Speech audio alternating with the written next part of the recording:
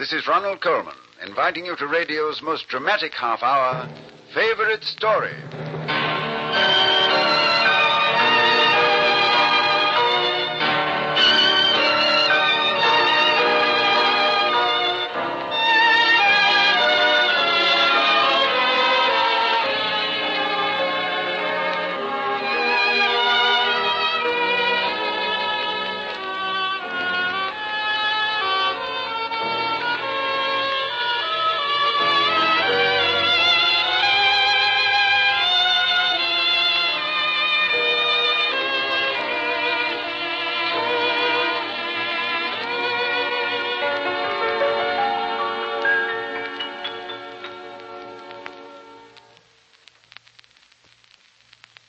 The favorite story you're about to hear is something which you will never forget. It was chosen for you by a woman who is a keen judge of unforgettable stories, the co-director of the Theater Guild, Miss Teresa Helburn. Under Miss Helburn's guidance, the Theater Guild has brought the American stage some of its greatest triumphs. Oklahoma, Carousel, the Eugene O'Neill plays, the hit productions of Helen Hayes, Alfred Lunt, and Lynn Fontanne. So, when Miss Helburn chose a favorite story, we knew it would be a good one. Perhaps the most dramatic short story ever written in America. To star in this famous dramatization, we called upon one of the theater's best young leading men. You remember him for his distinguished portrayal of the title role in The Little Minister, and as the sergeant in Broadway's Voice of the Turtle. Well, I'm going to let him tell you something about this favorite story. John Beale. Thank you, Ronnie. First, let me say that it's a great honor to appear with you on this favorite story broadcast. It's our pleasure, John. Thank you. You know, Miss Helburn's favorite story is an old favorite of mine, too. It's The Man Without a Country by Edward Everett Hale. The story of the unfortunate Philip Nolan, a young American lieutenant who forfeited his right to have a home or a country. All right, John, we're all eagerly awaiting your performance as Philip Nolan, so we'll raise the curtain on Teresa Helburn's favorite story, Act 1.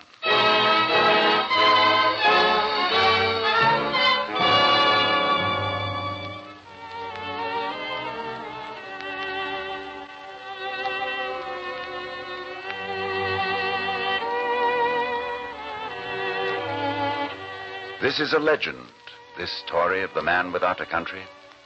A legend of the early days of the American Republic, when each new year saw more and more stars added to her flag, when the pioneer spirit was at its fullest flood, and when the coast of California was as remote and strange as the South Pole is today. In those days, when the veterans of 1776 were not yet gray about the temples, a young man boarded the American corvette, the Intrepid. He wore the uniform of a lieutenant in the United States Navy, with one singular exception. The buttons of his uniform were plain. They did not bear the familiar seal of the United States of America. Mr. Nolan? Yes, sir? Welcome to the Intrepid. Thank you, Captain. The stateroom has been prepared for you, Mr. Nolan. I shall be pleased to have you dine at my table this evening. I'm honored, sir. But I find this rather difficult to understand. Am I not a prisoner? The Secretary of the Navy has given me explicit orders concerning the treatment to be accorded you, Mr. Nolan. I see. You are to suffer no indignity. You are to be treated at all times as an officer and a gentleman. Well, that's very generous, Captain. Am I to understand, then, that I am subject to no punishment whatsoever? No punishment, Mr. Nolan, save that which you yourself have asked for.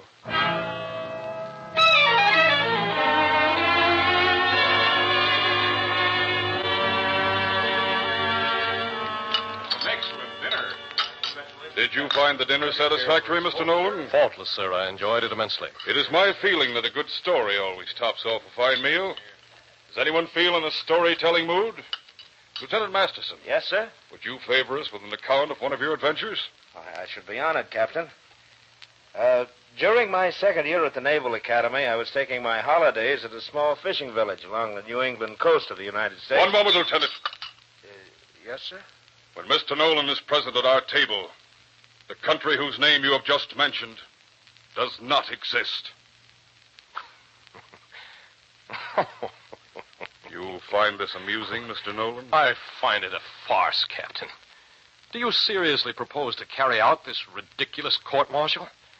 Do you consider it a punishment, sir, to snip off the buttons from my uniform and stop your lieutenants from telling me dull stories of their holiday adventures? It's absurd, preposterous. Do you know why I was sentenced, gentlemen? Do you know the circumstances, Captain? I know only the orders which have been forwarded to me from Washington. I'll tell you then. I am condemned as a man without a country because I had the courage to follow a great man. Who, sir? Senator Aaron Burr. A traitor, sir. I denounce any man who calls Aaron Burr a traitor. He was my friend. He had a dream of building our nation into something beyond a flimsy federation of backward states. Sir. Aaron Burr would have given us the strength of steel, and I pledged him my loyalty, gentlemen, to build an empire. What did we fight our revolution for, Mr. Nolan? Was it not to free ourselves from the chains of empire? Well, what do we have instead? A government of farmers and shopkeepers, and men like Aaron Burr, who were born to rule, are cast out by this government. All men are born equal, Mr. Nolan.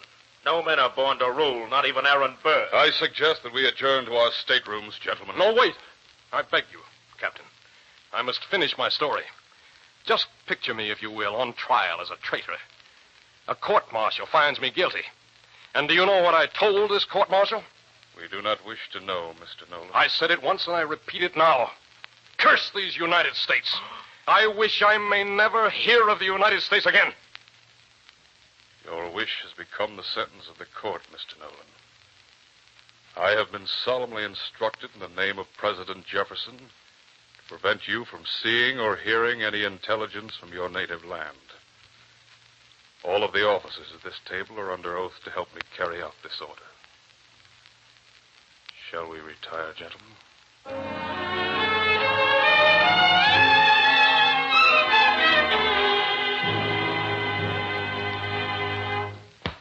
This atlas is incomplete. The maps of Europe are accurate enough, but on our side of the world, this book only shows Canada and the Spanish territories. I believe certain pages have been removed, Mr. Nolan, in accordance with the ruling of the court-martial. So, they're serious about this thing, aren't they, Masterson? And so distressingly thorough. That is the tradition of the service, sir. I know. I've not been permitted to receive letters from that country, or to send any. I'm never allowed to see a newspaper which hasn't been cut to shreds by some censor. And now my own atlas has been shorn of its United States. Am I to be denied all contact with my homeland? It is my understanding that you did not want a homeland. Oh, see here, Masterson, this is really quite childish. Look, you're a reasonable man. Let me borrow your atlas. I'm sorry, Mr. Nolan. Well, at least give me some occasional bits of news from home. I'm under orders. That would be violating my honor as an officer in the service of the of that country. Then, Masterson, will you please have the goodness to be my friend? Yes, sir. That I will be, Mr. Nolan. And gladly.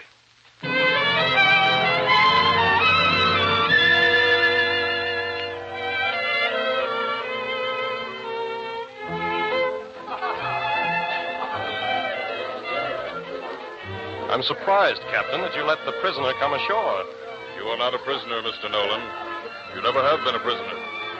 Have a good time here in Naples. Enjoy yourself, Nolan.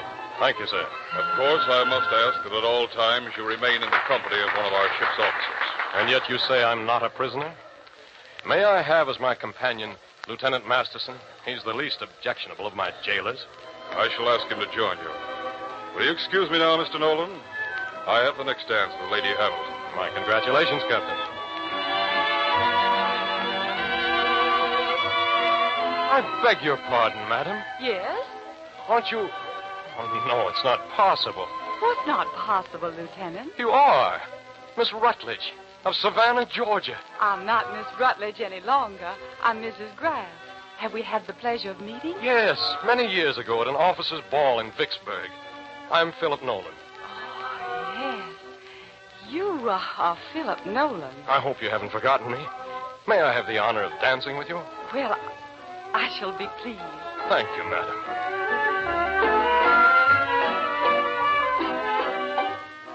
Tell me, Mrs. Graff, we hear so little news on shipboard. What do you hear from home? Home, Mr. Nolan? Yes, I'm hungry for news. I could read it in the papers, of course, or in letters, or in dispatches, but I want to hear it from you. Mrs. Graff, what is the news from the United States? Is there such a country? So they've told you, too. They've told everyone. But, Mr. Nolan, I thought you were the man who never wanted to hear of home again. Thank you, madam, for complying so rigidly with my request. So that's why there's been no talk of home tonight. No flags in this ballroom. No Virginia reel, no old 13. Well, I shall spare you, all of you, the discomfort and embarrassment of catering to my requirements. Ladies and gentlemen, stop the music. Officers and ladies all, listen to me. I am sorry to have inconvenienced you by my presence here at this ball. I am sorry that because Philip Nolan has been among you, it's been necessary for you to refrain from discussing subjects which must be very dear to your hearts, as they are to mine. It will no longer be necessary for you to pretend that country does not exist. You can talk of it, sing its songs, tell each other of its news. I am returning to my ship. You will no longer be plagued with the presence of the man without a country.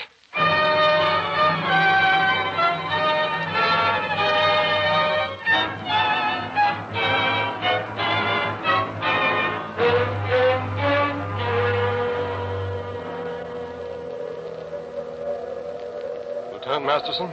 Yes, Mr. Nolan? We should be coming to home port soon, shouldn't we? Well, the ship will be in port on Thursday. However, we have a rendezvous at sea first with the corvette Warren. For what purpose? To disembark a passenger. Philip Nolan? Philip Nolan. I've counted the weeks and months that our sails have been set for the waters of that country.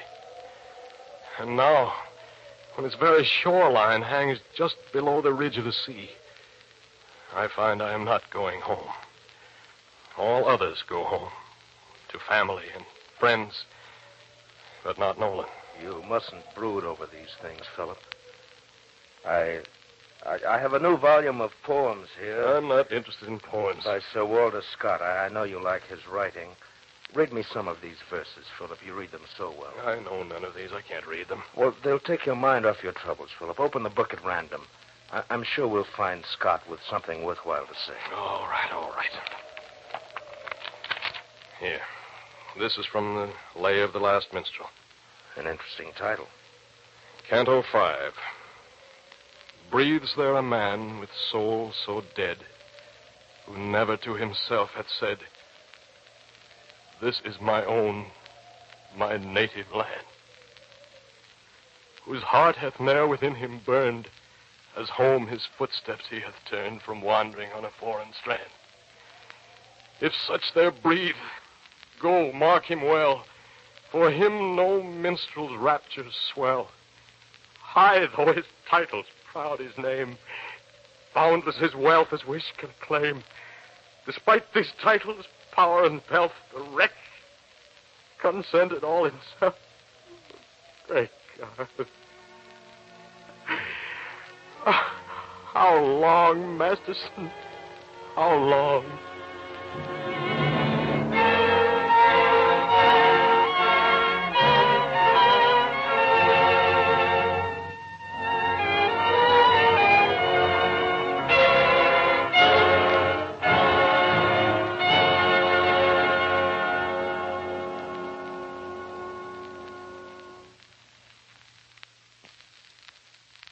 Come back with us, if you will, a century or more, to the days of sailing ships and horse-drawn carriages.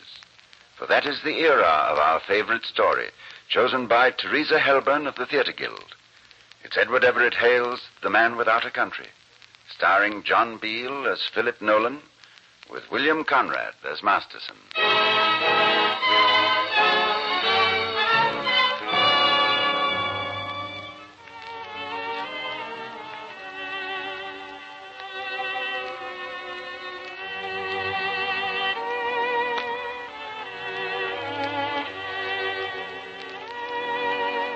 years came and went, and Philip Nolan, Lieutenant Plainbuttons, was shunted from one outbound ship of the United States Navy to another.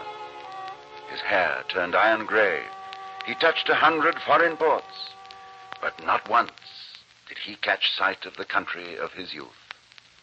No news of it reached him, except indirectly. One thing I've been curious about, Captain Wilkes. Yes, Mr. Nolan? When I was a young man, I used to visit the Texas country. I roped cattle there with my older brother. It's a fine piece of land down there, the Italy of our continent. What's happening with that part of the Spanish territory? Mr. Nolan, Texas is out of the map, as far as you are concerned. Out of the map? As far as I'm concerned. Oh, I see. Our country must be growing, sir. It must be growing.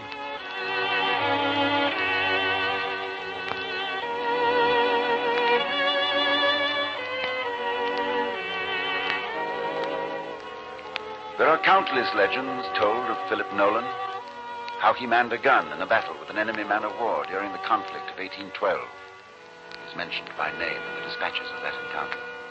How he helped a boatload of lost savages to return to their African homeland, while he himself had no homeland to which he might return. Another legend reports that Philip Nolan came face to face with Aaron Burr in one of his Atlantic crossings. And Nolan is said to have condemned him in the fiercest language as a traitor to his country. Many a kind-hearted skipper sent his plea to officials in Washington, urging that Philip Nolan be pardoned, but nothing ever came of it. Old Plainbuttons grew older. His hair changed from gray to white, but he endured his punishment with silence and dignity. And when in the spring of 1863, Masterson and Nolan found themselves face to face, it was a touching reunion. Masterson! Huh? No, it can't be. You don't recognize an old friend. Have the years changed me so much? Yeah, the years change all of us, Mr. Nolan. You'll notice I have my white thatch, too. Am I to be your guest for this voyage? Yeah, that is the plan, Philip. I'm a captain now. Have my own ship. Splendid, splendid. Yeah, how long has it been, Nolan, since that first voyage? I don't know exactly. 1 billion waves have come and gone. 1 million clouds have crossed my sky. 10,000 suns have risen and set. More than that, actually. Salt water has been my home for 50 years. Philip, you know I appealed directly to the president. I'm deeply grateful. But their punishments have taught me this, Masterson. If I were a young man again, I would give my life, my every breath, to the service of my country.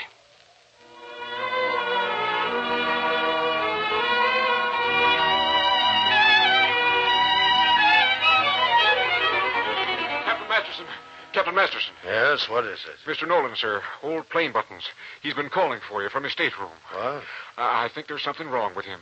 I think he's very sick. Oh, has the doctor been in to see him? Well, you know how he is, sir. He won't let anyone come into his quarters. But now he's asking for you. Take over, Ingham. I'm going to see him.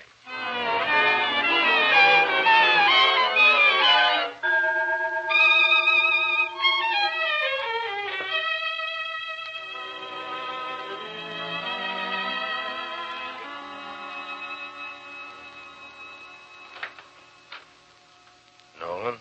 Hi. Good evening, Captain. Well, what's the matter with you, Philip? Are you all right? Yes, I'm all right. Look about you. I know the light is dim. But you see, here in my stateroom, I have a country. Yes, I see. A picture of Washington and the flag.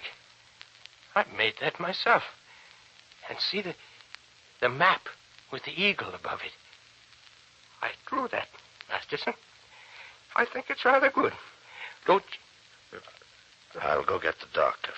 No. I want to be alone with you, sir. I want you to tell me something. Something of home.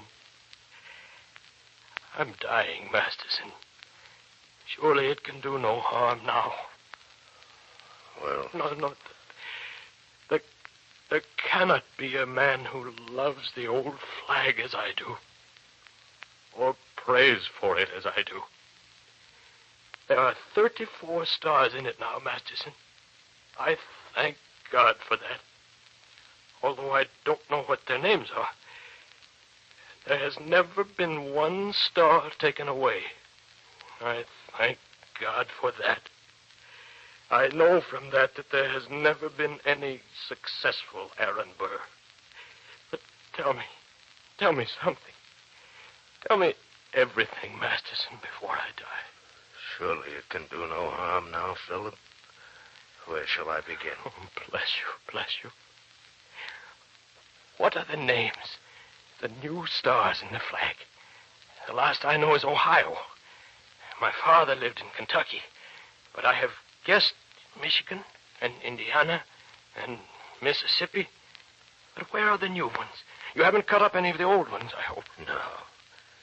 No, they're all to the west, Philip. To the west? Uh-huh. Missouri, Illinois, Iowa, Wisconsin. And what about Texas? It is one of the stars on the flag. I'm glad about Texas. It must be one of the biggest stars, huh? One of the biggest. California is a state, too, Nolan. And Oregon, out on the Pacific coast. From ocean to ocean. From sea to shining sea. Go on. Well, they've discovered gold in California. Yes? At Sutter's Mill. And there's a railroad almost all the way across the country now. With steam engines on them, Masterson? Yes?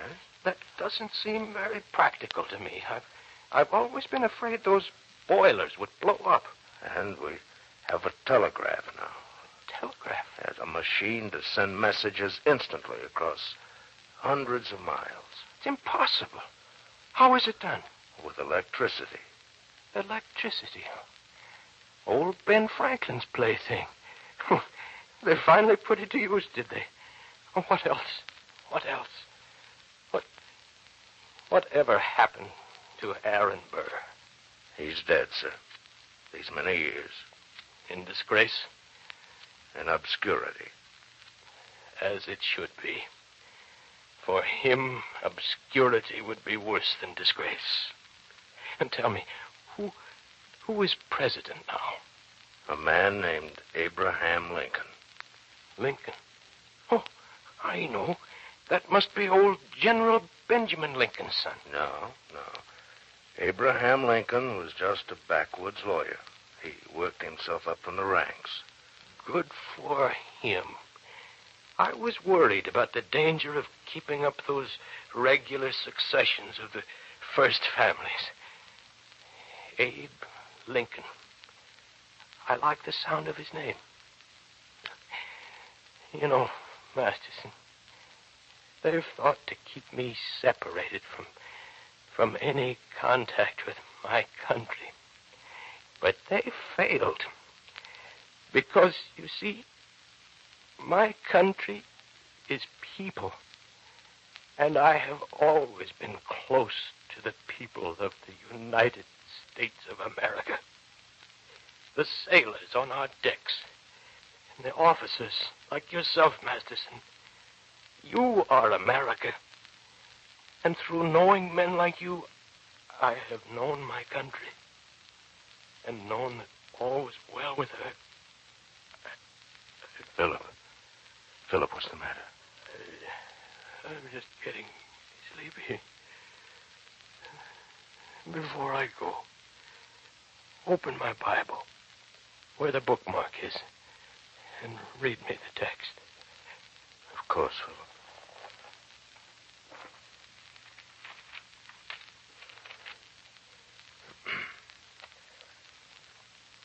They desire a country, even a heavenly one, wherefore God is not ashamed to be called their God. For he hath prepared for them a city. Masterson, bury me in the sea.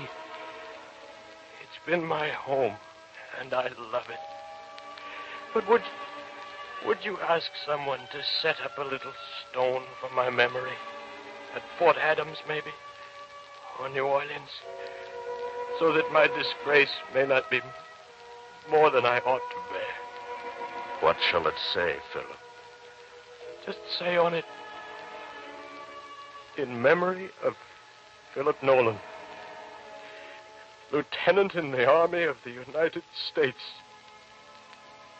He loved his country as no other man has loved her. But no man deserved less at her hand.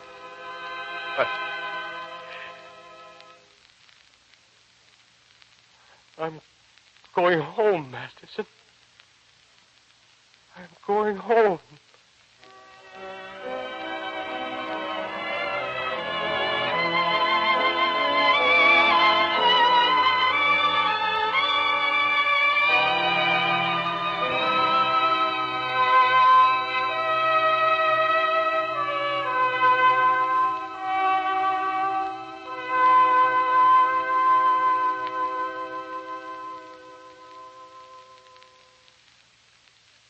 You've heard John Beale as Philip Nolan in the favorite story production of The Man Without a Country.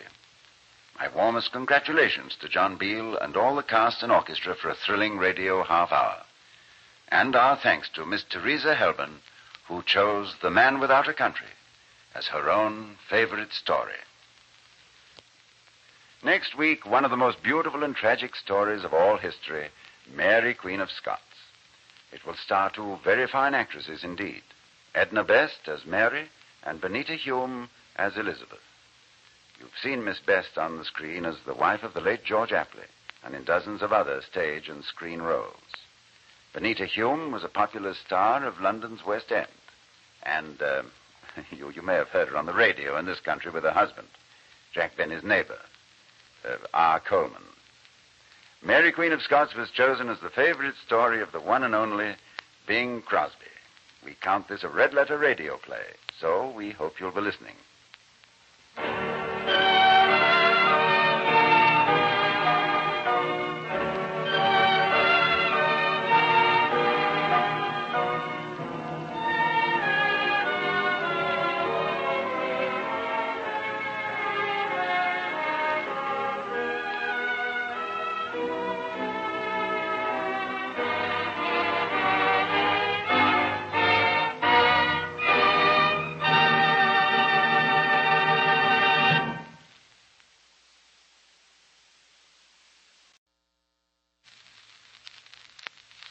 This is Ronald Coleman, inviting you to radio's most dramatic half hour, Favorite Story.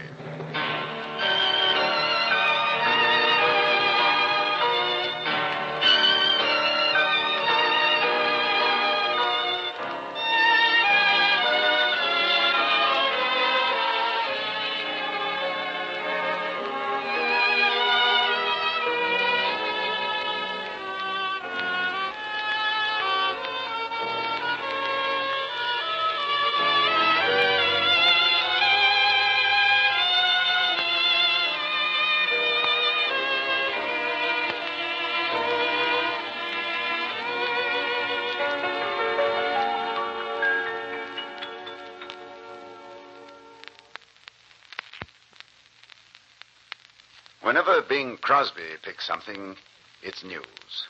It seems that everybody's interested as soon as the groaner picks a ball team or a racehorse or a song. This week, Mr. Crosby has picked a story, his favorite story, and it happens to be true. The woman who figures in this adventure really lived. Her name was Mary Stuart. She was Queen of Scotland, Queen of France, and missed by a whisper being Queen of England. Bing Crosby thinks that the adventure of Mary Stuart is one of the most unforgettable happenings in all of history. And that's why he chose Mary, Queen of Scots as this week's favorite story. Now, in addition to being a great admirer of the high drama of this story, I have a personal interest in the radio play you're about to hear.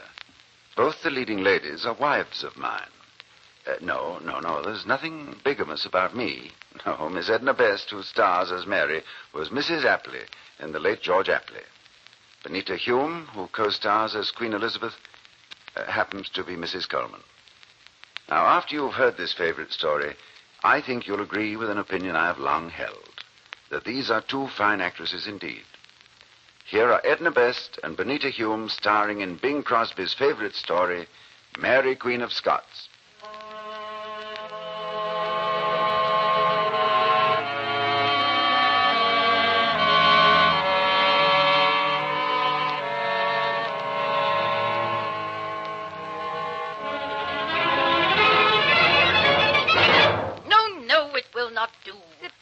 It will not do. It is the wrong color. It matches your gown, Your Majesty. If a queen tells you that her petticoat is the wrong color, even though she lived in a dungeon on the last night of her life, it is the wrong color. Yes, Your Majesty. Bring me some cloth to match this. No. Promptly. A needle and thread and thimble. It pleases me to sew my own petticoat, since it is the last I shall ever wear.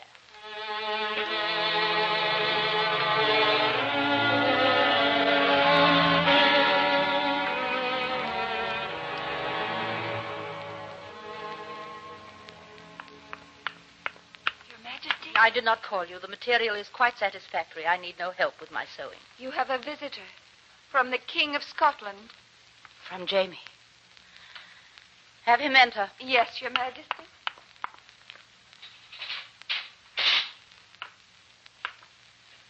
Seaton. Your Majesty. Your Majesty. You may rise, my Lord Seaton. My son is well. In good health, but weeping at his mother's fate. You lie. My son never wept as a child or as a king. What message does he send me? His undying love, and the miserable regret that he can do nothing to save you. Again you lie, my Lord Seaton. Jamie could save me. He could confront the Queen of England with 500,000 men, and dear cousin Elizabeth would be forced to spare me. But Jamie would become the enemy of England and would forfeit his right to the English throne. Better his mother should die by the headsman's axe, my lord, and he should inherit the throne of his mother's murderer. Have you pleaded with Elizabeth? Does one queen plead with another? Oh, stop this weak sniveling, my lord, I command it. I will not be wept over like some soft animal about to be relieved of its misery. Remember me, sir, not as the poor shape you see here stitching on a petticoat, but as Mary, Queen of Scots, Queen Dowager of France, and rightful heir to the throne of England. Remember me, my lord, not as a prisoner in a dungeon awaiting the axe, but as your queen, holding court in full majesty in the halls of Holyrood Castle.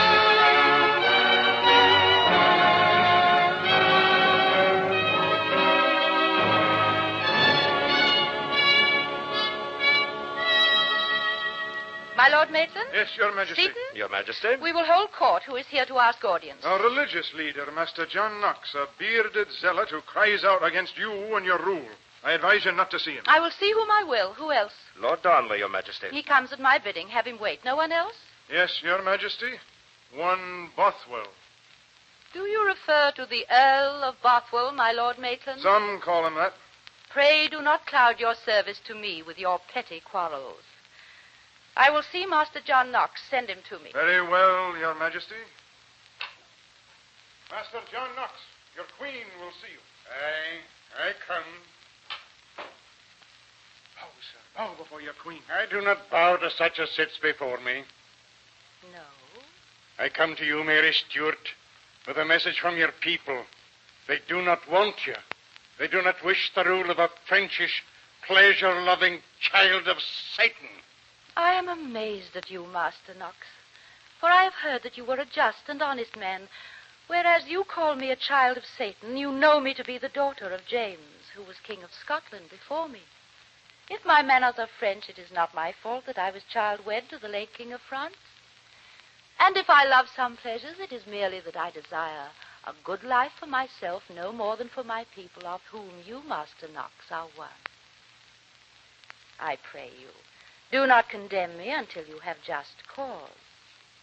Be the friend of your queen and her counselor. They told me you would speak soft words. Temptress. I merely ask your help in ruling a difficult race, whom you know far better than I. Come now, Master Knox. May we pledge our faith in each other? Very well, I will be your counselor, but I will also be your conscience, Mary Stuart. And if you fail your people or your God, John Knox will be the first to denounce you. So be it. Farewell, Master Knox. The Lord be with you, Queen Mary. My Lord Maitland, summon the Earl of Bothwell. The Earl of Bothwell summons himself. Oh. Good morrow, good Majesty. Your Majesty, we will temper this brashness. Say the word and we'll deal with this popinjay. Take your hands off me, and have the kindness to remove your unpleasant faces from this room. Your Majesty. Go, my lord. Yes, Your Majesty. As you wish. My Bothwell. Mary. My bad-tempered, tactless, adorable Bothwell. It infuriates me to see these weaklings fawning about you, running your kingdom and your life. You're wrong. By now you should know that no one runs the affairs of Mary Stuart, save Mary Stuart. And no one runs the affairs of Bothwell, save Bothwell. Oh? And his queen. Better. Mary, how much longer must we keep up this ruse, this play-acting? How many months now has my heart laid siege to your throne room? Don't you know that I love you? And you love me. You love me fully as much as I love you. I love you. Then why this eternal delay? Or would you forswear love and be a withered-up old maid like your cousin in London? I will never be like Elizabeth. She rules by steel and ice. I prefer to rule by warmth and by Bothwell. We shall see. There are pressing matters of state, my lord. I'm leaving. Love me, Mary. The woman in me loves you and would marry you in a moment. But the queen is undecided. Be first. A woman. God be with you. My Bothwell. Seaton, Maitland. Yes, Your Majesty. Majesty? Would you summon Lord Darnley? I shall call him, Your Majesty. Seaton. Yes, Your Majesty. Will the world remember me as a Queen of Scotland or as the wife of my husband? The Queen will live, Your Majesty, long after the woman has passed away.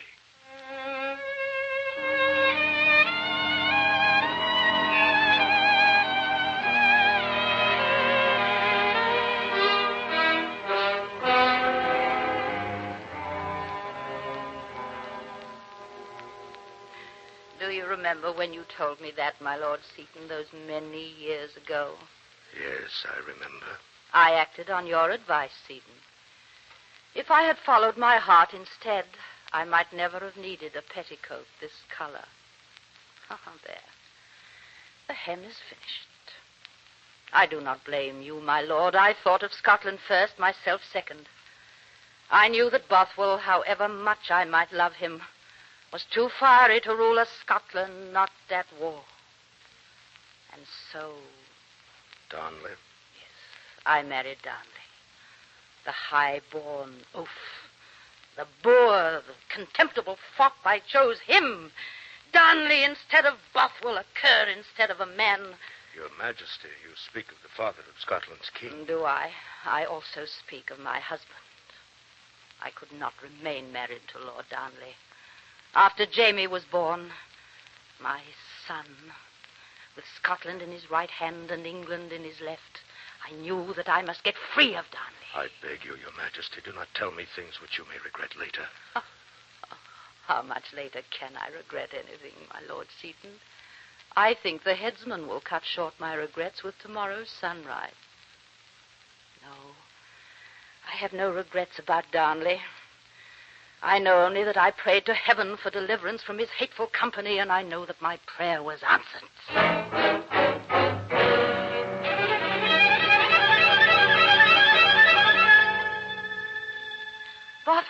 Majesty. Why do you come to me at this time of night? You're free. Free?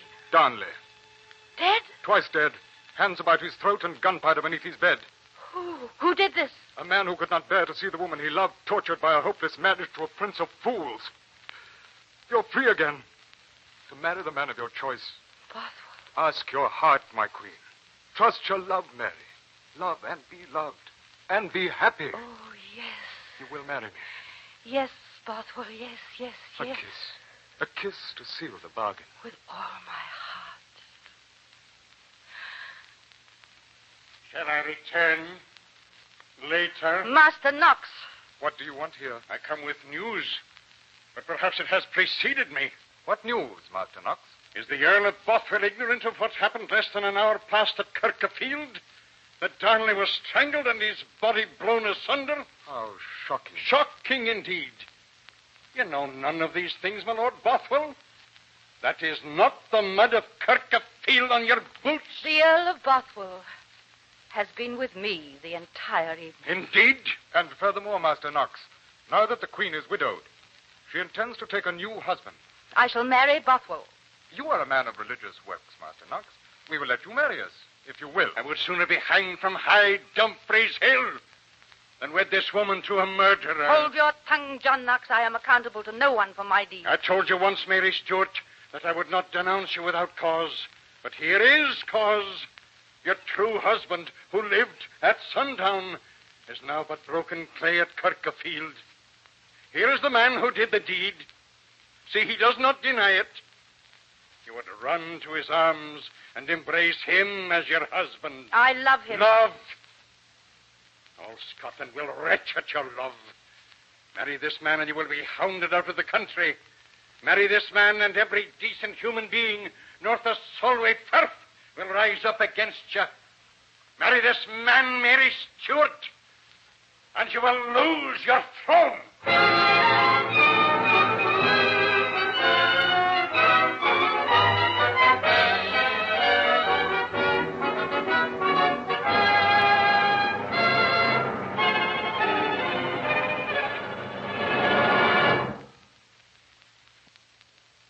We're ready for Act Two of this week's favorite story, chosen by one of the world's favorite personalities, Mr. Bing Crosby, with Benita Hume as Queen Elizabeth and Edna Best as Mary, Queen of Scots.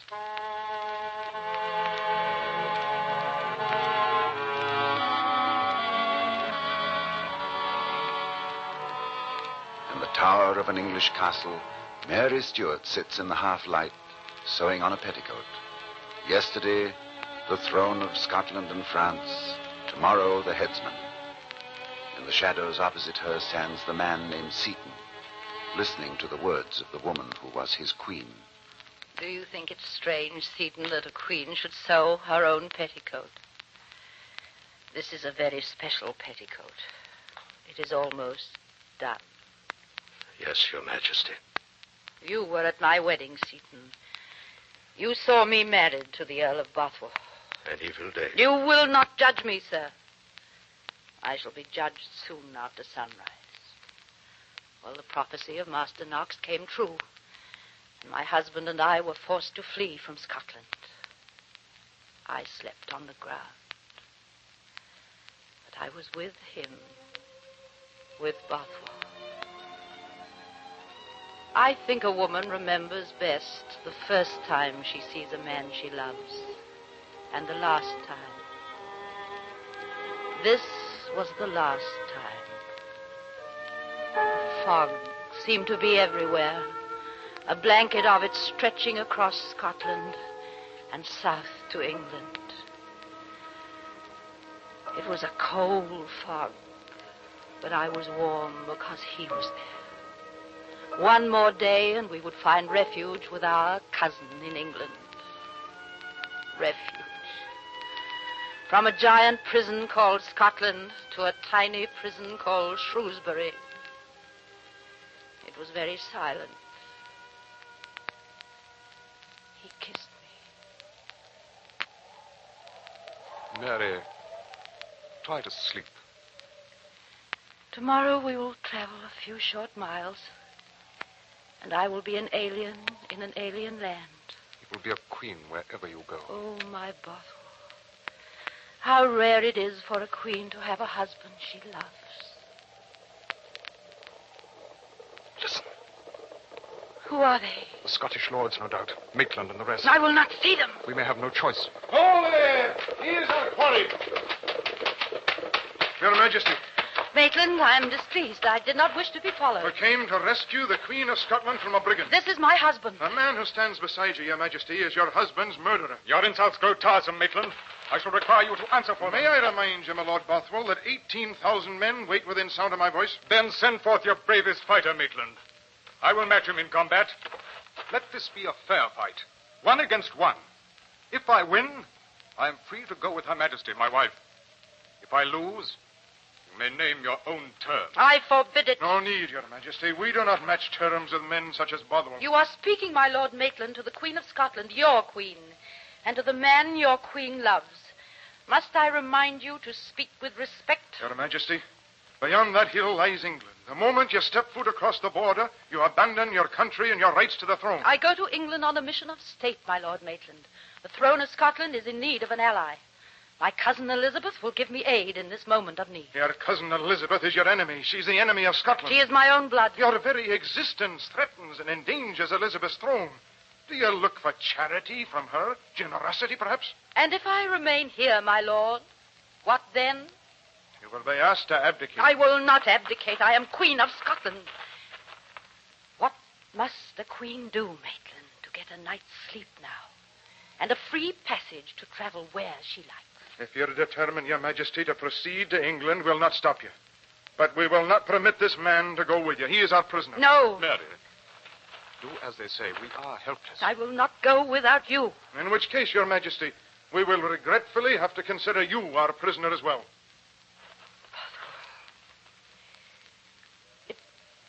It will be a few short days. Elizabeth is a woman, too. She will understand. I will return with help. Yes, Mary. My Lord Maitland, I am your prisoner. Bothwell, I love you. For the months that we have had together, I would ransom 100 kingdoms. Goodbye, my love.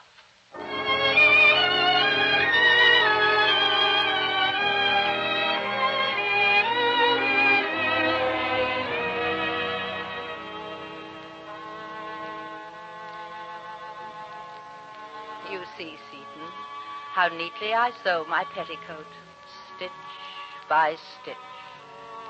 Do you suppose she could sew such a petticoat? Elizabeth? Elizabeth. The politics of all Europe have turned on the hinges of my prison door. Do you know how she came here? My cousin. I was her prisoner.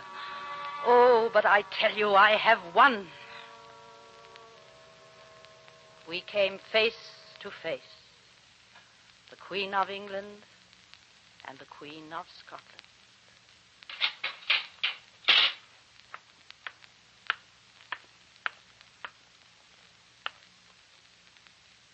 My dear cousin.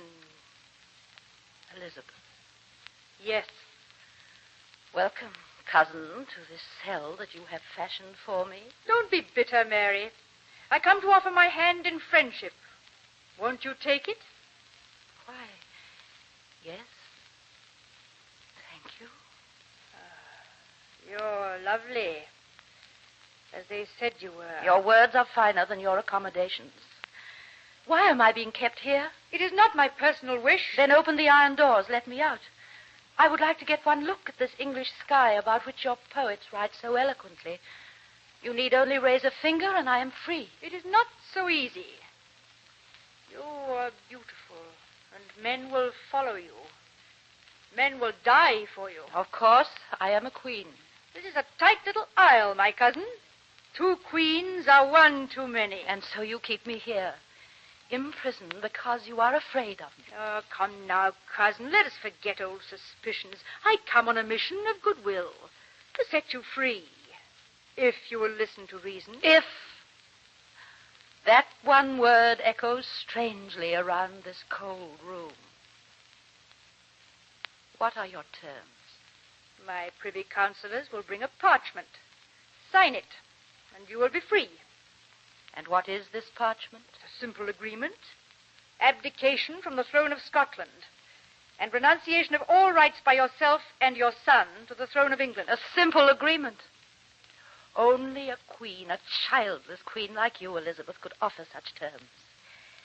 That will set me free. Of what will my freedom consist?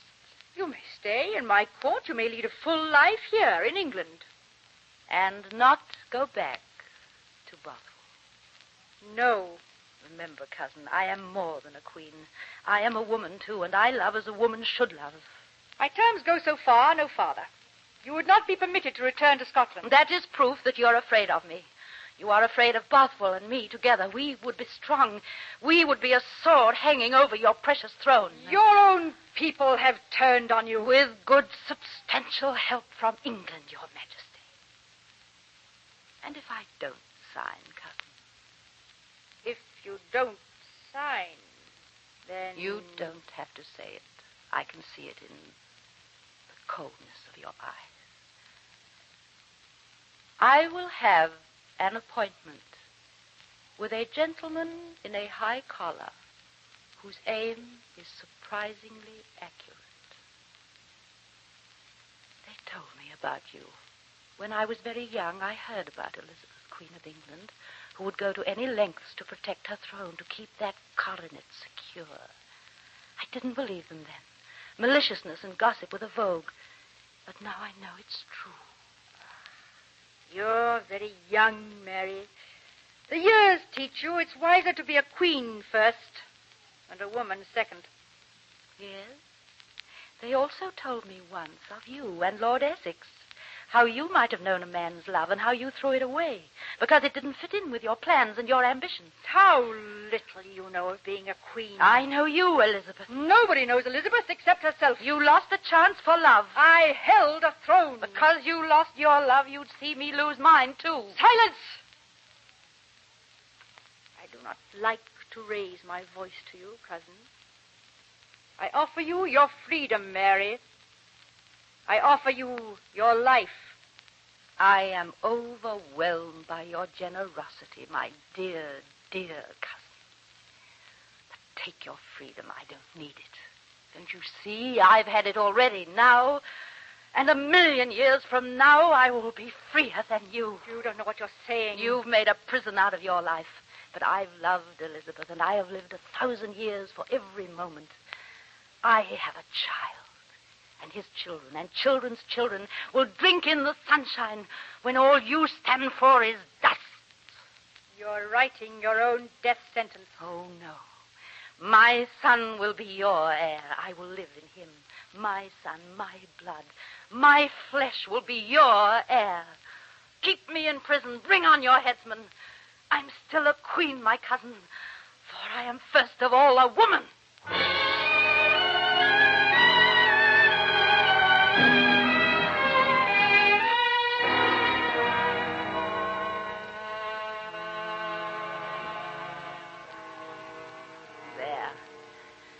The last stitch, the very last stitch in my petticoat. Your Majesty, there is still time. I will cross the border and try to raise an army. No, Seaton, there is not time. But your queen thanks you. You cannot die like this, Your Majesty. Tomorrow, when I die, 10,000 ships will sail from Spain. An entire armada will remind Elizabeth that I am the winner. You see this petticoat? Red. Red so that it will not show the blood. The people of England will not see the blood of the Queen of Scotland. Remember, she is the mother of their next king.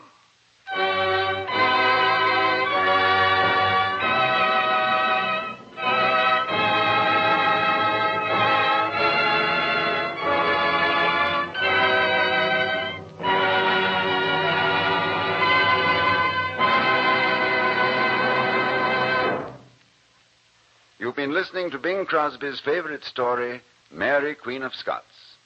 Two distinguished British actresses were our stars. Edna Best was Mary, and Benita Hume was Elizabeth. Our thanks to all the members of the cast, to Claude Sweeten, who composed and conducted the music, and to Lawrence and Lee, who wrote and directed. Incidentally, this is all documented history, including the fact that Queen Mary sewed her own red petticoat. It's been a real pleasure for the entire company assembled here to bring you Mary, Queen of Scots, as Bing's favorite story. At one time or another, each of us dreams of growing young again. Remember the old Spanish explorer who spent all his life wandering through the Everglades of Florida, looking for the fountain of youth? Well, next week on Favorite Story, you're going to hear what might happen if someone discovered a fountain of youth. It's Nathaniel Hawthorne's absorbing tale of Dr. Heidegger's experiment. And it will leave you wondering whether you would really want to be young again. It's a memorable story with a distinguished cast. Next week at Favorite Story Time. We hope you'll be listening.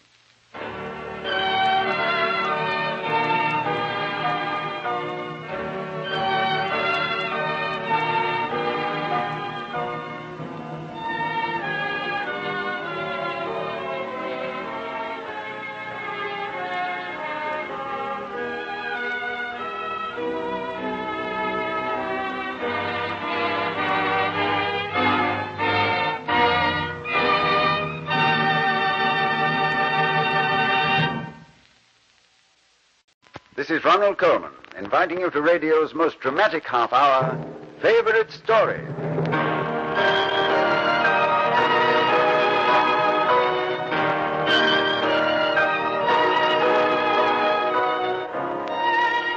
We're going to take you for a ride. No, not the kind of ride you might get from a gangster. That could be a very relaxing experience compared with what happens on this ride. You'll be accompanied by a headless horseman, the woman in white, and every moaning and groaning ghost of the eastern seaboard. As you may have guessed, our favorite story this week is Washington Irving's Legend of Sleepy Hollow. Before this half hour is over, Ichabod Crane will again shiver through the Sleepy Hollow graveyard on the most frightful mission of his life. Yes, the adventure of Ichabod Crane is one of the finest stories from the early days of this republic. And we were very happy when our good friend Walter Houston chose it as his favorite story. Walter has brought to life many of the characters of colonial days, among them Rip Van Winkle and Peter Stuyvesant in Knickerbocker Holiday. Now, are you ready? We're going to the one spot in these United States which is a collector's item for lovers of good nightmares.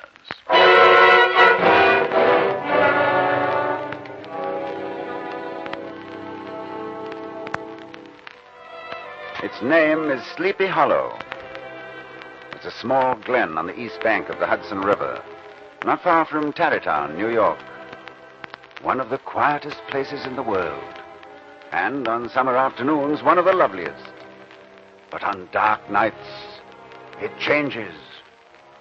You can hear strange music and voices in the air. And stars fall and meteors shoot more often across this valley than in any other part of the country. Listen.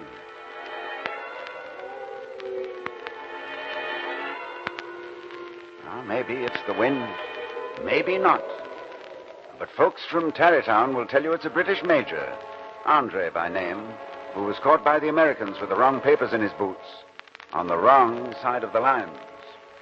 He's there to this day, all bloody with a great rent in his uniform, hanging from a tulip tree in Sleepy Hollow.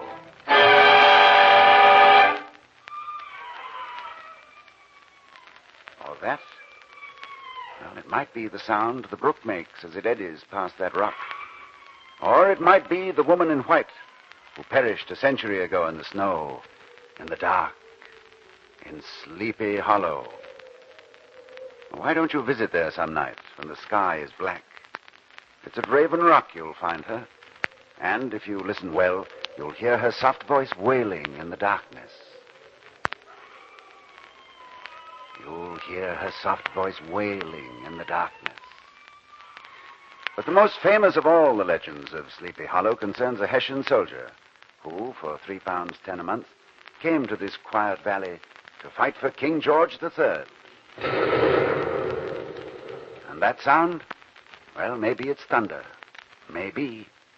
Or it could be an ancient echo of a cannonball. A blast which hit that Hessian trooper in the days of the Great Revolution and carried away his head. And anybody who's been within 100 miles of this famous hollow will tell you that the Hessian trooper, the headless horseman, rides in search of his head.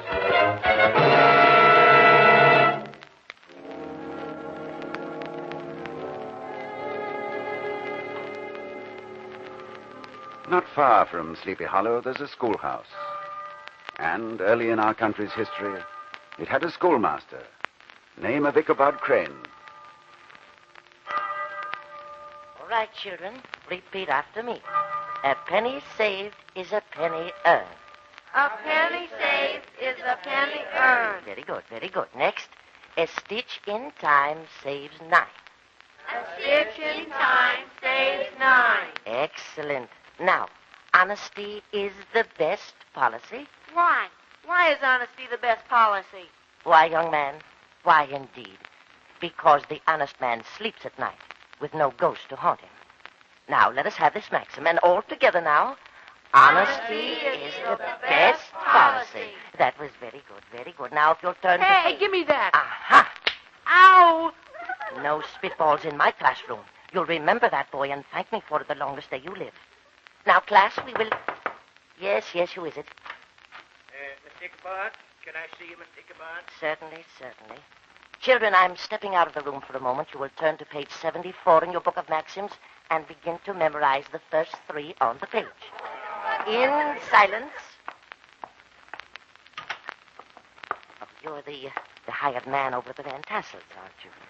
Has Katrina sent me a love message? Miss Katrina and her papa sent me over to tell you that you were supposed to come over to their house tonight. They do? Yeah. I mean, I am? They'll be holding a quilting frolic. Oh, how lovely. How perfectly lovely. Who else is invited? Well, let's see. There'll be the Muellers and Crosses and Mr. Van Ripper and Mr. Brow and his lady. Anyone else? Any other men? If you mean Mr. Brombones, is he coming? Yes, is Brombones coming too? He'll be there, sure.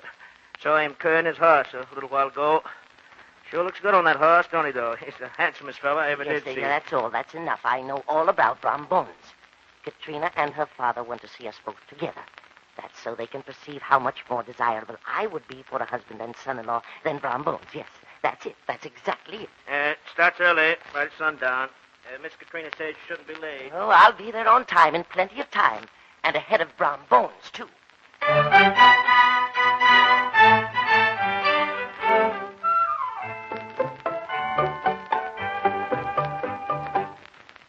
Mr. Van Ripper. Huh? Oh, you startled me, Ichabod. Oh, I'm sorry. What do you Mr. want, Van you Ripper? scarecrow? Whatever you want, the answer's no. Mr. Van Ripper, I'm going to a quilting frolic this evening. Where? At Mr. Van Tassel's farm. And the old boy invited you? Yes. You must be crazier than I thought. I fancy he's invited me for his daughter, Katrina Van Tassel. Then he has gone crazy. There's one favor I want to ask you, Mr. Van Ripper. I'll be returning rather late this evening, and Van Tassel's is quite far, and I should like to borrow a horse. Oh, you would? Yes. Well, my first answer would be no. Oh. But if I lend you a horse, there is the possibility that you might fall out of the saddle and break your neck, which would end the plague of Ichabod Crane in the whole countryside. So, for the possible betterment of the community, I will lend you a horse, Ichabod. Oh, you will? Uh-huh. Well, that's very generous of you, Mr. Van Ripper. What horse am I to use? The large roan with a white forehead, the gray mare? No. I have a much better horse in mind for you, Ichabod. Really? Gunpowder is the horse for you. Gunpowder? That's right. But he's slightly swayback, isn't he? Better for speed. And a little blind? Sharp ears, that horse. Doesn't he limp? Best for riding in hilly country. Knows his way around. Oh, yes, but perhaps if you could let me have a different horse. You mean you don't want to accept Gunpowder? No. Certainly not indeed. No, Well, then it's all settled. You ride Gunpowder. Yes, I ride Gunpowder.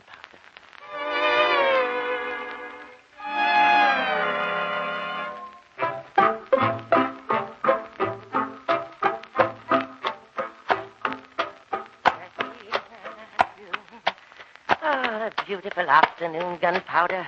A beautiful afternoon. Oh, steady. Oh, and tonight, Katrina Van Tassel and I will dance and eat and... do you know what else? Oh, but of course you couldn't. No. You're just a horse. Tonight, Gunpowder, I'm going to kiss Katrina. Oh, you're wrong, Gunpowder. I am. I definitely am going to kiss Katrina tonight. Oh, Katrina and I will be married. Married. Katrina and I will be married before the winter's up. Katrina and I will be married, and I will be rich. Yes, nice, yes, very nice.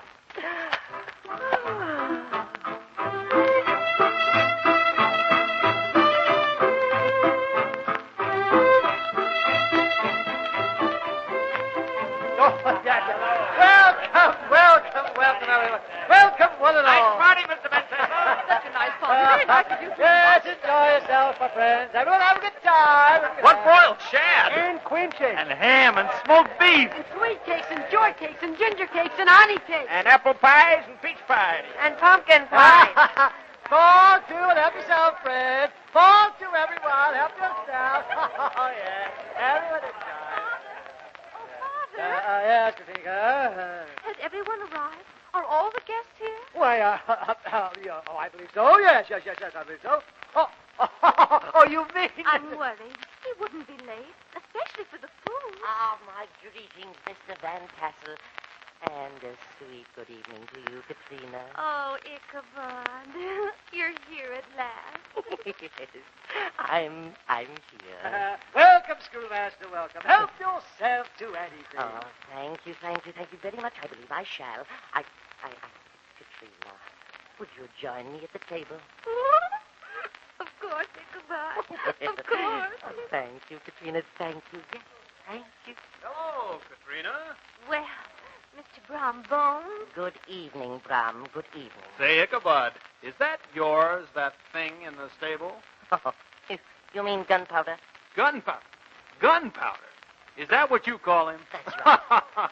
Careful he doesn't explode, school teacher.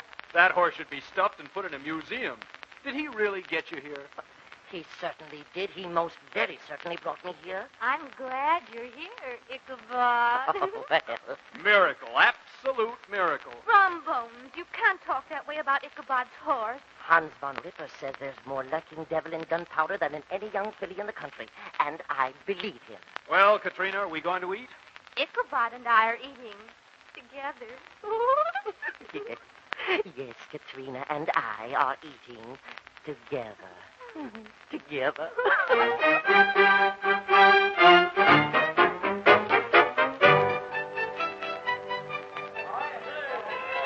Dance, Katrina?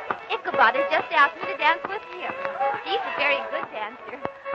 Ichabod, this is our dance. Oh, yes, this is our dance.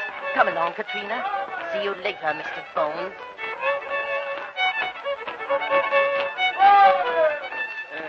Schoolmaster is doing pretty well, Bron. Yeah. No offense. Wonder how that undernourished little suckling could dance off with the prettiest girl here. Undernourished. That school teacher has the appetite of a baby elephant. I watched him at the table, and he didn't stop until he'd completely demolished one whole hind quarter of the 2-year sow. Plump as a partridge, she is. Fresh 18. Prettiest foot and ankle in the country around. Father's rich, too. Any man marry her, do himself fine for life.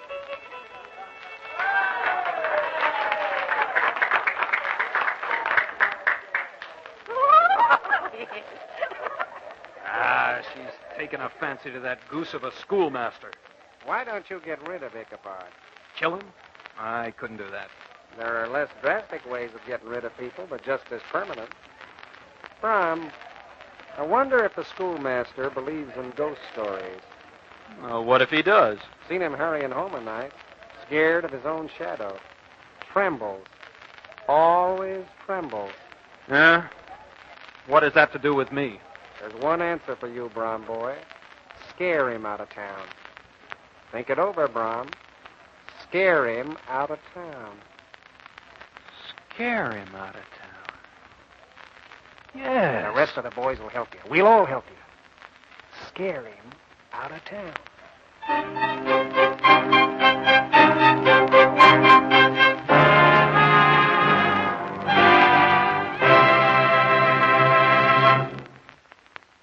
We're bringing you Walter Houston's favorite story this week, Washington Irving's Legend of Sleepy Hollow. And it brings us into intimate acquaintance with the slightly objectionable schoolmaster, Ichabod Crane. And since Ichabod is making eyes at one of the most beautiful young ladies in the neighborhood, certain envious young gentlemen from thereabouts would like to get rid of Ichabod. And they're going to work on him right now, in the sitting room of the Van Tassels. Here's favorite story, Act 2.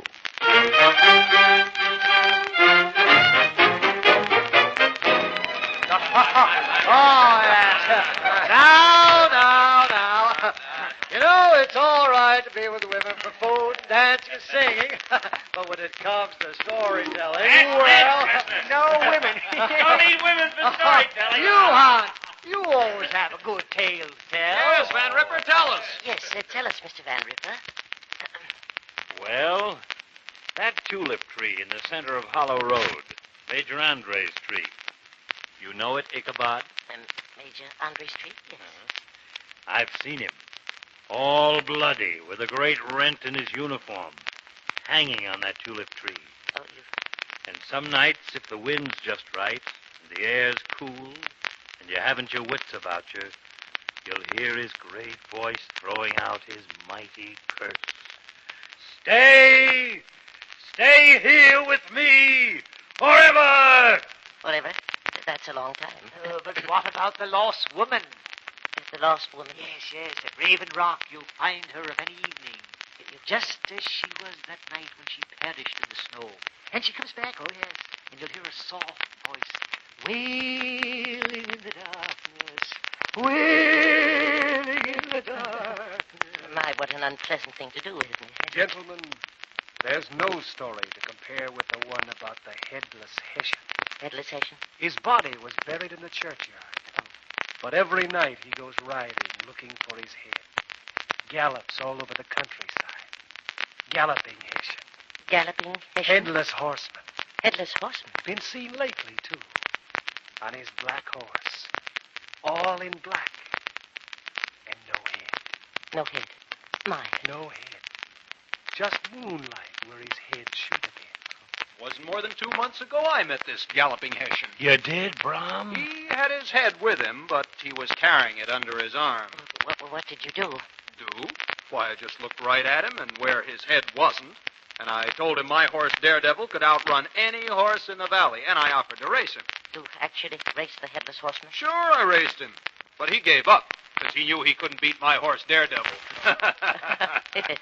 Weren't you frightened? Mr. Brombones frightened me? I'm not scared of anything. Not even of ghosts without heads? With or without a head. No ghost can scare me. I don't think I'd be frightened either.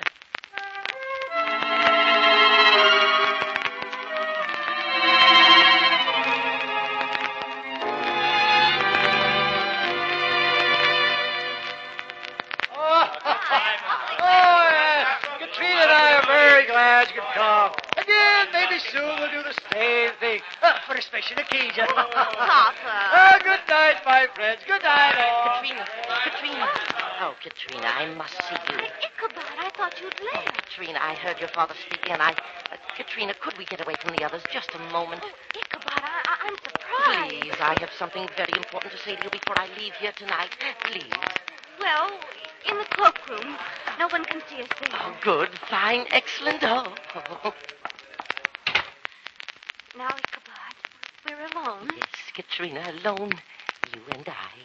For the first time this evening. You said you had something very important to say to me, Ichabod. What is it? Oh, it's very difficult to speak when you're so near to me, Katrina. Very difficult. Ichabod Crane, you aren't going to take advantage of me, are you? Oh, no, indeed, my dear Katrina. I should say not, no, indeedy, no. But I can kiss you. Kiss me? Oh, after tonight, I know it is only a matter of a very short while until you and I are married. Ichabod Crane, Don't you come a step nearer. And now I know that you love me, and Katrina, my love. I'm not your love. I never was, and I never shall be. But tonight you acted You so were that invited tonight only to help Mr. Brom Bones make up his mind about me. And I never... Bones? You only wanted me here to make him jealous. To make No! Now, Mr. Van Tassel. So this is what you're doing. Come on, Brad. Now, Mr. Van Tassel, Katrina and I were only... Out, Mr. Ichabod. Brad, Now, out. please, Out, but I was only... Out, I say. Mr. Van Tassel. And here is your hat. And your coat. But I only was... And your umbrella. Oh, but I only... And never come near my daughter again. Oh. And get that broken-down old plow horse out of my barn.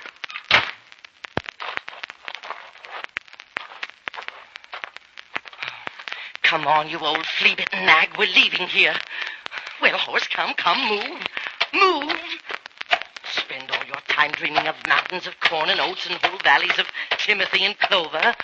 Oh, move. We must get home sometime tonight. Oh. What was that? What? Oh. Just a hoot owl, I guess. Gunpowder, don't waste time. Let's get home. We must get home. Oh, Katrina and I won't be married. Why do you stop, horse? Move. It's Major Andre's tree. Oh. I've seen him. All bloody, with a great rent in his uniform, hanging on that tree. Oh, gracious me. And some nights, if the wind's just right and the air's cool, you'll hear his great voice throwing out his mighty curse. Oh, dear. Stay! All you souls, stay here with me forever.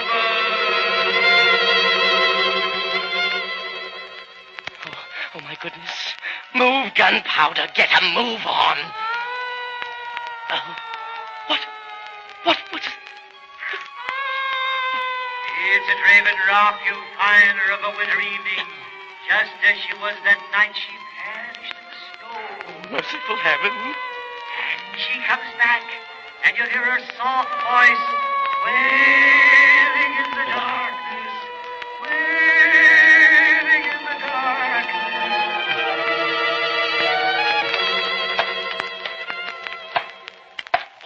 Oh, move, horse. Move. Oh, my goodness. We're at the churchyard.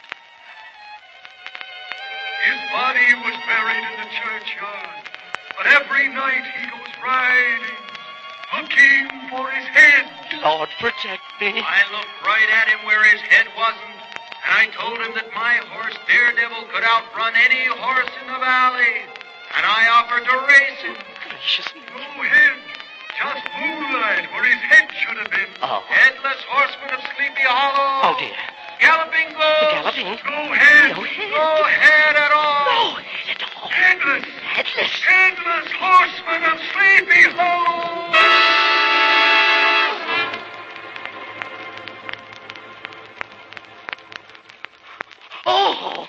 Oh, there he is. Gunpowder, if you ever lived up to your name, do it now. Gunpowder, this is no time to stand still. Move, you old bone bag. Oh, he's coming. Closer.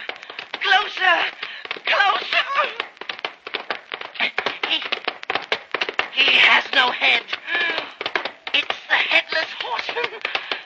He's carrying his head under his arm.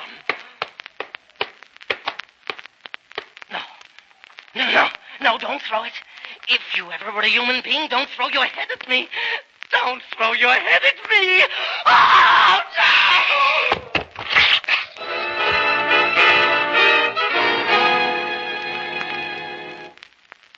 He didn't come home from your party the other night. Ichabod? He left in a great hurry, too. Funny thing. Found Gunpowder, the horse I lent him, grazing in my far pasture the next morning. I wonder what became of Ichabod. Well, Oh, hello, Brom. Hello, hello. Just telling Katrina I haven't seen hide nor hair of Ichabod Crane since the party the other night. No? Telling her how I found his hat in the pasture by the church. Oh, yes, and a squashed pumpkin. Hat and squashed pumpkin? Yeah, well, Brom, I don't understand. Hat and squashed pumpkin, and no Ichabod Crane. No Ichabod Crane. Guess we'll have to get a new schoolmaster. Yes, I guess we will. Katrina and I will want our children to be educated. Rob. No one is supposed to know we're going to be married. I think it's all right. Did you say squash pumpkin about the size of a man's head? Why, yes. Now, do you suppose that had anything to do with the strange disappearance of Mr. Ichabod Crane?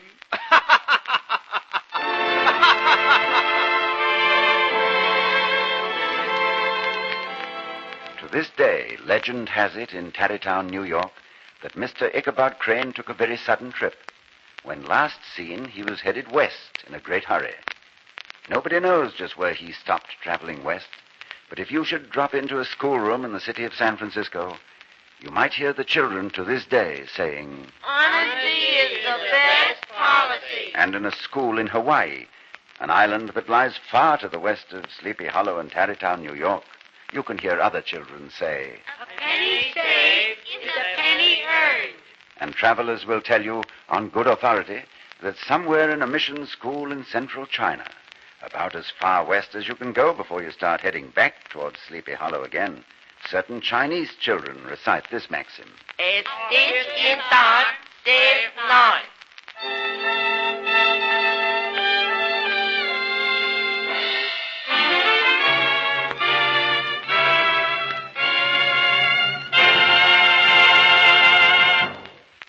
And so we take our leave of the legended schoolmaster of Sleepy Hollow. The young man who played Ichabod in our favorite story is not only one of Hollywood's best young character actors, but also a famous songwriter whose popular tunes you've heard many times over your radio. His name is Sidney Miller.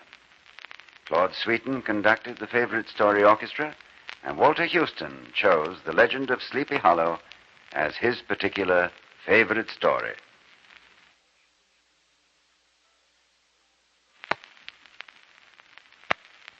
Next week, Cloak and Dagger.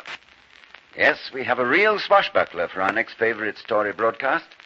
The Three Musketeers of Alexandre Dumas, chosen as the favorite story of the former heavyweight boxing champion of the world, Mr. Gene Tunney. If you tune this way next week, you'll meet the indestructible D'Artagnan and many other old friends from the pages of the Three Musketeers. We hope you'll be listening.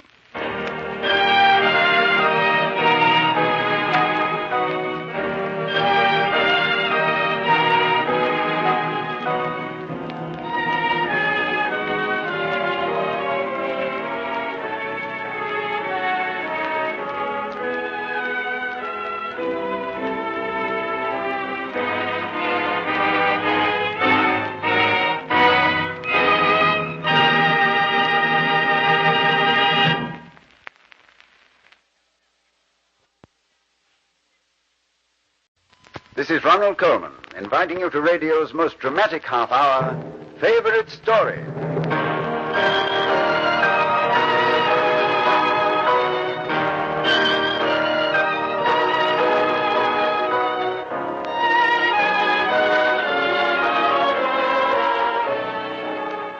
Several hundred of the world's most illustrious people have been kind enough to choose their favorite stories for us to broadcast on this series.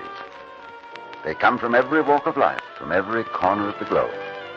Here on Favorite Story, we come upon a real cross-section of 20th century celebrities, ballerinas and baseball players, painters and novelists, explorers and opera stars. This week's choice comes from a man who fought his way to one of the highest titles in the field of sport, heavyweight boxing champion of the world. His name, Mr. Gene Tunney.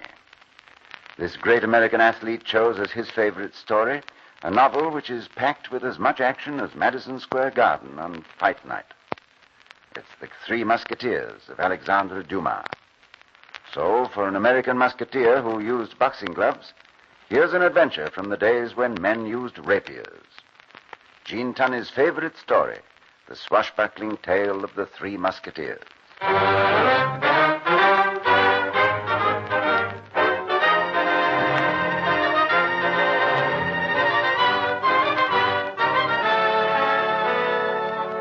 Paris, the year 1629. The King of France is Louis XIII, and his men-at-arms are known as Musketeers, the King's Musketeers. By far the most famous of these are Athos, Porthos, and Aramis. Three handy gentlemen with a sword, or to be more exact, with three swords. They have a battle cry that rings through the streets of Paris. One for all and all for one. If you should happen to be strolling down a cobblestone street in Paris some April morning in 1629, you might find them, sword blades in hand, tuning up the instruments of their trade. Hurry! What the? Porthos! Porthos, look out! That young fellow running this way! Pardon, monsieur. Forgive me, monsieur. Oh, idiot. You've knocked the blade from my hand. Do you think you can run into my friends and me and run away with a simple book? But I'm in a great hurry. I must see Monsieur Treville, captain of the King's Musketeers. That is no excuse. On guard, young prisoner. I've no time to explain. Out of my way, gentlemen. Come back, fool! Come back! You can't go in there! That's the captain's office! Well, what's this? Pardon the intrusion, Captain, but I... Well, speak up, young man. Well, my name is D'Artagnan. I'm from Gascony. I had a letter of introduction. Well, then let me see it. Oh, this is why I've rushed in, Captain. My letter was stolen. A lady in a carriage at the town of Meun. Just a minute. Try to tell it in sentences. It'll make better sense. Yes, sir. I was riding through Meun when I was stopped by a lady in a carriage. She asked why I hurried so. I explained I wanted to see you. Then she saw the letter I carried and asked to see it. She said she was an agent of the king. She stole the letter. And what did this lady look like? Well, she was very beautiful. Well, describe her, monsieur. Well, she had black hair, coal black, a mole on her chin. Never mind the rest. It's as I suspected. Guards! Send in Athos, Porthos, and Aramis. Oh, yes, and send the messenger for Mademoiselle Constance. Yes, sir. And now, monsieur, what was in that letter? It was a letter from my father, sir. You see, he was a musketeer. Well, if you want to become a musketeer, young man, you're off to a very poor start. However, we shall see what we can do. You wanted to see us, Captain? Certainly. Come in. Gentlemen, I have here a young Gascon, D'Artagnan. Well, it seems you've met before. Briefly. Very briefly. We're anxious to know him better. The Gascon has a story which might interest you. But first I have another matter to settle. Tell me, my three inseparables, what is the meaning of this latest news I hear about you? This fight with the Cardinal's guards. Captain, we were minding our own business. When along came 4 of the Cardinal's guards. And what could we do? Well, did you have to kill them? Only 2 killed, Captain. 1 got away. Oh, too bad. But what about the odds? Since when do 3 musketeers fight only 4 of the Cardinal's guards, huh? We considered using only our left hands to make it more even. Well, what is done is done. But let me tell you... Yes? You sent for me, Captain. Yes, my dear. Monsieur D'Artagnan, this is Mademoiselle Bonacieux, one of the Queen's ladies in waiting and one of our best friends. Oh, how do you do, mademoiselle? Very well, thank you, monsieur. Thank you, monsieur. You can quit looking at each other now. Constance, this young Gascon has confirmed our last reports. She is in Paris? D'Artagnan met her on the road from Meun. Then we must be more than alert. When Milady de Winter is in Paris, there is a plot afoot. De Winter? Then the Cardinal she-devil is back. Yes, it looks that way. D'Artagnan. Yes, sir. I will explain briefly to you. Milady de Winter, who stole your letter, is an agent of the Cardinal. France is divided into 2 factions, the King's and Cardinal Richelieu's. It is our duty to back the King. Do you understand these things? Yes, sir. Well, then live by them, monsieur, and someday you may become a musketeer. Well, that's all, my friends. Oh, one tip, young Gascon. Stay away from dueling. It's against the law. Adieu, monsieur. Adieu, Constance. Constance. Monsieur d'Artagnan, may I see you a moment? Oh, yes, Monsieur Porthos. You insulted me when you knocked the sword from my hand. But, Monsieur, I apologized. I was in a hurry to see Captain Treville. Are you afraid to fight? Of course not. At your pleasure. Good. Behind the Luxembourg. At noon. Good day. At your service, sir. Pardon me, young Gascon. Yes, Monsieur Athos? I regret to say you've offended me with your clumsy feet. I don't appreciate a man who trips me, particularly while I duel. But I've apologized. You think apologies will mend such an error? No, I suppose not. Then name the time and the place. Behind the Luxembourg at 1. Very good. I'll await you. Monsieur d'Artagnan? You too? I do not understand. Never mind. What time would you like? Monsieur, in Paris it is the custom to defend one's honor with one's sword. Therefore, I must ask Behind the Luxembourg at 2. Splendid. Oh, and Monsieur d'Artagnan, feel honored that when you die, it will at least be at the hands of a musketeer.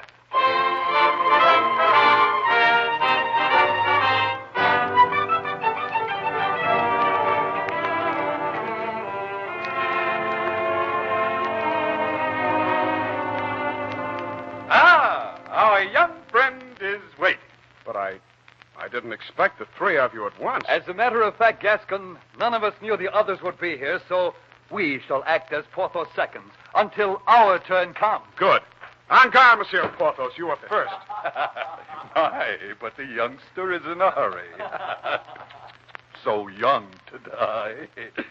Very well, monsieur. En garde. You will learn quickly, my young Gascon. No, you think so? Stop, I say, in the name of His Eminence the Cardinal. Stop this duel! Monsieur Jussac and his guard. Ignore him, gentlemen. Cease dueling immediately. It is against the law. Monsieur Jussac, you waste your time and ours. Begone, and take those rat-coated dummies with you. You insult my men. You refuse to stop dueling. In that case... Just a moment, Jussac. Surely even you wouldn't attack 3 men with your 5. What about the man you duel with? Well, he does not count. He is not a musketeer. With him it would be 4 to 5. All right. He's young. Call it 3.5 to 5. D'Artagnan, would you care to join us while we kill this rude person? I am honored. En garde, Musketeers. En garde! Hurry, then. What's that? So, I fight you, Monsieur Bicarat. Congratulations on your recent appointment to the Cardinal's Guards. I hope you live long enough to receive a promotion. At least one promotion. Too bad. No promotion. Young man, you fight very well. Your name? D'Artagnan. You are a Gascon? Ah, a silent Gascon. Good. I like to kill Gascons. Watch out! Ah! Nice work, D'Artagnan. Poor Jussac was getting old. Come back! Come back, gentlemen! There are still 3 of you left! It's no use, Porthos. They've had enough. Well, it was very dull anyway. Let us go home. Monsieur d'Artagnan, you've dueled nobly. I, for one, would like to become your friend. And I. Thank you, gentlemen. I would be proud to be your friend. Good. We have again lessened the number of the Cardinal's guards. Gentlemen, God save the King! And the Musketeer!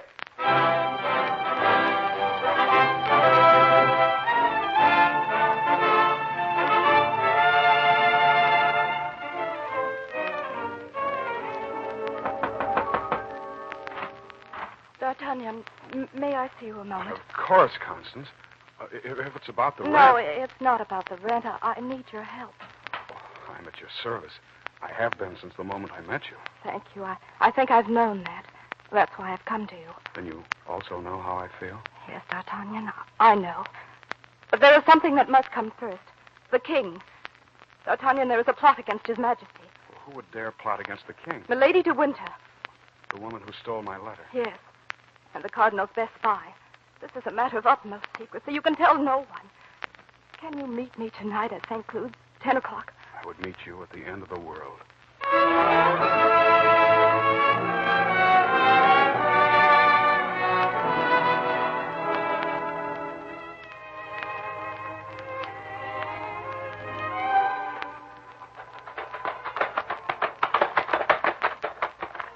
Constance. Quickly. My love. Oh, D'Artagnan, I'm afraid. Why, my dearest? Here tonight we were to get the information we needed to rid us forever, Milady de Winter. Forgive me for bringing you into it, but I was afraid to come alone. Constance, I'm glad you asked me. You must stop this dangerous work, though. I'm glad I'm here. I want to protect you. I want to protect you always. Suddenly, I feel so cold. Let me hold you. I have tried so to be a good citizen, a loyal subject to my king. But so often, my D'Artagnan, I find I am just a woman. The loveliest, the most beautiful woman I've ever known. Oh, we must be careful. We may have been followed. Surely no harm can come to us when we're together. Like this. Oh, Constance, I love you. Oh, I'm not afraid anymore. D'Artagnan, what is it? Quickly, follow me. In here. Stop! I can see you in that archway. Don't throw your sword, young fool. It'll only need death to your lady. You were the woman who stole my letter. Of course. Forgive me for not introducing myself. My name is De Winter. It's been quite a while since our tete-a-tete at Moon. I regret I've been too busy to renew the acquaintance. If you were a man, Come, mademoiselle... young Gascon. I have no time for heroics. Jacques, put the woman in the carriage with me. Renee, take the young man's horse. You must hurry. In with you. Well, my young meddling Constance, did you expect protection from this young fool who is not even a musketeer? I regret we must take this young lady, monsieur. You two seem to be getting along so well. But we feel she knows too much to be allowed her freedom. And now forward. Au revoir, Monsieur D'Artagnan.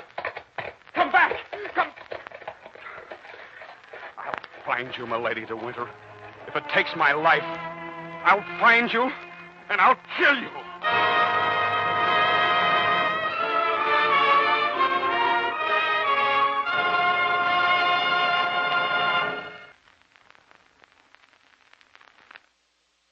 Have you recognized the voice of the young man who plays D'Artagnan in our favorite story? Well, it's one of radio's most famous voices, and it belongs to Howard Duff, who seems to be making quite a name for himself in pictures these days. Mr. Duff and his fellow actors are all ready to take us back to the romantic France of Alexandre Dumas the Elder, who wrote this week's favorite story. You know, Monsieur Dumas wasn't a very economical gentleman in matters of money or words. He threw away one fortune after another, and he tossed off historical novels almost as fast as he went through his fortunes. People in Paris used to call Alexandre Dumas' house the writing factory, and one of the high-powered products to come off his assembly line was the Three Musketeers, chosen as this week's favorite story by Jean Tunney. Well, Milady de Winter has carried off D'Artagnan's beautiful young sweetheart, Constance. And it's a very sad cadet of Gascony that we find in the barracks of the Musketeers.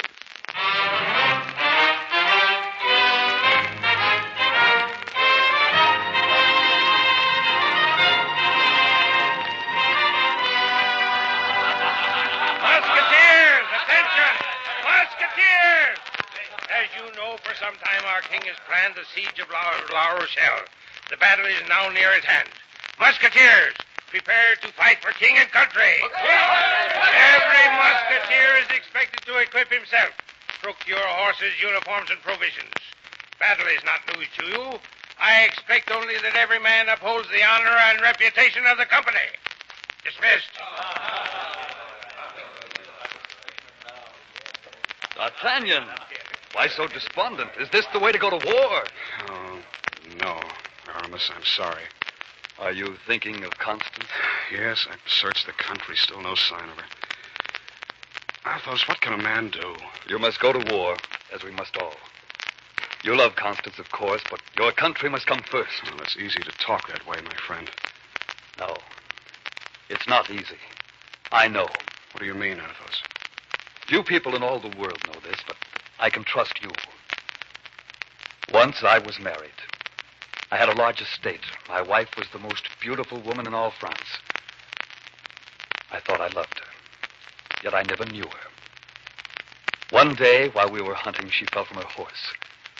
As I stopped to help her, I noticed the bandage she always wore on her shoulder had come loose. Then I saw what you've been hiding. Underneath it was the brand. The fleur-de-lis. Branded as a common thief? Yes.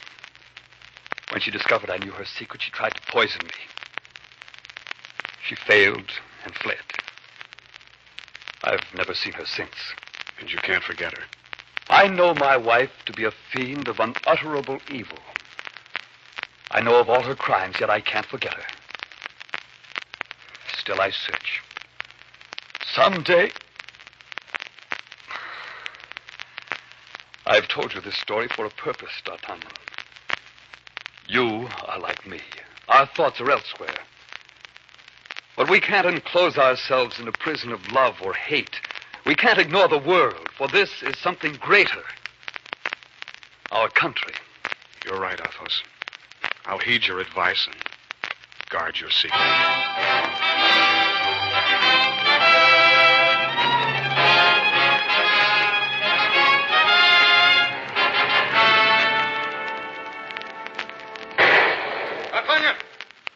D'Artagnan. Porthos, how good to see you. I have news. About Constance? Have you seen her? Where? We have not seen Constance, but we have seen that woman. Milady de Winter? Yes, Milady de Winter. Then I must find her immediately. It is more complicated than you think. She is not alone. We saw them on the road to Armentier. Yes? Milady de Winter and the Cardinal. And Constance? She was not with them. But we must find her. Every minute counts. Wait. We are your friends, D'Artagnan. The 3 Musketeers will help you find your Constance. And the first thing for us to do is to call on Milady de Winter.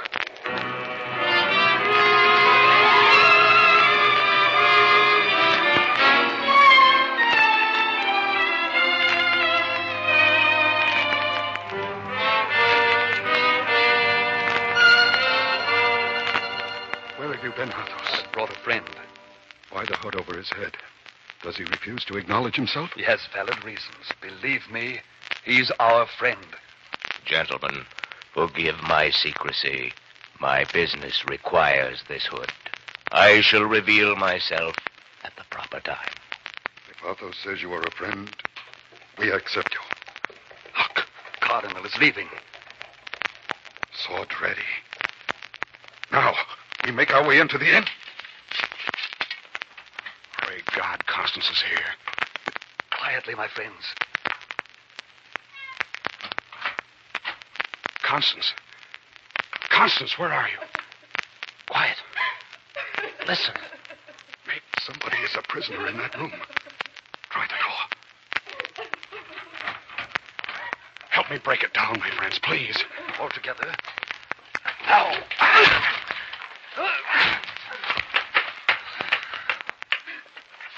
Oh, my darling. Quickly. Help me. Oh, my D'Artagnan. D'Artagnan. What have they done to you? Are you hurt? Oh, no, dearest. I searched everywhere for you. Oh, my D'Artagnan. Constance, I love you.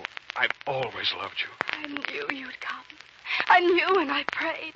And now that... Children, we know you're in love, but we must find Milady. Be careful, my Musketeers. She is a dangerous woman. Be alert, men. I know where she is. I will lead you to her. No, I can't let you endanger yourself. You have saved me, and now I must help you trap this evil woman. Come, up these stairs. Carefully, but we must hurry. The Cardinal's guards will soon return. We must be swift if we would live.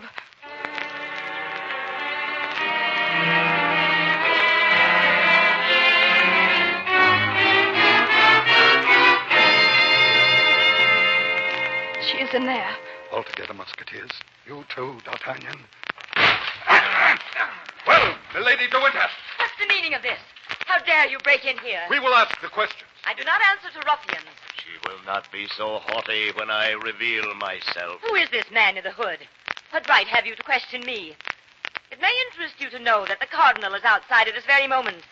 You'll be severely punished for any action against me. I regret to inform you, milady, that the Cardinal is gone, and that you are quite alone. You lie. No, milady, we do not lie. And now, gentlemen, shall we proceed with the charges? Charges? You are putting me on trial. We are. Gentlemen, I ask you to step forth with your indictments against Milady de Winter. We shall judge them fairly and pass verdict. Monsieur d'Artagnan. I accuse Milady de Winter of the kidnapping of Constance Bonacieux and of conspiracy against her king and country. Monsieur Athos. Milady, do you recognize me? No. Think, milady, or shall I call you Comtesse de la Fère? Who are you? Look at me. Try to remember a man who you tried to poison. His name, Comte de la Fère. It's not true. None of it's true. Yes, it is, milady. Quite true.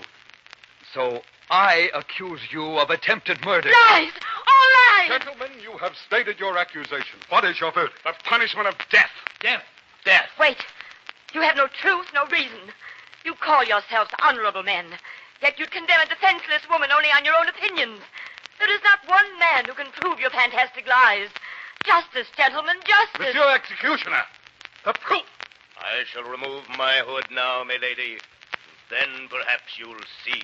Yes, I am the executioner of the town of Lee. I am the man whose brother you murdered.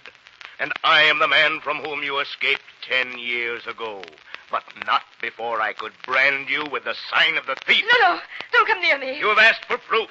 Now you shall have it. There, gentlemen, on this woman's shoulder, the brand of the fleur-de-lis.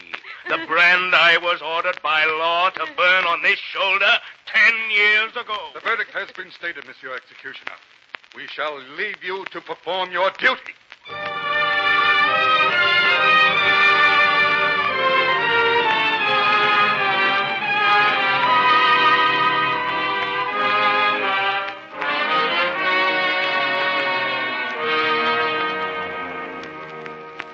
Gentlemen, I'd like to congratulate you for your superb conduct in the service of your country. The king himself has ordered me to commend you, Athos, Porthos, and Aramis, and Mademoiselle Constance. The king is pleased with your loyalty and devotion. Thank you, Captain. And one more item. D'Artagnan. Yes, sir. The king has ordered that you be officially appointed a member of His Majesty's Musketeers. Well, speak up. Do you accept? I'm observing the desires of the king. Do you care to contradict these desires? No, sir. Very well. It is the will of Louis, King of France. Oh, congratulations, my D'Artagnan. I'm so proud of you. Thank you, dearest, and thank you, my 3 friends, for your help in finding my Constance. All for one, D'Artagnan. And one for all. Gentlemen, a toast. To the king. God save the king. And the Musketeers. The 4 Musketeers.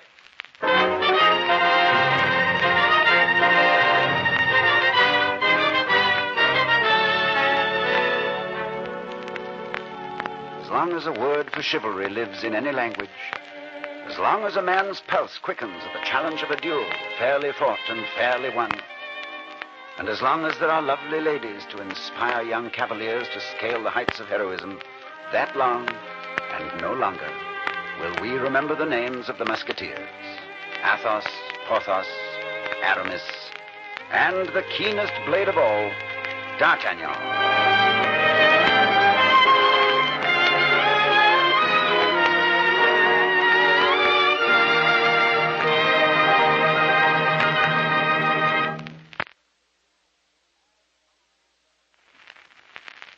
Next week, Favorite Story invites you to share an adventure in terror.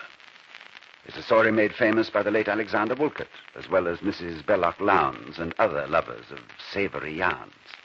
It's called The Mystery of Room 323, a tale of a woman and a hotel room that vanish into thin air. George Burns and Gracie Allen have named it their favorite story, and Janet Waldo will star as a lost young lady. It promises to be a memorable half hour, so we hope you'll be listening.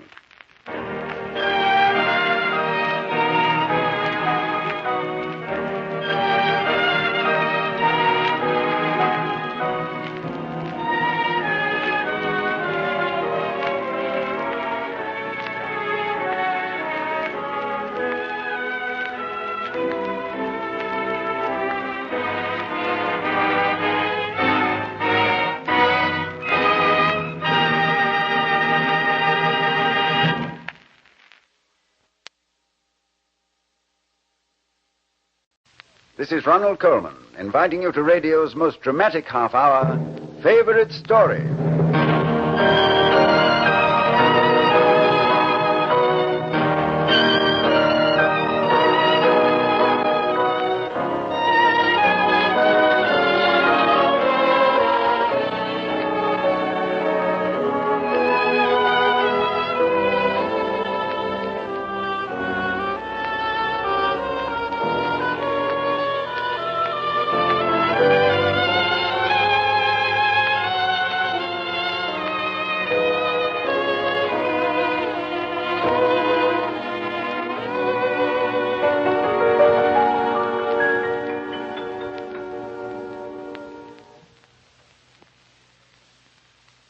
Somewhere in the archives of the Paris police, there's a story about a vanishing lady and a hotel room that disappears into thin air. By word of mouth, this tale has traveled around the world. Many a time has this yarn been spun on shipboard across the 7 seas, in clubs, around campfires, and in a score of different languages. Many accounts of it have been set down, one by Mrs. Belloc Lowndes, and more recently by the late Alexander Wolcott. There was even a scholarly essay published about it, which claimed that the reason for the international fascination of this legend was that it's a common nightmare, shared by people in every part of the world. George Burns and Gracie Allen have long been mystery fans, and they told us the mystery legend which has intrigued them most is this week's favorite story. As our terrified young heroine, we present one of your favorite actresses, Janet Waldo. Now, if you wish, you may turn down the lights and listen to the mystery of room 323.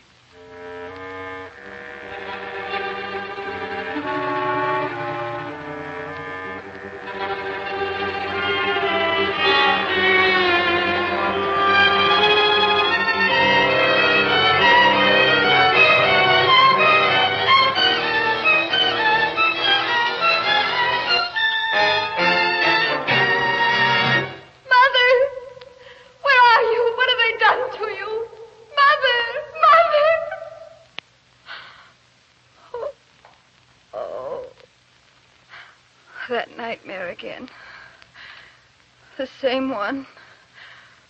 Why must I relive that awful day over and over? It happened so long ago. But I still wake up at night thinking about it, screaming. Do you wonder why I scream? Do you wonder why one day in my life has caused this terror I cannot lose? Then listen and put yourself in my place. We'd lived in India for 10 years, my mother, my father, and I. Dad was a representative of an American firm in the district north of Madras. He traveled a great deal in strange territory. One day, we received word that my father had died quite suddenly, somewhere in the wilds of the hill country. The officials were so mysterious about it, we thought maybe they could be wrong. We waited months. We sent a party into the hills. They came back with ample proof. My father was dead. So Mother and I started for home. During the long, monotonous voyage through the Suez and across the hot Mediterranean, Mother was ill in her stateroom. She assured me it was only grief and seasickness, so I never called the ship's doctor. She was so much better when we reached Marseille that Mother suggested a side trip to Paris. We were so close, and I'd never seen that great city. I remember how she laughed for the first time in so many weeks. Laughed at the longing look in my eyes. Paris. To a young girl, it was a magic word. Paris. Paris. It was the opening day of the Great Paris Exposition. What a time to be arriving in the Queen's City.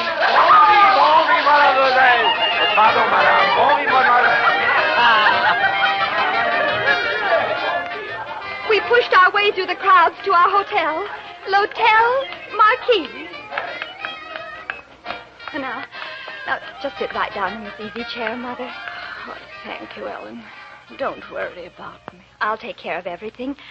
Before you know it, we'll be in a nice, comfortable room. This looks like a very friendly hotel. I'll go register. Bonjour, mademoiselle.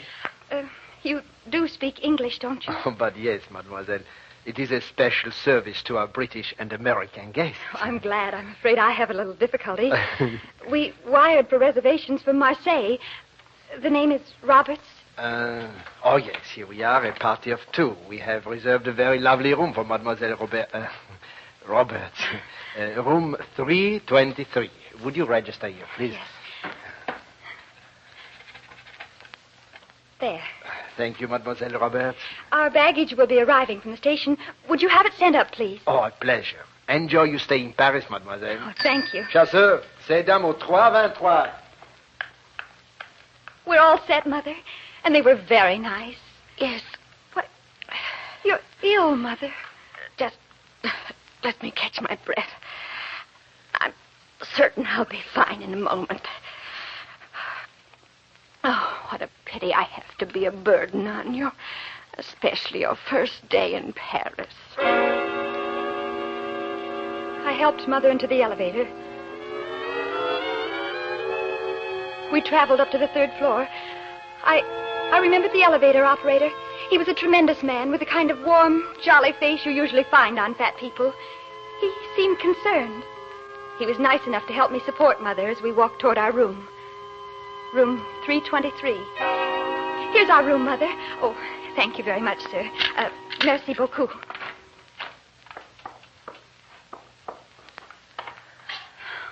There we are. Now just slip off your shoes and take a nice sweet nap, right? Ellen, I don't mean to alarm you, dear, but you'd better phone for a doctor. I quickly phoned the desk. They told me there was a house doctor and that he'd be up in a moment. I made Mother as comfortable as I knew how. While she was resting, I had an opportunity to examine the room. It was an unusual room, one you couldn't easily forget. The wallpaper was red, almost blood red. The furniture was Louis XIV. The chandelier was glass with pendants of crystal hanging down which looked like large icicles. The carpet was cream-colored. There are moments in our lives when impressions are keener than ever. And I knew this room so well, I could have drawn a picture of it. It was the kind of room nobody could forget. Yes? C'est le médecin, mademoiselle. Oh, what? Oh, come in, doctor. Yep. Mother hasn't been well, but she's been fine for the last few days. Huh? Then suddenly she took sick again this noon. Ah, oui. Open the eyes, madame. Now the mouth. La fièvre est très forte. Cœur très affaibli. Oh non, alors, pas ça. Que faire? Mademoiselle, my English is not too good, so I speak to you avec difficulty. It is very necessary for you to get medicine, a very special medicine. Anything at all, of course. It is a long way from here. It is at the place where I live. Oh, can I phone for it or send a messenger? Oh, no, this is not possible.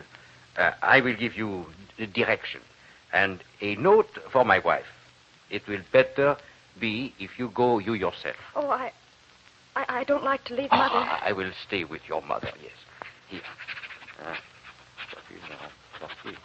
There is a carriage just outside the door of the hotel. Give this note to the driver. He will take you to the house.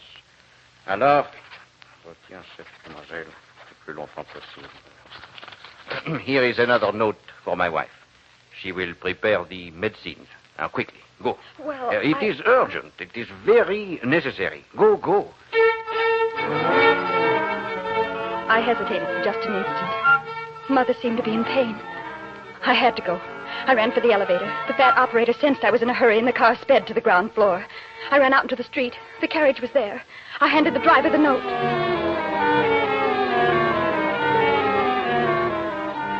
We started through the crowded streets. It was at the height of afternoon traffic, and we seemed to crawl. The trip took hours. We wound through every back alley in Paris. I seemed to lose all sense of direction.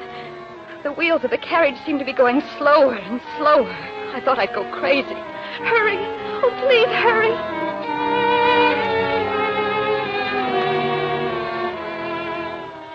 The snail pace of the carriage made me want to scream. It was a calculated monotony, slow torture. It's very important that you hurry. Please, please, please. At last we came to the doctor's house. I rushed up the stairs. Oh. Hello? Is anybody home? Oh, please come to the door. Oui? Here's a note from the doctor. Are you his wife? Entrez, s'il vous plaît.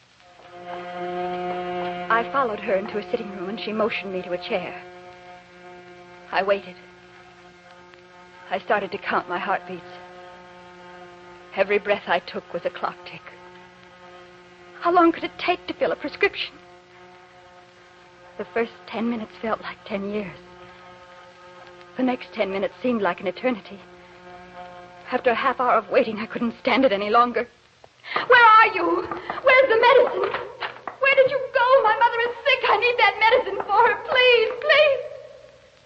The house seemed to be completely deserted. Was I awake?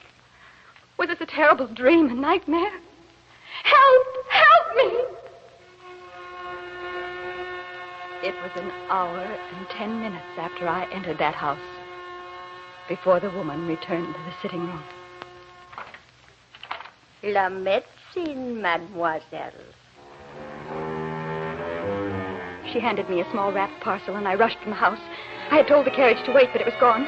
I couldn't blame the driver. I ran through the streets looking for a cab, a carriage, anything. I was lost. Finally, I found an old carriage. L'Hotel Marquis, please. And hurry.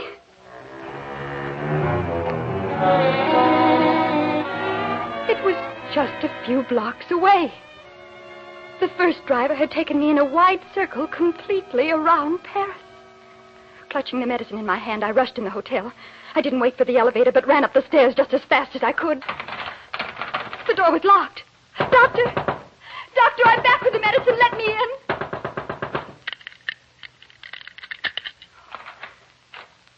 Que désirez-vous, mademoiselle? What are you doing in this room? Je ne comprends pas, mademoiselle. Where's my mother? Pardon? There was a complete stranger in our room. I quickly glanced at the door. It was room 323. There was no mistake about that. I rushed to the end of the hall. Outside the window, I saw the huge sign, L'Hotel Marquis. I ran down to the lobby. The same clerk was there. What's happened to my mother? Pardon, mademoiselle. Nous ne parlons pas l'anglais ici. Speak English. You spoke English this afternoon. Where's my mother? What's a strange man doing in our room? Excusez, mademoiselle. Je ne comprends pas. Where's my mother? Where's my mother? Je ne comprends pas. Where's my mother? Je ne comprends pas, mademoiselle.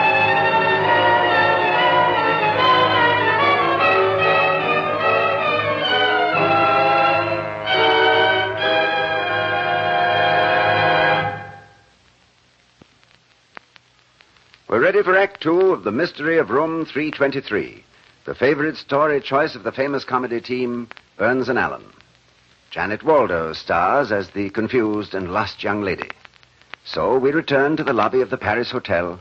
Let's see if we can unravel the mystery of Room 323.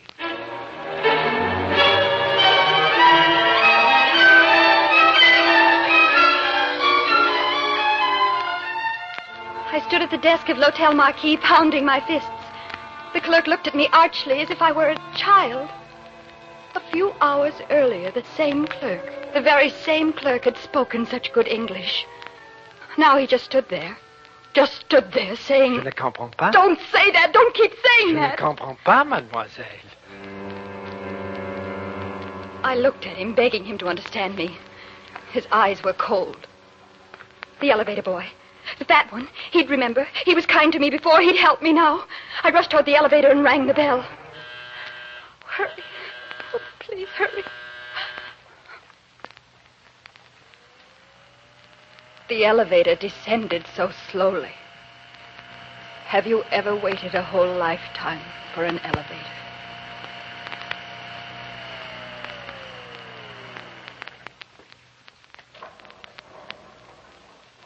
Mademoiselle?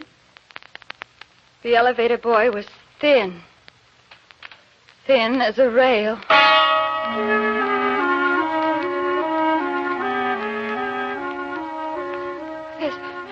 There's been some mistake. Some terrible mistake. It's possible I went to the wrong room. I must get this medicine to my mother. The doctor said it was urgent. When we reached the third floor, I rushed to the room. 323. 323. Here. Mother! Doctor! Une minute. A man's voice, not the doctor's. Oh, please, please. Mademoiselle, il n'y a personne, seulement moi. Qu'est-ce que vous désirez? The same man stood there in a robe dripping from his bath. I've got to see this room. Mademoiselle, c'est pas permis. I shoved my way past him into the room. The wallpaper was green, not red like it was before. The furniture was modern. The carpet was different. There was no chandelier. The whole room was changed. And no sign anywhere of my mother or of the doctor. Then I thought I was out of my mind. I turned to the man. I needed help. I needed help so desperately. Monsieur, help me. Do you know, is there another Hotel Marquis in Paris that looks just like this one? Something's happened to my mother.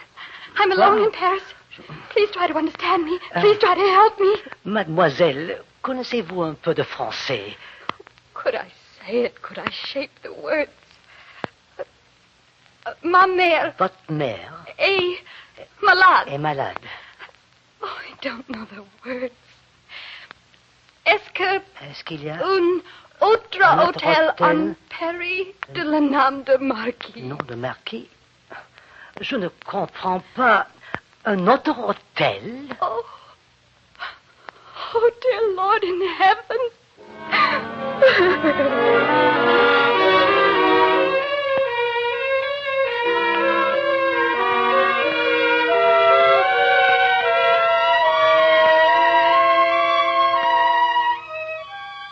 Somehow I found my way back to the lobby, feeling the way with my feet, not seeing because of the blur of tears.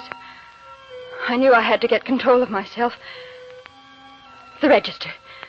This noon I signed the register.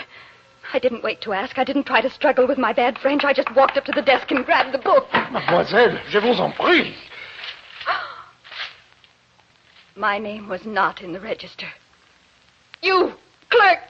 I registered in this book. I remember distinctly. You were very gracious. What have you done with it? Tell me, for the love of heaven, tell me.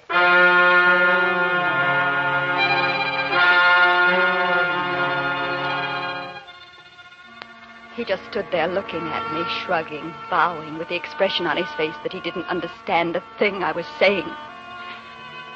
It must have been the wrong hotel. But how could I find the right one? The doctor. If I could find the doctor, he could tell me where the hotel was.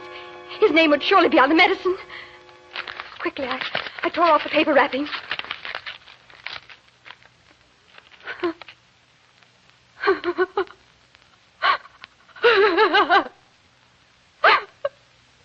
The medicine I had traveled halfway around Paris to get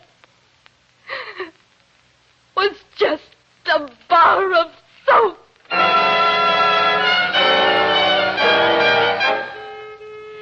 I don't know how I ever managed to get to the office of the American consul. I remember people laughing, music in the streets. I remember stopping people who looked like Americans or Englishmen and trying to explain. But who was interested in a young girl looking for a lost old lady on carnival night in Paris? If I could find one kind face, someone to help me get rid of this nightmare. The office of the American consul was locked for the night. It was just by chance that a young assistant had returned for some papers. Feverishly, I told him my story. You're going to be all right. You're just overwrought. I'm not overwrought. Oh, you must believe me. Tell me, is there another Hotel Marquis in Paris? One that looks just like the other one? No, there's just one. Well, then what could have happened? What? help me, please. You're certain of the room number 323? Yes, I remember it distinctly. 3 has always been my lucky number. Lucky. Well, could it have been 333 or 233 or 332? No, it was 323. I remember the rhythm of it. What? I know you think I'm out of my mind, but this happened. And don't you understand? Something criminal has happened. This isn't just the lapse of memory by a silly girl. They sent me halfway around Paris for a cake of soap. Why? If we can wait until morning, I'm certain the ambassador will get the entire Paris police on this. We can't wait until tomorrow. Something's happened to my mother. Please, please, please help me find her. Miss Roberts, I believe you. And I'm going to do what I can to help you.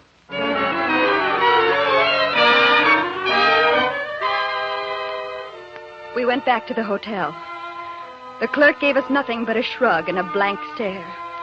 So we went to the police. The young consul attaché spoke to them for a long time, arguing with them, pleading with them in my behalf. Finally, he gave up and turned to me. What did they say? Habeas corpus, or the French equivalent. Show them a body or a crime committed and they'll go to work. But my mother is missing, disappeared. Surely the police can do something about that. Well, they've put her name and description under missing persons. Put down her name. Miss Roberts, I see only one way to attack this problem. I'm going to believe you completely. I'm going to go along with you on everything you've said. You must. Fine. Then let's take the simplest ingredient of your story. Room 323 at l'Hotel Marquis had red wallpaper. Yes. That paper is now green. If that premise is accurate, there's a paper hanger involved in this someplace, and we're going to find him.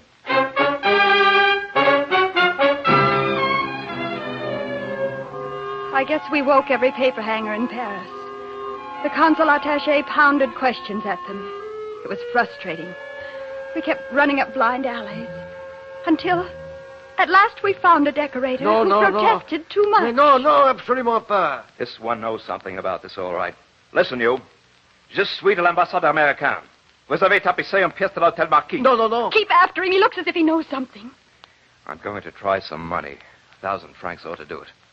Écoutez. Est-ce que vous avez travaillé cet après-midi à l'Hôtel Marquis? Non, monsieur. I don't know why he's holding back. Voici 1,000 francs.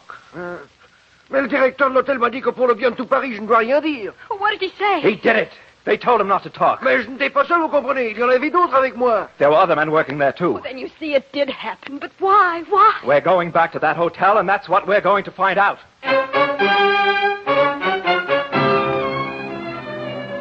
The consul attaché confronted the clerk with the facts. The paper hanger had admitted changing the furnishings of room 323 in a hurry during the time I was gone. The clerk sighed and motioned us into a room. He spoke very quietly, almost in a whisper, his eyes averted. Monsieur, que de millions et de millions de francs. He speaks English. Make him speak English. Very well, mademoiselle. I wished only to spare you. Spare me? What's happened? Tell me quickly. Where's my mother? Permit me to say something first. You understand that millions and millions of francs have been spent to attract tourists to Paris for the exposition. Where's my mother? If news of your mother's sickness leaked out, Paris would be emptied in the space of an hour. We would all be ruined. I don't understand. Where's my mother? She's dead. She died a few minutes after you left the hotel. It was necessary to do something drastic. You killed her. Oh, no. She died peacefully and naturally. The doctor knew the moment he entered your room how sick she was, and that is why he sent you away. But the room, the furnishings... We changed them, monsieur. We did everything to make the young lady think she never came here. But why? What was wrong with my mother? Can you tell us? La peste. La peste? What does that mean? Tell me. Miss Roberts, your mother died of the Black Plague.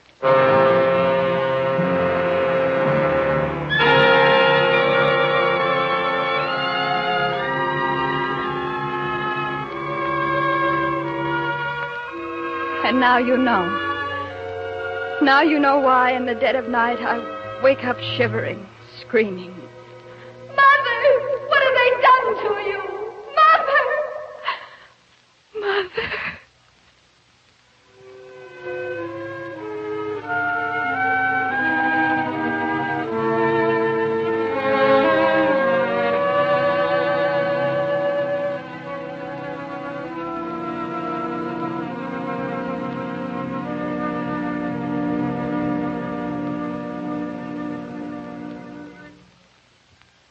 that's the mystery of room 323, one of the most famous legends of the century. Many researchers into the realms of the mysterious claim it's a true story. Alexander Wolcott even traced it down to an actual newspaper account, published in the summer of 1889. Well, whether fact or fiction, it's still a great yarn. And we want to thank our star, Janet Waldo, Claude Sweeten, who composed the score, and George Burns and Gracie Allen, who named it their favorite story. How dear to this heart are the scenes of my childhood, when fond recollection presents them to view. The orchard, the meadow, the deep tangled wildwood, and every loved spot which my infancy knew. So, next week on Favorite Story, Mark Twain's Tom Sawyer. This famous saga of the Mississippi has been chosen by Broadway's actress-playwright Miss Ruth Gordon as her favorite story. We hope you'll be listening.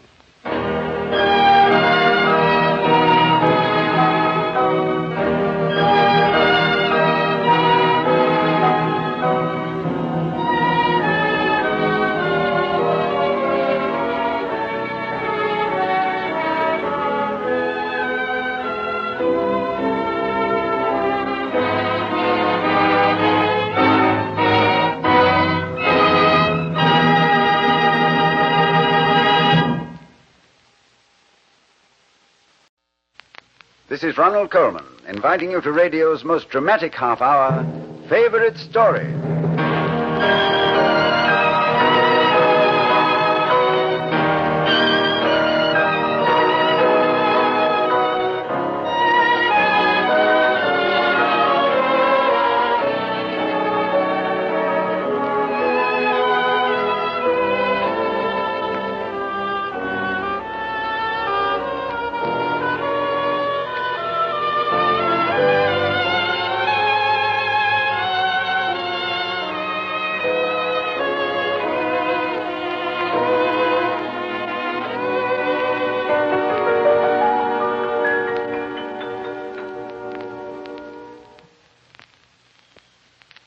Who hasn't wished he were a boy again? When life seemed formed of sunny years, and all the heart then knew of pain was wept away in transient tears. Yes, and Mark Twain must have wished it too, when he wrote The Adventures of Tom Sawyer, his honest and heartwarming story of boyhood along the Mississippi River. That's our favorite story this week, Tom Sawyer, chosen by the famous Broadway actress and playwright Miss Ruth Gordon. It's a story perhaps originally intended only for boys and girls, but to the rest of us, it's a pleasant reminder of what we once were ourselves. The treasures we hunted, the prized fishing pole, adventures in the woods, which somehow became the jungles of darkest Africa. Oh, how well I remember. And, of course, the first girl we met and succumbed to, just because she had laughter in her eyes. Yes, I remember that, too. So these memories may come back to you as you listen to our story. Skip Homeyer, the young star of Tomorrow the World, is our Tom, and as Huck Finn, you'll hear Jimmy Lydon, whom you've seen on the screen as Henry Aldrich and in Life with Father. Here's Act One of Tom Sawyer, Ruth Gordon's favorite story.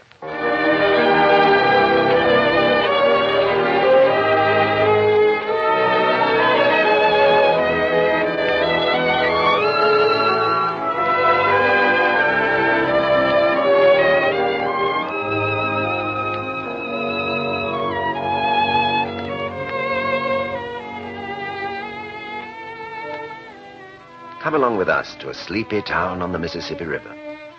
It's Saturday morning, and all the summer world is bright and fresh and brimming with life. There's a song in every heart, cheer in every face, and a spring in every step. The locust trees are in bloom, and the fragrance of blossoms fills the air. Cardiff Hill, beyond the village and above it, is green with vegetation, and it's just far enough away to seem a delectable land, dreamy, reposeful, and inviting. That boy there, carrying the long-handled brush and the bucket of whitewash, that's Tom Sawyer. He surveys the fence, and all gladness leaves him. 30 yards of board fence 9 feet high. Hard labor imposed by Aunt Polly on this beautiful Saturday. A far-reaching continent of unwhitewashed fence. Soon the free boys will come tripping along on all sorts of exciting expeditions, and they'll make a world of fun of him for having to work. The very thought of it burns him like fire.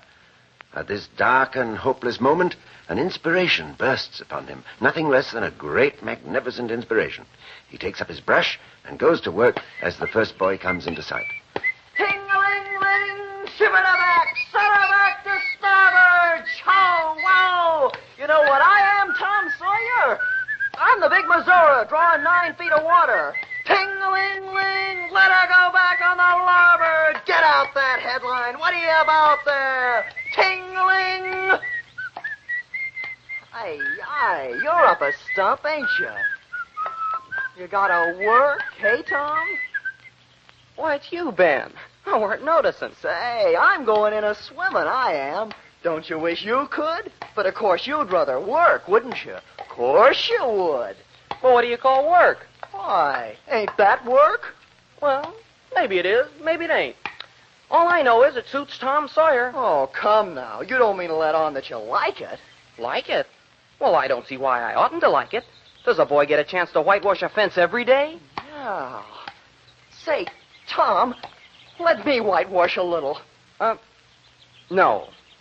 No, I reckon it wouldn't hardly do, Ben. You see, Aunt Polly's awful particular about this fence. Right here on the street, you know. It's got to be done very careful. Look at that. Yeah.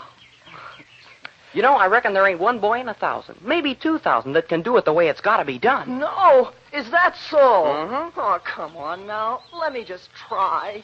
I'd let you if you was me, Tom. Ben, I'd like to. Honest Injun. But if you was to tackle this fence and anything was to happen to it... I'll give you the core of my apple. Well, no, Ben. I'm afeard. I'll give you the whole apple. All right. But be careful. Oh, golly. Like this. Golly. Hey, this is a good apple. Oh, hello there, Huck Finn. Hello yourself. Where'd you get the apple? Oh, Ben here give it to me for the privilege of whitewashing for a few minutes. Well, what did he want to do that for? It's lots of fun. He had to do some tall talking to convince me to let him. Yeah. Hey, yeah. Hey, Tom, I'll give you a dead cat if you let me for a while. Oh, what's a dead cat good for? Good for? Cure warts with. No. Is that so? I know something better. I bet you don't. What is it? Why, spunk water. Oh, it can't compare with the dead cat cure. Can if you say the proper words. Barley corn, Injun meal shorts.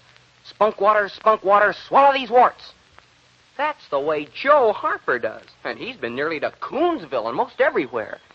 But say, how do you cure him with a dead cat, Huck? Why, you take your cat and you go and get in the graveyard. Long about midnight when somebody that was wicked has been buried. And when it's midnight, a devil will come. Or maybe 2 or 3. But you can't see him. You can only hear something like the wind. And when they're taking that feller away, you heave your cat after him and say, devil follow corpse, cat follow devil, warts follow cat, I'm done with you. That'll fetch any wart. Sounds right. Did you ever try it, Huck? Oh, I'm going to try it tonight. I reckon they'll come after old Hoss Williams tonight. Let me go with you? Of course. If you ain't afeard. Afeard? Tain't likely. Well, Tom, the cat's yours if you let me whitewash. Fine. And I'll meet you tonight outside the graveyard. All right, then. That's all you get to whitewash. But, Tom, Well, all you give me was this measly old apple. Huck Finn here give me a whole dead cat.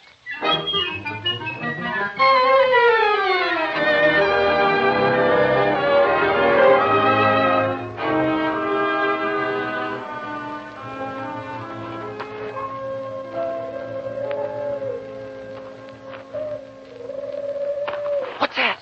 Just the wind. Might be the spirits of the dead complaining of being disturbed. There's the place. Come on, let's hide behind these trees. Yeah. I don't much care for being in a graveyard. It's awful solemn-like, ain't it? I bet it is. Say, Hucky, do you reckon Hoss Williams hears us talking? Of course he does. At least his spirit does. I wish it said Mr. Williams. But I never meant any harm. Everybody calls him Hoss. Well, a body can't be too particular how they talk about these here dead people, Tom. Shh. What is it, Tom? They're coming. The devils, 3 of them. Well, what'll we do? I don't know. You think they'll see us? Oh, devils can see in the dark, same as cats. Oh, I wish I hadn't come. I don't believe they'll bother us. We ain't doing any harm. If we keep perfectly still, maybe they won't notice us at all. Here's the place, men. Dig here. Tom, they're humans. No. Yeah. One of them's old Muff Potter, and one of them's Injun Joe. I can't make out the other one. Well, what can they be up to, digging like that? Hurry, men. right. The moon might come out at any moment. It's young Dr. Robinson. Hurry, Yeah. please. We're doing the best we know how, Sawbones. All right, Muff. Stop digging. What do you mean? We'll finish this job of grave stealing for you when you out with another 5. That's the talk. Now, look here. You required your pay in advance, and I paid you. Yes. And you've done more than that, Doctor. 5 years ago, you drove me away from your father's kitchen one night when I come to ask for something to eat. And you said I weren't there for any good.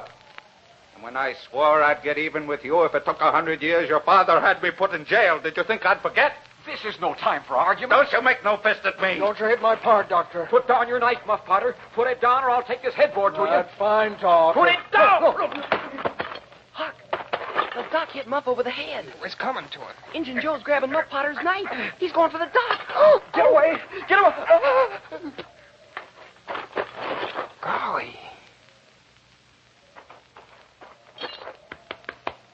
Muff. Hey, Muffy, get up. Yes. Something terrible happened. What's happened, Joe? Look. Yeah, the doc's dead. What did you do it for, Muff? I never done it. Look here, that kind of talk, it won't wash. Tell me, Joe. Honest now, old fella. Did I do it? Yeah, you... Oh, Joe, I never meant to. Upon my soul and honor, I never meant to, Joe.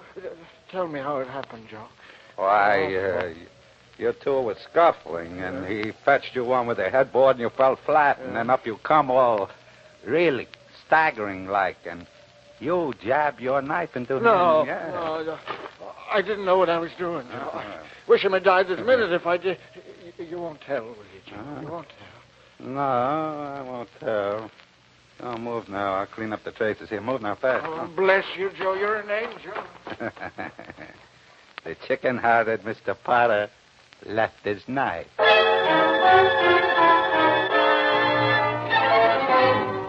Huck Finn and Tom Sawyer swears they will keep mum about what they seen in the graveyard last night. And they wish they may drop down dead in their tracks if they ever tell. And rot. I'll sign it in blood, Tom. 'Cause if we ever tell, Injun Joe will come after us and cut our hearts out and our livers. Signed by Tom Sawyer. In blood. Likewise. Huck, listen to me. We gotta say something. Injun Joe testified in court that old Muff Potter killed the doc. Ain't it right that we straighten it out? You want your gizzard straightened out by Injun Joe? I guess we better keep mum. The prosecution will summarize. Your Honor, by the oath of a citizen whose simple word is above suspicion, the man called Injun Joe, we have fastened this awful crime beyond all possibility of question upon Muff Potter, the unhappy prisoner at the bar. We ask that he be taken and hanged by the neck until he is dead. We rest our case there. The defense will summarize. Your Honor, we have a surprise witness who wishes to call to the stand. Mr. Thomas Sawyer. You promise to tell the truth, the whole truth, nothing but the truth? Say I do, son. I do. Thomas Sawyer, where were you on the 17th of June about the hour of midnight? In the graveyard. Were you anywhere near Horace Williams' grave? Yes, sir. Speak up, son. How near were you? Near as I am to you. Were you hidden or not? I was hid. Where? Behind the elms at the edge of the grave. And you saw the killing take place? Yes, I seen him. Was it this man, Muff Potter, who killed young Dr. Robinson? No, it weren't. Was it this man, Injun Joe? Yes, it was. Hey, Injun Joe's getting away! Through the window!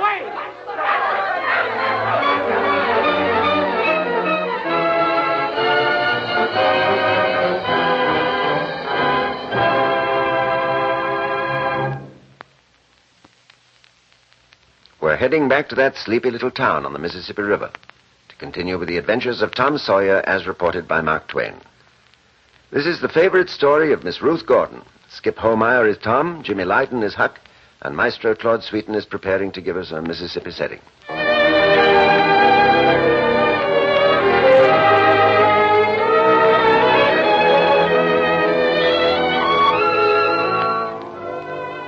Now, Tom Sawyer's life was a strange blend of exaltation and terror. Exaltation because he was in love. An angel with blue eyes and hair the color of corn silk had moved into town. An angel whose name was Becky Thatcher. And because she smiled on him, Tom's days were filled with splendor. But his nights were seasons of horror. Injun Joe infested all his dreams, and always with doom in his eye. Tom felt sure he could never draw a safe breath again until that man was dead, and he had seen the corpse. Alas, no Injun Joe was to be found, except in Tom's nightmares. But a boy's life moves on, and there comes a time in every boy's life when he is seized with a raging desire to go digging for hidden treasure. This Tom Sawyer and Huckleberry Finn decided to do. Where we dig? Oh, most anywhere. Why, is treasure hidden all around? No, indeed it ain't. It's hidden mighty particular places, Huck. Mostly under the floor in haunted houses. Well, who hides it? Why, robbers, of course. Who'd you reckon? Sunday school superintendents? Oh, I don't know. If it was mine, I wouldn't hide it. I'd spend it and have a good time. Robbers don't do that way. Why, we might find a brass pot with $100 in it. Or a rotten chest full of diamonds. How's that? Oh, just you give me the $100. I don't want no diamonds. I ain't gonna throw away any of the diamonds. Some of them's worth $20 apiece. And there ain't any hardly ain't worth 6 bits or $1. No. I'll tell you what. You wrestle up a pick and I'll mosey around and find a shovel. And I'll meet you at the old haunted house. We're gonna be rich, Huck.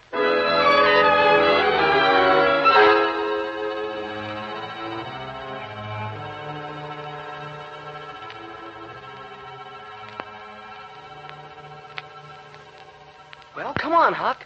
What you hanging back for? Oh, blame it, I don't like haunted houses, Tom. Oh. Well, they're a darn sight worse than dead people. Dead people might talk, maybe, but well, they don't come sliding around in a shroud when you ain't noticing and peep over your shoulder all of a sudden and grit their teeth the way a ghost does. I couldn't stand such a thing as that, Tom. Nobody could. In the daytime, Huck Finn, all ghosts get time off. To take a snooze, maybe. It's the rule. Well, I don't know who made that rule. Because there's something moving inside the house. Duck, quick! It's Injun Joe! Try not to breathe. Well, Pat, where will we bury the swag? Right here, in the haunted house. Hey, here's a loose stone. Give me a hand. There. Now, I'll just dig a bit with my knife. Hello? What is it? Half-rotten plank. No, it's a box. Here, bear a hand and we lift it out. Man, it's money. Gold. There's thousands of dollars here. I always heard Murrell's gang was around here one summer. This looks like it. Now you won't need to do that job, Joe. It's not money I want from that job. It's revenge. What'll we do with the gold? Bury it here again? No. A safer place. Number 2, under the cross. Yeah, grab hold and let's get moving. Number 2, under the cross. Huck. Shh. Don't talk yet. They're liable to come back. Gotta follow him to number 2, under the cross. We can't, Tom. You heard him talk about revenge. You know who he means, don't you? Yeah. Us.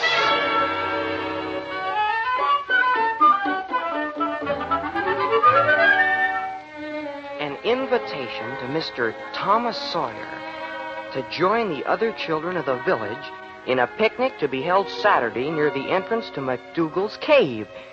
Signed, Becky Thatcher. Golly.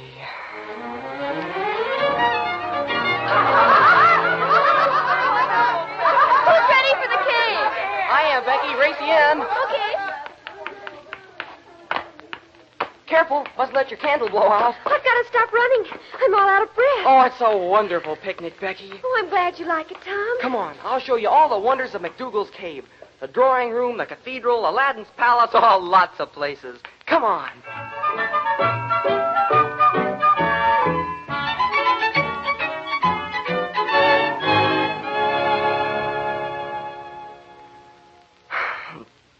There it is, all writ out on the side of the cave in candle smoke.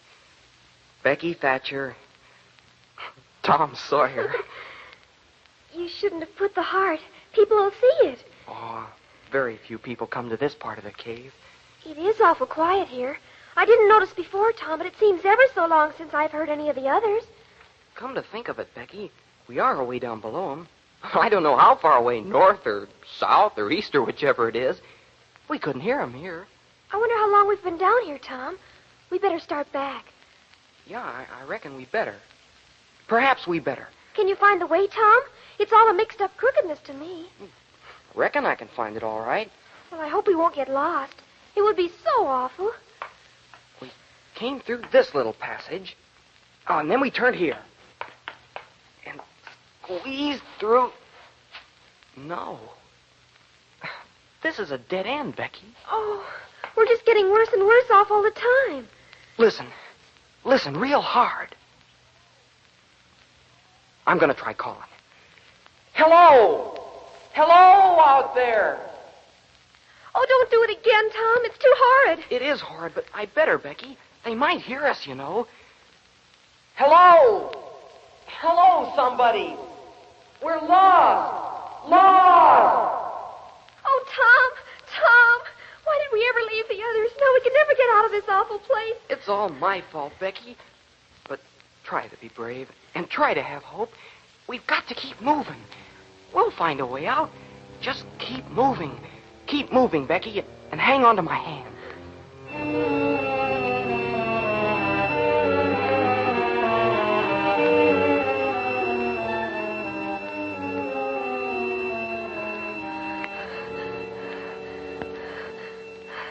Oh, Tom, I can't go any further. I'm too tired. I'm so hungry, too. How many days have we been in here? Oh, I don't know, Becky. I don't know. Becky, can you bear it if I tell you something? What, Tom? What's wrong? This tiny little piece is our last candle. Oh, Tom! Please don't cry, Becky. Tom, they'll miss us and hunt for us.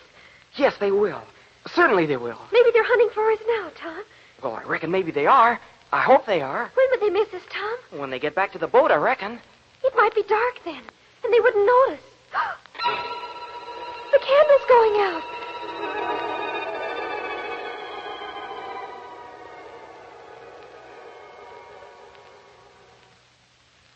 Oh, Tom, it's so dark. It's so horribly dark. I'll shout once more, Becky. I couldn't stand it. Oh, please, Becky, be brave. Hello! Hello, help us! It's Tom and Becky, and we're lost! Oh, it's no use. They don't hear us. Tom, I saw a flicker of light down that passage. It's them. They're coming. We'll be all right now, Becky. Hold my hand. It's right around this bend. It's somebody with a candle. They're coming closer and closer on the level below. I'll reach down. Becky, there's a cross here on the wall. And the person coming toward us is Injun Joe. They're found. Tom and Becky have been found. They're found. They're found. Well, go on, Tom. Tell me what happened. Did Injun Joe see you? No, we ducked right out of sight. But, Huck, that's the place. That's the place where the treasure is. Oh, forget about the treasure. Tell me how you got out of the cave. Well, we weren't going to follow Injun Joe, I can tell you. I took my kite string, tied one end to Becky, and went looking. And guess what I found? What? A speck of daylight. It was a hole. I poked my head through it, and I saw the Mississippi River. No. We climbed out and just sat there, crying we were so glad. We hailed a passing skiff, and do you know where we were? Where? 5 miles down the river. Golly. Huck, only I know where that hole is. And it's just a kite strings linked from the treasure. It's all ours, Huck. Here comes Judge Thatcher. How you feeling, Thomas? Oh, fine, Judge. How's Becky? All rested and well. And she thinks you're the biggest hero in the world. Golly. Well, nobody will get lost in that cave anymore. Why? Because I had its big door sheathed with boiler iron and triple locked. And I've got the keys. No. Hey, what's the matter, boy? You're pale as a ghost. Oh, Judge. Injun Joe's in that cave.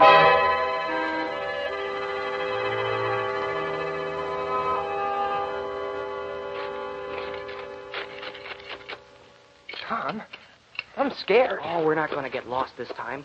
I've got a kite string right to the hole by the river. Yeah, but Injun Joe... Oh, how you talk, Huck, Ben. You know they found his body all starved and dead by the mouth of the cave. No, I mean his ghost. Wouldn't his ghost want to hover around all this money? There's a cross here, Huck. Ghosts don't go near crosses. Yeah, you're right, Tom. Well, let's keep digging. Okay. I guess we can take the money. Here. Now. There.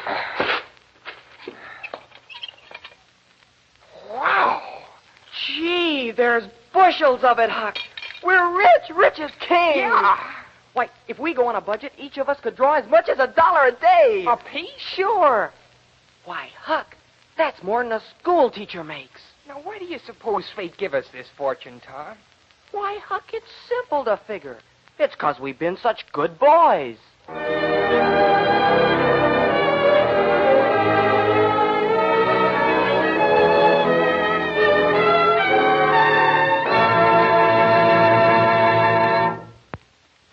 That was our favorite story impression of Mark Twain's Adventures of Tom Sawyer. Jerome Lawrence and Robert E. Lee dramatized and directed the program, as always, and Miss Ruth Gordon of the Broadway stage chose Tom Sawyer as her own favorite story. Next week, the strange romance of a condemned criminal and an English duchess who meet and fall in love, entirely in their dreams. It's Georges du Maurier's dark and mysterious Peter Ibbetson, chosen as the favorite story of Miss Merle Oberon. Our stars will be the screen's little minister, John Beale, and his wife, Helen Craig. I'll be here to help tell you the story of Peter Ibbetson on next week's favorite story. We hope you'll be listening.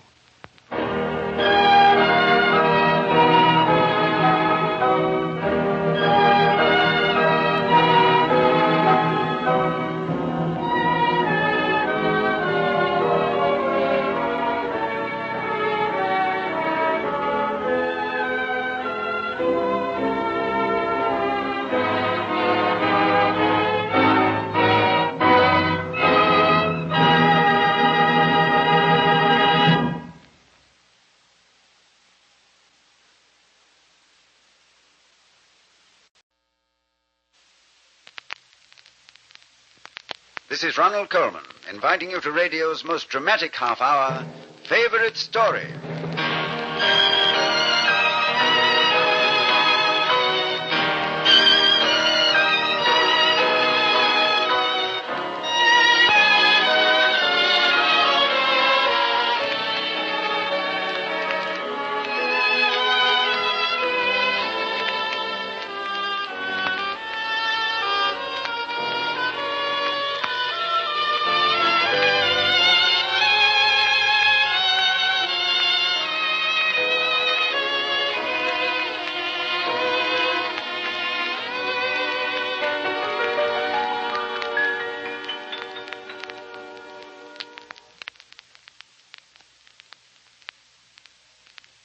Half a league, half a league, half a league onward. All in the valley of death rode the 600. Forward the light brigade, charge for the guns, he said. Into the valley of death rode the 600. Well, that's how Alfred Lord Tennyson described the noble and tragic charge of the light brigade. A band of heroes was the light brigade, but perhaps the greatest hero of the Crimean War to come down through history was a heroine. The Lady of the Lamp, Florence Nightingale. She may indeed have bound the wounds of some of the dying 600. Our favorite story this week tells you about Florence Nightingale, the woman. Mr. Robert Young asked us to present this as his favorite story. and the distinguished British actress Edna Best will star as the Lady of the Lamp. Today, nursing is an honored profession, but in Miss Nightingale's time, nurses were little better than menial scrubwomen, and hospitals were a far cry from the immaculate white-walled institutions of today. Yet it was this drab, thankless business of nursing which the young gentlewoman named Florence Nightingale chose as her life work, to the everlasting gratitude of all mankind. And that's our favorite story this week, The Lady of the Lamp.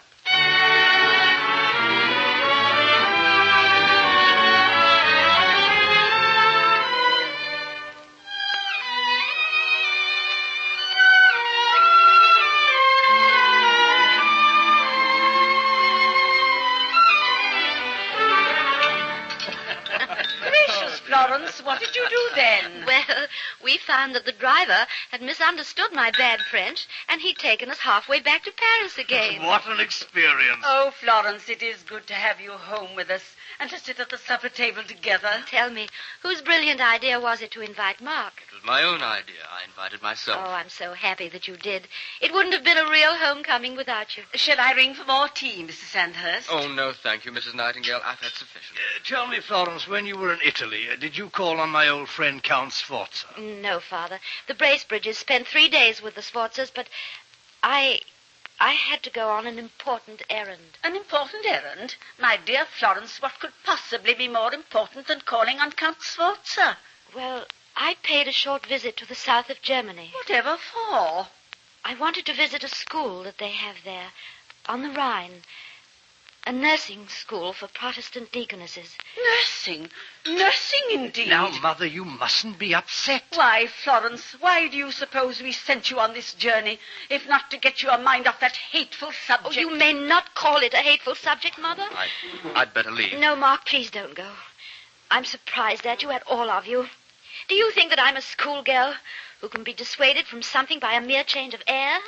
Do you think my interest in nursing is a whim, a fancy? It's been a source of great pain to your mother. I don't want to run your life, Florence, but why must you choose an interest so repelling, so ugly, so menial? Nursing is no business for the well-bred daughter of a well-to-do family. Why, it's not respectable. Is it not respectable to help people who are in pain, people who cannot help themselves? You know my feeling. I will not argue about the subject. But, Mother, No, I will not hear another word.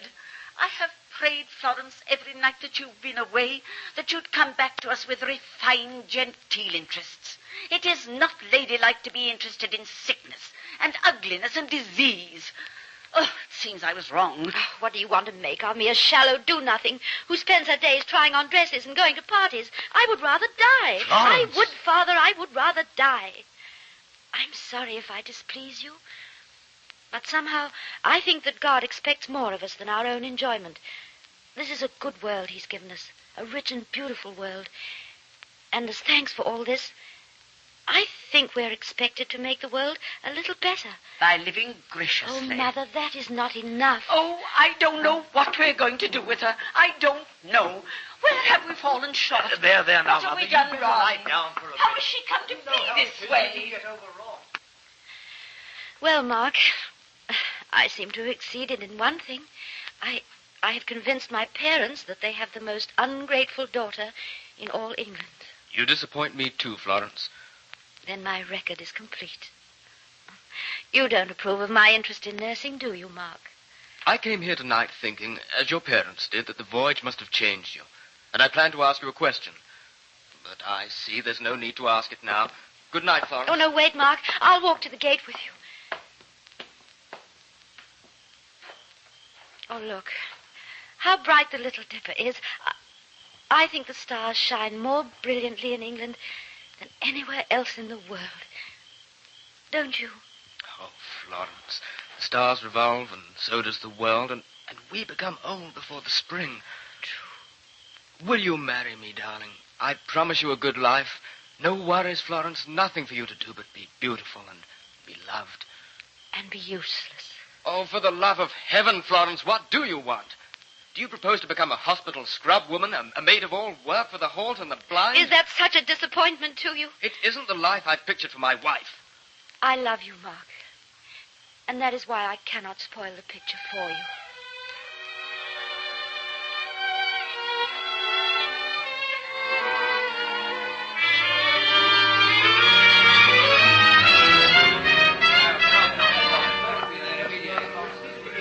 Nightingale, how in the name of heaven did you get here so quickly? You must have flown through the air. Well, I merely... begging your pardon, sir, you'd better sign this immediately. What? Oh, the deployment of troops along the Turkish frontier. Yes. And Mr. Secretary, Sir, Admiral Greaves has been waiting 30 minutes to discuss routes of supply for the naval Mr. convoy. Herbert, perhaps it would be better if I came another time. I'll leave. Leave? After all the trouble I've had locating you. Come into my office, Miss Nightingale. Mr. Secretary, Colonel Belknap must see you immediately. Then he'll have to wait. I shall be in conference with Miss Nightingale and cannot be disturbed. Not even for the Prime Minister himself. Sit down, Miss Nightingale. Oh, it's good to see you. I'm still correct in calling you Miss? Yes. I have not married. That's an incredible achievement in itself for a woman of your beauty. Do you know why I sent for you? You sent for me? Yes, you got my message. Well, why, no. Well, then why are you here? Mr. Herbert, I have been reading the dreadful things they say in the newspapers, and I thought possibly I could be of some help. Oh, dear Florence, you've grown older since we used to be neighbors, but your heart hasn't changed. I remember when you were a little girl, I used to watch you taking care of broken dolls and mending the other children's playthings and putting splints and bandages on them. You remember the talks that we used to have, Mr. Herbert, about the goodness of helping others when they were sick or injured. Never could make your parents see our point, could we? They still don't.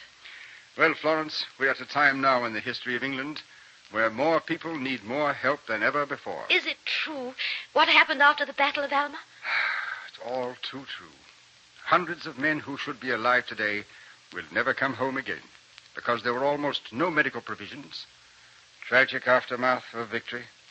Of course, I have to take the blame for it as Secretary for War. Times said there were not enough surgeons, no nurses at all, no linen for dressings and bandages. Oh, Mr. Herbert, how could such a thing happen? But you can't explain what happens in a war. Men and rules break down on the battlefield. Our generals are competent enough as generals, I suppose. But I'm not altogether certain that they qualify as human beings. You said that you sent for me. What is it you want me to do? Florence, I need someone to go out there to the Crimea. Someone who knows about nursing and health and the care of the sick. Since you are our neighbor, Mr. Herbert, I have learned many things. I have studied with the Sisters of St. Vincent de Paul in their hospital in Alexandria, and I spent 4 months with Dr. Fliedner in Germany. Then you are precisely the person, the one person to take charge of hospital conditions in the Crimea. But there may be one disadvantage. I am a woman. So is Victoria. This is a woman's work. Will your family object? When do you wish me to leave? God bless you, Florence. 10,000 suffering soldiers will thank you for your humanity. Now, I must stay in London long enough to arrange for all the medical supplies. And I shall need to take some nurses with me, 30 or 40 at least. I shall arrange at once for your transportation to our military base at Eupatoria. Aren't you afraid, Florence? I am terrified. But wars are terrifying for everyone, Mr. Secretary. And there is a task to be done.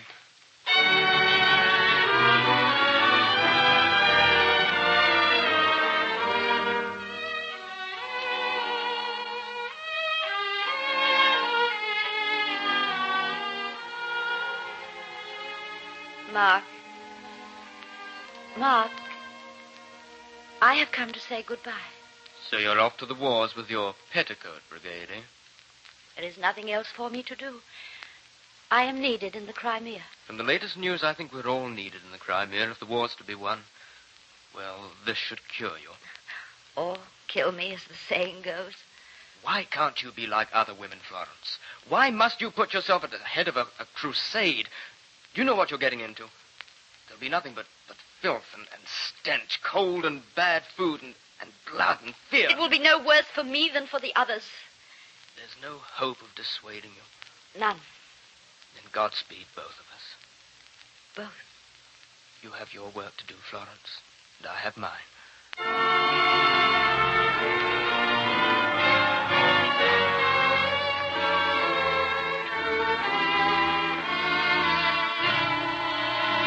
An army of women? 38 of them? Gad, what's the army coming to? Haven't we enough trouble in the Crimea with the Turks and the Cossacks without bothering our heads with a grist of jabbering females? Well, send them back. Mr. Purveyor General. Oh. Are you the commander-in-chief of this long skirts brigade? I am Florence Nightingale. I have been ordered here by Mr. Sidney Herbert, Her Majesty's Secretary for War, to assist in the care of the wounded. Ah, so those infernal newspapermen got the whole of England stirred up, I suppose, after the battle at Alma. And you're the answer. Miss Nightingale, is that your name? Cabbage heads in the War Office don't know what war is like down here. If you will allow Don't you realize they've packed you off as a gesture to appease the irritation of the British people after the press got them all riled up? War correspondents, troublemakers, all of them. Well, don't you understand? You can go back. You and your other petticoats. Don't even unpack your luggage. I'll have it consigned immediately to shipboard. Oh, Lieutenant, have their Mr. luggage. Purveyor General, I have not traveled 3,000 miles with my staff of nurses, merely to be sent back like a bad child who has run away from home. Oh, you haven't. Well, I'm in command here. You do not command me. I have authorization from the War Office to perform a task here. And not you, nor the combined military might of Turkey and the Tsar can stop me from performing it. Well, really? Lieutenant, my ladies and I shall require some help in finding our quarters. Will you assign some men to help us? Look sharp, please.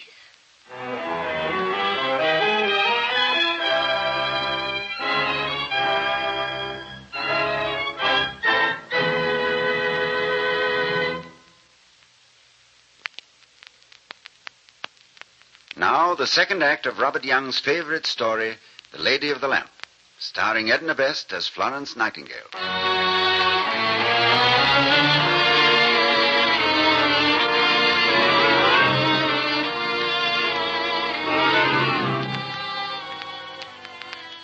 The fearful Crimean War labored on. A war without reason, except that it had started and no one knew exactly how to stop it. The Light Brigade charged. Cannon to right of them, cannon to left of them, cannon in front of them, and perished. And the little troop of nurses from England set about the serious business of saving lives. By sunlight and by lamplight, they worked in the makeshift hospital wards.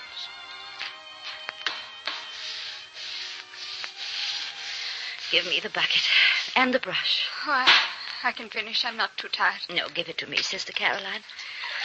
I will finish cleaning this floor. You must be as weary as I am, Miss Nightingale. Oh, there are many ways to be weary. To be tired in the body, that is nothing, sister.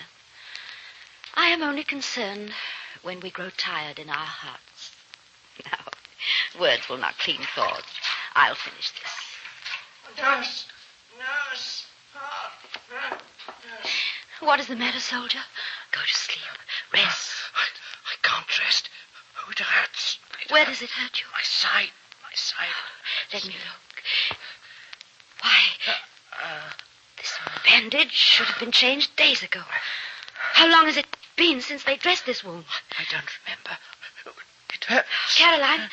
Caroline, have none of the dressings been changed in this ward? There are no new bandages to redress them. And why are there no new bandages? None have been brought in. You have reported this? Several times. And 100 wounds fester because medical supplies are not brought in. Believe me, there will be clean bandages tomorrow.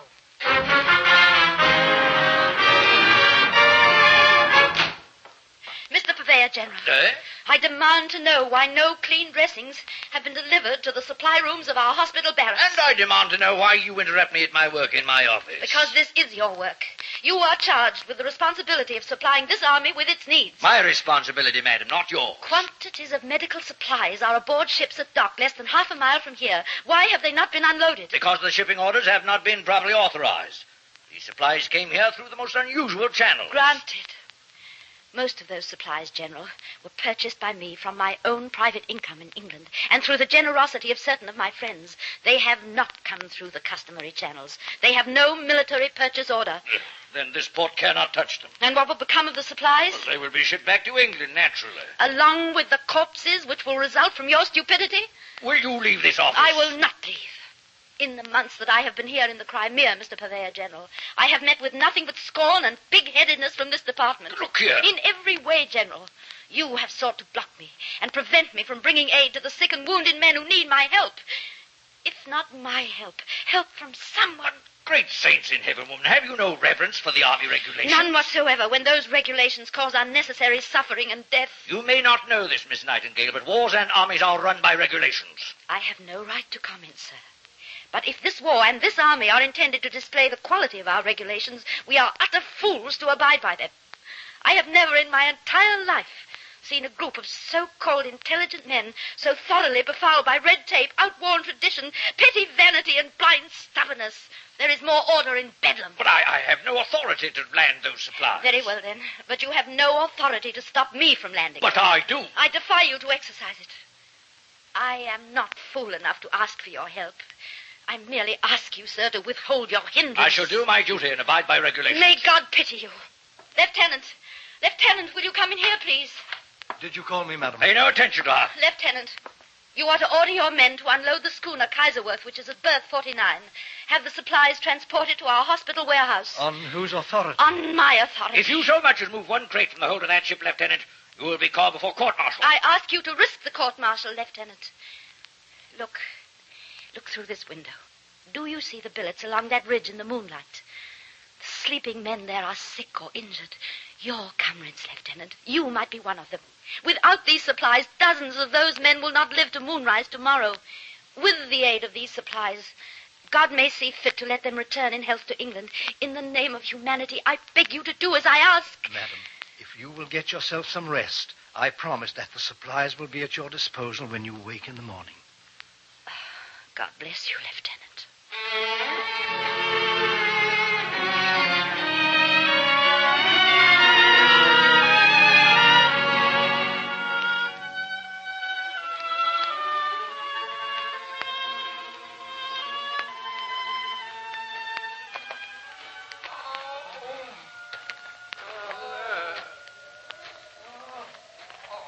Miss Nightingale, must we leave these men out here in the open? There's no room inside, and not enough tents.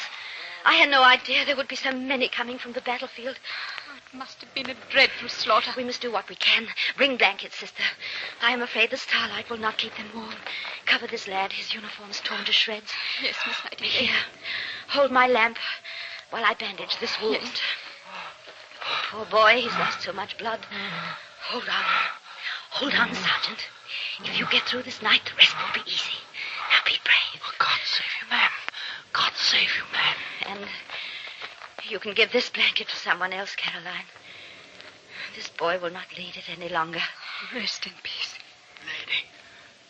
Lady with the lamp. Yes? May I have a sip of water, please? I'm That so voice. thirsty. My throat. Mark Sandhurst. Is it possible? Is it the lamplight, or do you have a halo? Oh, lie down, lie back. Sister, the canteen. Who is it? An old friend. Oh, Mark. Drink this. Oh, Mark, when did you come here? I didn't know. Florence. Yes, it is Florence. Oh, don't try to raise your head. Rest. Lie back. Oh, look. Right above our heads. There's the little dip of Florence. It's upside down. It's shining almost as brightly as it does at home. Oh, Mark. When shall we be married, Florence? When will you give up those dreadful ideas about... Oh. Sister, cover him carefully. I'm going to get help.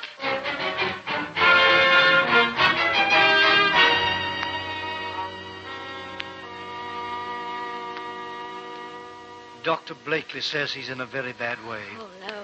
Possible internal injuries. Calls for an operation immediately. Oh. Does he mean a great deal to you? We were once engaged to be married. I have a plan, Miss Nightingale. A fast steamer leaves just before dawn. It will be in England in 10 days. I'll get the roster changed and have Mark Sandhurst put on board. That way we can get him to England at once for expert surgery. No. No, it is not fair. What? 50,000 other women are waiting for their soldiers to come back. And why should my soldier go before the others? No, Lieutenant. Mr. Sandhurst's name must not go on that roster. He must wait his turn. But tell them that... Miss Nightingale, what's the matter? So warm. Give... Madam, you're burning with fever. You should be in bed. Sister, Doctor, Miss Nightingale is ill.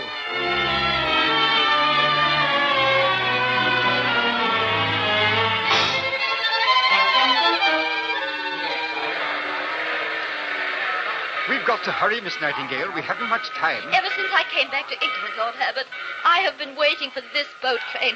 I must meet it. Our next engagement is rather important, too. Oh, it cannot be more important than this. Oh, but some of your patients being brought back from the Crimea. Yes, one particular patient. I should never have left him. You know perfectly well, Florence, that you were a very sick woman. Why, if we'd not brought you back immediately, we might have lost you. They're coming. They're coming in from the train. How many of these lads do you think would be coming home if it weren't for you? Half as many, I dare say. Miss Nightingale. Oh, Sister Caroline, where is Mark? How is he? Miss Nightingale, I did everything I could. I tended him every moment. Oh. But the voyage was so rough. And Mr. Sandhurst is... No. We did everything. We all tried. We tried to do as you would have done, Miss Nightingale. But he slipped away. Forgive me. How can I forgive you, sister? For what is not your fault. No tears, please, Caroline. I know that you did your best. Now, Lord Herbert, it seems that my business here is completed. Where is our next engagement? Miss Nightingale, we are expected at Buckingham Palace.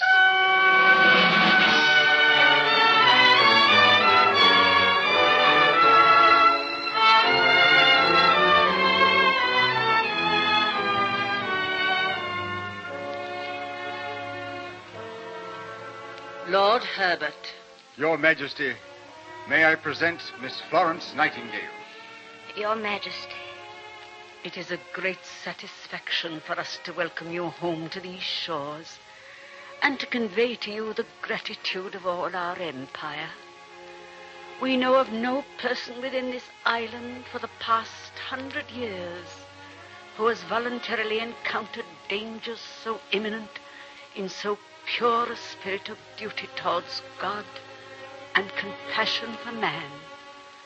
Miss Nightingale, your queen and your countrymen thank you. Are those tears, Miss Nightingale? They told us that you never wept. Your Majesty, one can endure great happiness or great sadness when each comes alone. But when they come together... Oh, Florence, your lamp brought light to so many in that dark corner of the world. Why did the shadow have to fall on you? God's will be done.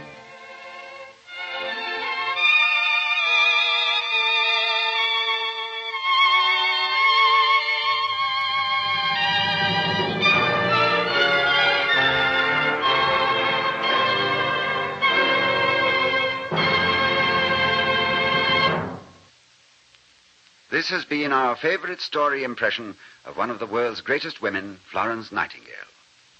Robert Young suggested the story, Jerome Lawrence and Robert E. Lee dramatized it, and Edna Best gave us a memorable performance as the Lady of the Lamp. It will be mystery time next week, and our favorite story will be one that Alexander Wolcott considered the best whodunit ever written.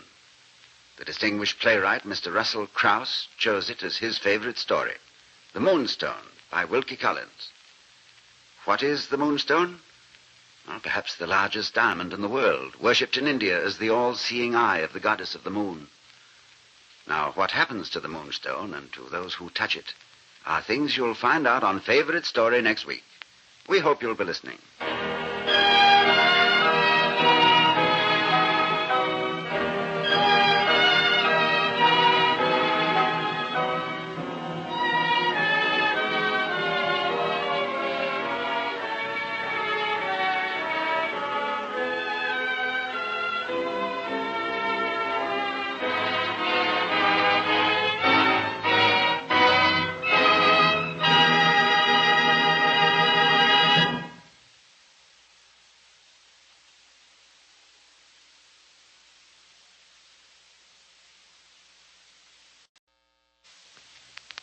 This is Ronald Coleman, inviting you to radio's most dramatic half-hour, Favorite Story.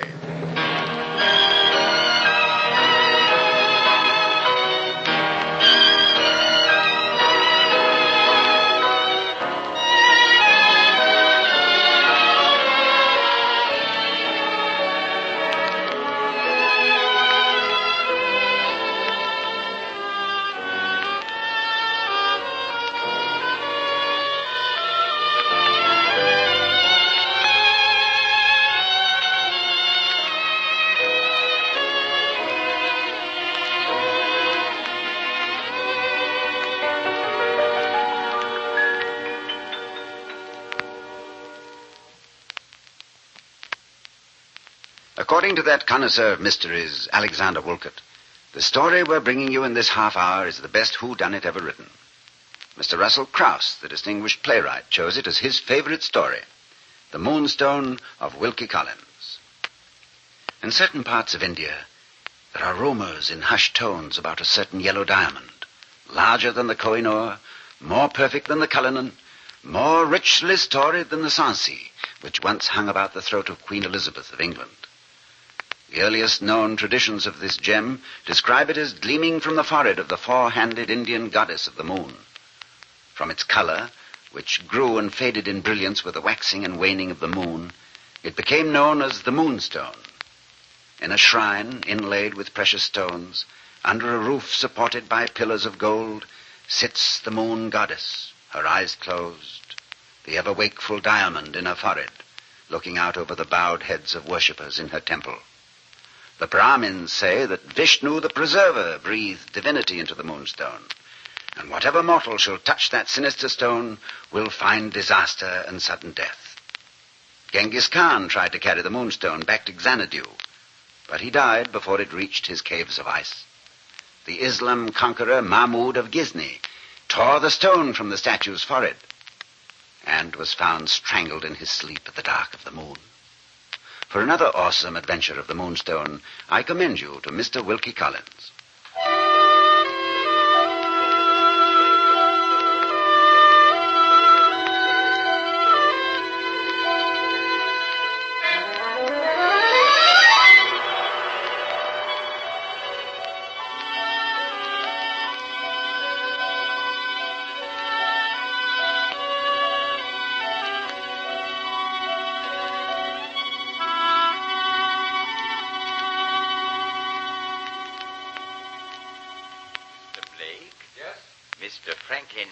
What is it? I must have words with you. You'll have to excuse me. My boat sails in an hour. I have very little time. Oh, Mr. Blake, you have no less time than I, and no more. Here in India, you must have learned that time is as endless as the river Ganges, which cannot be hurried in its course and cannot be stayed. Who are you? Why do you come uninvited to my hotel room? I've come to warn you your life is in great danger. Why? You have offended the goddess of the moon. I have no time for superstitious ravings. Now get out. I have bags to pack. I'm leaving for England. You will die, Franklin Blake. Very well, I shall die. Men do. You and whoever touches it shall be cursed. It will wither you as the frost withers the lotus in the desert night. To touch it is to go mad. To touch what?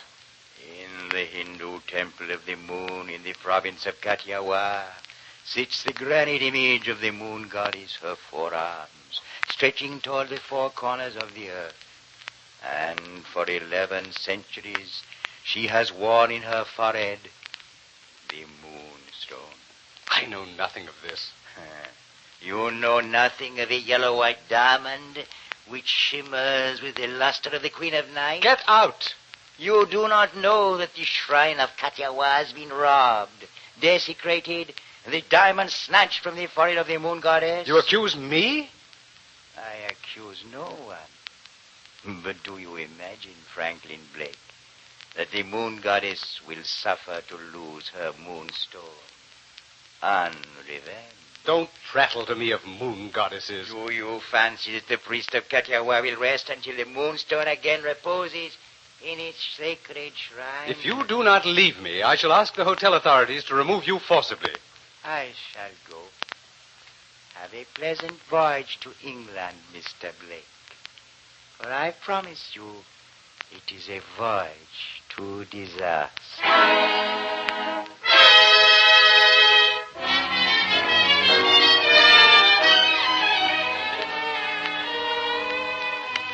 Franklin, darling. Rachel, my Oh, sweet. my dear, precious, I adorable want a kiss for Franklin. every hour I've been away from you. Oh, it's been an eternity. Yes. You have no idea how difficult it is for a girl, Franklin, to be 10,000 miles away from the man she's going to marry. But I'm home, darling. That's all that matters. We'll publish the banns immediately. And in a month, the Church of England will miraculously transform Miss Rachel Verinder into Mrs. Franklin Blake. Now you must tell me what's in the boxes. Presents for the loveliest young lady in the British Empire. Here, this one's from me. Oh, it has the scent of India about it. Oh, Franklin, it's precious. It's a good luck Buddha. Rub his tummy, and he'll bring you the best luck in the world. Guaranteed? So the natives say. Oh, thank you, dear. I shall treasure this always. What's in the little black box? I don't know. It's from your great-uncle Jonathan. Uncle Jonathan? But he's been dead for 3 years. Well, his solicitor in Calcutta said I must deliver this to you. How odd. And he warned me to take particularly good care of it, so I didn't trust it with my trunks. I kept it with my personal things. From Uncle Jonathan. Whatever could it... Good Lord. Can it be real? I don't know. I've never seen a diamond so yellow. See how it glitters in the candlelight. I had no idea I was carrying anything so priceless. Oh, it must be worth a fortune. Wait, there's a note. What does it say? It's from Uncle Jonathan. It must have been written just before he died. To my dearest Rachel, I bequeath my love and the Moonstone. The Moonstone? What was that? Oh, my little good luck Buddha. It's split in two.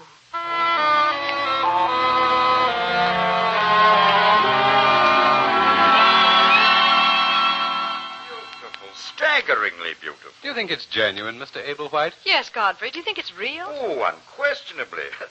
I'm quite a judge of gems, though, especially diamonds. I purchased a valuable pendant as a Christmas present for the late Mrs. Ablewhite. May God rest her. Cost me 200,000 guineas, but this stone, why, I would estimate it is even more perfect than the Koh-i-Noor and of greater size. Worth, how much would you say? My dear Franklin, I'm not a diamond merchant. I'm a mere dabbler in charities. But I should guess this moonstone of yours, Rachel, would fetch £1 million. £1 million? Possibly £1 million, too. A handsome dowry, I must say. I'm a very fortunate young lady, Godfrey. And Franklin is a very fortunate young man. Ablewhite, I trust that you don't insinuate I would marry Rachel for her fortune. I insinuate? You gave the thought words, Mr. Blake. See here, I won't be insulted by anyone who pretends... Gentlemen, stop this bickering. Franklin, I'm surprised. Cousin Godfrey said nothing to offend you. Now shake hands and say you're sorry. I'm sorry. Forgive me, Ablewhite. Didn't mean to say anything out of line. I've just been, a little jumpy since I got back from India.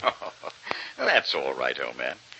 Well, I'll say good night. Good night, Cousin Godfrey. Have to get some sleep, you know.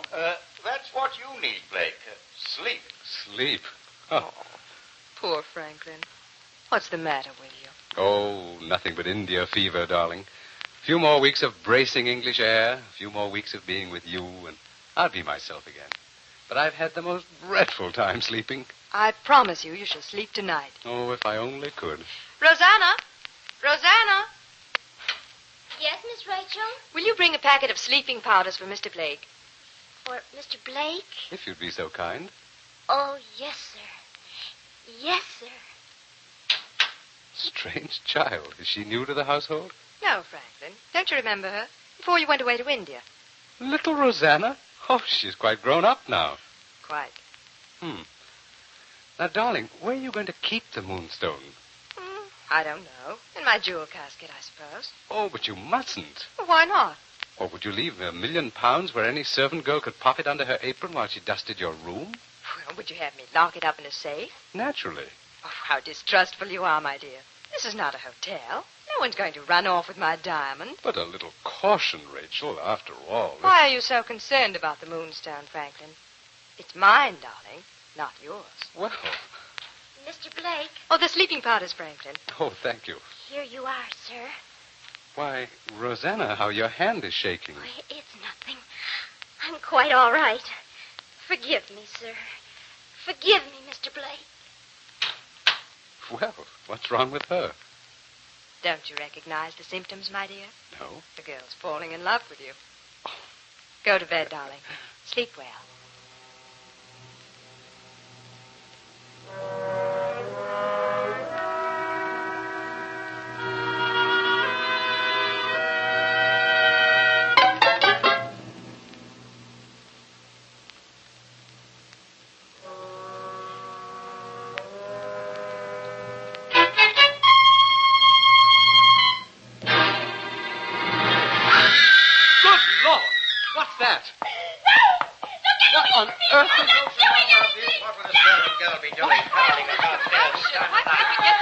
Good heavens, what's wrong here? What time is it? Past 3 a.m., Blake. Godfrey saw Rosanna on the stairs, so he wakened the whole house. Well, perhaps she was sleepwalking.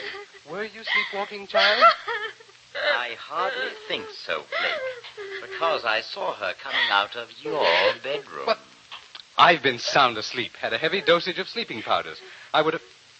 Good Lord, the Moonstone. Where did you put it, Rachel? You know where I put it. Your jewel casket. Quick, we must find out if it's still there. Now, Franklin, don't go in my room. I must. Darling, if your diamond has been stolen, Good Lord. What is it, Blake? Look in the jewel casket. I know. The Moonstone is gone.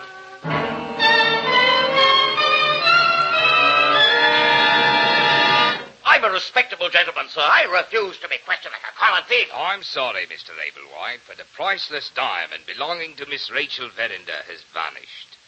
You were in the house at the time it was stolen. The government authorities insist that you cooperate with us in attempting to locate the gem. I do not understand how this is any concern of the government authorities. I called Sergeant Cuff into this investigation, Rachel. He's here at my request. You had no business calling him, Franklin. I would gather from your tone, Miss Verinder, that you have no desire to recover the Moonstone, as it's called. I refuse to answer. Hmm? Was the gem insured? No. I had just arrived with it from India. We hadn't had time to insure it. Could it have been mislaid? Miss Verinder, with your permission, I'd like to look through your closets and wardrobe, just to make sure. No. Rachel. Sergeant Cuff may not examine any part of my wardrobe. But my... Well, this makes things rather difficult. What about the servant girl, Rosanna? You may search my room, sir. I don't know anything about the diamond. Not anything. I didn't even know there was such a thing in the house. Mm-hmm. Mr. Ablewhite? I am a wealthy man, sir. I've no need to steal diamonds to increase my fortune. Mr. Blake, what have you to say? Well, I... What's that? There was a face. I saw a face near the window. Night prowler. Quick, Sergeant, out the back way. Whoever it is, we must hold them. Question them. Stop, whoever you are. Don't try to run away. We'll fire on you. The Indian.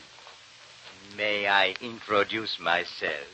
My name is Baru, priest of the goddess of the moon. Ah, Mr. Blake. I believe we have met before in your hotel room in Calcutta. What are you doing here? My mission is identical with the one that concerns you, Sergeant Cuff. I, too, am looking for the Moonstone.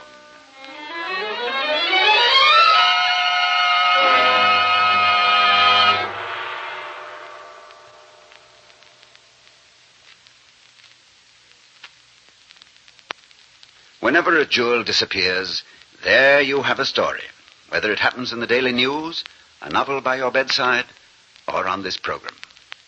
A gem belonging to Miss Rachel Verinder, the Moonstone, has vanished, and the eminent Sergeant Cuff of Scotland Yard is on the trail of the famous diamond. We bring you Act 2 of Mr. Russell Krause's favorite story, The Moonstone.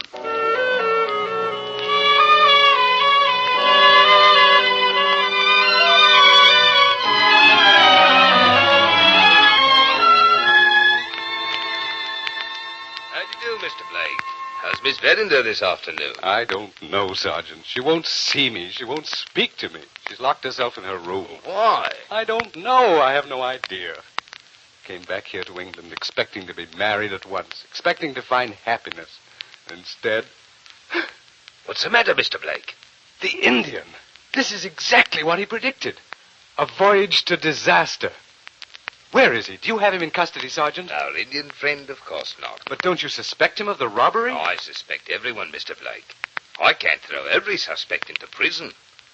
And frankly, I don't think that the Indian could possibly have stolen the Moonstone. But he followed me all the way from Calcutta. He had every reason to steal the diamond. Yes, he has every reason to depart for India the instant the diamond's delivered into his hands. He's still here. Therefore, I conclude he is not the thief. Then who did steal it? Where is the diamond now? It's your responsibility, Sergeant, to have it returned to Miss Verinder. Even though the lady herself shows no interest in helping us find the stone. Such is the lot of a British detective. But no matter. Rachel. I will answer no questions. Rachel, for the love of heaven, don't treat me like a stranger.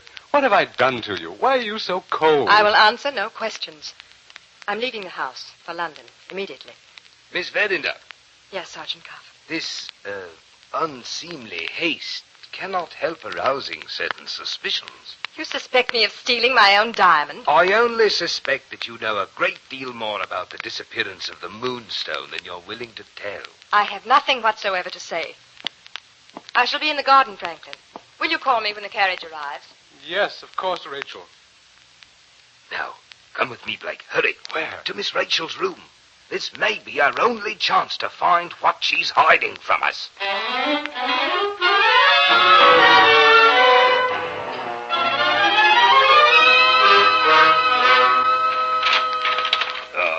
Locked. Of course it's locked. Rosanna. Miss Verinder's things are all packed and ready to be taken to London. Rosanna, we must find Miss Rachel's diamond. You have a key to your mistress's room, haven't you? But you can't have it. I won't let you in. But for the sake of recovering a fortune, Rosanna.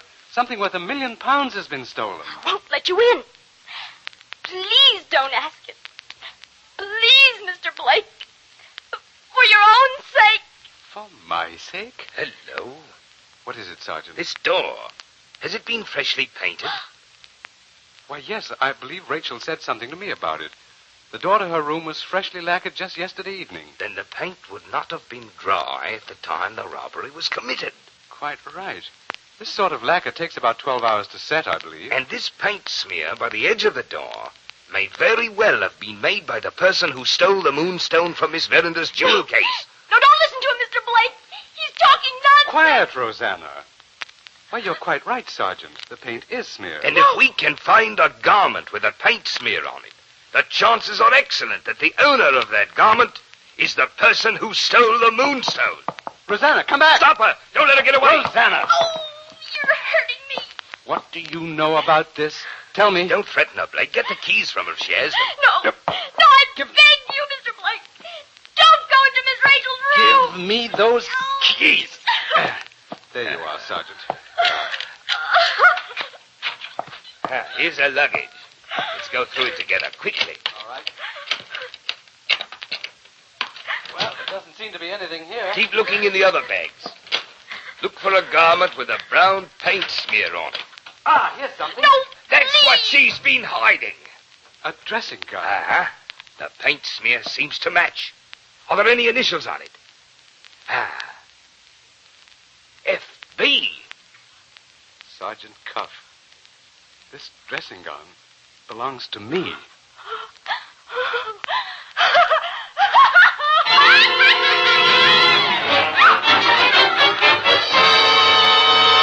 This is ridiculous. I couldn't have stolen the Moonstone. I was asleep. Were you, Mr. Blake? Certainly. I didn't wake up until I heard Rosanna scream in the hallway. Let me think.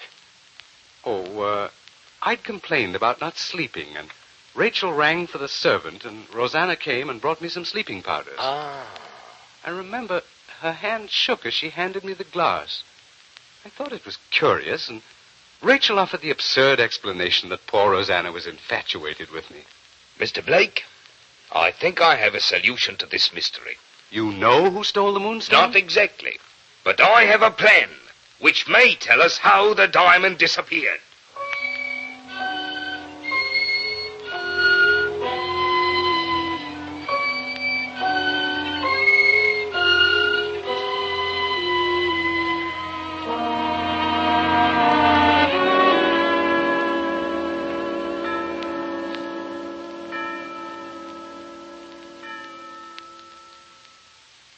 It is very kind of you to postpone your trip to London by this one night, Miss Verinder. Kind. You left me no alternative, Sergeant. You take complete charge of my own house, refuse to summon me a carriage. It's for your benefit, Miss Verinder, that I've asked you to watch with me here tonight. What do you expect to see? I don't know precisely. But we've tried this evening to reenact, as nearly as possible, the events which took place on the night the diamond was stolen. Mr. Blake is retired at the same time as he did on that night.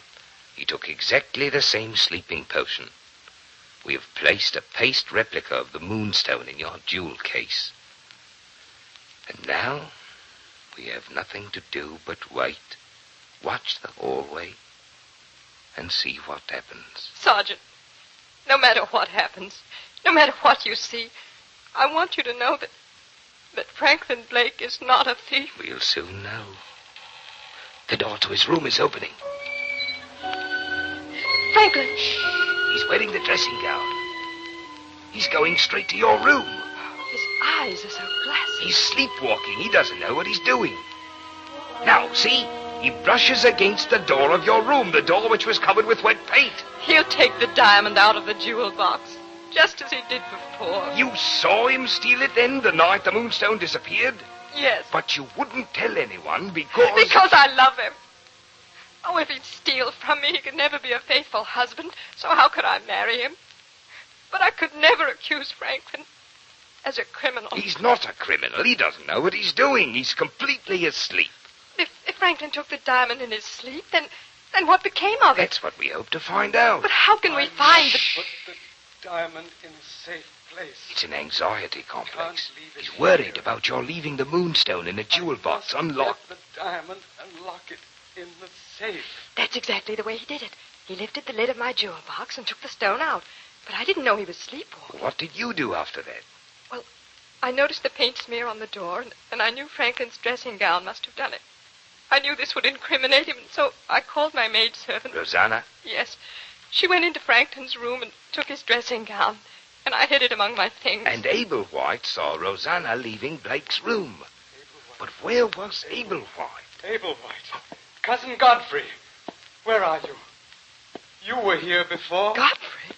You took the diamond, Godfrey. He's dropped it. Just as he did before. Only Abel White was there to snatch it away. But why would Cousin Godfrey steal my diamond? Why? Because he was desperate for money. His philanthropies were just a cover-up, Miss Verinder, the whitewash for his financial manipulations. He'd suffered bad reverses. He was seriously in debt. He was in the hall that night, waiting to steal the gem himself, when Blake became his unknowing accomplice. Yes, Abel White is the man who stole your Moonstone. Oh, thank heaven it wasn't Franklin. Franklin! Oh, my darling. What? Oh. What is... I don't understand. What am I doing here? You've been sleepwalking, Mr. Blake. I have? Oh, Franklin, darling. And I thought you had stolen my diamond.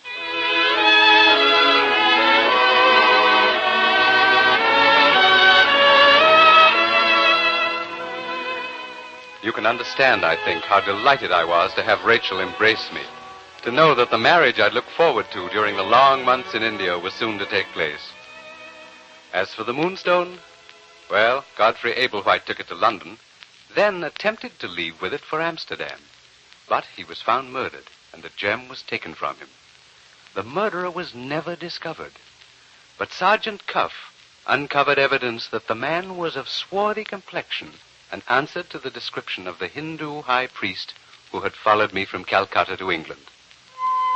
No one knows where the Moonstone is today, but travelers from the inland plateaus of Kathiawar tell me that there stands behind a curtain of trees a shrine to the goddess of the moon. On a high throne is the dreadful statue, its 4 arms reaching toward the 4 corners of the earth. And in its forehead, the gleaming yellow diamond called the Moonstone. Is it still there, the Moonstone? I do not know. The years pass and repeat each other. The same events revolve in the cycles of time. What will be the next adventures of the Moonstone? Who can tell?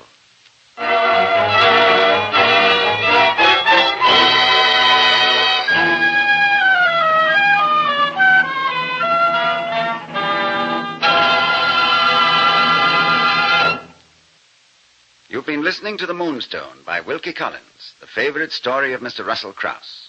Sergeant Cuff was a versatile young man from Chicago named Marvin Miller, and from Weems, Scotland, equally versatile, came Thomas Freeburn Smith, who played Franklin Blake. We all hope you enjoyed our favorite story production of The Moonstone. If you dial this way next week, you'll hear Jane Austen's touching and amusing story about how a mother succeeded in marrying off a house full of daughters. Pride and Prejudice, the favorite story choice of the famous American artist and scenic designer, Mr. Oliver Smith. We hope you'll be listening.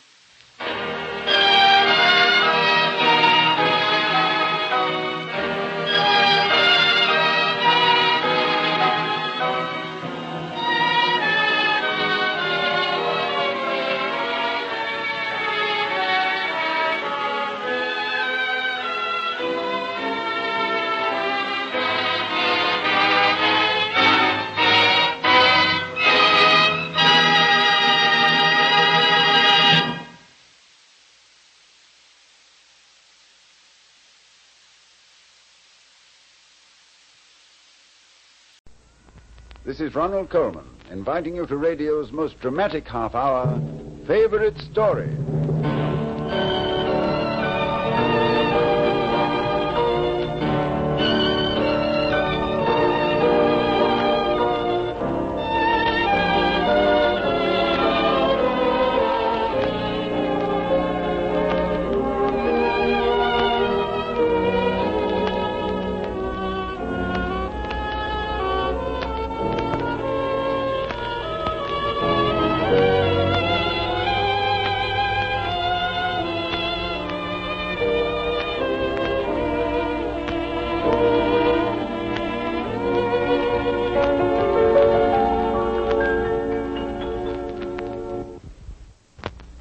This week's favorite story recalls a conflict as old as human nature, the struggle of woman for her rights in what we sometimes call a man's world, her right to vote or follow her own profession.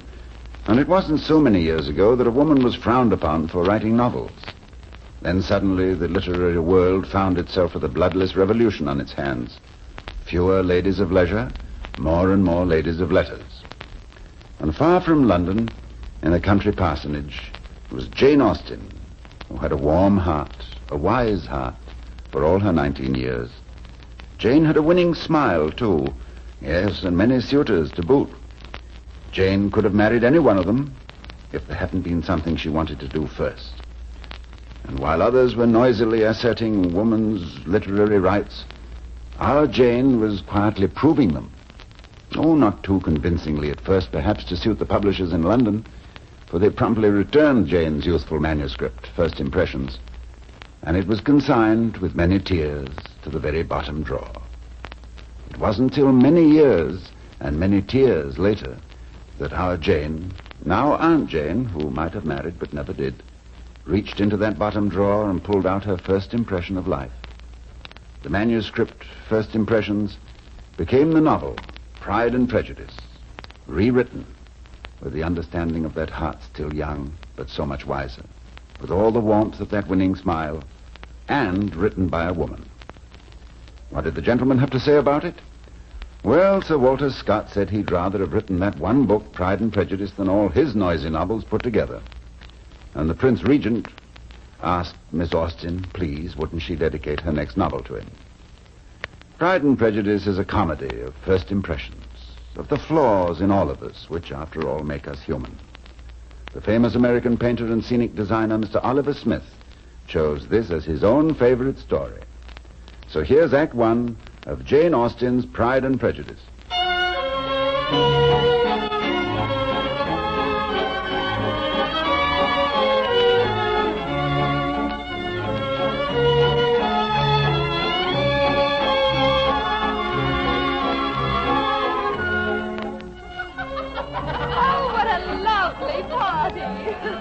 Lizzie, where is she? Mother, calm yourself, or that fan will fly out of your hand. Oh, what matter? When I'm about to fly out of my head. Where is she? Where is she? Who, Mother, who? Who, indeed? Jane, of course. Have some compassion on my nerves, Lizzie. I'm full of compassion, Mother, but I haven't the faintest idea where Jane is. Well, she must be found. The first bachelor in months with a fortune to boot, and Jane disappears. Oh, how will I ever find husbands for my daughters if they won't cooperate?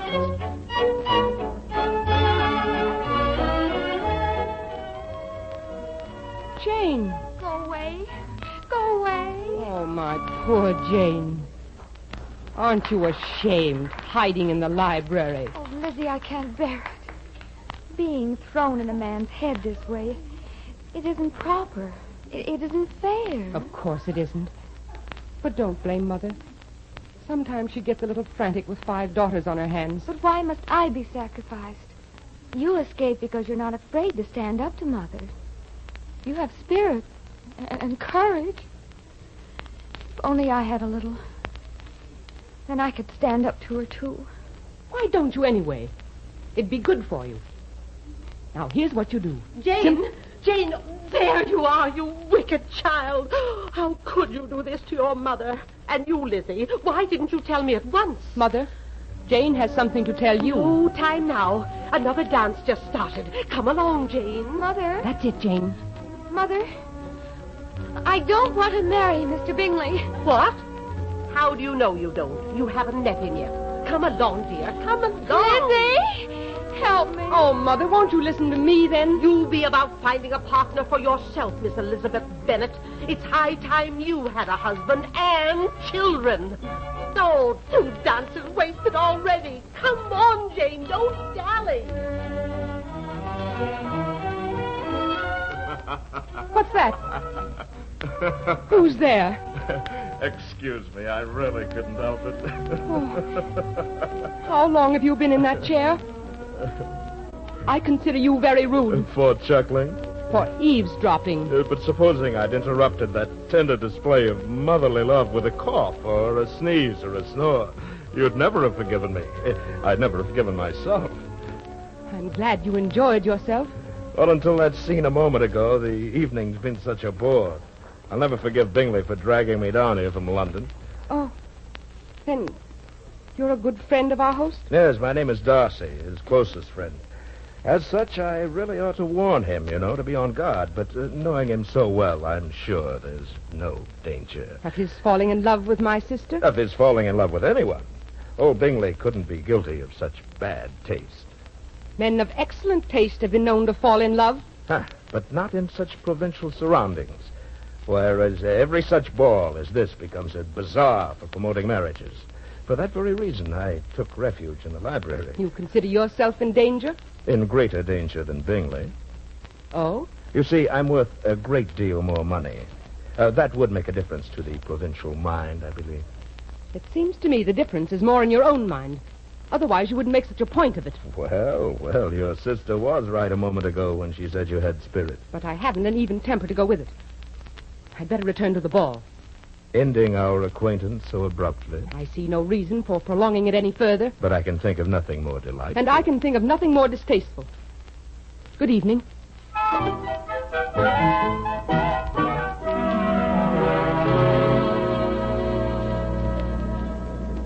Jane, I'm ashamed of you. Have you no pride? No principles? Pride? Principles? What about the stand you were going to take? But that was when I didn't think I could fall in love with him. So now I need your help. Mother means well, but... But what? Well, she's rather forced me on Charles. Oh, not that he minds. But there's his friend, Mr. Darcy.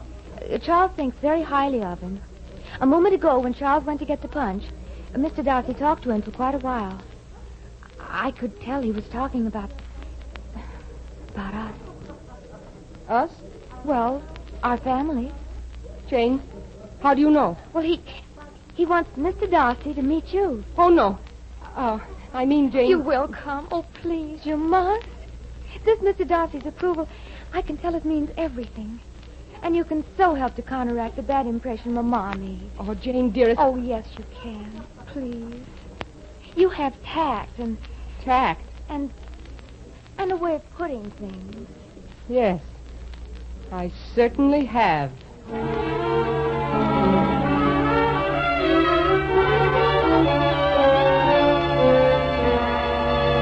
But hang it all, Darcy, I've fallen in love with a girl. What do I care about her family? You've a family of your own in London, Bingley. Friends there, too. Now, if I'm able to take back glowing reports of this family here, well... Oh, all right. But this could prove embarrassing. It should prove interesting. Oh, hush now, they're coming. Mr. Bingley, may I present my sister? Miss Bennet, Mr. Bingley. Miss Bennet, Mr. Darcy. Your servant, madam. What? Oh, your servant, Mr. Darcy. I mean... My sister means she's so happy. I'm sure that's what she meant. Darcy. Lizzie. There goes the music. Well, Miss Bennet? Of course, Mr. Bingley. You two will want to get better acquainted. Well? Well? Well? We're quite at your mercy, aren't we? My sister and I. How do you mean? Well, you were in the library when... Oh, you haven't told him what you overheard.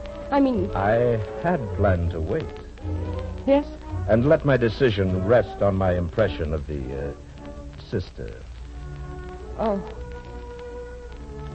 And what is your impression? I'm afraid a further acquaintance will be necessary. I see. Mr. Darcy, Jane's happiness means a great deal to me. Ah, well, in that case, I want to be fair. Now, I imagine Bingley will be a frequent caller at your home. You won't mind if I come along? But... No. Of course not. Good. That way I'll have more time to form an impression of the, sister.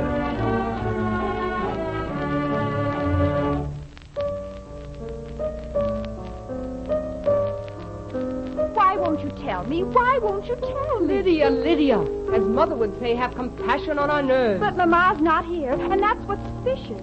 I want to know why Lizzie got Mama to go visiting today, and why Jane is so nervous today. I'm not nervous, Lydia. Oh, yes, you are. It's when you're nervous that you always hit the wrong keys.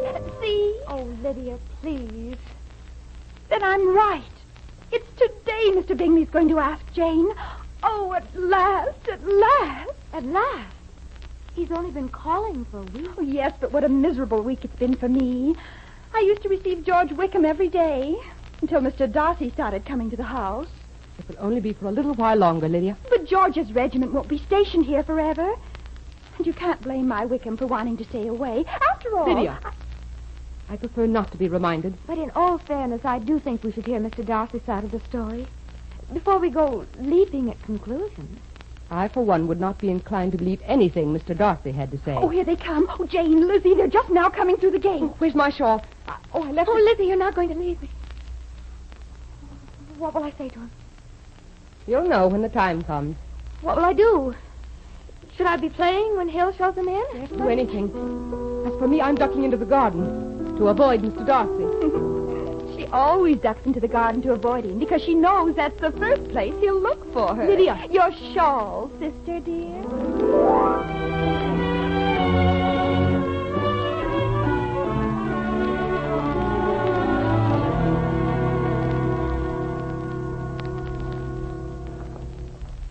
Miss Bennet. Oh, I say, Miss Bennet. I thought I might find you in the garden. Indeed? I mean, I'd hoped I might. You see, I'm going up to London tomorrow. You... Oh, what a pity. We shall miss you, Mr. Darcy. I wish you really meant that, Miss Bennet. Because I shall miss you very much. Then I take it I succeeded in conveying a favorable impression? Very favorable. In that case, I trust you'll stick to your end of the bargain. My end? To carry a good report of our family to London. I assure you I will. We appreciate your kindness. And now... I'll take my leave, of course. But first... Yes? I really don't know how to begin. You see, I've struggled, but in vain, quite against my will, Miss Bennett. I've fallen in love with you. Oh. Miss Bennett, in the house, a proposal is taking place. While in the garden, let me see now. Loving me against your will, you want to marry me? Surely against your better judgment? I didn't mean that. Forget what I said. But there's so much I'd have to forget. For example, your treatment of George Wickham. Wickham? What's he been telling you? Your father's godson. And yet you have withheld every penny your father set aside for him to study law. That's the story he tells everyone. You presume to deny it? No, I don't deny it because it's the truth. But not the whole truth. George Wickham hadn't the least intention of studying law with that money. His whole life has been one of complete idleness and dissipation. I've paid his debts and covered his losses for so long. How generous of you. It's not that. I naturally feel responsible for his actions. But what's the use? I can see from the look in your eyes you don't want to believe what I'm telling you. Simply because his story fits in better with your preconceived notions of me. I believe you came into the garden to say goodbye.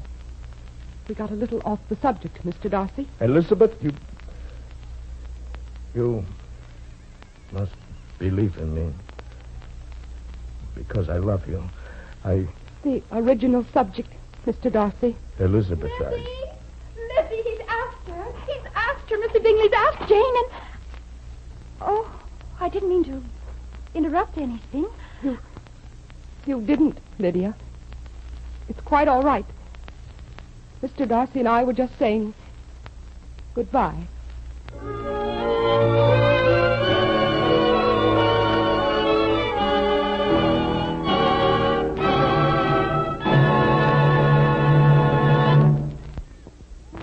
Before we go on with Act 2 of Oliver Smith's favorite story, let's have a look at the evening paper.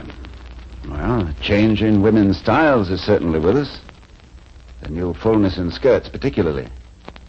It says here more freedom of movement will be necessary, as the waltz is definitely replacing the minuet. And here's another official note. It has been announced by the Lord Mayor that the streets of London will have gas lighting this year, for the first time in history. But here's welcome news. Napoleon's army is routed at Leipzig, as the tide continues to turn against the Emperor's forces. And now that we've scanned the front pages of this evening paper for the year 1813, we can turn to the literary section on the back page and read that the bookstalls are running out of copies of the bestseller Pride and Prejudice by the new young authoress Jane Austen, which reminds us that we must return to the Bennet household. And there we come face to face with the old war horse, Mrs. Bennet, that is, in high dudgeon.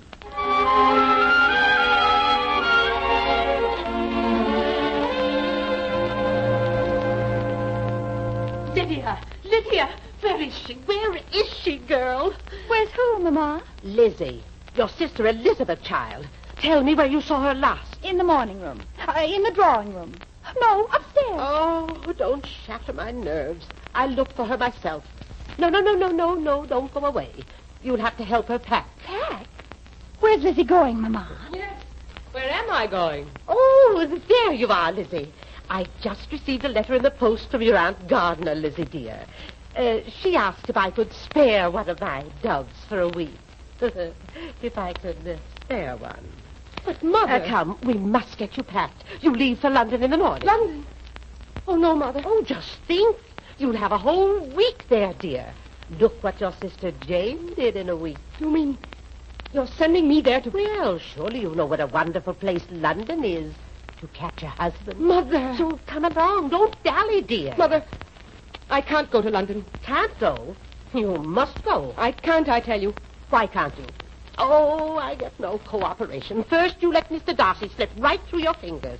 I know you could have gotten a proposal if you'd half tried. And now... It's no use, Mama. She simply won't do what's best for her. So, why don't I go in her place? You? Oh, but you're so young. Not too young. But, would you know how to act? Oh, I promise to be on my best behavior. Most of the time. Very well. You may go. Oh, Mama, thank you. Lizzie, do you hear? Mother, are you sure London's the place for Lydia? Mama, don't listen to her. She's just afraid now I'll catch her husband before she does. Lydia. Lydia. Oh, all right. End up an old maid. See if I care. As for me, I'm going to London.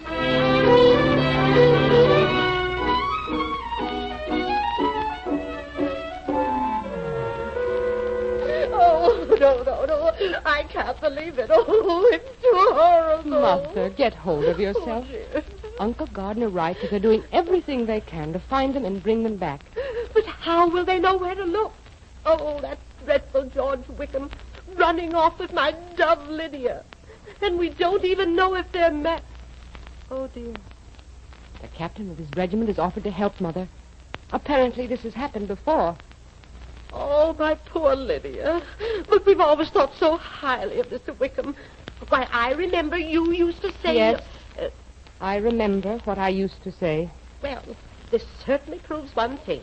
You can't rely on first impressions. Now, can you, my dear? No, Mother. No, you can't.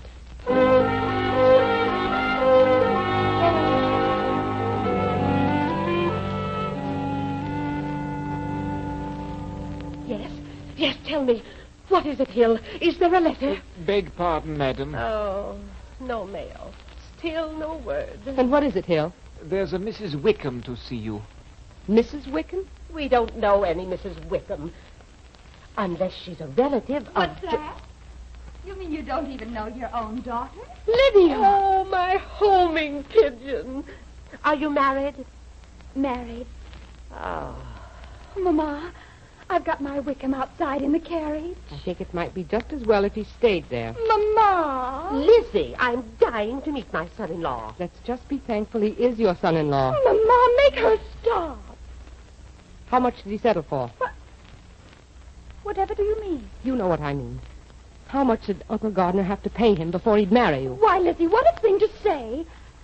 Oh, I believe he did give him a few £100 for traveling expenses. I thought so. Well, a married man needs more money than a single one. Elizabeth, how will we ever pay your Uncle Gardner back? I don't believe we'll have to. Because we all know Uncle Gardner hasn't that much money in the first place. Come now, Lydia. Who supplied the money? Well, you tricked me into telling you one thing that was supposed to be a secret. You'll not trick me again. Let's talk about my wedding instead. Oh, really, it was most thrilling. Beg pardon, Miss Bennet. Yes, Hill, what is it? The Lady Catherine de Bourgh is here to see you. To see me? Doesn't anyone want to hear about my wedding? I ushered Lady Catherine into the library. Well, you can usher her right out again. Tell her I'm, too ill to see her. Oh, it was most exciting. Elizabeth, Really, it was. Are you out of your mind? Mr. Darcy's aunt here. But of course you'll see her. Considering it almost didn't come off, I know why she's Uncle come. Gardner was Hill, called away on business, you know. You'll have to And tell the so Lady I thought Catherine... Mr. Darcy might have to take his place and give me away, but Lydia. he came... Lydia. What was that again, dear?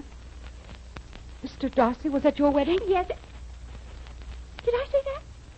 Oh, I did, didn't I? Why would Mr. Darcy be there for your marriage? Unless he had some special interest in it. Well, now, let me tell you about my journey here. No. First, you'll tell me about Mr. Darcy. But there's no reason to tell, really. Except it was he who supplied the money that made your marriage possible. Oh, Mama. Oh, there, Lydia. What should I tell her ladyship, Miss Bennet? Don't tell her a thing. I'll go in and see her. I'll see her. But if he sent her to try and make me change my mind... Oh, Mama, aren't you proud of me? Married and everything. And you were right. London is a simply wonderful place to catch a husband.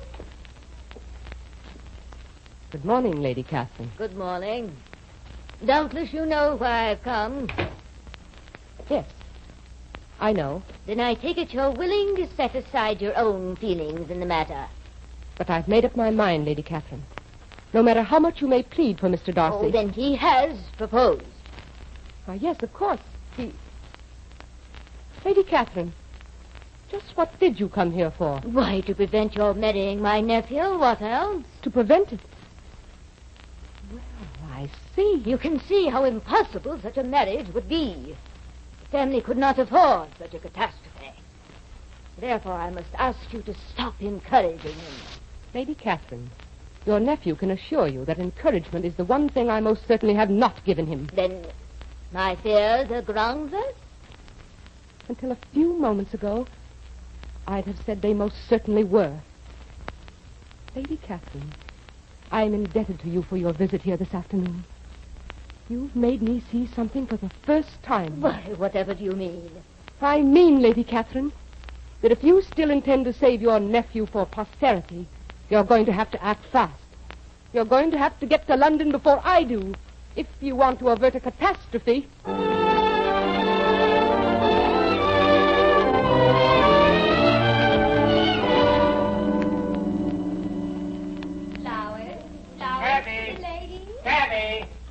Excuse me. Oh, excuse me. Mr. Darcy. Oh, excuse me. Mr. Darcy. Elizabeth. Excuse me, please. Oh, I thought I'd never catch up with you. I'm all out of breath. I was so afraid I'd be too late. Too late? Yes. Too late to be forgiven. Because I do love you. What? Before I was afraid to admit it, even to myself. Now I'm proud to admit it. Oh, Elizabeth, my dearest. I know what you did for Lydia. Oh, but look here, if you think I did it just to... No. I know why you did it. Because you felt responsible for Wickham's actions and wanted to atone for them. All the Lady Catherines in the world can't destroy a sense of honor like that. Oh, Lizzie. Mr. Darcy, putting your arms around me here in public? My arms belong around you. But your pride. Remember your pride? Pride is a thing of the past, Miss Bennet. I'm going to kiss you, Lizzie. Right here? Right now. Unless you have a prejudice against men who kiss women in public. Prejudice is a thing of the past, Mr. Darcy. Oh, Elizabeth. Besides, Londoners must be used to this sort of thing. You mean it happens all the time? Why, what a foolish question, Mr. Darcy. Surely you know what a wonderful place they say London is to catch a husband.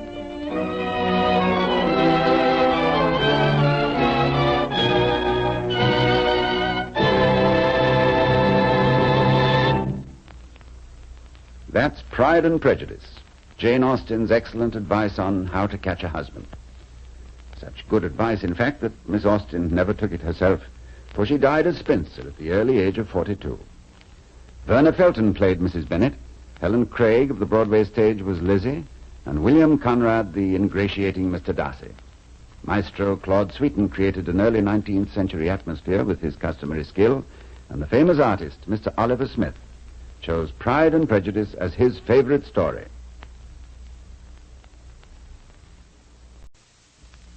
This is Ronald Coleman, inviting you to radio's most dramatic half-hour, Favorite Story.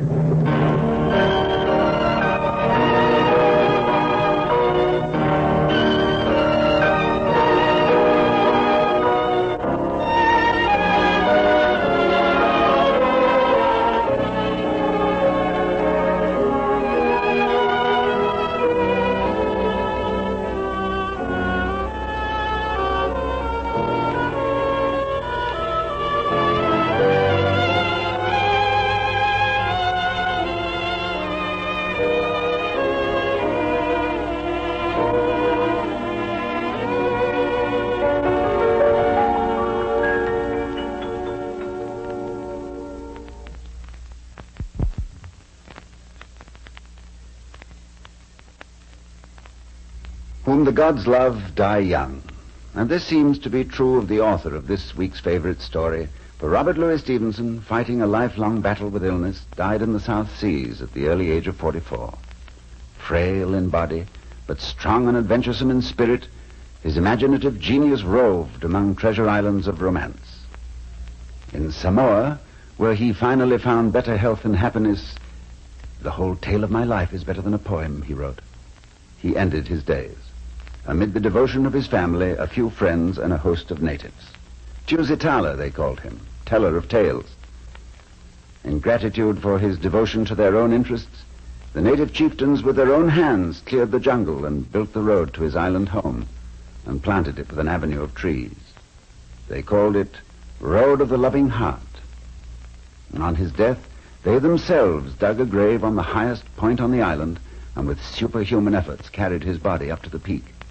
Thereafter, they tabooed the use of firearms on the hillside so that the birds might sing undisturbed. Life to him was one great adventure, and nothing surpassed his love of nature unless it was his love of people. I think we all belong to many countries, he wrote. I am a Scotchman. Touch me and you will find the thistle. I am a Briton and live and move and have my being in the greatness of our national achievements. But am I to forget the long hospitality of that beautiful and kind country of France? Or has not America done me favors to confound my gratitude? Nay, they are all my friends. I love them all dearly. And should they fall out among themselves, which God in his mercy forbid, I believe I should be driven mad with their conflicting claims upon my heart. Of Stevenson's many tales of the islands, we present this week one of the best, The Bottle Imp. And it is the favorite story choice of Mr. Edwin.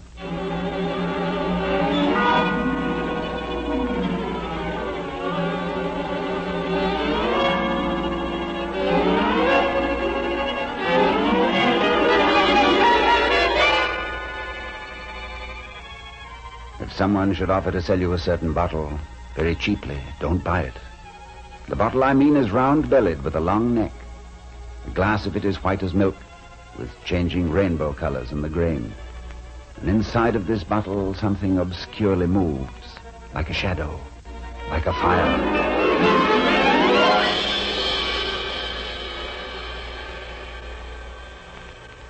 I want to tell you a story about this bottle. It began one afternoon in the city of San Francisco. A young man was walking along a certain hill on which there are many fine houses. A young man named Q, from the island of Hawaii. What fine houses these are. How happy the people must be who live in them. Not happy, boy. No, not happy. Oh, I did not see you. I was talking to myself. Who are you? A gardener. I work in the earth. But how can a man help but be happy? See this house here. The steps shine like silver. The windows are as bright as diamonds. And yet, the man who lives inside of it would trade places with you in an instant. With me? You're joking. You see? He's standing in his window, admiring you. So he is. Be careful, son. He is a strange one. Young man, I see you're admiring my house. Would you care to see its interior? Yes. Be careful. Be careful. Come in, young man. What a fine house. Marble and tapestries. The most beautiful house I've ever seen. Why do you sigh, sir? If I lived in such a beautiful house, I would laugh all day long. There is no reason why you should not have a house exactly like this, or even finer if you wish. You have money, I suppose? I have $50, but a house like this will cost many, many times $50. I'm sorry you have no more, for it may cause you trouble in the future. But it shall be yours for $50. The house? No, not the house. The bottle. For I must tell you, although I appear to you so rich and fortunate, all my fortune and this house itself came out of a bottle not much bigger than a pint. With all due respect, sir, I believe you are out of your mind. I beg you to excuse me. I will return to my ship. One moment, young man. Let me show you this amazing bottle. Here in this cabinet. I do not care to see it. Look.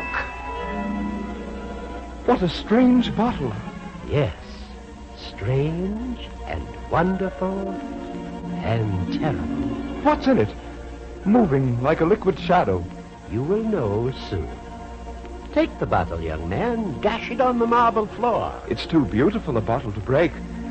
The colors in the glass, how marvelous, like 20 rainbows. Go ahead, try to break it. If you say so. It does not break. An imp lives in this bottle. That's the shadow you see moving inside of it. An imp?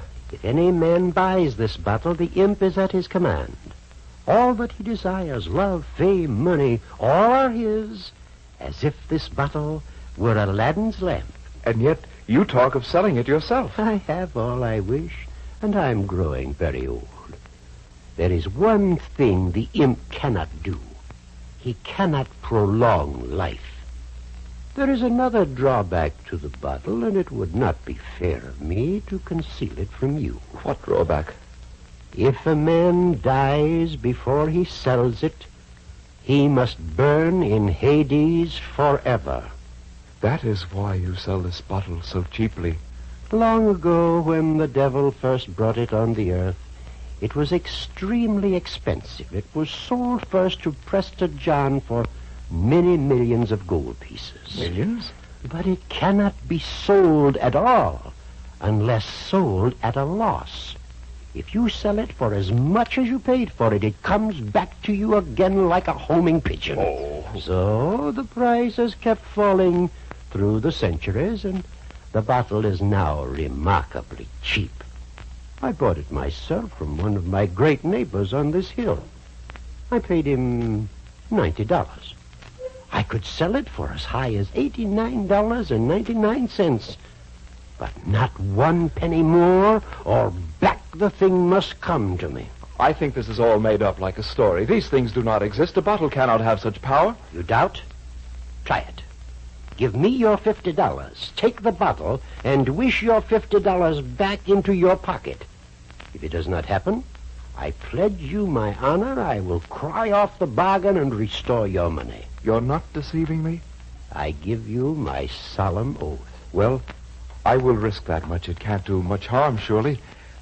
There you are, my $50. The bottle is yours. How does it work?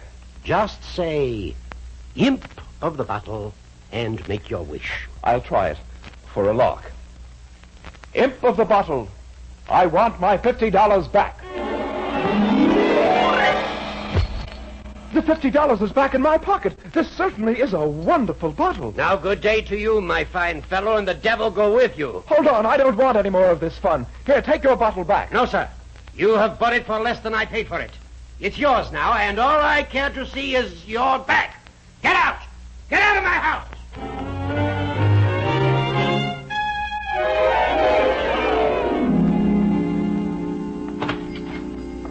Yes, young man. Tell me, sir, do you buy as well as sell in this shop? Oh, yes. All sorts of curios, antiques, rarities. I have here a very rare bottle. I have no use for bottles. Look at this one.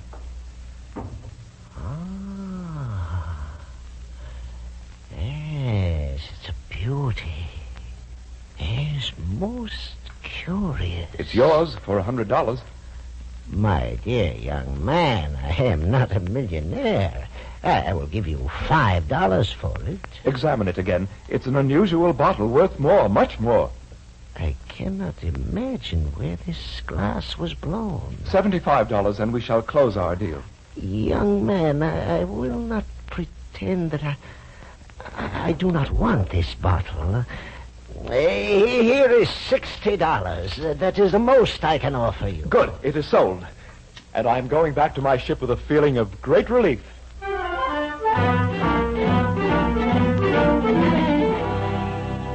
And that is the story, Lopaka. The bottle gave me a clear profit of $60, and the man on the hill had the wildest imagination of all. He said that if I sold it for more than I bought it, the bottle would come back to me.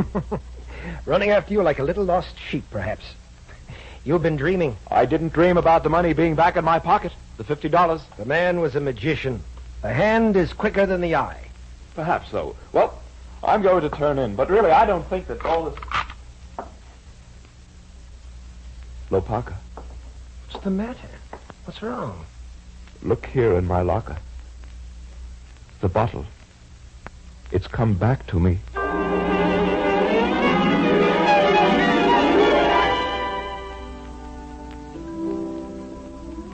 My favorite sight from shipboard is the coastline of Hawaii. We're home, my friend. Yes, Lopaka, home. Why are you so sad, then? I am worried. The bottle? Yes, the bottle. If you're worried about still owning it, I'll buy the bottle from you. I've always wanted a schooner of my own. Say, have you made any wishes with the bottle yet? Yes. I wished for a beautiful house and garden on the Kona coast where I was born. Come, Q.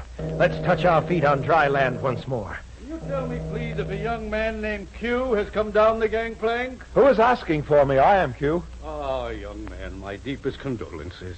What's wrong? What's happened? Your uncle has died quite suddenly. No. I am his attorney. I've come to tell you that you are his only heir. My dear uncle. Oh, Lopaka. It was he who raised me from a small boy. Perhaps this is the doing of the bottle. Perhaps with this money, you can build your house. Oh, no. My uncle did not have much money. You're wrong, my boy. While you were gone, your uncle came into a great deal of money, and he built himself a fine house, which is the envy of the islanders. A house? Where is this house? On the Kona coast. No. I have pictures of it here in my briefcase, and the architect's drawings. There. Lopaka. This is the house I pictured, identically. This is the house brought to me by the bottle imp.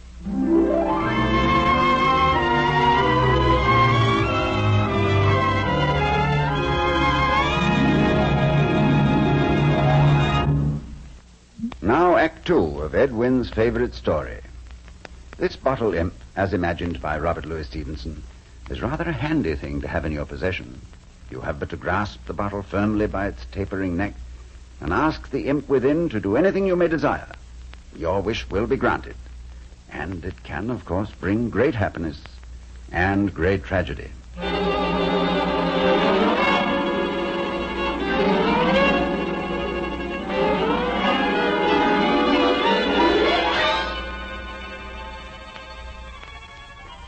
The man named Q from the island of Hawaii moved into his beautiful new house.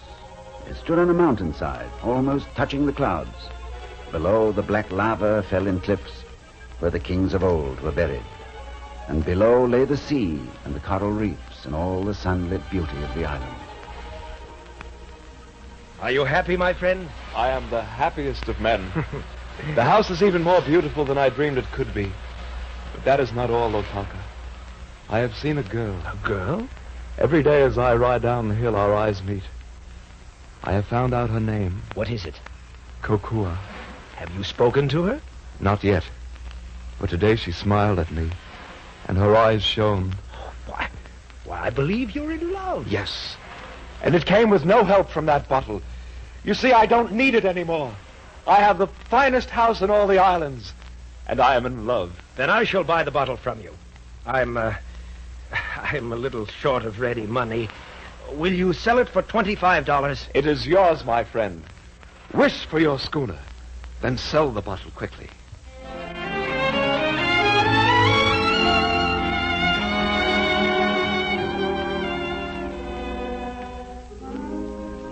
For many warm evenings, Kokua, I have come here to be close to you, to look into your eyes, which are like the stars.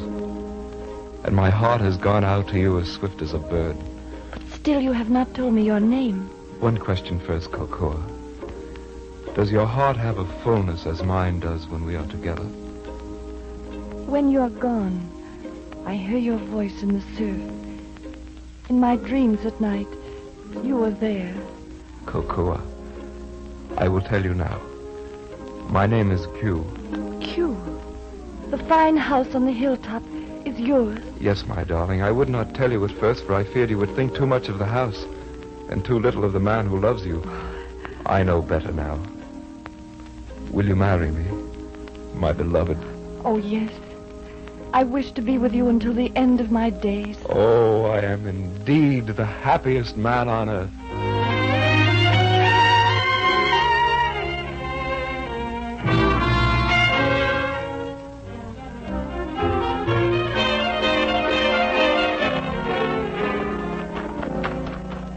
Lopaka! Lopaka! Lopaka, where are you? Master! Lopaka, for the love of heaven, don't sail! I must see you urgently. Hugh, what are you doing here? Look, the most beautiful schooner in all the Pacific. Mine. Help me, my friend. Help me. What's the matter with you? Don't come any closer. Why, you're shaking all over. What's wrong? I thought you were to be married this week. My friend, I must have the bottle back. It is the only thing that can cure me. Otherwise, they will send me away from my beautiful house and my beautiful bride. You're sick. I have leprosy. Here is money. Quickly, sell me back the bottle. Oh, my friend. I sold the bottle 6 days ago. No. But come, I shall help you find it. How many times has the bottle changed hands? Lopaka, we must keep searching.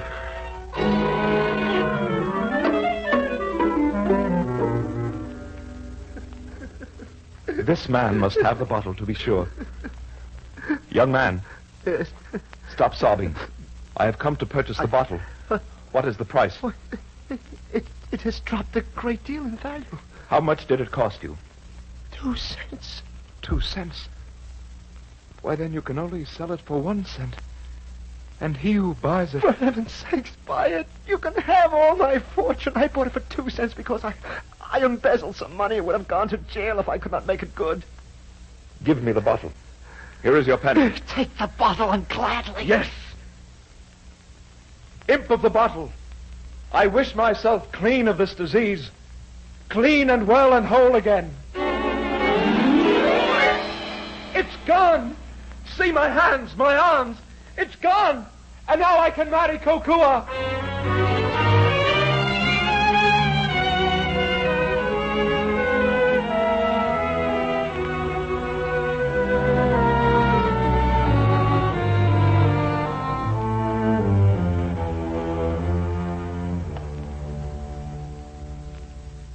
My husband. Yes, Kokua. This should be a time of great happiness. We are together in this fine house. It's the time of our honeymoon. Yet all day your face is filled with sadness. And when you sleep, you moan and toss as if someone had a grip on your soul. What is wrong, my husband? Oh, Kokua. Do you know of the bottle? The bottle of the imp? All the islanders know of it. It's an evil thing. I was a leper. Unclean. No. I purchased a bottle to wish myself well again so we could marry. But I bought it for the least price a man can pay. 1 penny. You did this for love of me. Oh, my dear husband. And if I moan at night, it is because my soul is sick with what lies ahead. No. No. You paid a penny, but all the world is not American. In France, they have a small coin called a centime. These are about 5 to a penny. 5 to a penny? Come, my husband. We will go to the French islands, to Tahiti, as fast as ships can take us. There we will have 4 centimes, 3 centimes, 2 centimes, 1 centime. 4 possible sails to come and go. And 2 of us to push the bargain. Oh, heaven be praised for this woman.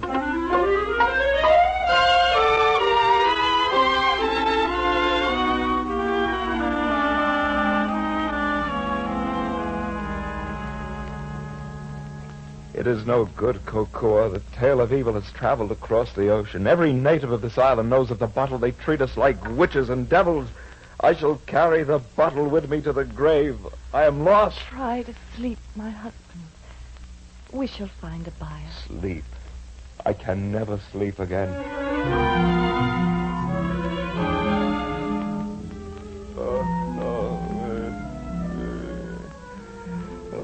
You sleep, my husband, but so troubled. And you took this upon your soul because of me. It is I who must do something. I will take the bottle and lift its heaviness from your heart.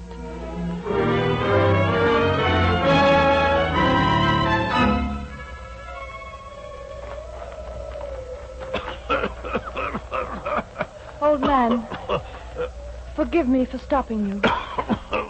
What do you want? The night is so black. The whole island is asleep. I need help. I am old and poor. Will you help a daughter of Hawaii? Ah, so you are the witch from the 8 islands? And you are trying to entangle even my old soul. I have heard of you. I defy your wickedness. If you have heard of the bottle, listen to me. I wish to buy it from my husband, but he would never sell it to me. But if you go, he will sell it eagerly. I will wait for you here. You will buy it for 4 centimes, and I will buy it back again for 3. You would do this for him? Yes. I cannot refuse such nobility of heart, but if you mean falsely by me, I think heaven would strike you dead. Oh, it would. Be sure it would. I could not be so treacherous. Believe me. Please believe me. Where is the house? I will show you. Give me the 4 centimes. I will do it.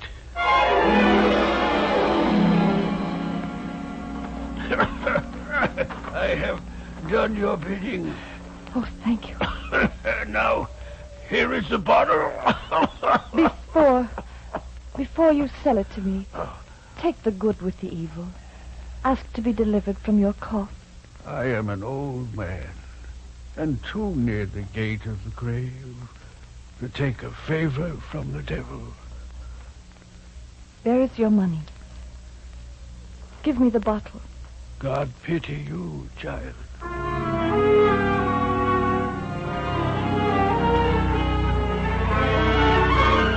Kokua, wake up. I have wonderful news. The bottle is gone. We're free of it. Oh, good. That's good. An old man came during the night. He bought the bottle with no hesitancy. Where were you? I wish to share the news with you. I had difficulty sleeping. I was walking in the garden. Right afterwards, I fell asleep. The first peaceful sleep I've had in months. I'm glad my husband... The bottle was hot enough to sell at 4 centimes.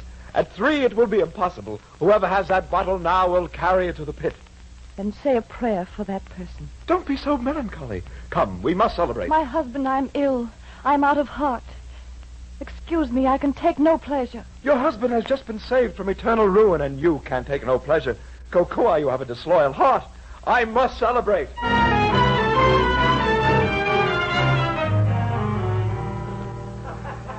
Bring out all your delicacies, my host, and serve everybody on the island who will be my guest.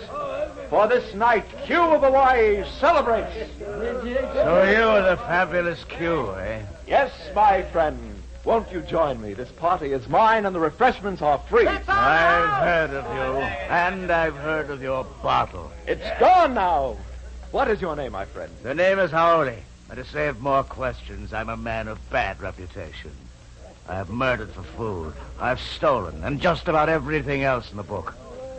You see, nobody ever gave me a bottle that would fetch and carry. I tell you, my friend, you are better off without the bottle. I met an old codger this morning who told me he had the bottle. You met the old man, eh? What did he do with the bottle? I've been anxious to find out. Do? Nothing, the fool. He sold it right back to the woman who talked him into buying it.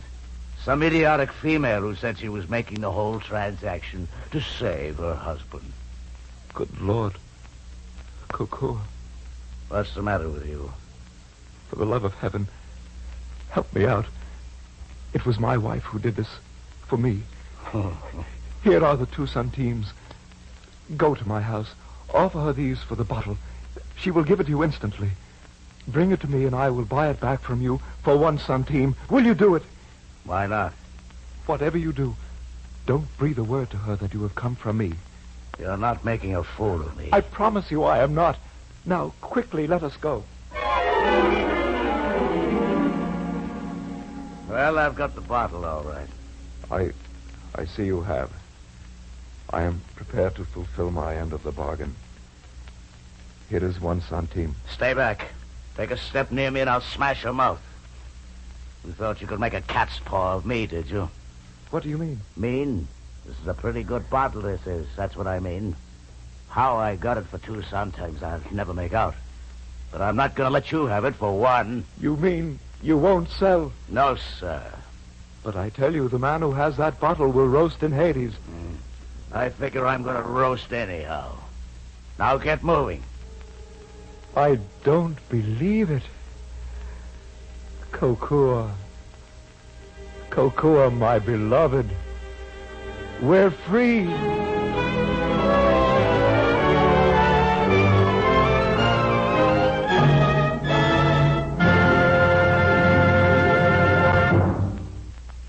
You've just heard The Bottle Imp by Robert Louis Stevenson. Jeff Corey was Q, Mary Jane Croft was Kokua. And our congratulations to both Jeff and Mary Jane for fine performances. Jerome Lawrence and Robert E. Lee wrote the script and directed it. And Mr. Ed Wynn chose The Bottle Imp as his own favorite story. Mr. Henry Fonda chose next week's favorite story, and it's the work of one of the greatest playwrights of our century, and indeed of the last century, too. I refer to the immortal Irish nonagenarian and vegetarian George Bernard Shaw. The story is Cashel Byron's Profession. Quite a remarkable profession, I might add, the way Mr. Shaw has written it. We hope you'll be listening.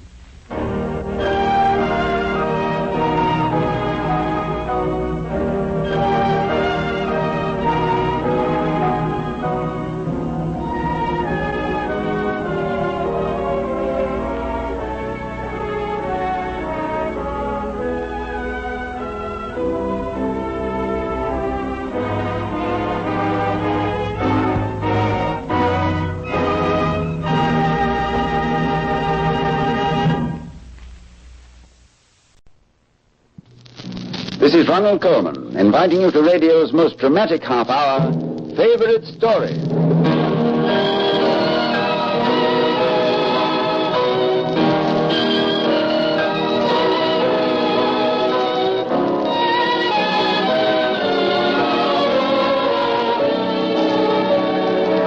Welcome to Favorite Story, especially produced and transcribed in Hollywood for the Dayton Power and Light Company.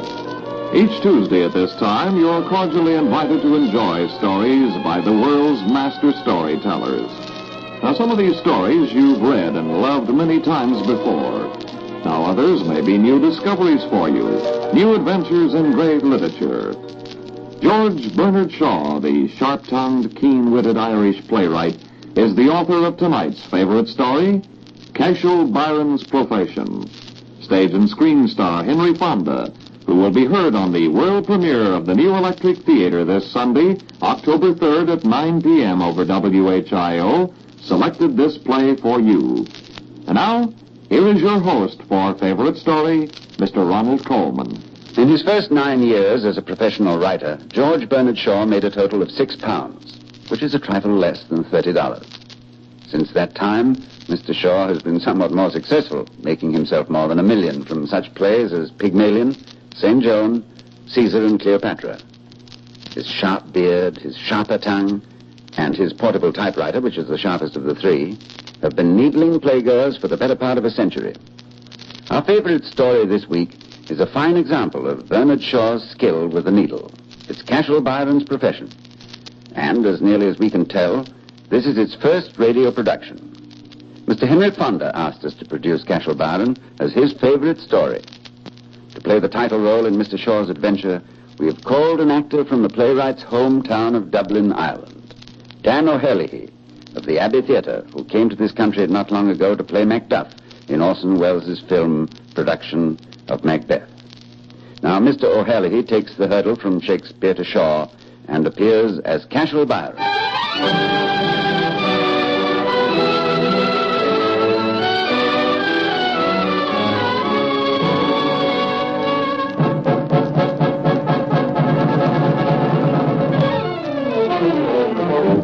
Name, Cashel Byron. Profession? Well, they've got a lot of names for the sort of work I do. There's good money in it, and you get your name in the newspapers. Of course, a lot of people don't approve of it. My mother's one of them. She's still wondering how her dimple-cheeked darling got into such a profession. Well, maybe there's an explanation. Let's have a look at me in my sapling days. Cashel Byron, age 17. The place, Moncrief House, a scholastic establishment for the sons of British gentlemen. A woman, elegantly dressed, is having a discussion with the headmaster about her son. Her son, Cashel Byron. Oh, I'm very disappointed, Dr. Moncrief, at the report you've given me. You must understand, dear lady, that the boy is 17 years of age. It is time he was thinking of a profession. What profession would you advise for him? You know so much better than I. That would depend to some extent on his own taste, madam. Oh, not at all. What does he know about the world, poor boy? His own taste is sure to be something ridiculous. Very likely he'd want to go on the stage like me. Oh? Then you would not encourage any tendency of that sort? Most decidedly not. I hope he has no such idea. None of which I am aware. Dr. Moncrief, take the boy in hand and make him study. Take him over your knee if necessary. The fact is, your son can hardly be dealt with as a child any longer, madam. He has developed physically to quite a degree. I must tell you that he considers himself somewhat of an athlete. An athlete? No, within due bounds, I do not discourage bodily exercises. They are a recognized part of our system. But Cashel has, shall I say, unusual strength and dexterity. The other boys tell me he enjoys fighting. Fighting? And I may say quite frankly, madam, that several of my masters are quite terrified by the boy. Oh, ridiculous. Cashel is an infant. Infant? How long has it been, madam, since you've seen your son? 2 years. I've been on a theatrical tour. You understand these things, Dr. Moncrief. I think you'll be surprised when you see your infant, Mrs. Byron. Shall I call him? Please do. Hibbs. I said Hibbs. Yes, Byron Dr. sent Moncrief? in. Tell him his mother's here. Yes, sir. Cashel! Oh. Cashel Byron! Mama's here! Oh, dear. Come in, Byron. Good heavens. Is that you, Cashel? I will leave you with your mother, Byron. How do you do, Cashel? Very well. Thanks. You have grown, Cashel. And I'm afraid you're very awkward. I don't know what to do with you.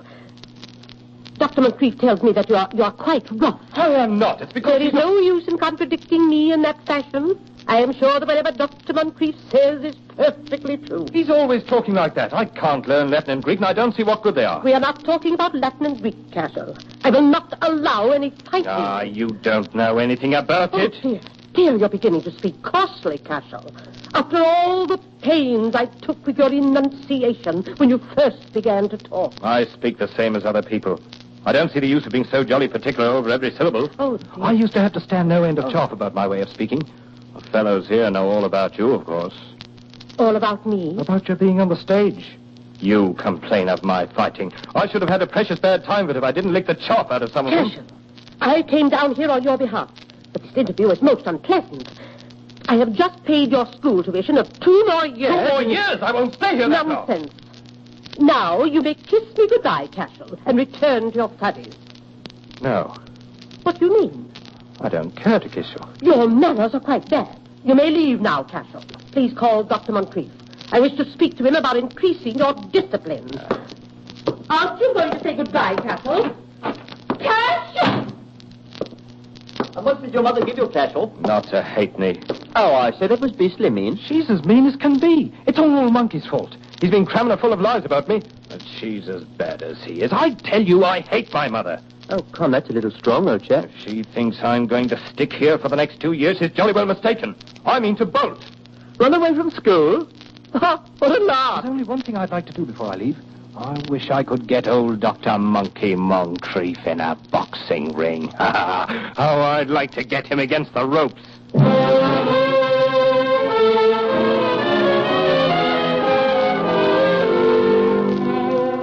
Cashel Byron, age 17, ran off from school and knocked out a professor of geometry on the way. A neat geometric punch it was, too. Cashel Byron, age 18, shipped as an ordinary seaman and stayed alive by building biceps and using fists. Cashel Byron, age 19, found himself in the city of Melbourne, Australia, earning his keep sweeping out the gymnasium. And it was there he met the man named Mellish. Hey, boy. You talking to me? Put down that broom for a second. What's on your mind? Hey, try punching this bag once. I'd like to put that arm of yours to more use than shoving a broom handle. Certainly. You want me to hit it hard? Yes. Hard as you can now. Righto. You think I can punch? Oh, lad, I've been looking for you for 20 years. My name's Mellish. Once I had the champion of the world. I'm a trainer and manager and builder of champions. But since old Ned passed on, I haven't found me the stuff of another champion. How would you like to be it? Be what? Why, champion of the world. You mean make boxing my profession? Well, I never heard it called a profession before, but the way you hit, Sonny, call it anything you want to. So Cashel Byron, instructed by the man named Mellish, hit punching bags. And other pugilists. Oh!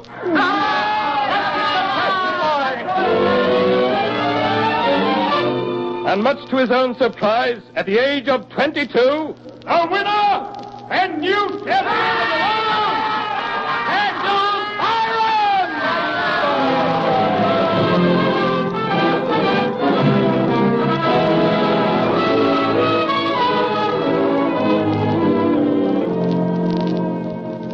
Well, Cash, my boy, you've cleaned up every fight man east and west of the Hebrides.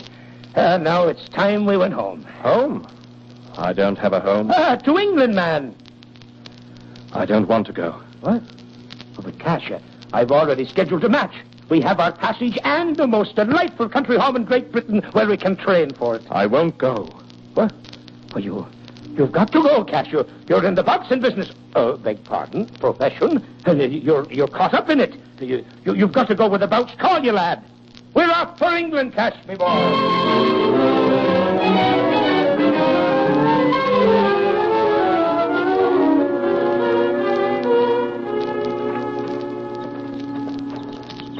It's not a bad place, Mellish. Who owns this estate? A woman, they tell me. Name of Lydia Carew. The coldest woman who ever lived, I'm told. A woman with ice in her veins. But not only the coldest, the richest. Oh. Aye. She lives in the big house on the hill. Let's make sure we always take our runs in the other direction. Me, I wouldn't want to bump into her. That's all right with me. Well, now, I'll pop in and get you a warm shirt. And then we'll go for a run. It's getting a little cold for you to be out in just boxing shorts. Now, don't wander off now. Don't worry.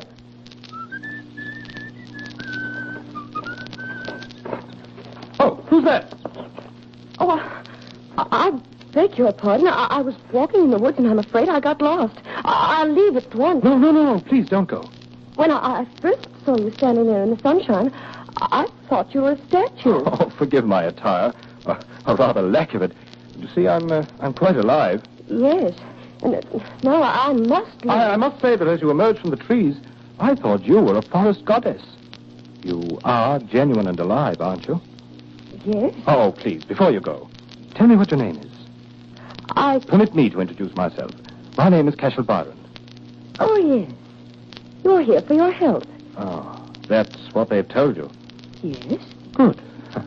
And your name? Lydia Carew. Ah. Good day to you, Mr. Cashel Byron. Good day, Miss Lydia Carew. Well, here's your shirt, Cash. Let's go for our run. Yes. Well, what's the matter with you? What are you staring at? Huh? Oh, nothing. Have you seen a ghost? No. The loveliest creature in the whole world. I never believed a woman could be so lovely. Mellish, don't let it out here that I'm a fighting man. I don't think she'd like it. She? Who's she? I've just met Miss Lydia Carew. Lydia Carew? Mellish, you've seen a lot of the world. Is it possible for a man to fall in love quite suddenly? In 15 seconds? Oh, Cash, me boy. Let me tell you something. I ain't no fighters. I've been training them for 30 years. And there are 3 things that'll spoil any good boxer. A Charlie horse, a weak left jab, and a woman.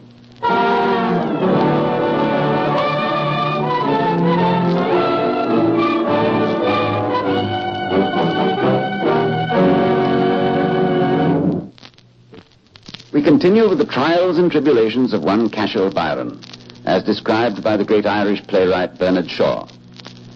Well, when the prize fighter meets the lady, it's usually a freestyle battle, and more often than not, it's the lady who scores the knockout. At any rate, it appears that Miss Lydia Carew has Mr. Cashel Byron against the ropes, so to speak. So may the best man win, and he usually does, particularly if the best man happens to be a woman.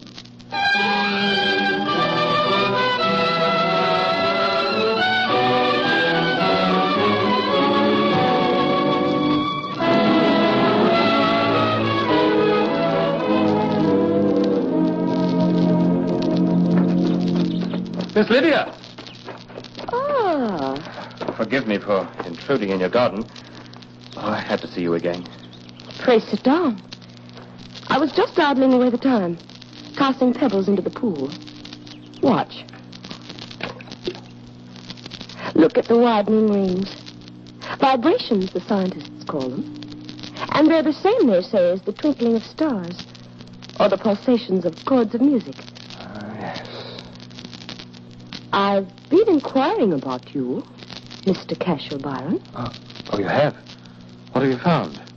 They tell me you're a student. Oh. But I haven't been able to find out of what. Science. I'm a student of science. Physical or moral science? Physical science. But there's more moral science in it than people would think. I'm fascinated by science. I wish I could do experiments with my own hands. For in master science thoroughly, I believe one must take one's gloves off. Is that your opinion? Well, I think you can become a very good scientist by working with the gloves on. I never should. Tell me, if I ever study science, will you give me some lessons? Well, I'd rather you came to me than to another professor. Oh, I'm afraid I have to go. I ran off. I should be working out. Working out? Oh, what a strange expression. Do you mean working outdoors in contrast to working indoors? No. Miss Lydia, I'm always saying stupid things. I'm a blunt man, I'm afraid. I'll be blunt now. Miss Lydia, are you engaged for this evening? I am, Mr. Byron. I'm attending Lady Hoskins' soiree. May I see you there? I have a companion, Mr. Lucien Weber. Oh, I see. Forgive me for being stupid. If I were a gentleman instead of a poor devil of a professional pug, I'd know... Pug? Oh, I shouldn't have said that. Good day, Miss Lydia.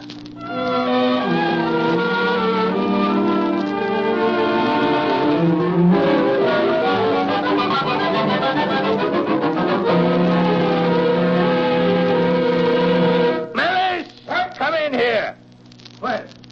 What do you want, Cash, what are you doing dressing up like a stuffed owl? Help me tie this blasted black tie and stop asking questions. Well, you've got a bout to fight next week, young fellow. You can't go gallivanting around. Be quiet.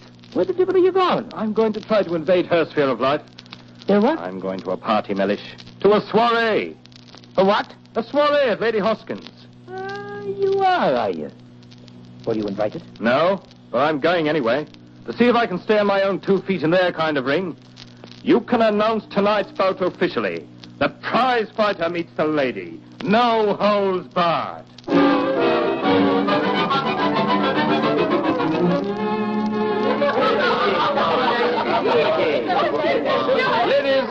Ladies and gentlemen, Professor Abendgasse of Vienna is going to address our soiree tonight on the subject of the striving and searching for culture among modern men. Good evening, Miss Lydia. Hi, Mr. Byron. What a surprise to see you here. You seem to be alone. My escort is the chairman, the gentleman introducing the speaker. Oh, listen. Ladies and gentlemen, Professor Abendgasse.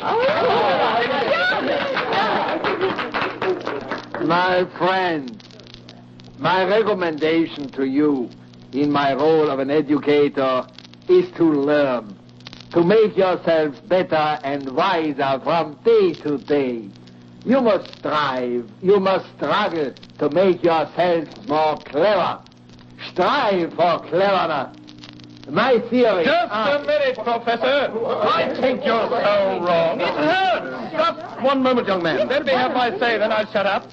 That's a pretty good recommendation, Professor, about learning. But nobody in this room is going to follow it. And the reason they won't learn is not because they don't want to be clever or that they're lazy. It's because they'd like people to think they know everything already. And as for all this striving and struggling, I don't hold with that at all. It's the worst way you could set about doing anything. Really, sir? You've gone far enough. Oh, I'm almost finished. I say nothing can be done properly if it's done with an effort. If a thing can't be done light and easy, steady and certain, it shouldn't be done at all. Sounds strange, doesn't it? It certainly does. But I'll tell you a stranger thing. The more effort you make, the less effect you produce. A violinist once told me that when he laid a tight hold on his fiddlestick, or even set his teeth hard together, He could do nothing but rasp. How much more of this nonsense are we going to endure? Oh, you think it's nonsense, do you? Take a look at this painting hanging on the wall. You see that fellow in armor? St. George and the Dragon, or whatever he is? He's jumped down from his horse to fight that other fellow. The lady in the gallery is half crazy with anxiety for St. George. And well, she might be. There's a posture for a man to fight in. His weight isn't resting in his legs. One touch of a child's finger would upset him. Look at his neck craned out in front of him. And his face, as flat as a full moon towards his man. As if he was inviting him to shut up both eyes with one blow. He doesn't know how to fight. No, really? He's all strain and stretch. He isn't at his ease. He carries the weight of his body as foolishly as one of the ladies here would carry a heart of bricks. He doesn't understand the universal principle that ease and strength, effort and weakness go together. Well, Mr. Lucien Weber, you still think I'm talking nonsense? I believe that your theories are manifestly absurd. Then look at it this way. Suppose you, Mr. Lucien Weber, wanted to hit me the most punishing blow you possibly could. What did you do? Why, You'd probably make a great effort. And what'd happen? You'd exhaust all your strength in one blow. Whereas if you took it easy, like this. There, it's just like pocketing a billiard ball. Why, he just punched Mr. Weber with his finger. Milton, are you all right? Oh, here, get up. Thank you. Mr. Byron, I consider you a brute. I think you are a horrible man. My apologies, Miss Lydia. I believe I've won my point, but lost my fight.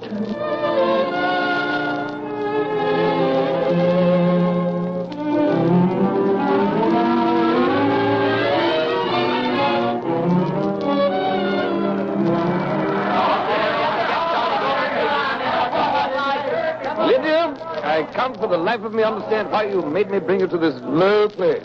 A boxing match, really. I simply had to find out what the man's profession was like. Lydia, I'm surprised at it. I do believe you're infatuated with the fellow. Don't be silly, Lucien. I consider him a brute. Oh, Lucien, what is that? The enclosure with the ropes and posts. That's the ring. It's not a ring. It's a square. They call it the ring. They've succeeded in squaring the circle. The fight might begin, Lydia. Are you certain you want to stay? Oh, quite certain.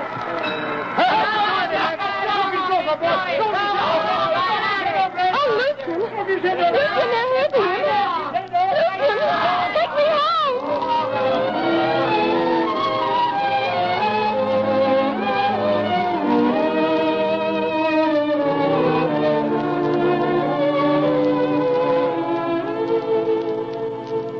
I'm very sorry, sir. I have orders not to admit you. I must see her. But I have strictest orders, Mr. Byron. I've no intention of using violence, but you may force me. Mr. Byron, Bashford, I don't want you to get hurt carrying out my orders. Very well, miss. Will you be safe with him, ma'am? Quite. You may leave, Bashford. Yes, ma'am. Thank you for seeing me. It was not my wish.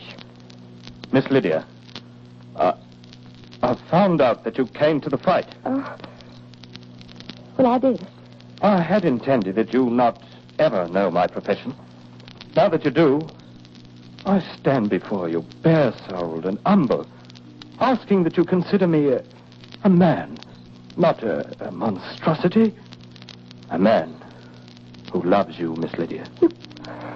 You must not speak so. With all my nerve and science, I'm really no better than a child at heart.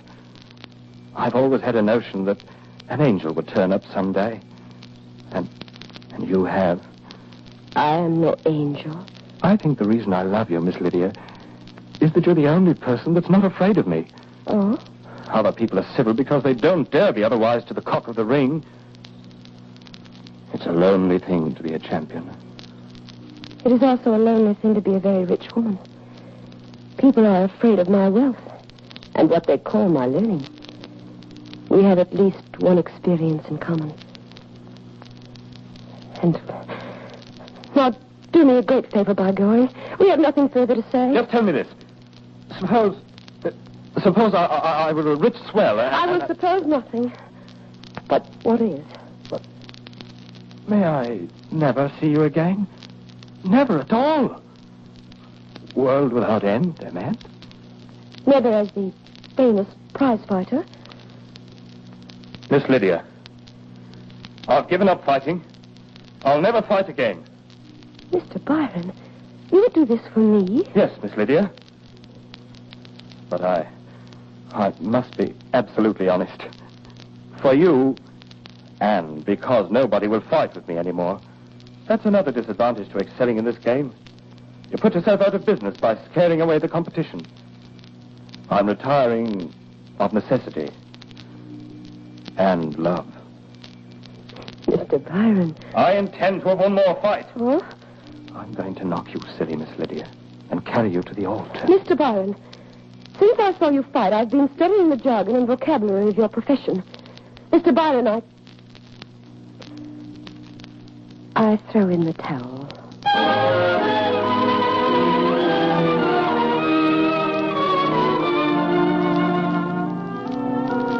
Cashel Byron, age 25, age 30, age 35.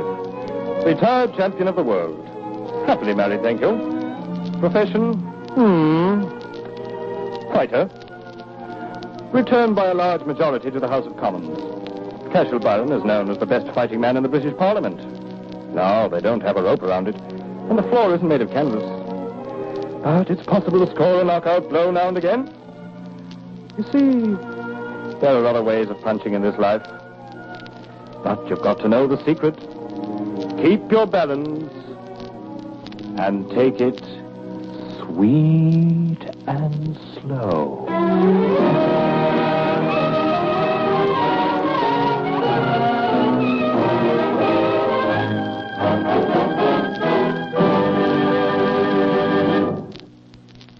Favorite Story has brought you the sage advice of Mr. George Bernard Shaw, as expressed in his famous novel, Cashel Byron's Profession.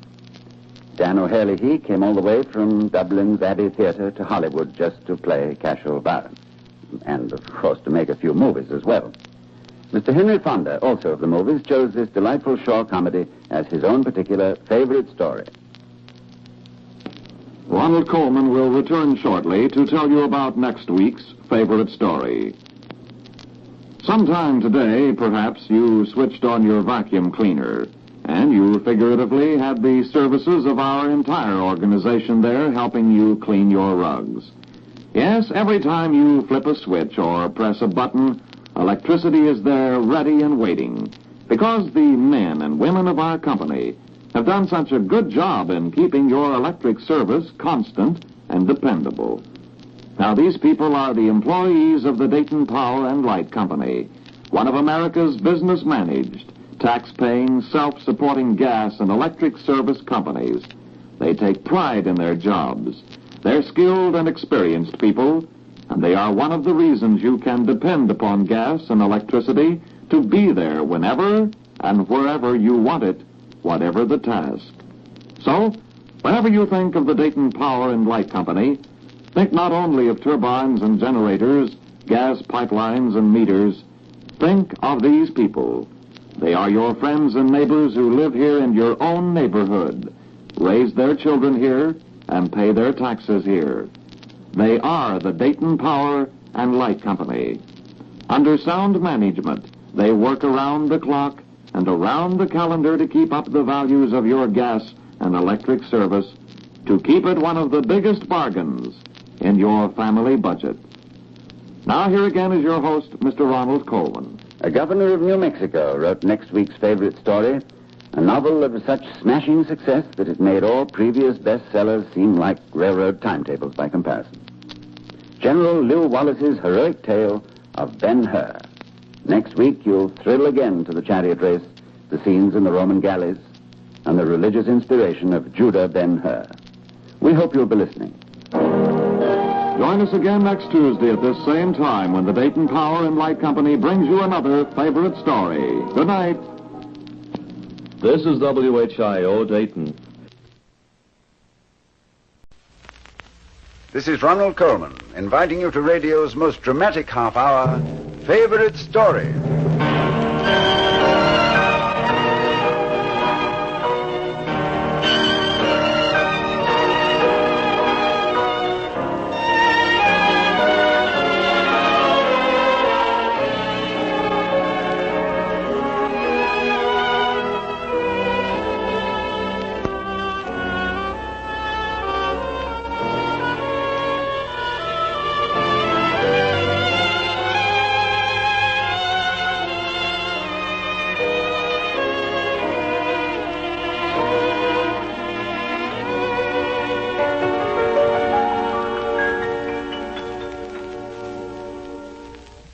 The man who wrote this week's favorite story is remarkable in American history.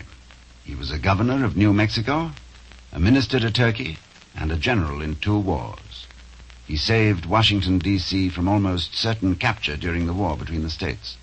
And he wrote a story that sold more copies than any other book except the Bible. This incredible American was General Lew Wallace, and his great novel, which sold over 3 million copies, was Ben-Hur. That's the favorite story we're going to bring you in this half hour, as the choice of Mr. Clyde Beatty, the famous circus performer and trainer of wild animals. The popular young motion picture star John Beale will play the title role of Ben-Hur, with Marvin Miller as Messala in our favorite story production. There are many tales told of various productions of Ben-Hur.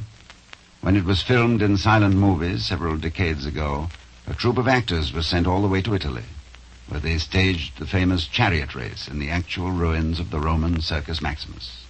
For retakes, they found it necessary to build a replica of the Roman amphitheater here in Hollywood. The cost was enormous, but Ben-Hur proved to be one of the great successes in motion picture history.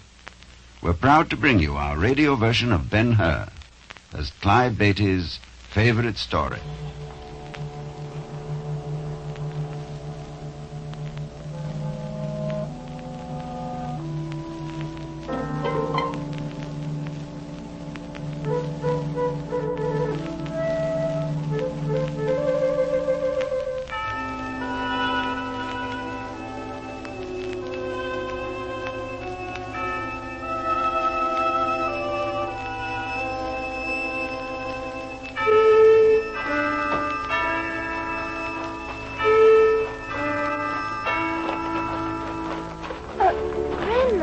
Yes, David? Why are we climbing this hill in the dark? Why did we get up so early today? Your father will tell you that, David. Yes. As soon as we reach the top of the hill, my son. In a little while, the sun will rise over the walls of Jerusalem, the holy city. And this hilltop will be radiantly golden, David. You will see. How the wind seems to sing. You are old enough now, David, to understand what we wish to tell you. Your grandmother and I will try to tell you the whole story, just as it happened. Hold my hand, David. Yes, Grandmother. We saw him, David, your grandmother and I. He walked the earth in our lifetimes. He touched our lives. He touched our lives, David. You will read about him in books and hear about him in sermons. But we saw him, David. We saw him. What we say here, you will tell your children someday, and they will tell theirs.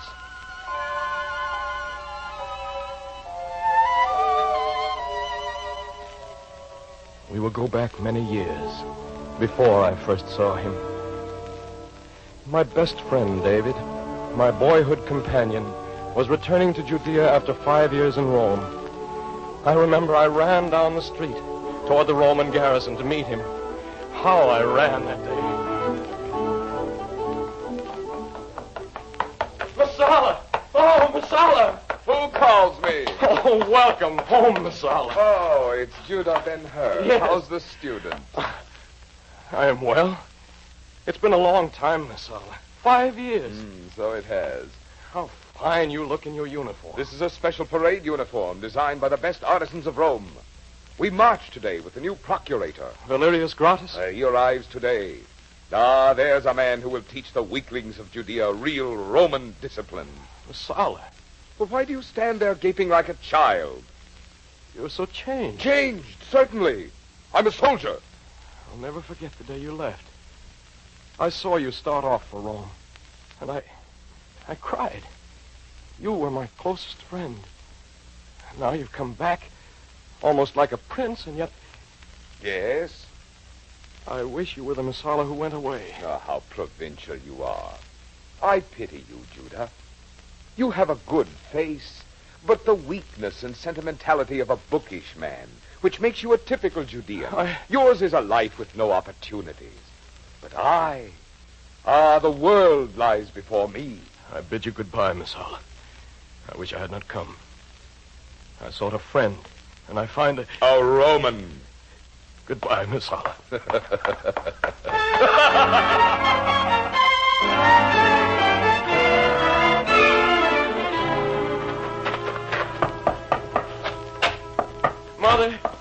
Mother, are you home? I'm in here, Judah.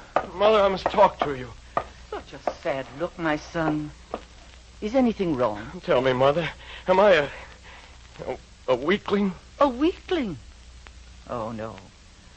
Who told you that? My friend, Masala. And what did he say that so troubled you, Judah?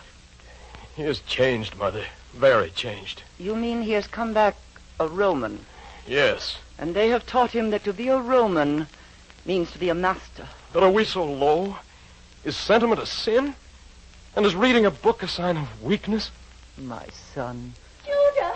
Judah! Yes, Tirza? Come quickly. The soldiers from the Praetorium. They're marching right by our house. We'll climb up on the roof and watch them. Oh, may I, Mother? Certainly, but be careful. The tiles on the roof may be slippery. With my brother's strong right arm to hold me, I could never slip. Oh, but come quickly. We'll miss the best part.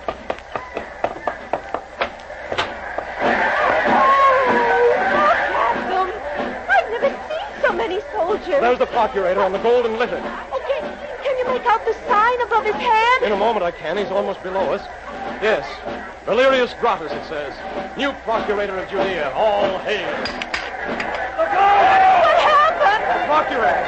Something fell on his head. There! It came from that roof. There is the man. Seize him. Yes, Commander. They're pointing to us, Judah. What happened? When I leaned out of tile, it slipped off the roof. Oh, Tirza! I have killed the Roman governor. Break down the doors! Take the entire family! I didn't mean to do it, Tirza. It was an accident. Judah! He's not dead! He's getting up! Oh, blessed be the Lord of our fathers. Come quickly, we must go to Mother. I'm frightened, Judah. I will explain it was an accident. They won't harm us. Come. Have the woman Centurion take her prisoner. Let me go. Let me go. Take your hands from my mother. We have done nothing. Nothing but attempt to assassinate the new procurator. Masala. There is your man. This his mother, this his sister. You have the whole family. It was an accident. Masala, order your men to leave. Get cords. Bind his hands. Remember our childhood. The procurator will name his sentence. Oh, Masala, for the love of heaven. Order the women to the Tower of Antonia. The tower? Thus we treat traitors. Oh, Mother. Judah. And be quick about it. There is better entertainment in the streets. Oh, Lord, I pray you, in the hour of thy vengeance, let mine be the hand to put it upon him.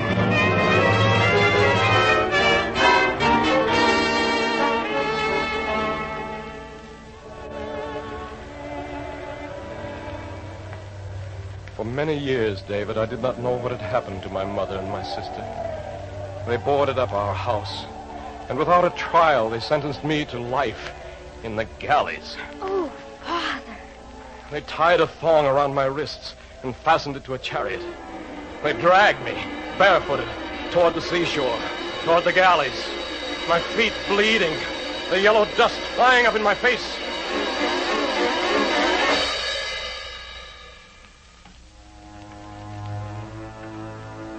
Finally, we stopped at a seaport town.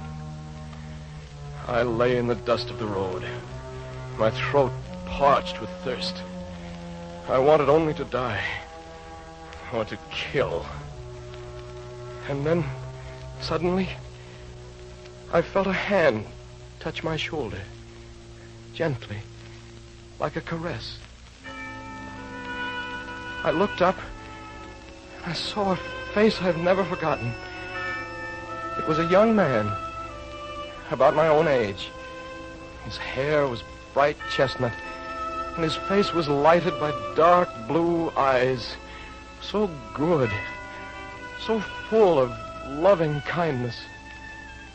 All my thoughts, all my dreams had been of revenge, only revenge. But when I looked up at him,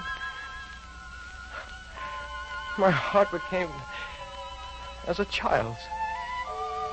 He placed a pitcher of cool water to my lips, and I drank. He spoke not a word, but placed a tender hand on my forehead, and his lips moved in a silent, wonderful blessing.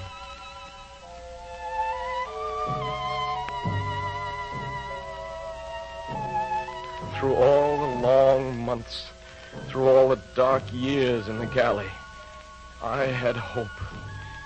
There was gentleness in the world. There was kindness. There was a man who had holiness and tenderness and compassion. And I knew that if one man could be like that, someday many men, or perhaps all men, could be like that too. Pull, you dogs!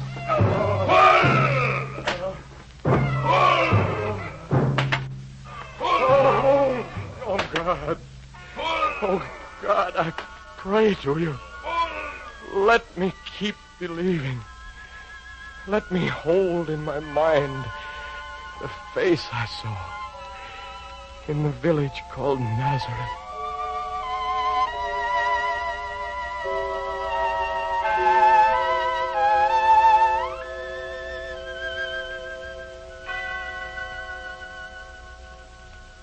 This week's favorite story is Ben-Hur, A Tale of the Christ, the enormously popular novel by General Lew Wallace, chosen for this favorite story broadcast by Clyde Beatty, the world-famous circus impresario. Our star is the well-known American actor John Beale. As we begin Act 2, we ask you to go back with us in time to the century of Caesar Augustus. It is the hour before daylight, and on a starlit hilltop overlooking the holy city of Jerusalem, we see three figures, a man, a woman, and a little boy.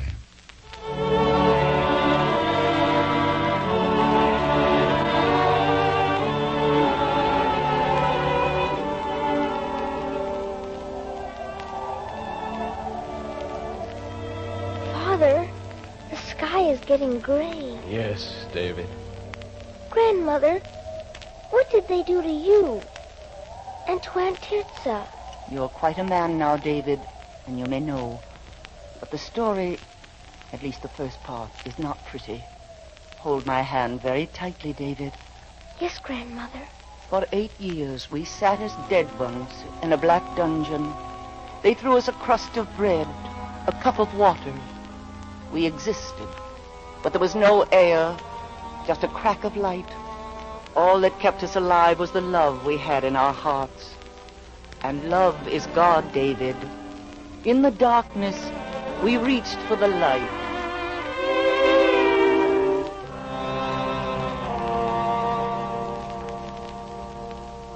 Oh, Tirza, let us have faith. Where is he, Mother? Where's my brother, Judah? On some distant sea today, on some island of the seas tomorrow, in some city, along some road. But he is alive. I know this. A mother knows this. And while he lives, Tirza, we shall not be forgotten. My hands are filled with scabs. My fingernails seem to be not at all. Tirza, my dear, try not to think of this. Say a psalm. Though I walk through the valley of the shadow of death, I will fear no evil, for thou art with me. You in there! Mother. You ought to be released, women. Released? Valerius Sardis is no longer procurator, and Pontius Pilate needs room for his own prisoners. All right, women. You may come out now. Well, be quick about it. Unclean. What's that? Unclean. Do not come near us. We are lepers.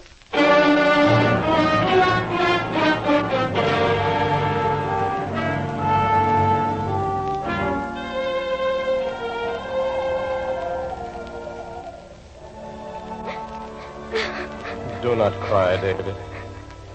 It will soon be morning. Let me tell you the rest. I finally managed to escape from the galley during a sea battle, and I started back on the long journey to Judea. On the way, I met a pilgrim, an old Egyptian, whose name was Balthasar.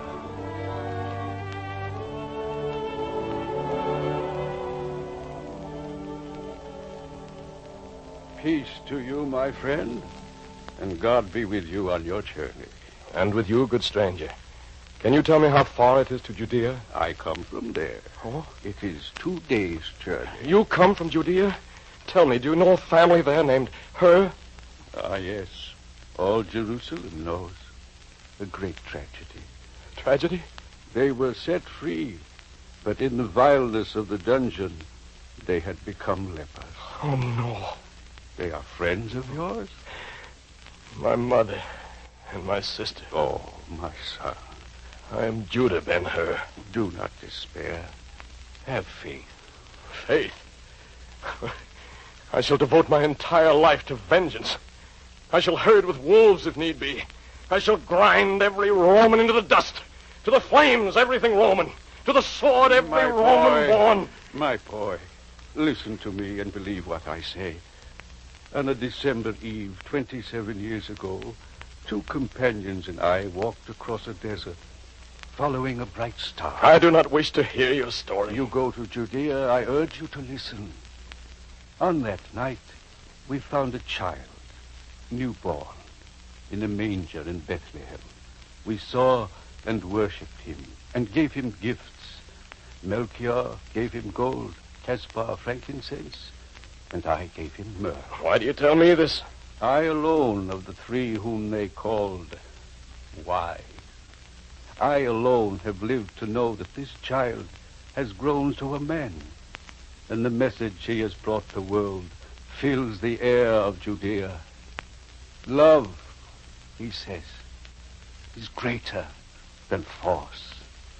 Love thy neighbor as thyself. And where is this man who preaches such hopeless optimism? In the hamlets and villages on the slopes of the mountains of Judea and Galilee, falling eastwardly into the valley of the Jordan. He is there now, standing in a door or on a hilltop. Only this evening, he saw the sun set, one day nearer the time when he himself shall become the light of the world.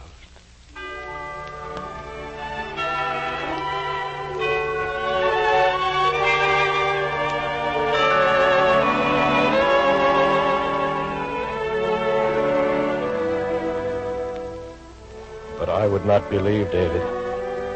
I could not believe because of the bitterness in my heart.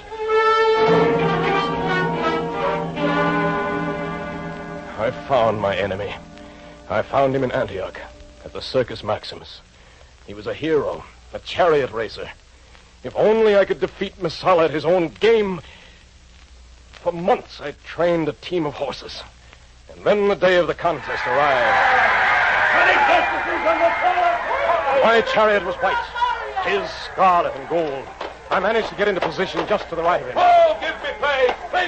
He stood in his chariot, proud and defiant, beaming at the spectators. And then he turned and looked at me. I have heard that some unknown charioteer has dared to challenge me today. I've heard... Ben-Hur! Yes, Messala. You did not expect an old friend. But you are... Dead? Oh, no. Very alive, thank you. So, a weakling from Judea dares to challenge me, Messala. A good joke. Look to your horses, Roman. You have given me strong arms and a back of steel in your Roman galleys. Look to your laurels, Roman! The team sprang forward, the manes of the horses singing in the wind. The reins were taut in my hands. The arena, a sea of faces, fading, blurring, but Messala's face, a mask of fierce resolve. Side by side, his chariot and mine.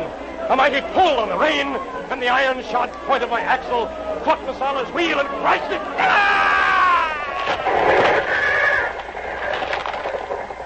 And he pitched headlong into the yellow dust like a dead dog.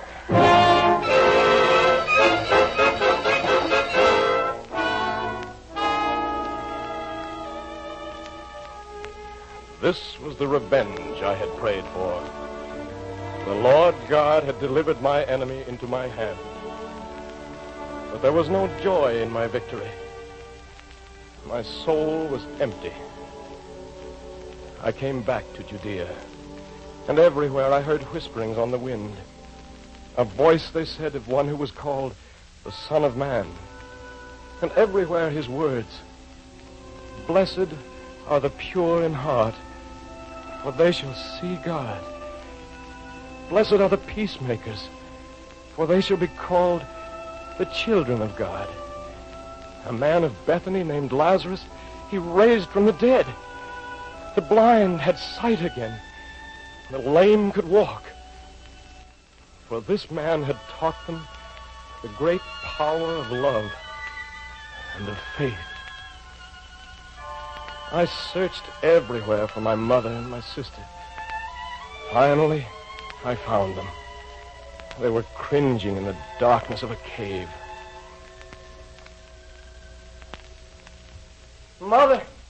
Tirza! Go away. Unclean. Unclean. Mother. It's Judah. Judah. Mother, I've come back. Judah, for the love of God, come no closer. Go away and forget you ever saw us. Think of us as you think of the dead. Mother. Do not touch me. No. No, no. Oh, my poor Judah. Now you are one of us. You must live in darkness. No, Mother, listen to me. There is a wonderful man who has the power to cure you. He speaks a word, and the sick are made well. Even the dead come to life again. I have come to take you to him. My poor Judah. No, Mother, as the Lord lives, I speak the truth. This morning he will pass by here on his way to the city. Take my hand. Tirza, my sister, I give you my other hand.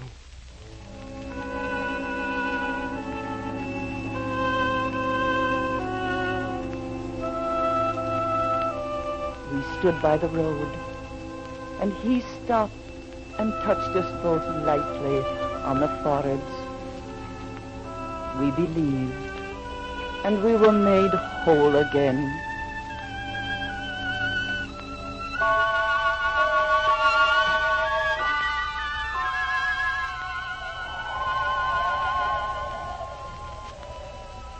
Yes, we saw him, David.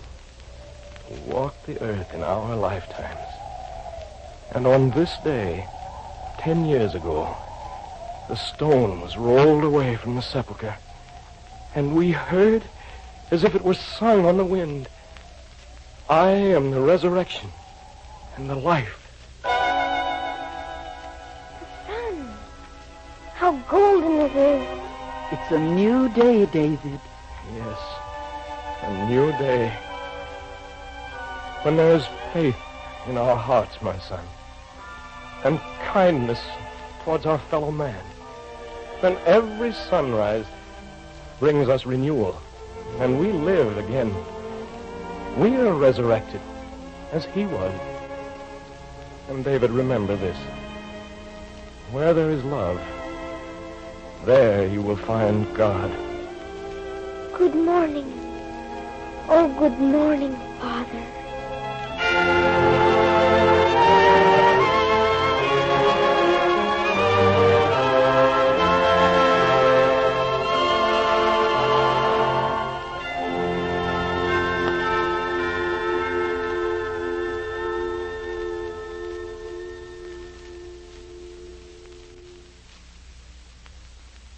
So we bring to a close the great inspirational story, General Lew Wallace's Ben-Hur. In the title role of this favorite story production, you've heard the distinguished American actor John Beale. We all want to congratulate you, John, on a thrilling performance as Judah Ben-Hur. Thank you, Ronnie. I'd like to say what a real pleasure it's been to work with you on this favorite story broadcast, and with Marvin Miller, who played Messala, Henry Blair, Janet Scott, Herb Butterfield, and all the favorite story cast. And I'd like to thank Jerry Lawrence and Bob Lee for their script of Ben-Hur. I think they really captured the spirit of the whole book in this half hour. Well, John, we're looking forward to having you back with us for another performance soon. You just named the time, Ronnie. I'm a favorite story fan. Thank you, John Beale. And our thanks to Mr. Clyde Beatty, the famous circus performer and animal trainer, who chose Ben-Hur as his favorite story. Adventure on the high seas. Probably the most famous mutiny ever recorded. For on favorite story next week, His Majesty's ship the Bounty will once again set sail from Deptford, William Bligh, Royal Navy commanding. And once again off the storm-swept coast of Otaheite, there will be mutiny on the Bounty. Lon McAllister heads a brilliant cast in our favorite story production. We hope you'll be listening.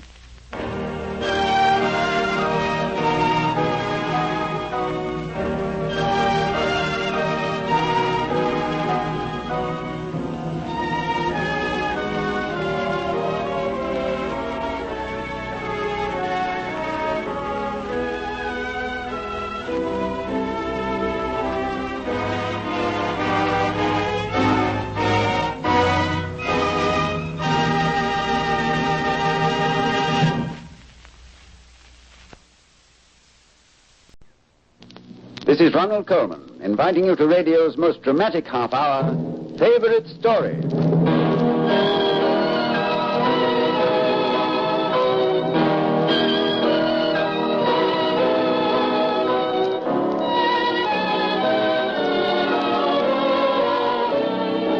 Welcome to Favorite Story, especially produced and transcribed in Hollywood for the Dayton Power and Light Company. On this half hour each Tuesday, we bring you treasures from the great storehouse of the world's best fiction and historical stories. And each story is chosen for you by a person whose achievements have won him fame in his chosen field. Tonight, for example, we asked opera star Lauritz Melchior to name his favorite story.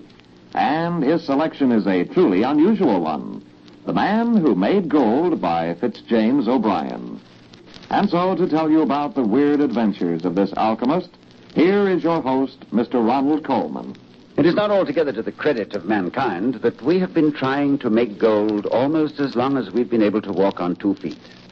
Centuries before the birth of Christ, the Egyptians and the Arabs were practicing the so-called science of alchemy, muttering magical syllables over pots containing sulfur, charcoal, and the tongues of salamanders. Through the Middle Ages, in dark cellars, black-robed alchemists worked over their fires, trying to fuse copper and mercury, zinc and lead into silver and gold. Mystical, mysterious names of alchemists come down to us. Paracelsus, Albertus Magnus, Roger Bacon, Vincent of Beauvais. To this list of sorcerers, these dealers in magic and spells, we now add the name of William Blakelock, the central figure of this week's favorite story. Those of you who were so intrigued by the diamond lens have asked for another story by Fitzjames O'Brien. And the celebrated opera star, Mr. Lauritz Melchior, happily chose O'Brien's The Man Who Made Gold as his favorite. If you've seen any of the group theater productions on Broadway or the work of the Actors Lab in Hollywood, you know Maurice Karnofsky is a great actor of the American theater. He plays the alchemist, and Frank Ibbetson is the young doctor in our story, The Man Who Made Gold.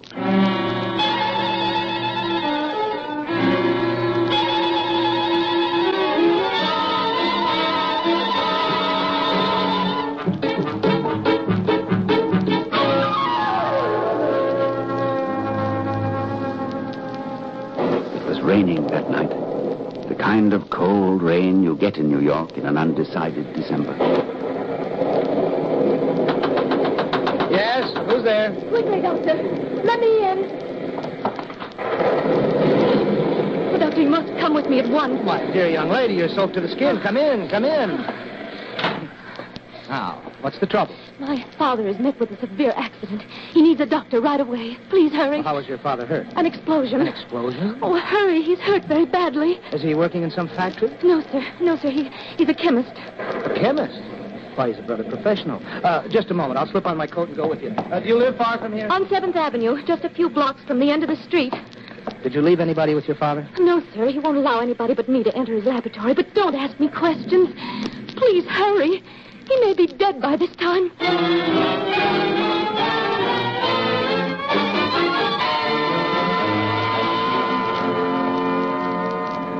They started through the rain-drenched streets.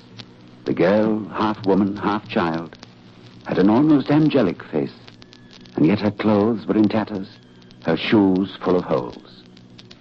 They climbed the stairs of a shabby tenement house. On the top floor, they stepped into a room, half laboratory, half living quarters. The crucibles and retorts were broken. The floor was littered with glass.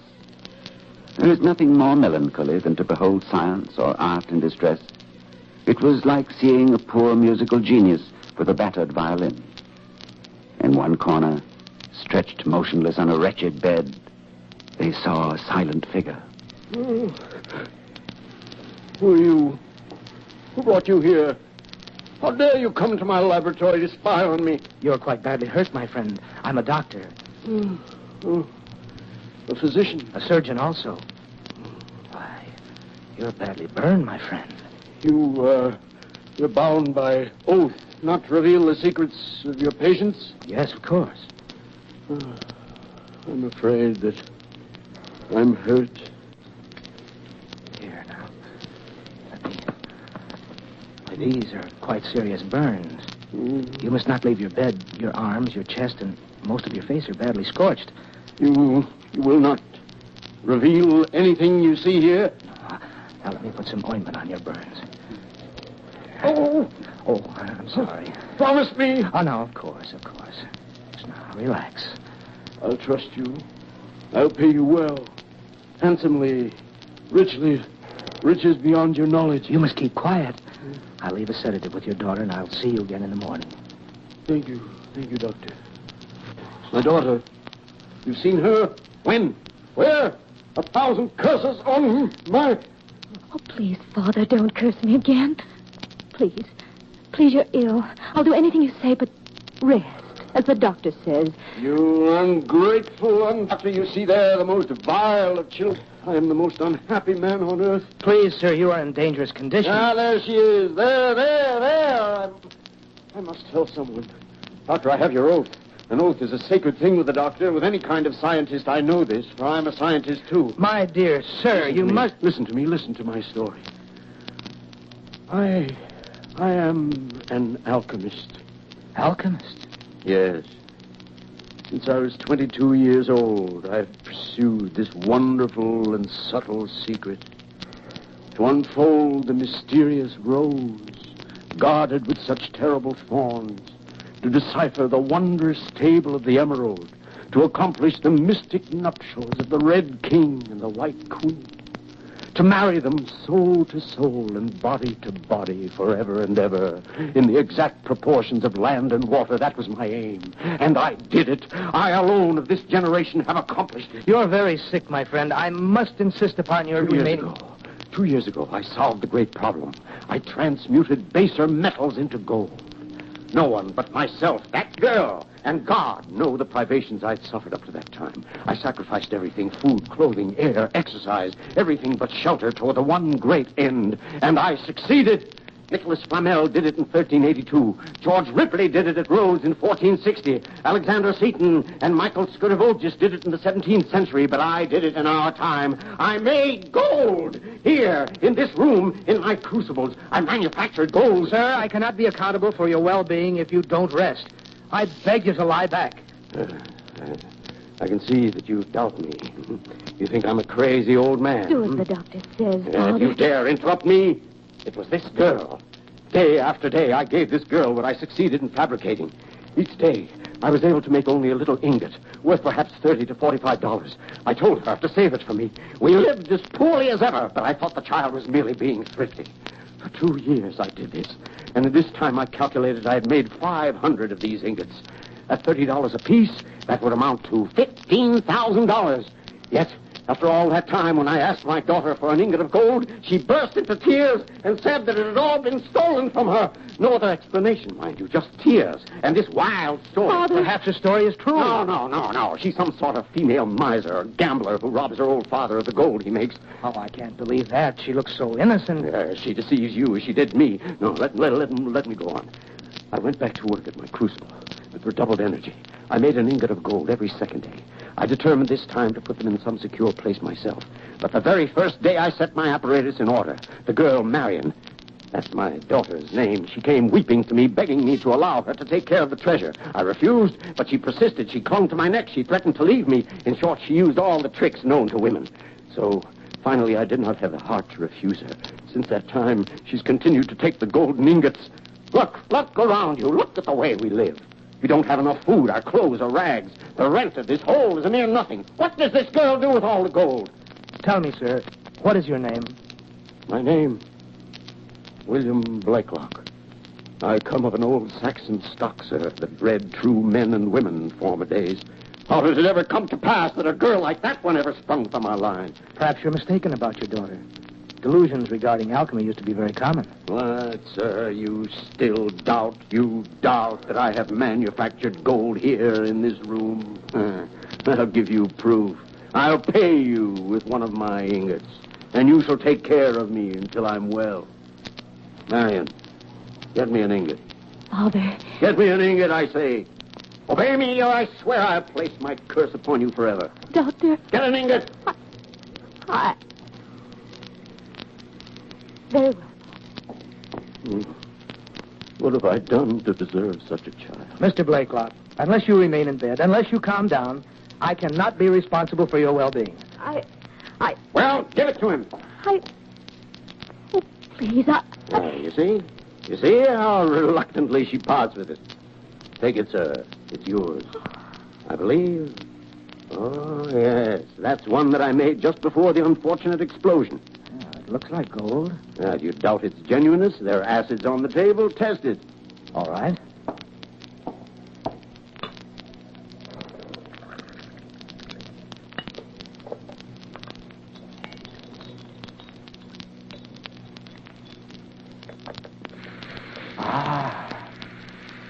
It seems to be gold of the highest purity.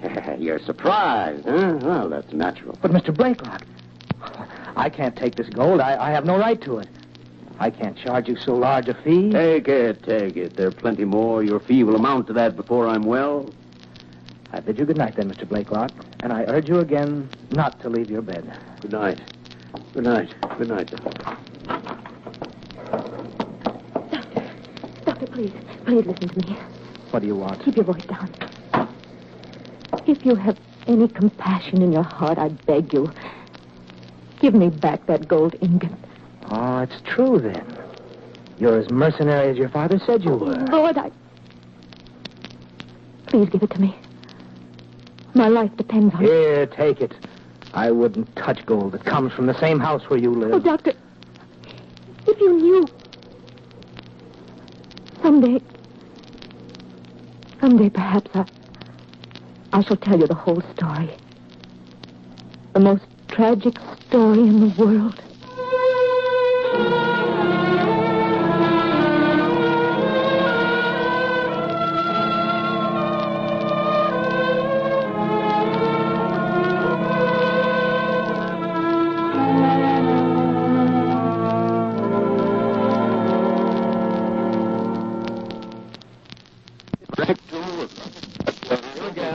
The man who made gold.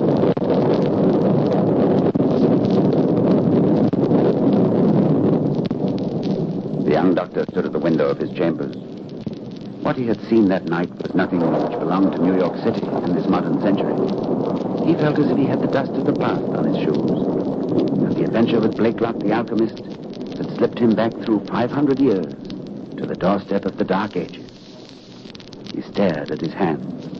And in the lightning flashes, his palms were like wrinkled sheets of old parchment, inscribed with the secret hieroglyphs of the alchemist's art.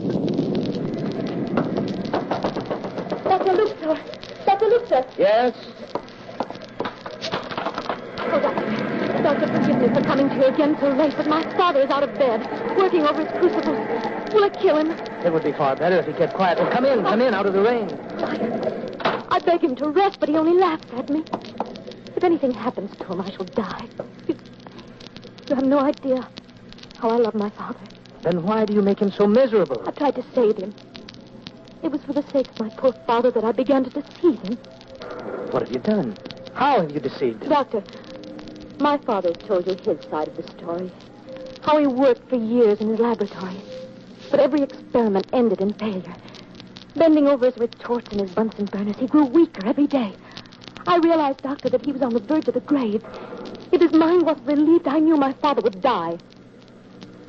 Do you know how we've managed to live through all these years? How?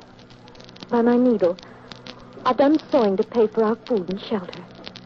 It was very hard work, but I did it. I do it still. But your father, he succeeded in making... He succeeded in nothing. Well, he has made gold. I've seen it. I've weighed it in my hand. I've tested it with acids. I know it's gold.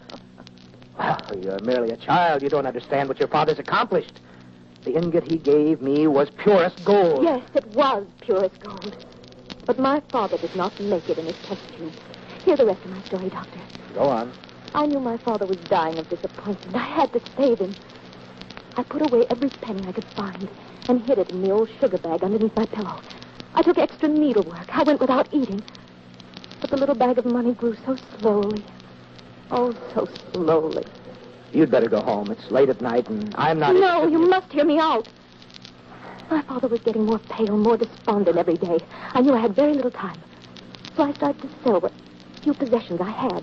A few tattered old books, the doll that I used to love so when I was a little girl, and all the little trinkets that you saved from childhood. I sold them. Doctor, I even sold my shoes. Your shoes? And when my little sugar bag had $35 in it, I bought a lump of gold. Oh. A piece of pure gold, Doctor. And when my father was sleeping restlessly on his couch, I melted that bit of gold in the crucible with which he'd been experimenting. Oh, I'll never forget the joy on my father's face the next morning when he emptied his crucible and found a deposit of pure gold at the bottom. I'll never forget how he called to me, how he... Marion, my child, it's happened. I've done it. I've succeeded. What is it, Father? What's happened? Marion, child, no, you shall see it for yourself. Look in the bottom of this crucible. Don't be afraid. What do you see there? Why, it's yellow and shining. It looks like gold. It is gold, Marion. Gold of the highest purity. You didn't think I'd ever be able to do it, did you? You thought your old father was nothing but a crazy crackpot. I've always had faith in you, Father. Last night I knew I was on the right track. It's the combination of antimony and salamoniac. That's what does it. But the temperatures must be exactly right, and it takes time. Yes, Father.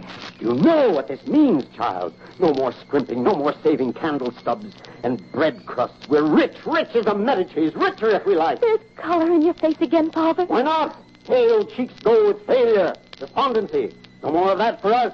William Blakelock is a name that will go down with honor in the archives of American science. William Blakelock, the man who made gold.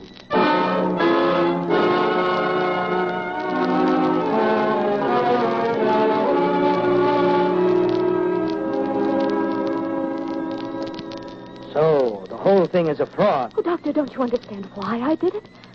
My father would have died of discouragement. But you deceived him. Yes, I deceived him to save his life. Again and again, I'd slipped the little ingot, the little golden ingot, into my father's crucible while he was out of the laboratory. And each time, I begged him to give it to me. For safekeeping, I said. Then you would put the self-same ingot back into his crucible, and he would think that he'd succeeded again. Oh, he was happy, poor man. He thought he was amassing a fortune. All this time I was supporting us with my needle and thread. And then came that terrible day when he asked me for our savings. And I realized that... Marion, we've been making these golden ingots every day for 15 months now. Yes, Father. Then we must have, $15,000 in gold stored away, child. And still we live in this ugly old house and wear the same worn-out clothes. Now it's time we enjoyed some of our riches. Marion, bring me half a dozen of the ingots. I'm going to buy you some beautiful new clothes. No. But you deserve some little luxuries, child. You've been so faithful to your old father in his time of poverty. Now you mustn't hesitate to share the wealth we found together. Bring me some of the ingots you've been storing away. I don't have any ingots. Oh? Oh, you've already converted them into currency. Very wise, my child. Well, surely we can afford to spend $100 without any qualms of conscience. There is no money. No money. Oh, gold? What's become of it? What have you done with our fortune? It was stolen. When? How? Why didn't you tell me? Well, I've entrusted you with a fortune. A treasure in gold. Give me some account of it. I can't tell you why there isn't any gold. Have you stolen from me? Never. Stolen from your own father? Are you a liar, a cheat, a gambler? Is that how you've lost it? Oh, don't say such things. Ah, don't lie to me. Where have you hidden all the ingots? I don't know. 1,000 curses on your Oh, head. don't curse me, please, Father. I shall curse you every day of your life until you return the golden ingots you've stolen from me.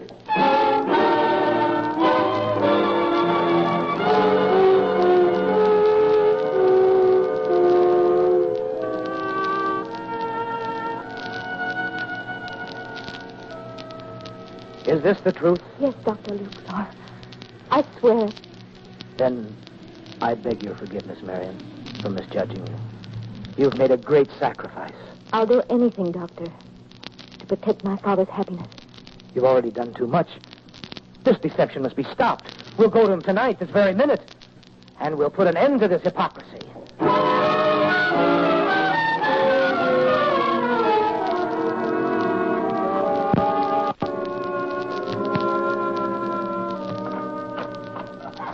Who is it?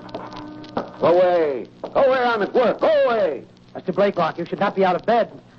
I cannot be accountable for your health unless you take care of yourself. I cannot allow a little physical pain to interrupt my great work. Father, do as the doctor says. Get out of my laboratory, you ungrateful child, you thief. Don't plague me. You're just in time, Doctor. In a few moments, the marriage of the Red King and the White Queen will be accomplished. Yes, Doctor. Within the next minute, you'll see me make pure, red, shining gold. Tell him, Marion.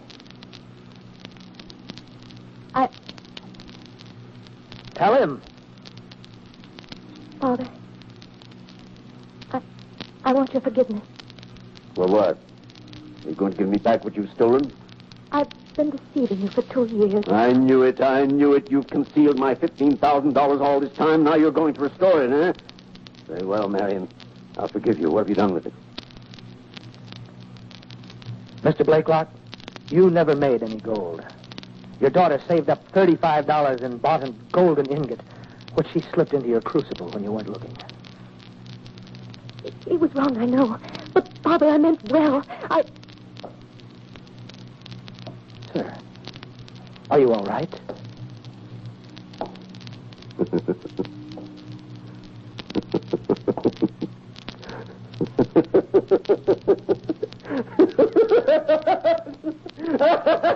Well done. Well done, Doctor. You think you can patch things up between myself and my daughter? Through this trumped-up story, you expect me to believe that she's duped me, that I never made gold? Clumsy, Doctor. Very clumsy. Try again. I assure you, Mr. Blakelock, your daughter is telling the truth. Doctor, you're a fool. That wretched girl has wheedled you. In less than a minute, I will turn you out a piece of gold, purer than any the earth produces. Will that convince you? Yes, that will convince me. Then watch. Watch the crucible.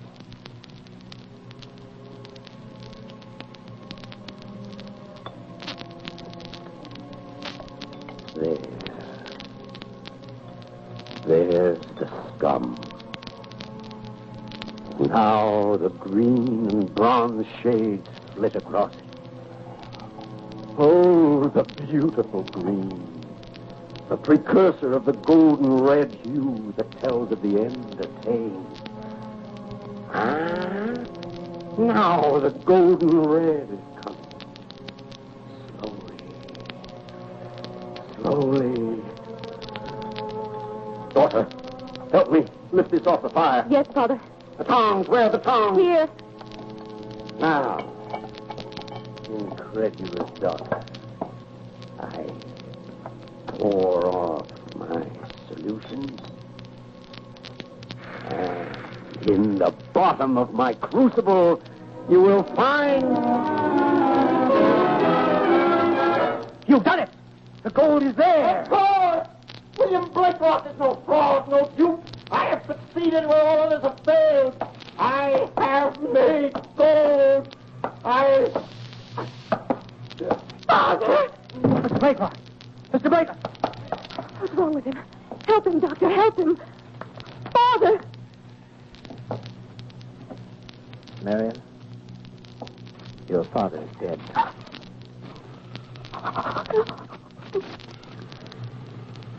I wonder if the world will ever know what a great scientist he was. He really did produce gold in his crucible. No. But I saw the golden ingot. And I slipped it in the crucible when I gave him the tongs. I couldn't stand the look on his face when you told him the truth, Doctor. I'm glad I did it. I'm glad that he died, still believing that he had made gold.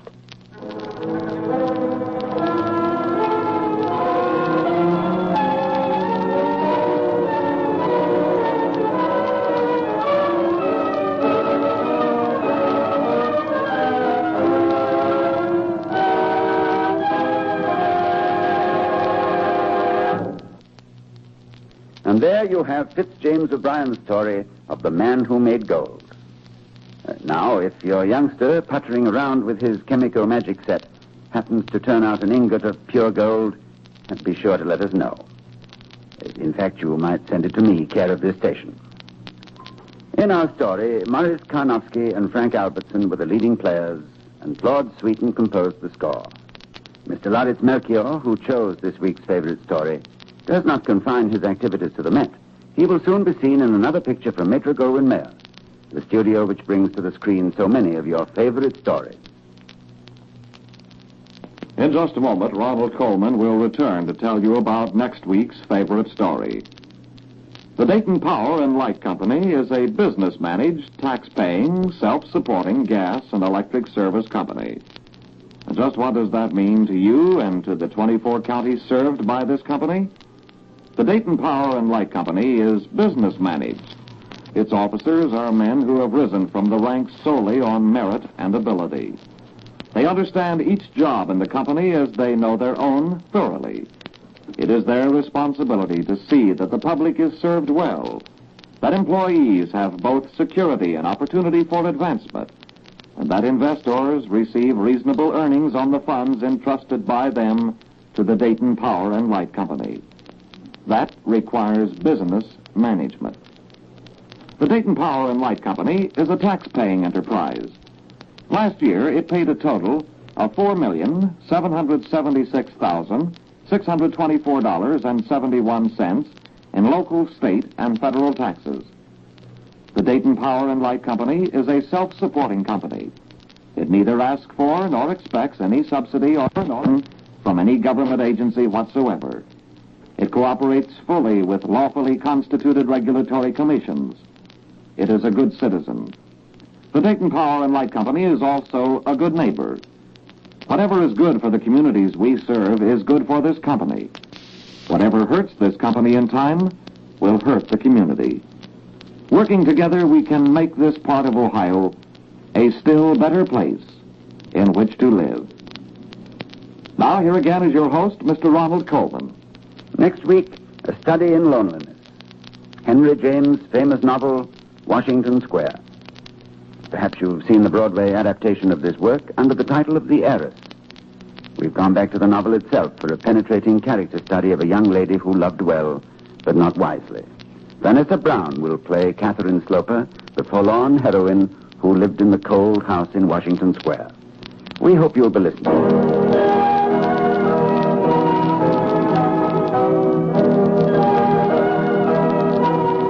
Tune in again next Tuesday, same time, same station, when the Dayton Power and Light Company brings you Susan Hayward's favorite story, Washington Square by Henry James. Enjoy another great dramatic treat this Sunday evening at 9 o'clock when the Electric Theater presents Herbert Marshall in The Admirable Crichton. Good night. Your Columbia station, WHIO, Dayton.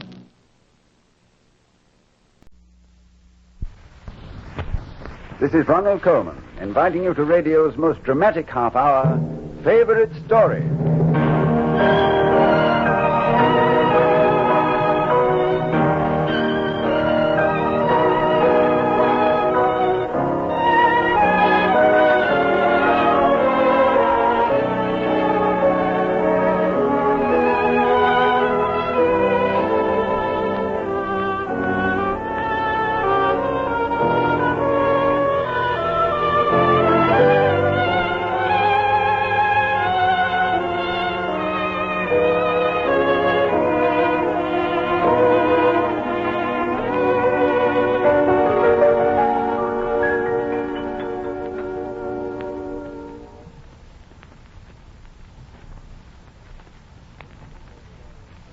Favorite Story invites you to hear a story discovery. It was found on a London bookstall by Jerome Robbins, the young choreographer who did such brilliant work in the Broadway hits On the Town, High Button Shoes, and Look Ma, I'm Dancing. Robbins thought this yarn so unusual that he immediately sent us a copy and named it his favorite story.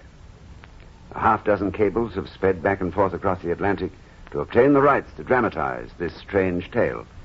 So, for all of you who like your narratives on the startling side, here's John Keir Cross's The Glass Eye.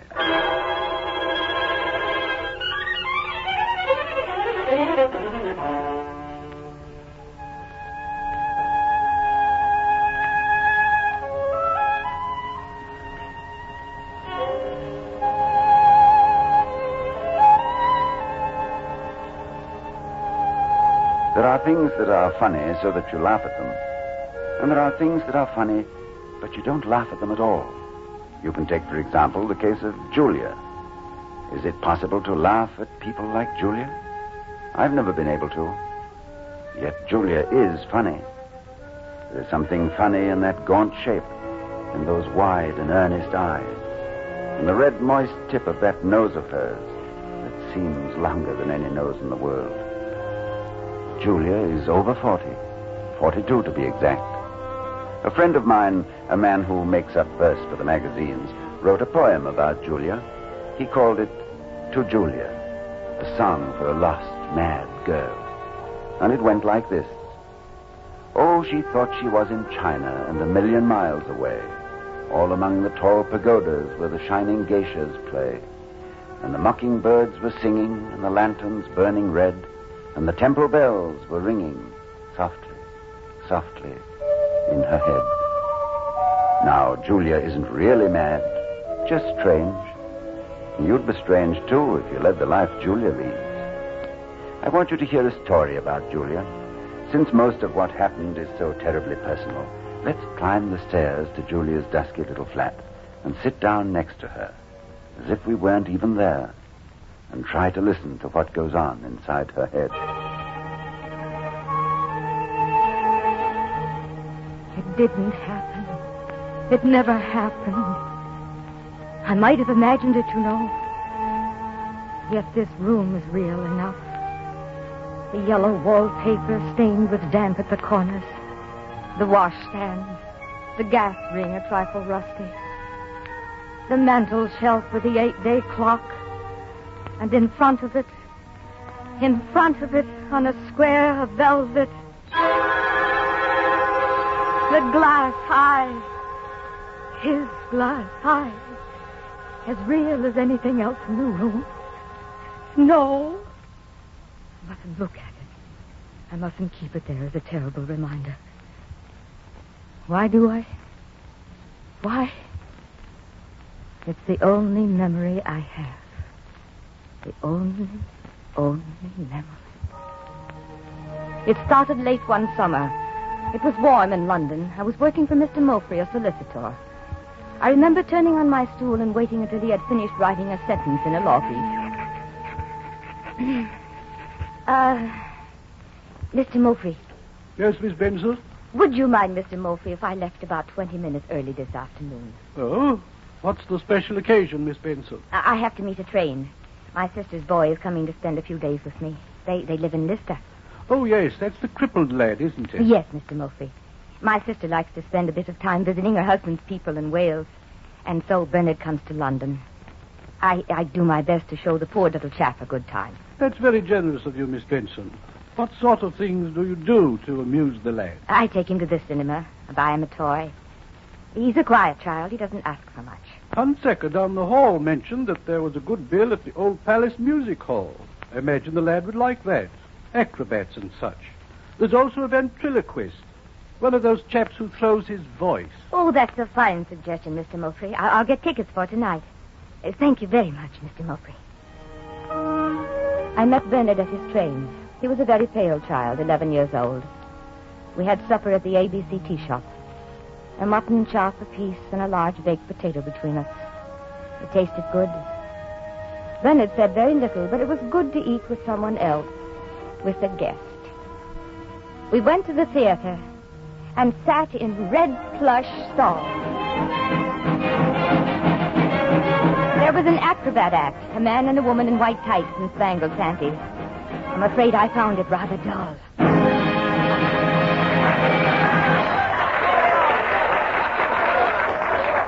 Now, let me see, Bernard. What's next? Max Collodi, I guess you pronounce it. The gentleman ventriloquist with his amazing dummy, George. Oh, I think this will amuse you, Bennett.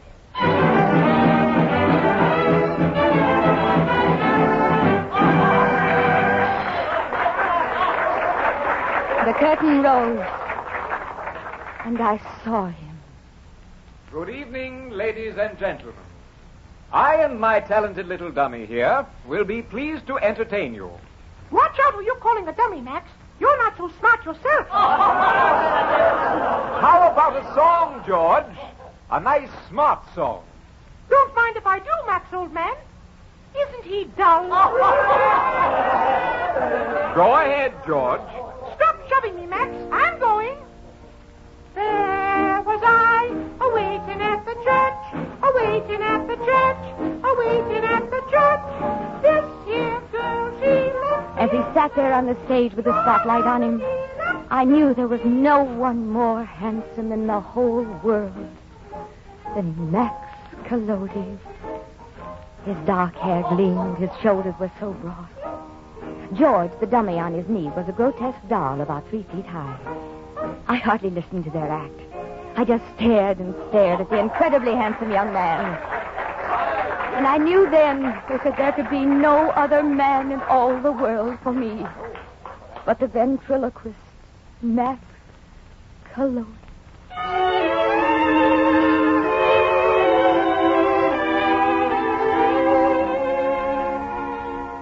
I took Bernard home as if I were in a dream.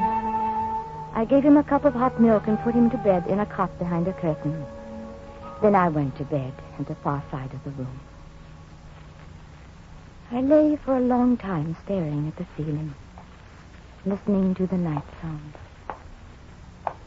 Footsteps through the window from the street. The slow footsteps of a policeman. The strolling footsteps of lovers. Lovers. Lovers. Oh, come on.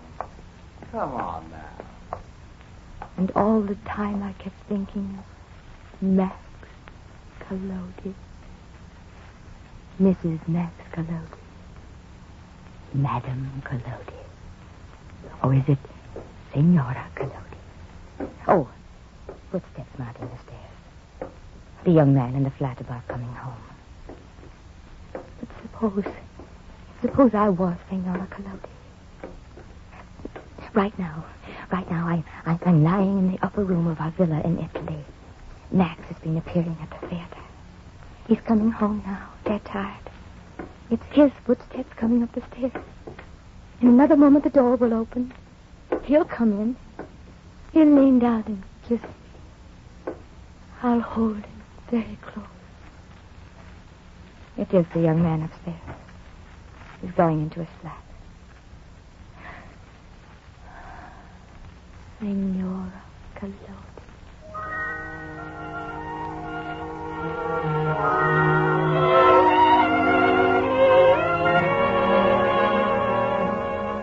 After Bernard went back to Lister, I went to the music hall again. I prayed that Max Collodi would still be there. He was. He was. It was his last night. I sat so impatiently through the dreadful acrobat act. And then he came on. He came on. I didn't listen to his act at all. I just stared at him. A ventriloquist doll am I. A ventriloquist doll, that's all. And that's all you are, son. Well, don't rub it in, man. Don't rub it in. I didn't care what George was. It was Max, his master, I cared about.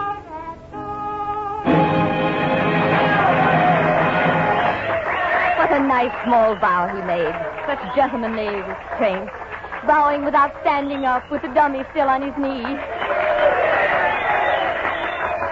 They were applauding him, my Max.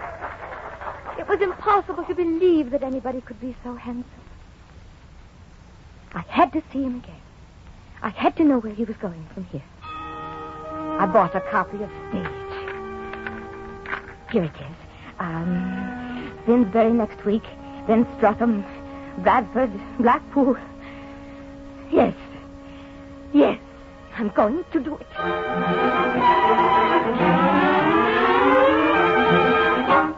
Mr. Murphy.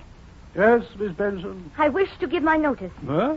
I'm leaving your service. Leaving, Miss Benson? Whatever for?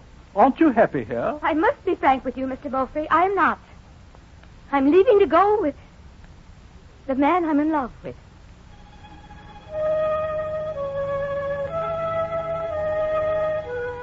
I said that so surely, so certainly, like a young girl. Oh, but I never would have said it if I knew then what I know now. As I sit here in the room with the yellow wallpaper, looking at that hideous thing on my mantelpiece, the glass eye.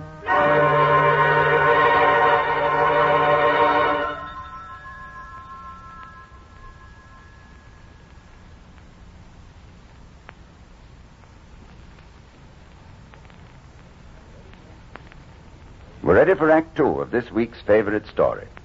Lurene Tuttle stars as Julia in John Keir Cross's remarkable tale called The Glass Eye. Julia sits in the half-light of her room, hardly daring to look at her mantelpiece. For there, on a square of black velvet, is the glass eye.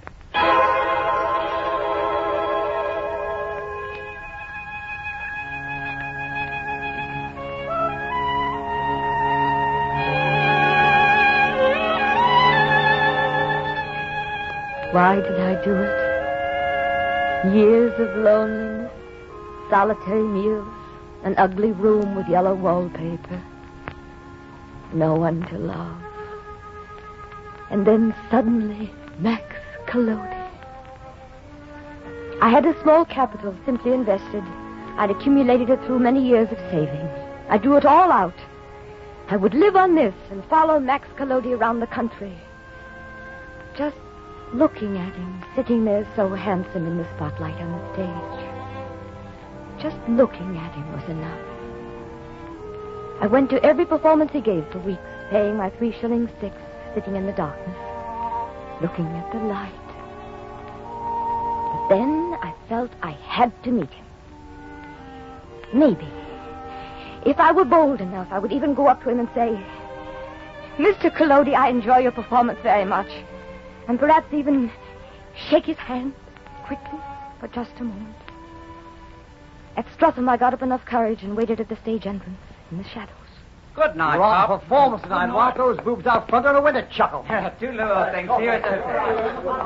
I watched them all go out. The acrobat, the fat lady who rode the bicycle in the closing act, the juggler with the funny ears.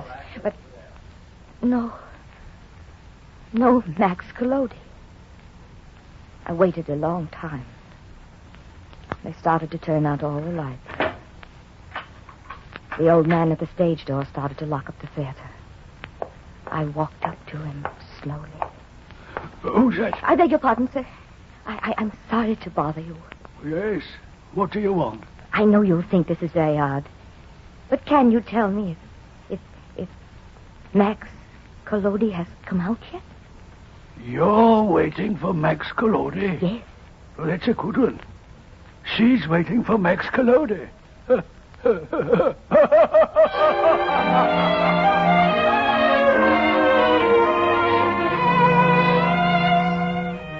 I knew I wasn't good enough for him. People would laugh. I was old, and he was young and handsome. But even so, I wrote Max Collodi a letter. I wrote it very carefully. I told him how much I enjoyed his performance and wondered if perhaps I might be privileged to meet him. Days later, I received a reply. I tore open the letter. My dear Miss Benson, I am grateful for your praise. I regret to say, however, that I never grant interviews. Cordially yours, Max Collodi. Oh.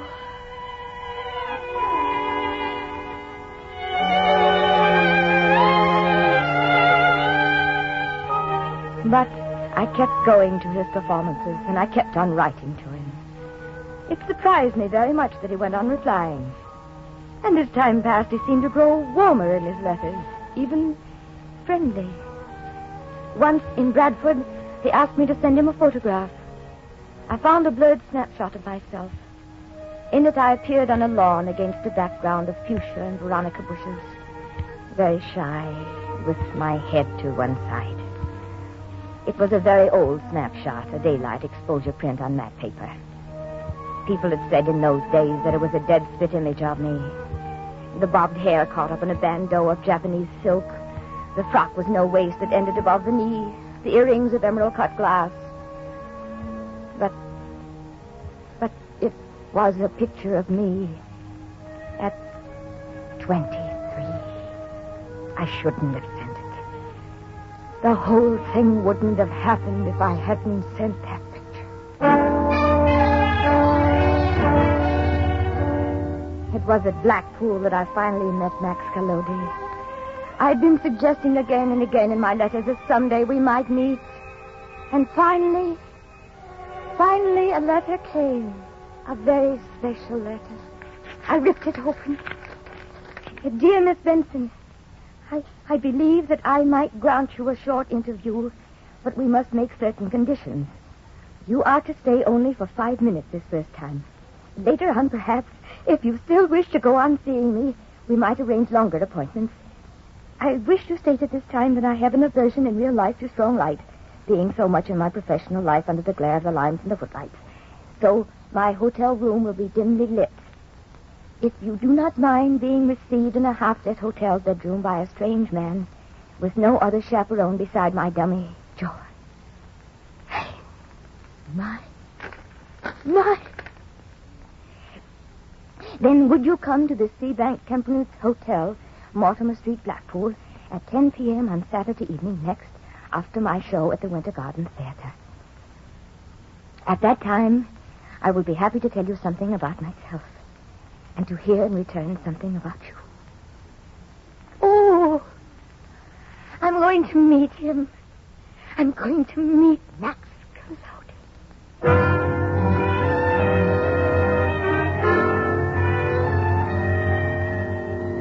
All day that Saturday I spent in front of the mirror of the boarding house where I was staying.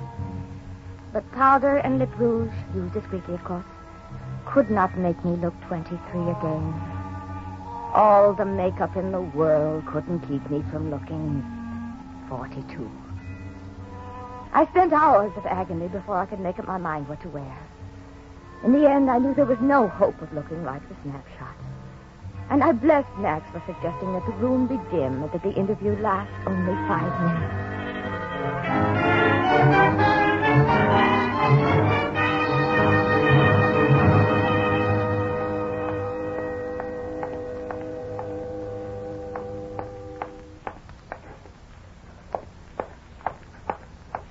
At 10 minutes to 10, I was walking up and down in a dark place near his hotel, waiting.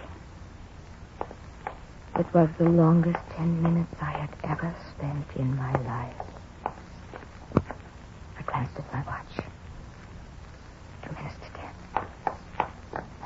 10. I pushed open the swinging door of the hotel and walked up to the reception desk. Yes, lady? Could you tell me the number of Mr. Max Collodi's room, please? The number 7 on the first floor. Stairway to your left. As I walked across the lobby, I felt his eyes on my back. I mounted the stairs, taking care not to trip over the worn carpet. I dabbed at the tip of my nose with a small scented handkerchief. After roses from Boots at 4 and 6 the bottle. Number 5. Number 6. Number 7. Oh, God. Help me. Help me. Won't you come in? was sitting behind a large mahogany table. Even in the dim light, I could not mistake him. He was so handsome. He didn't get up. He just inclined his head in the brusque, slightly stiff way I knew so well. It was the bow with which he acknowledged applause in the theater. Dear lady, pray sit down. Thank you. I sat down. I didn't know what to say. What was there to say? To gain time, I quickly glanced around the room. An ordinary room with flowered wallpaper. There was a bed, a wardrobe, a small chest of drawers. Rolled grotesquely on a chair to Max's left was the dummy George. So lifeless there in the half-light. Mr. Collodi. Max Collodi at your service. Mr. Collodi.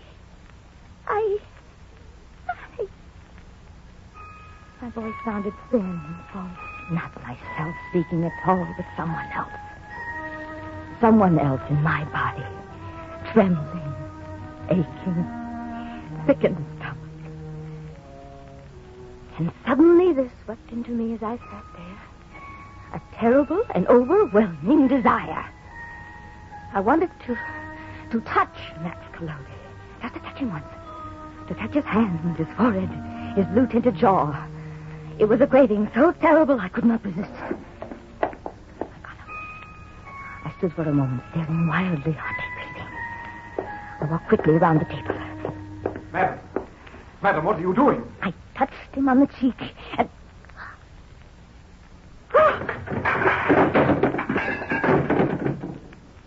He toppled sideways and fell from his chair.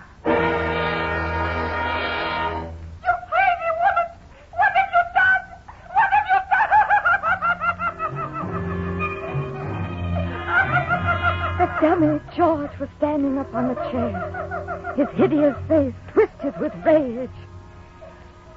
And as I stared, I realized that the dummy George was a living creature. And that what I had loved was nothing but wood and cloth and glass. At last I had met Max Collodi, the ventriloquist.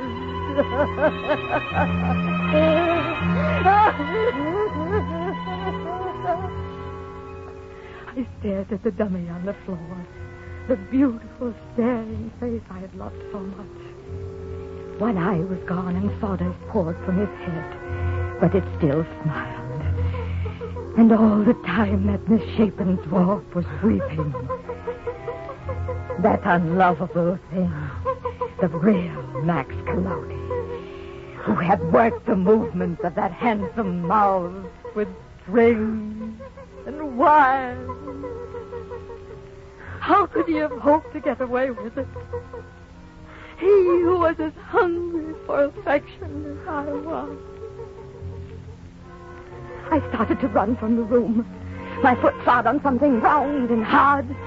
I stooped and picked it up, then ran screaming from the hotel. It was the glass eye. The glass eye of the thing on the floor. The glass eye that rests now as a terrible relic on its black velvet pad on my mantelpiece.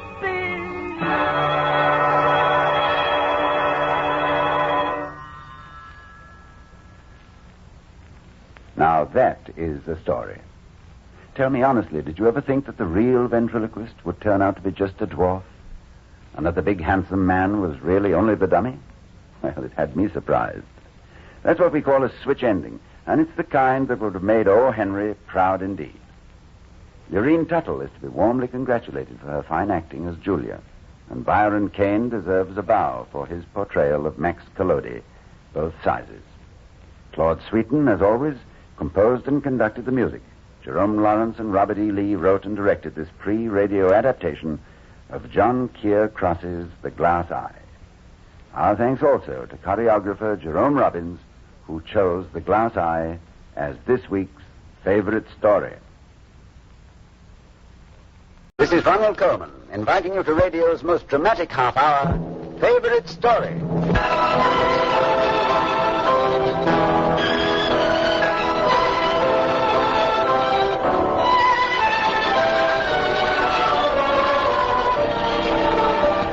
All mankind loves a good story.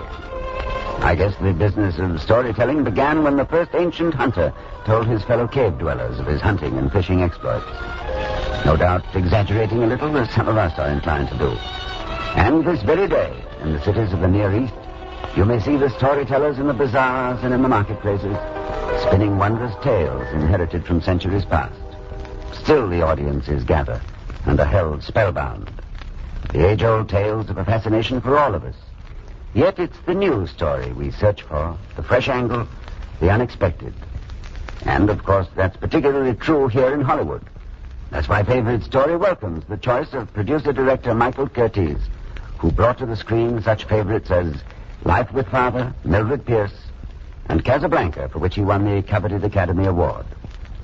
And his choice, written by Arthur Wister Mays, has the happy quality of surprise. It revolves around a single copper penny. One of radio's best-known young actors, Jack Webb, will tell us the story. We're ready then for Act One of The Copper Penny.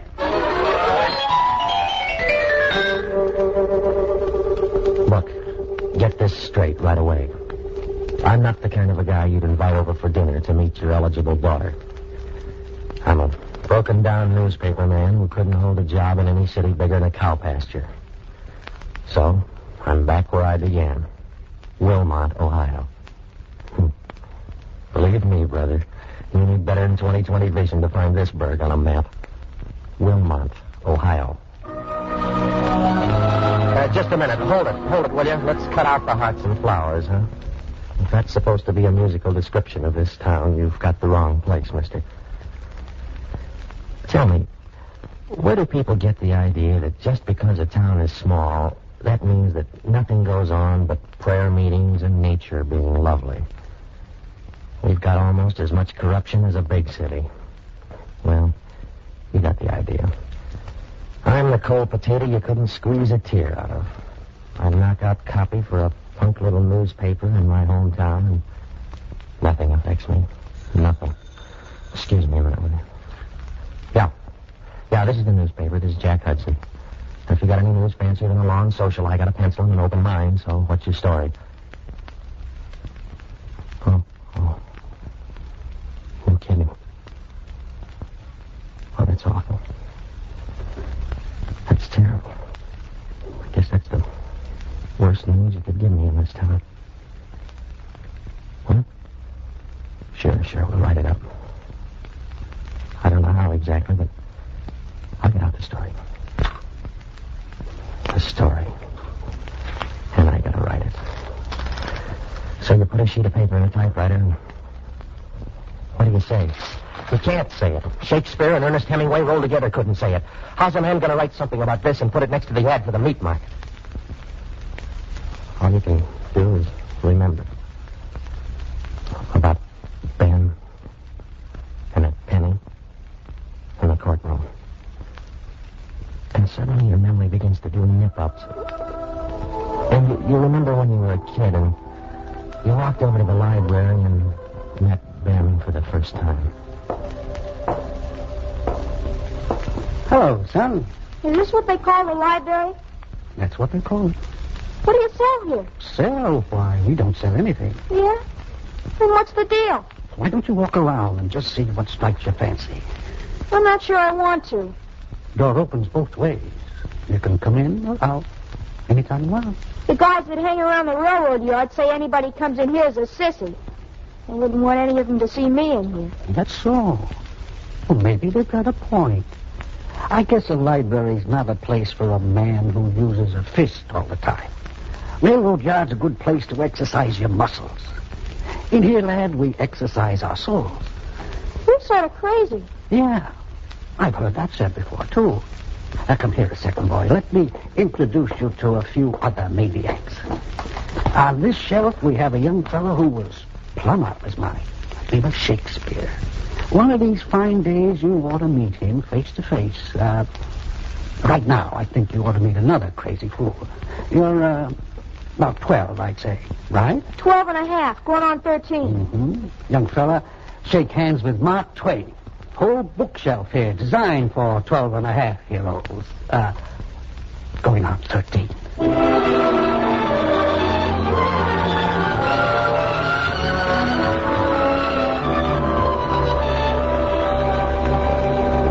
Yeah, Ben Carter. The one man in this whole town with anything in his heart but a dollar sign. Ben Carter, the town librarian.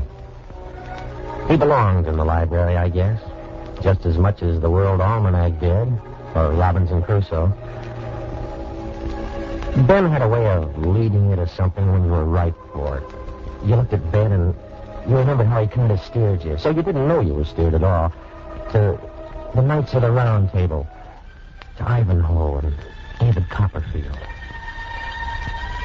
And suddenly, life stopped being narrow and small towns. Suddenly, your mind expanded beyond the railroad yards. And you were Huck Finn, floating down the Mississippi River. You were going out to fight in shining armor for the lovely Rebecca. You were the king of the Golden River, and Marco Polo at the court of Kubla Khan.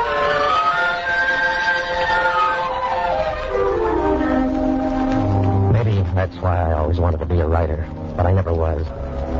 Just a newspaper hack who couldn't hold on to a job in Cleveland or Columbus or St. Louis or Detroit or any place.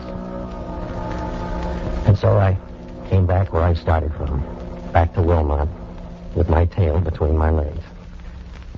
And I went to see the only person in town I gave two hoots about, Ben. Jack, how are you, boy? I'm very glad to see you again. Why, Ben? Why are you glad to see me? Because you're one of my boys. Tell me, have you written the book yet? A great war novel, huh? No, Ben, no. I haven't written anything. Just traffic accident reports and obituaries, and I didn't write them good enough to hang onto a job. I've been canned all over the map. I'm a big nothing. Oh, not with what you've got inside your head. Jack, you need me help. Can I do anything? Oh, thanks, Ben. Thanks a lot. I got my old job back on the local paper. Oh, that's fine. It'll be good having you back in town. Even though I'm a big flop? Oh, no flop. You don't have to go running 1,000 miles away to amount to anything. Why, look at me. I'm a long way from being the Librarian of Congress or anything else worth a second look, but along comes today. And you know what today is? What, Ben? 40 years that I've been here as librarian. And they're going to celebrate. The town's giving me a banquet tonight with all the trimmings. The mayor, the head of the Chamber of Commerce. Why, look at me, son, and stop moving. All my life, I've been a big nobody, too. But tonight, I'm the toast of the town. I'm glad you're here. You've got to come to that banquet.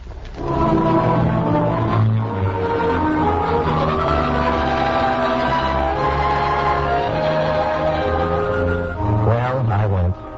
I stood in the back of the big old drafty city hall to give a listen to what went on. To watch the whole town pay honor to Ben. Arthur Henderson, the head of the Chamber of Commerce, got up and banged on the table. Ladies and gentlemen, we're here tonight to pay honor to a fine citizen.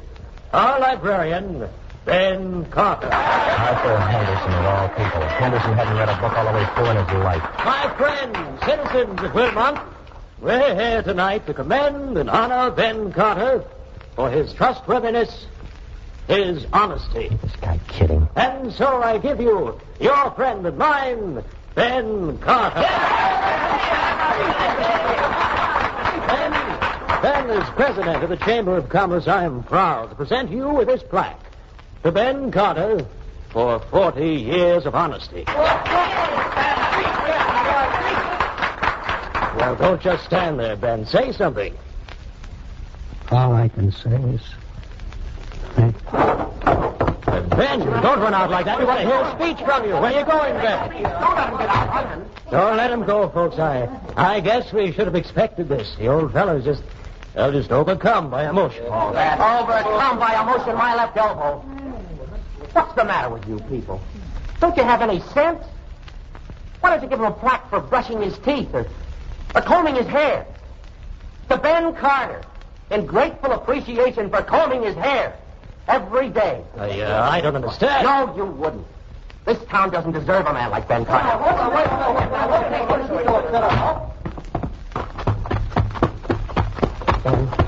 Ben, are you okay? Sure, Jack. Did you see this plaque? Yeah.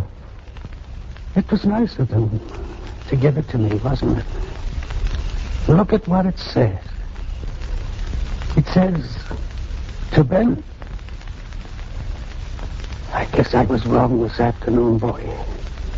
Meet another big nothing. Now, please go away. Please.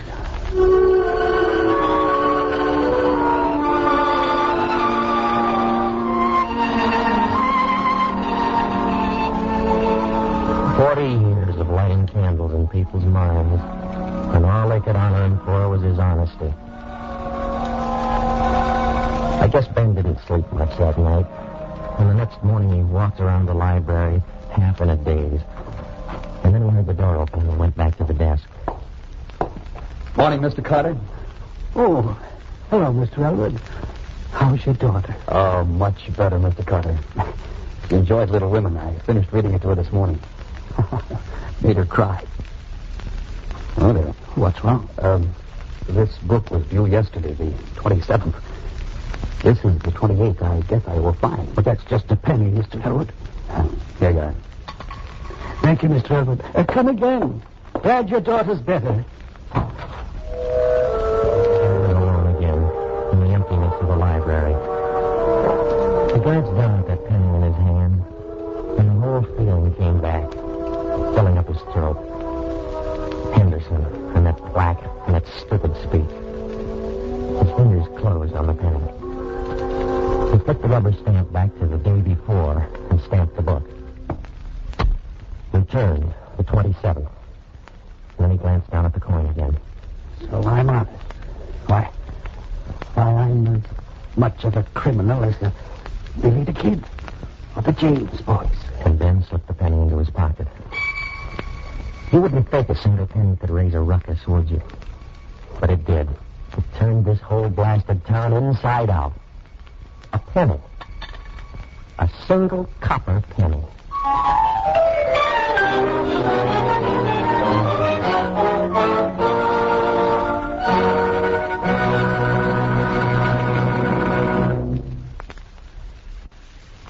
We're ready for Act Two of the favorite story of the well-known director-producer, Mr. Michael Curtiz. An ancient Latin who lived way back in the year 200 A.D. had something to say about a storm in a saucepan, which through the years developed into the popular expression we use nowadays for any minor incident that creates a turmoil, a tempest in a teapot. In the little well-remembered library, a man with a soul has stolen a single penny. And we hardly need a barometer to know that in the little teapot town of Wilmont, a tempest is brewing. Here's Act Two of The Copper Penny.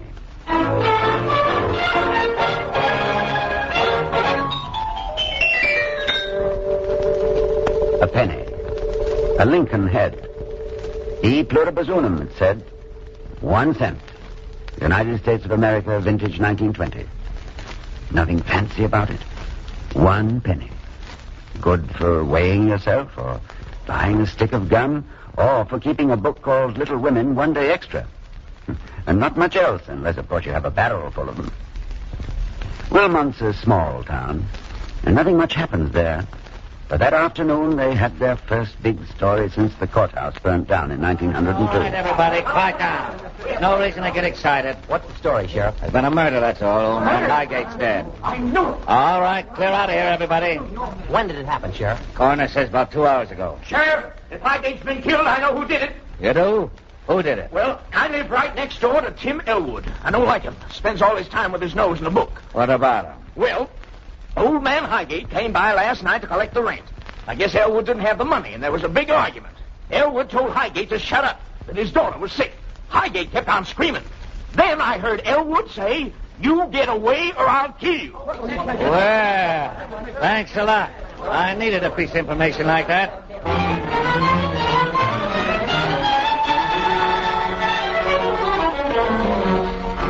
All right, Albert, don't play dead. Why would I kill him? Plenty of reasons. You're broke, out of a job. I told you before, Sheriff. I wasn't near Highgate's place this morning. Then where were you between 10 and 11? How many times do I have to tell you? I was home reading to my kid. She's sick. I read her the last couple of chapters of Little Women. Great. You don't expect us to believe that, do you? Why not? Okay, so you were reading. Did you go out at all this morning? Yes, about 20 after 11, I walked over to the library and returned the book. That'll be easy enough to check on. What was the name of that book again? Little Women by Louisa May Alcott. I think I'll go visit the library, Elwood. Just like you did, eh?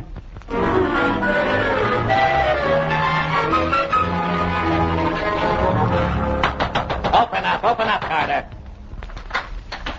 The library's closed, but I'll be happy. Why, Sheriff, first time I ever saw you around the library, I didn't know you were reading. I'm not. Now cut out the small talk and show me where you keep a book called Little Women. What do you want to see that for? Never mind, just show it to me. Where do you keep it? Right here, under A. Alcott. There we are. Is your only copy of this here book? Yes. All right, now, Carter, show me where you mark down when the book is returned. Well, right here. But, Sheriff, there's something I want to... Keep quiet, will you? Right here, huh? Well, just what I thought. A man's lying. This book was returned on the 27th, yesterday. What kind of idiots does this man take us for? Oh, Sheriff, no. That's Sheriff. all, Carter. Thanks for your trouble. If you don't mind, I'm going to take this book. We got a murder on our hands, and we know how to tend to him.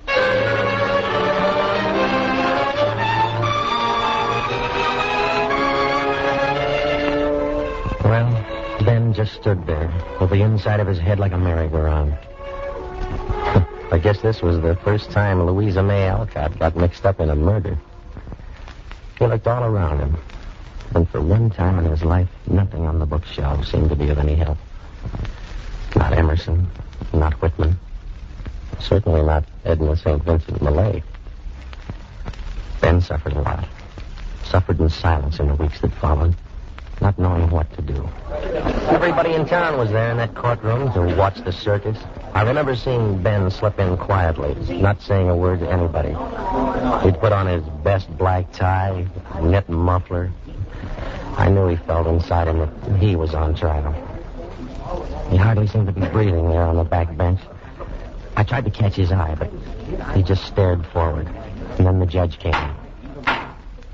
The Randolph County Court is now in session. We shall continue the case of the state versus one Timothy Elwood. All right, Mr. Prosecutor. Will Timothy Elwood take the stand? Do you promise to tell the truth, the whole truth, and nothing but the truth, so help you God? I do. Sit down, please. We have already heard from our former witnesses that you outwardly threatened the life of the late Geoffrey Highgate, that you owed him a considerable amount of money. Now, Mr. Elwood, we should like to establish your exact whereabouts on the morning of the murder. Where were you on the morning of March 28th of this calendar year?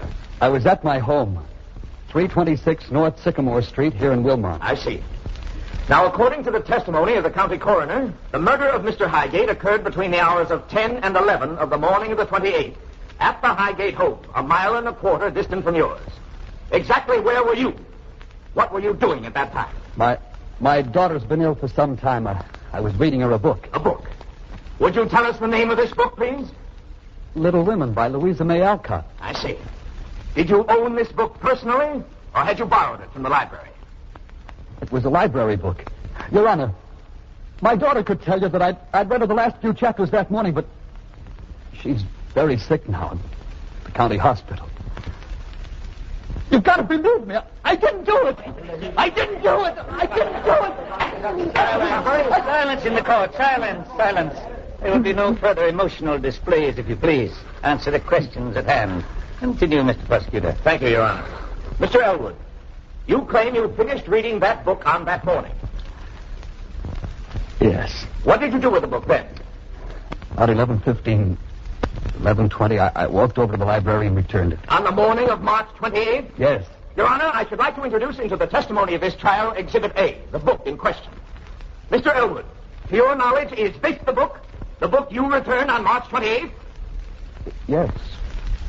Yes, I think it is. Mr. Elwood, would you open the book and read aloud from the borrowed and return slip in the back of this volume the date that it was actually returned? March 27th. Your Honor, I have something important to say. Mr. Carter, you're out of order. Maybe I am, Henry. I mean, Your Honor, but the whole thing's out of order. Ben, if you've got some evidence to submit, do it through the proper channels. The prosecutor will call you as a witness. It can't wait for all that. Now listen to me, everybody. Tim Elwood's right. That book wasn't returned until the 28th. But it says the 27th. I changed it. I deliberately changed it. Changed it? What for? I changed it. I changed it, Your Honor, so that I could stay in the fight. What did the fine amount to? The book was 1 day overdue. The fine was a penny. 1 penny. Why, Ben, I sat in the city hall and watched you being honored for 40 years of honesty. Why would anybody want to steal a penny? I did it. I did it if you don't understand why I did it, I can't explain it to you. And now, if you don't mind, I'd like to return something to the citizens of this community. Something that belongs to them. And at the same time, I wish to resign as librarian. Here you are, Your Honor. It's a penny.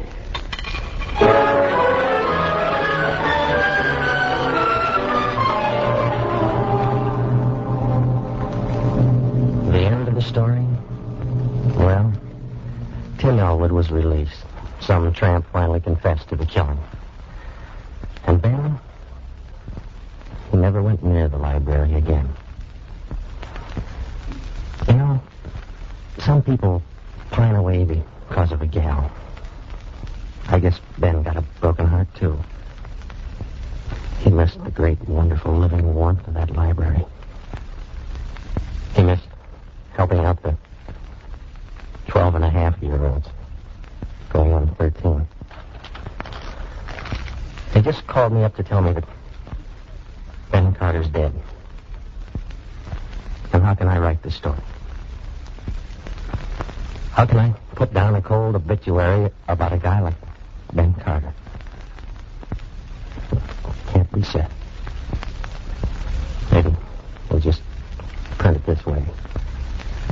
An editorial on the front page. When we were very young, we suddenly sailed beyond the limits of this town. The whole world suddenly belonged to us because of very... Oh, no. It's no good. Can't say anything fancy about Ben. Not even Shakespeare. Yeah. Shakespeare didn't say something. I see. Here in Hamlet. Yeah, here. We'll print this.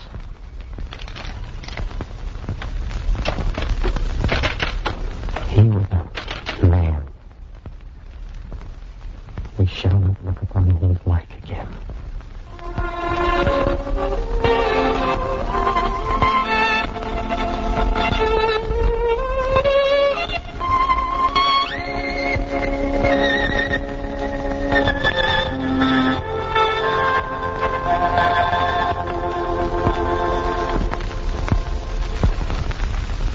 Ben Carter, a man to remember whenever we look at a bookshelf or step into the living warmth of a library. And, of course, every time we look at a copper penny. The Copper Penny was the favorite story choice of producer-director Michael Curtiz.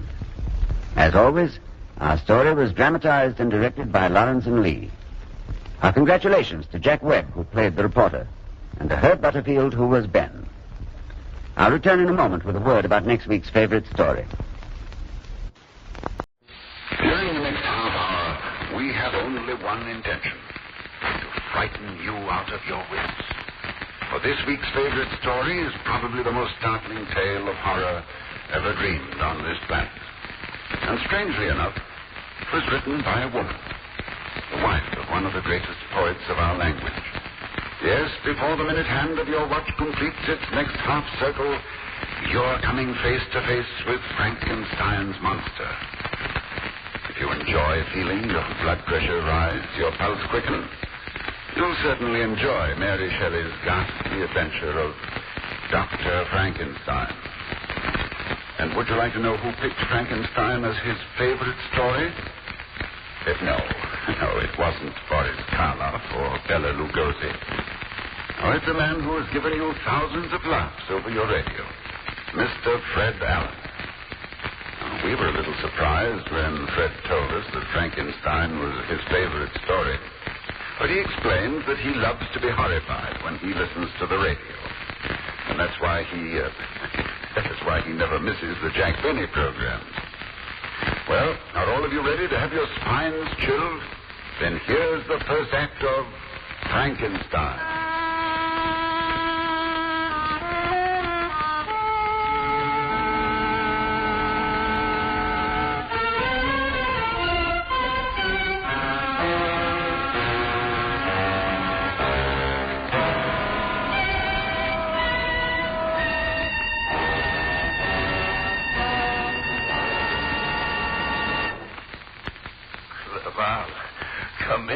Come in.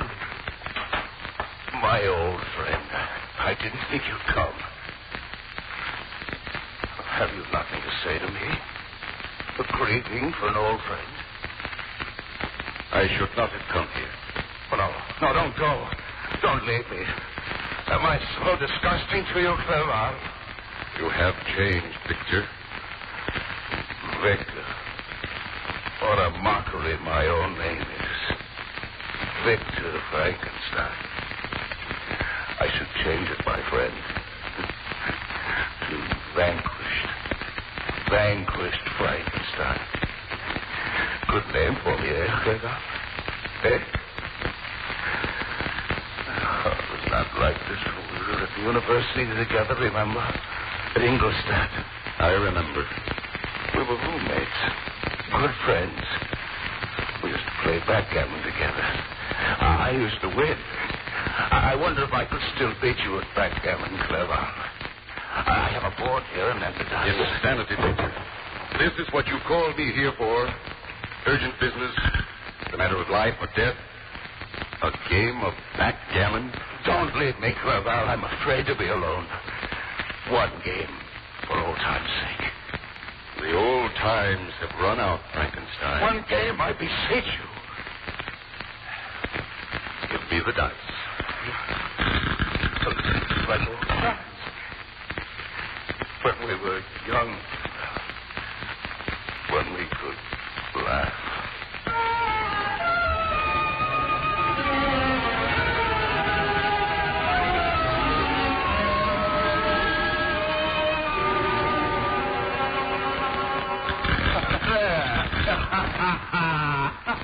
Why must I have the luckiest man in the university as a roommate? It's not luck, my friend, it's fate. A conviction, Clerval, that no matter what the odds are against you, you can overcome them. You don't believe in the law of chance and averages? I believe in the law of myself and the power of the human brain. Now, you're high. Take the dice. Look at them, Clerval. The dice. What do you suppose they're made from? Kind of bone, perhaps? Once these were part of a living being. Strange, isn't it? What happens when a creature dies? Well, that's what we're here studying medicine for, Victor. To postpone death as long as possible. I wonder if there's another way, Clerval. I've been reading some of the ancient medical authorities like Albertus Magnus. Witch doctor. Oh, no. They didn't have our knowledge and our instruments, but they were intelligent men. Combine their ideas with what we know today. The result may be a new way to defeat death. Come, Victor. Are you going to play or not? Of course I'm going to play. What a fine way to study medicine. What? Elizabeth, what crowd did you drop from? Aunt Caroline had to drive up to Ingolstadt for a few days, and she asked me to come with her. Elizabeth, darling, it's heavenly to see you again. Walked in the door, backgammon flies out the window. see you both. Of course, Clerval. Oh, my darling. How's everyone in Geneva? How's William? Your little brother is an absolute charmer. The most beautiful child in the whole city. I hope I can be home for his 10th birthday. Well, why not? You'll be graduated by then, dear. Just think. My Victor will be Dr. Frankenstein. Elizabeth. I won't be coming home after my graduation. Oh? We'll have to postpone our wedding a few months longer, Elizabeth. There's something I must do first. There's something I must do first.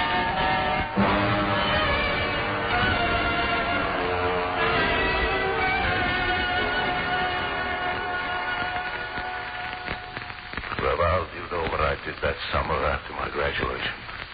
I don't want to know. You're my only friend. You must listen.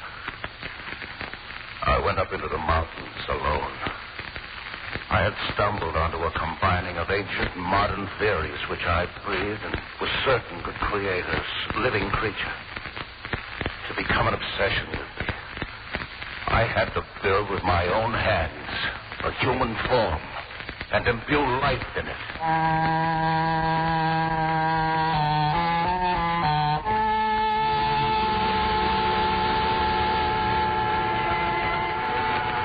During those months, I devoted myself day and night to the most arduous, most revolting work that a scientist has ever undertaken. I became an habitué of graveyards, seeking beneath the freshly turned earth the materials with which I had to work. I began to put together a creature of human form. I found the minuteness of the parts a great handicap. So I resolved, for the ease of working, to make the creature a giant, more than 8 feet in height, so that the component parts, arteries, veins, muscle tendons, would be easier to work with.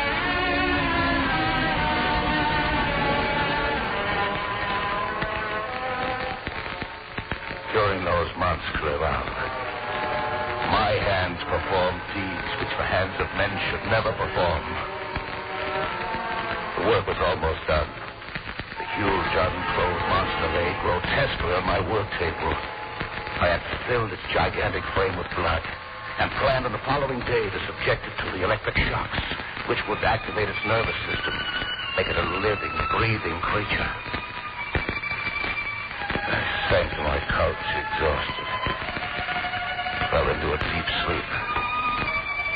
During the night, I heard the wind rise, disturbed fitfully by crashes of thunder and lightning flashes along the mountainside. Once, after a very near stroke of lightning seemed to electrify the air in my sleeping chamber, I thought I heard a sound from my laboratory. Then, did I dream this, or did it really happen? The curtains around my bed were parted, and I saw the monster. Its yellow skin, its unblinking eyes, the dry, papery lips moved.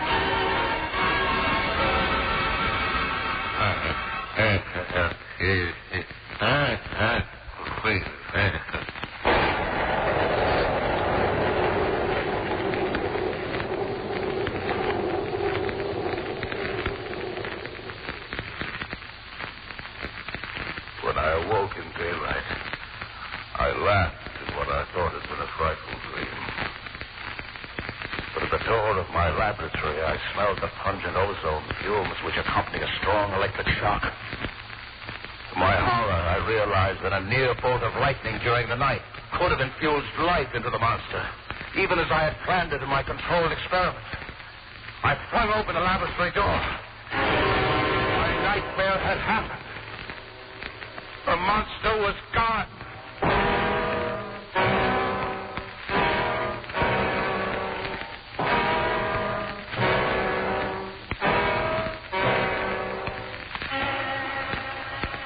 For months, I searched for the creature.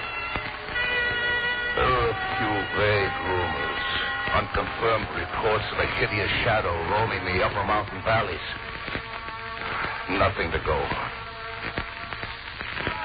I gave up the search, returned to Geneva.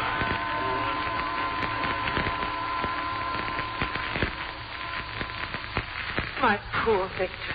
We've been so worried about you. I'm all right, darling, now that I'm with you. You're so thin, Victor. Where have you been all these wretched months? Traveling, Elizabeth. In mind and body. Nothing you would understand or want to know. That's all over now. No more travels or worries. You're home. Yes. Home. Oh, darling, how soon can we be married? I'm casting away all my old life, all these unpleasantness. I'll set up practice here in Geneva. Come in. Dr. Frankenstein? I'm he. What do you wish, sir? I'm the prefect of police. I have some distressing news. What is it, sir? Your brother, William, has been killed. No! How did it happen?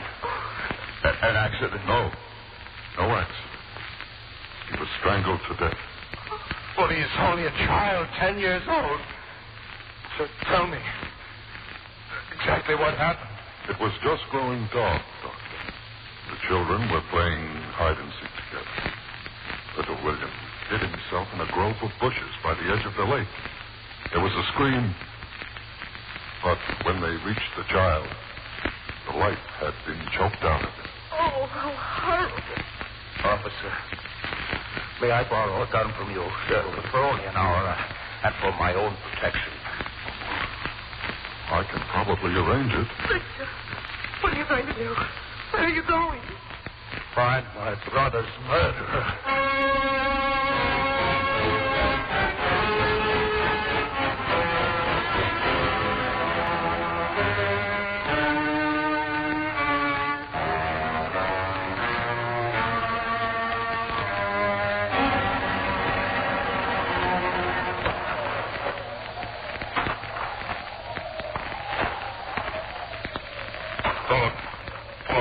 Who's that? Frankenstein.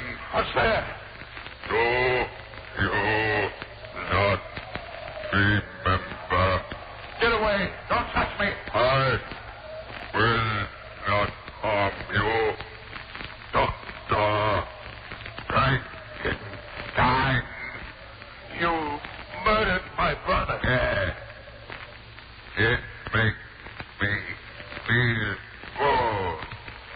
good to kill Wish to God I'd never created you. Why, you did create me.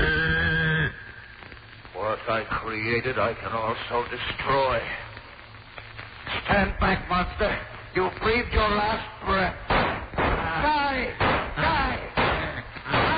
Die!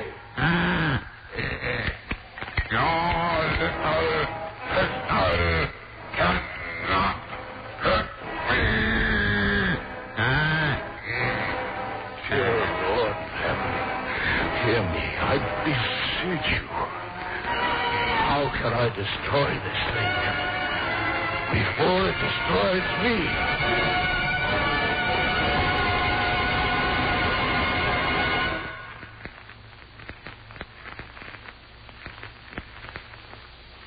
You know, Mary Shelley, who wrote Frankenstein, was the wife of Percy Bysshe Shelley, the British poet. I sometimes wonder what kind of married life they had together. Can you imagine Percy sitting at his work table of an evening writing, "Hail to thee, blithe spirit," while Mary sat quietly at her desk, making monsters with her quill pen, and Percy looking up and saying, "Darling, what rhymes with Ozymandias?" And his wife replying, "Don't interrupt me, dear. I'm right in the middle of a graveyard." Well, now it's time we return to the black foothills of the Jura Mountains, where Dr. Victor Frankenstein is continuing his terrifying story to his friend Clerval. Here's Fred Allen's favorite story, Act 2.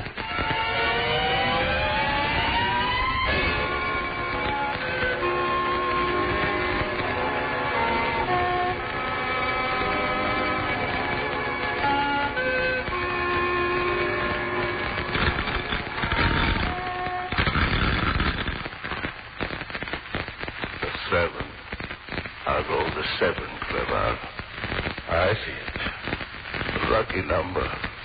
Did this monster, as you call it, have anything to do with what happened to Elizabeth? I'll tell you, Clifford. I must tell someone. This frightful giant I had built came to me in the darkness, always in the darkness, and begged me to build another creature like himself. But a woman, good Lord. The thing was lonely. Nowhere from no one could it receive friendship or affection. It demanded that I build another monster or a mate. I refused, and it threatened me. It swore a frightful oath. If you will not build me a companion, I will destroy everything you love, and I will be with you on your wedding day.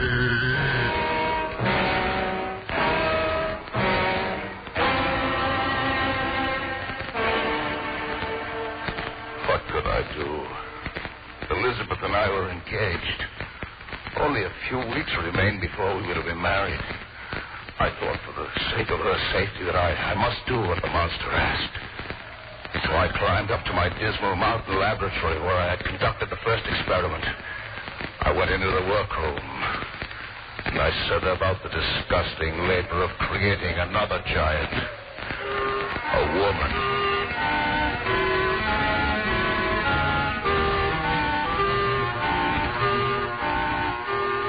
The task was half done, while the ghoulish torso lay incomplete on my work table. I paused to wonder. Would the fiend keep its promise? Would the monster cease from murder and destruction? Or would I be turning two demons loose upon the world? Two creatures which would breed children as hideous as themselves. In a few generations, these monsters born of my hand could extinguish civilization on this planet. Perhaps wipe out the human race. I couldn't do this thing. I gathered together the poor pieces of my half-made creature, and I flung them from the ledge of a high cliff into a nearby lake.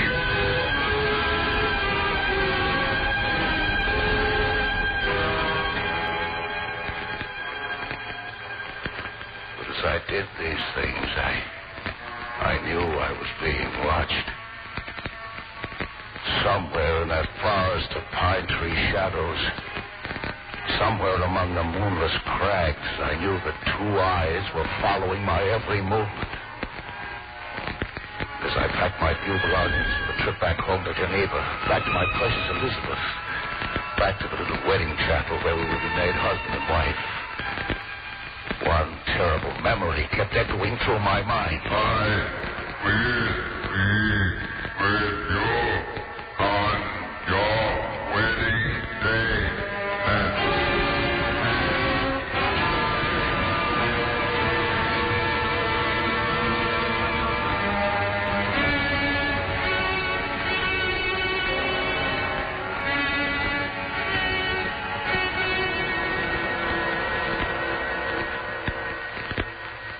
Victor, darling, what's troubling you? Nothing, my sweet. Nothing, really. Oh, this has been the happiest day of my life, Victor. And by far the most important. We are married. Do you realize that, dearest?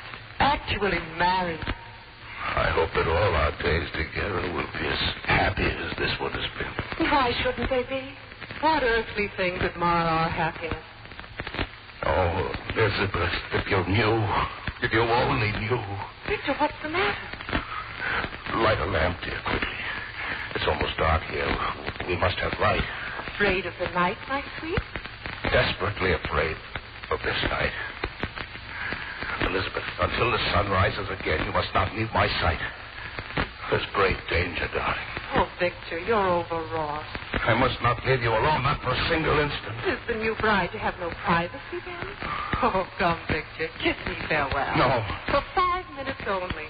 We've not even unpacked our bags. I must have time to arrange my walk. Elizabeth, don't go, darling, don't. For 5 minutes off. Elizabeth.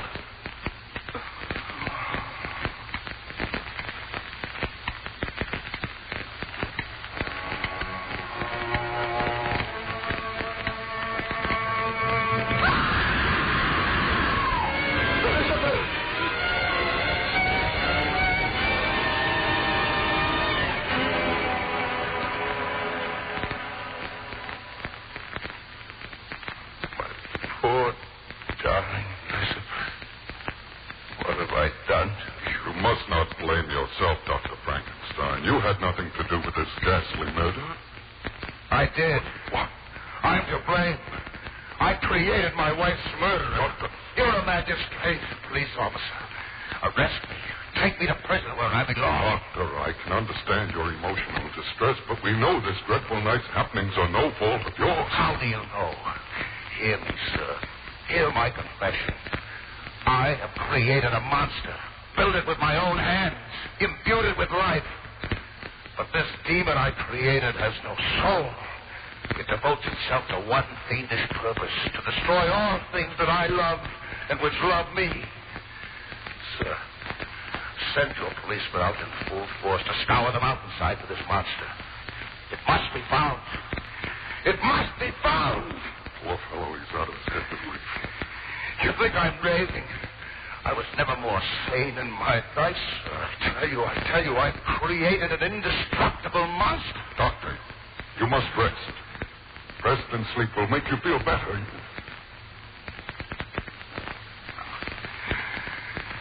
You poor fools. You think I am mad.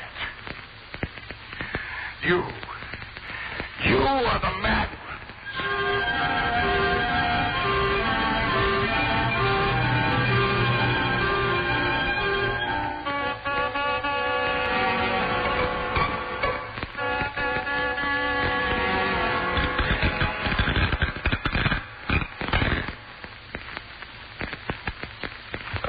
Throw up the dice, Cleval. I will lose. Even as I had faith in my young days that I would win, now I have faith that I've already lost. Roll the dice, Victor. Get this over. It's a long walk back to the city. I want to get home while there's still moonlight. Wait. Is it possible? Oh, no, it's not possible. I thought for a moment that the dice moved in my hand. Moved? Of their own accord? They're made from bone, these dice. They were once living tissue and a living creature. I've made dead things live again. Victor, this is insane. You should submit yourself to qualified medical care. This monster you speak of, it's nothing but a wild dream in your sick imagination. These unfortunate deaths close to you have warped your brain. Your monster does not exist at all. Now, get a grip on yourself, man. You never created such a creature. There is no such monster on the face of the earth. Look behind you. Great God.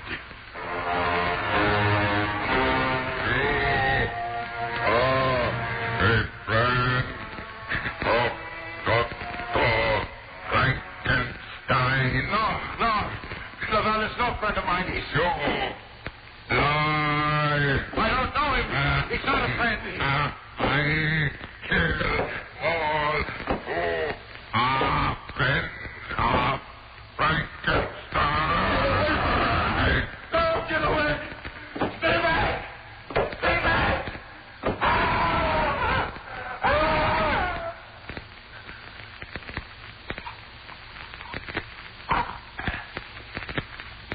He is dead. Is there no end to your crimes? So dead. Will you destroy everything in my life? Everything but your life. It's Go away.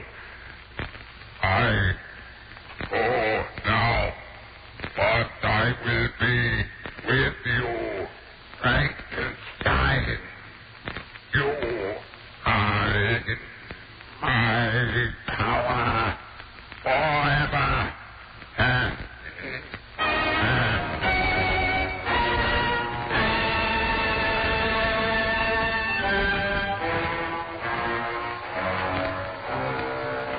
Hear me, all living creatures within sound of my voice.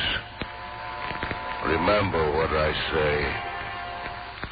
I warn you, the monster I created is still at liberty, roaming the dark places of the night. Beware of him, for with one silent stroke of his finger, he can crush out your life. Above all things, do not speak my name, for the sound of the syllables Frankenstein makes the anger rise in the monster's brain. If you would say my name, he may think you a friend of Frankenstein. His hairy hands will close about your throat as they did at that with little William and Elizabeth, poor Clara. I beg you, beware of the monster lurking in the shadows. And if God wills it, speak one prayer for the most wretched, lonely man who has ever walked this planet. Victor Frankenstein.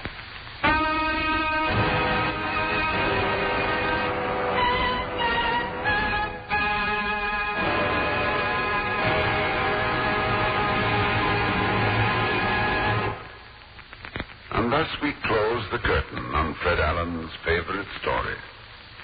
Sorry we couldn't arrange a happy ending, but that's the note on which Mary Shelley leaves us in her adventure of Frankenstein. We hope you've enjoyed this tale of fear. And we hope you'll plan to be with us next week when we bring you a favorite story as different from Frankenstein as day from night. This is Ronald Coleman inviting you to radio's most dramatic half hour. Favorite Story.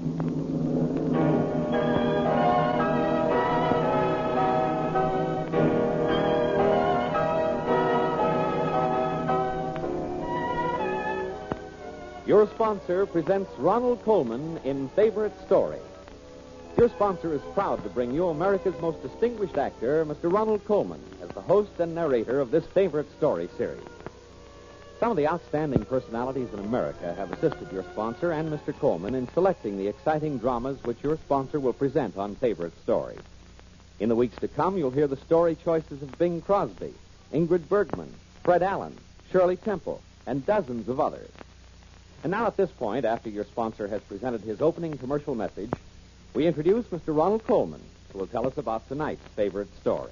Did you ever hear a piece of music composed for 80 symphony musicians and 4 airplane engines?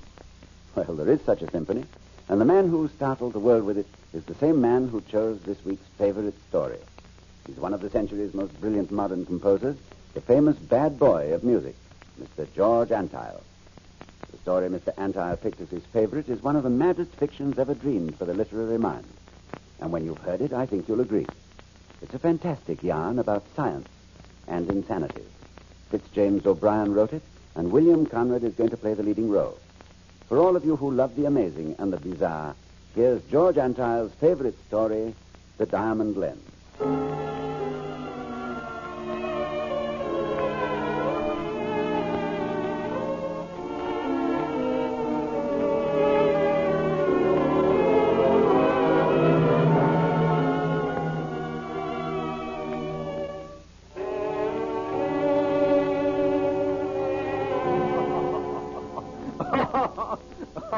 Oh, it sounds like a circus.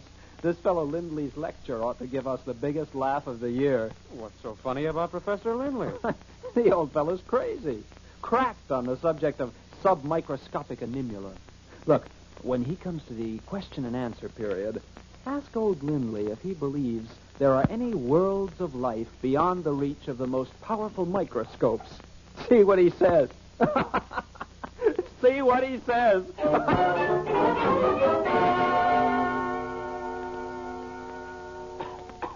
And now, students, we have a few moments left before the end of the lecture period. Are there any questions? Yes. Professor Lindley, Yes? do you believe that living creatures exist beyond the magnifying limits of our best microscopes? Why do you ask that question? Well, I've heard, sir, that you hold definite opinions about subvisual life. I do indeed. Professor, what forms do you believe these creatures take? Human, sir. They have a definitely human form. You may laugh. Others have. But I swear to you that there exists in every drop of water a universe that you dream not of. Other scientists tell you of atoms, of electrons rotating planet-like within these atoms. All this only guessed at, never seen by the human eye. But I tell you, these electrons, like our Earth, have life upon their crusts. And I tell you that this life is human. How do you know these things, Professor? How do I know? Because I have seen them.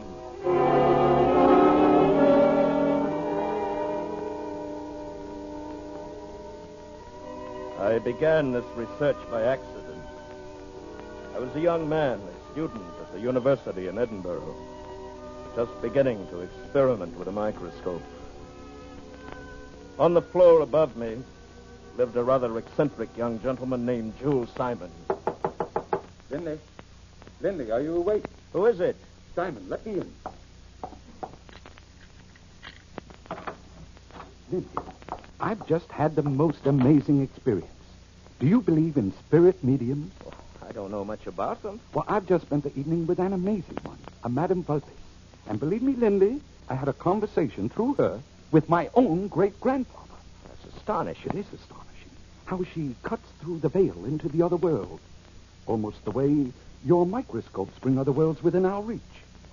Simon, I hope your Madame Vulpes has better contact with her other world than I have with mine. Oh, you're not discouraged, old man. Very. Our lenses are such crude affairs. We scientists must be content to grind imperfect glass into imperfect shapes.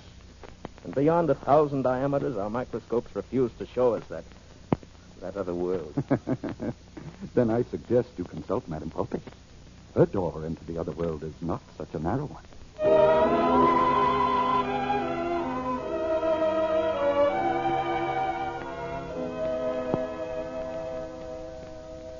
You come for a communication, Professor Lindley. Yes, Madame Vulpes. From any particular spirit? A certain man. Did you ever know this person on this earth? No, he died long before I was born. You will seat yourself at the table, Professor Lindley, and place your hands upon its soul. Yes. I will extinguish the lamp. You require complete darkness? The visitors from the other world insist on it. Oh. Now, our hands press on the table.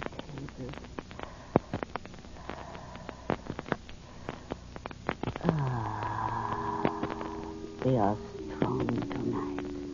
You are fortunate, Professor.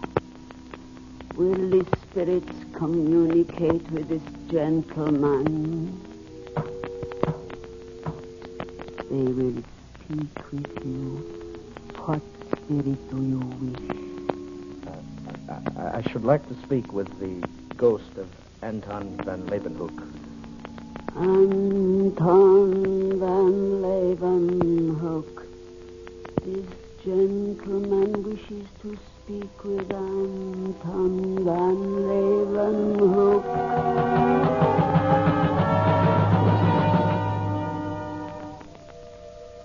Who calls me? Are you Anton van Leeuwenhoek? I am. The same Leeuwenhoek who invented the microscope? I am he. Sir, I am a lens maker like yourself. Tell me, can the microscope be brought to perfection? It can. And by you. But how? I've racked my brains. For the love which you bear to science, please help me. A diamond. A diamond?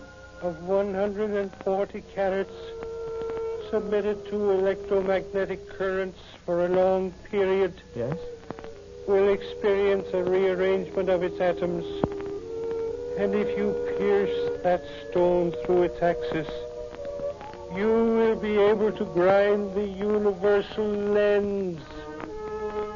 Will great discoveries come from such a lens? So great that all which has gone before is nothing. Now I am called. I must go. I must go.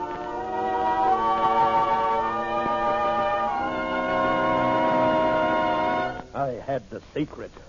It was logical, intensely logical. All that night I lay awake dreaming of the discoveries I would make with my diamond lens.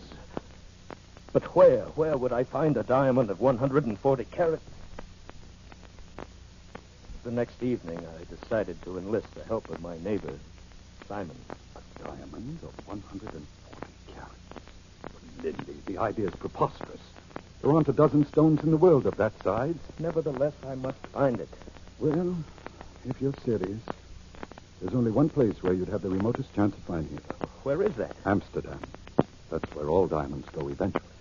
Do you suppose that any of the jewelers in Amsterdam will let me borrow a diamond of 140 carats?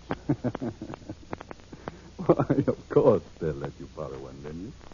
And all they'll ask you to put up for security is the Grand Duchy of Luxembourg.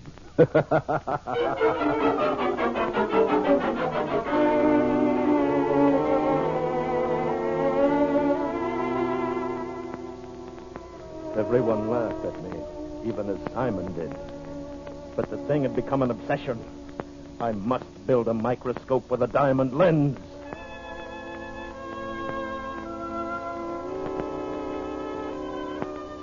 They started calling me Mad Linley when I bought my steamship passage to Holland. Perhaps I did seem mad to travel in steerage on the mission of a millionaire.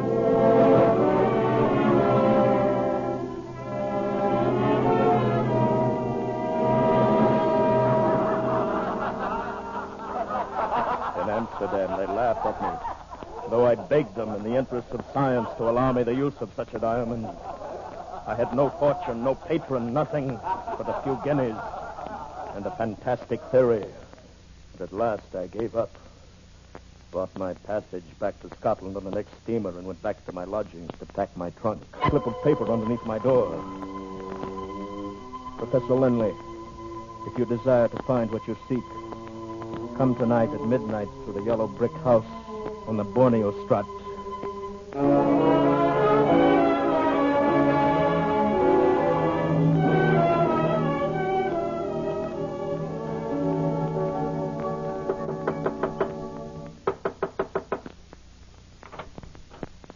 Yes? I am Linley. Come in, Professor Linley. You're a few minutes early. I received your note. I'm very anxious to know if you have what I'm looking for. How much do you want it? So much that I would give my life gladly if I might have the use of such a diamond for 1 year. Well, the gift of your life, my dear Professor, is of no interest to me. Come. Mr. Linley, see what you find inside this small black box. It is heavy. There is. Open it. The clasp works easily. Very well.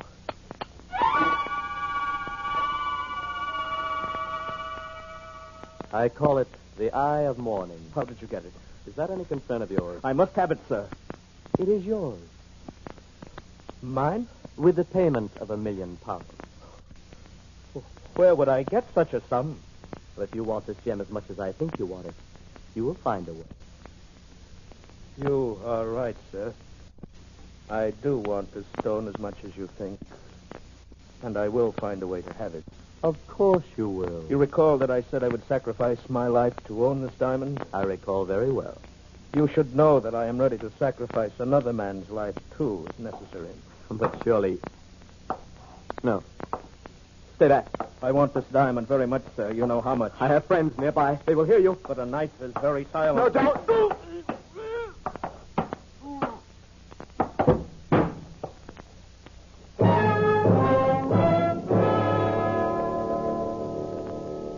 When the Amsterdam police found a man knifed to death in a yellow brick house on the Borneo Strait, I was already on board my steamer bound for Scotland.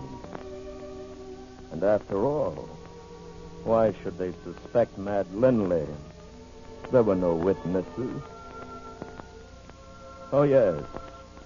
There was one. One eye which observed all that happened. The eye of morning.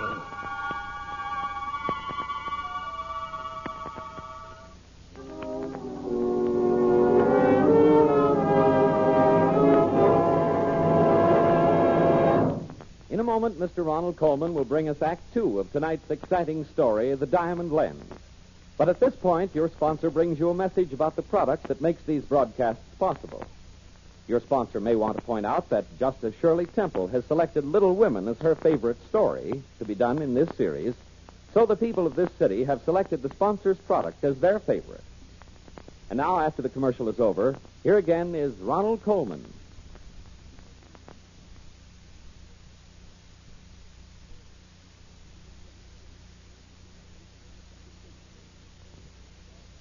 We continue with Act Two of George Antile's favorite story, The Diamond Lens. You know, the ways of the normal human mind are complex and strange, but in the diseased mind, where the subconscious unfolds dreams of the most terrifying nature, the brain of man becomes a miracle of strangeness. And when that brain belongs to a scientific genius such as Professor Linley, the power of his thought shatters anything which stands in his way. With Amsterdam behind him, with the stolen diamond in his pocket, Professor Linley returns by packet to his native Scotland.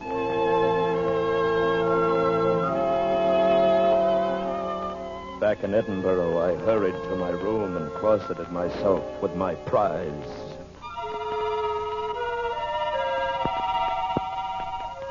There it lay on my work table. The eye of morning, one of the largest diamonds in the entire world.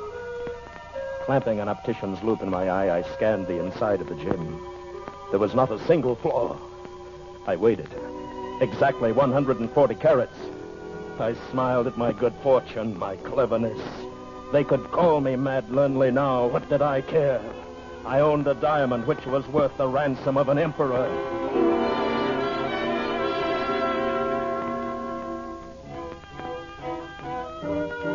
I set to work. I built a large galvanic battery of more than 2,000 plates. This enormous electrical power was fed into a coil of wire wrapped around the iron core of an electromagnet. In a powerful field between the poles of this magnet, I placed the eye of morning.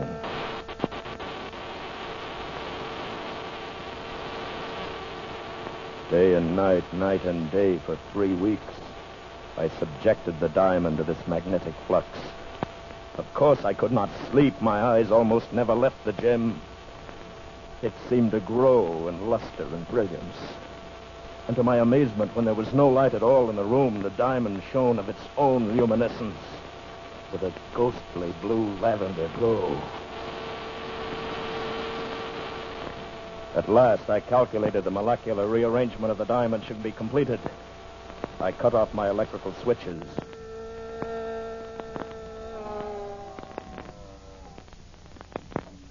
Then began the most exhausting toil I've ever known.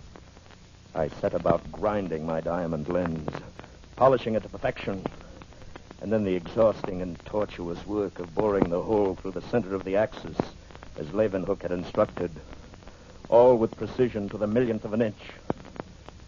And then at last, after weeks, months of superhuman effort, my diamond lens was completed. And I stood trembling on the threshold of new worlds. My hand shook as I made the apparatus ready. Now, what should be the first object to be scrutinized through this most powerful of all microscopes? Why not the elemental substance, the most common fluid in our everyday lives, a drop of water? I placed a single drop of distilled water on my microscope slide Then I covered it with a thin film of turpentine to prevent rapid evaporation. I adjusted my lamp.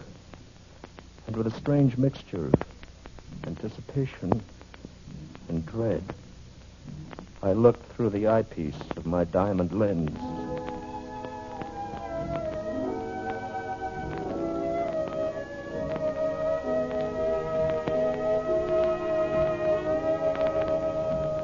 Seemed to gaze upon a vast space, the limits of which extended far beyond my vision.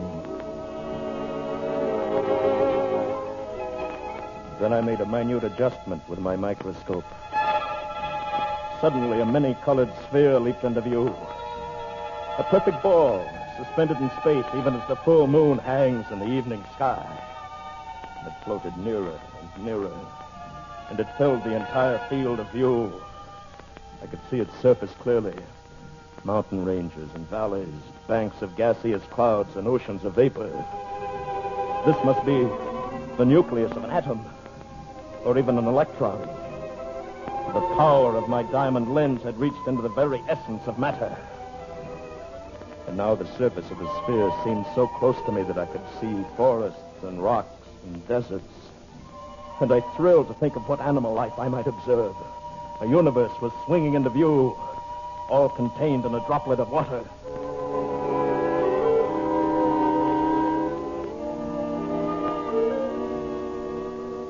My microscope now peered into a greenish glade. I thought I saw a moving shape. Anxiously, would it be some animal, some giant insect, a reptile, or something hitherto unknown? At last, the gauzy veils of cloud foliage vanished, and I gazed upon a woman.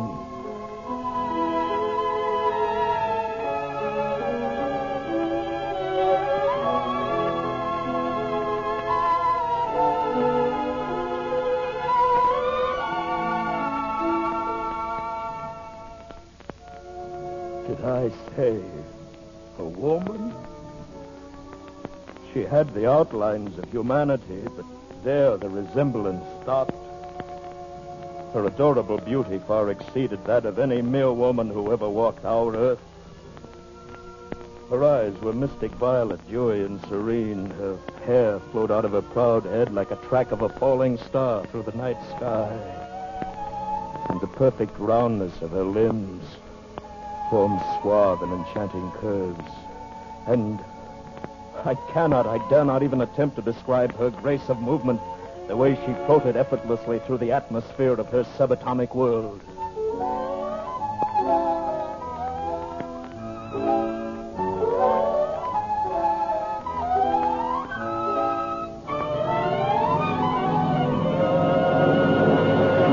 You think I am mad, insane. You, in the smug complacency of your logic, think I dreamed I saw this lovely creature. Well, you lie. Because you yourselves have never had the ingenuity, the industry to make such a microscope. Because you have never heard of such things, you dismiss them. Is it so incredible that there might be other universes within ours? Is it preposterous that a drop of water resting on a microscope slide might contain a whole Milky Way system of planets, constellations, and galaxies?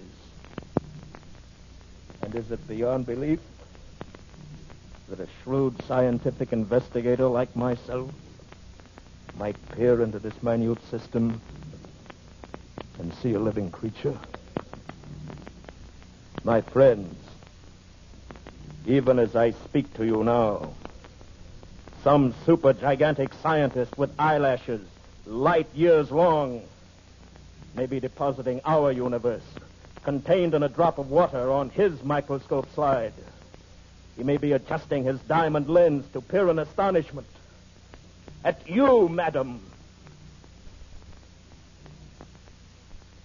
And he may be falling in love with you.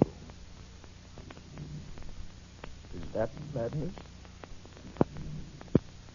I confess to you, there was a moment when I felt my reason falter, my sanity slipping away. As I watched that beautiful woman through my lens, I knew that here I had found complete perfection in womankind. And I knew, too, that I loved her. I would have given my life to kiss that incredible creature, to embrace her womanly form in my arms. But we were separated by the greatest gulf which ever lay between lovers. I could see her, but she could never see me. I could never let her know that I existed and that I loved her. And then a shadow passed over her face. She hesitated in her dance, and she looked up at me with an expression of great pain. And even as I watched, her graceful limbs withered. And she writhed in agony, and her suffering tore at my soul. Yet there was nothing I could do. She was dying before my eyes, yet I could not save her. In the rainbow-colored forest in which she danced was shriveling, too. They twisted about her. They enveloped her. And she disappeared from view.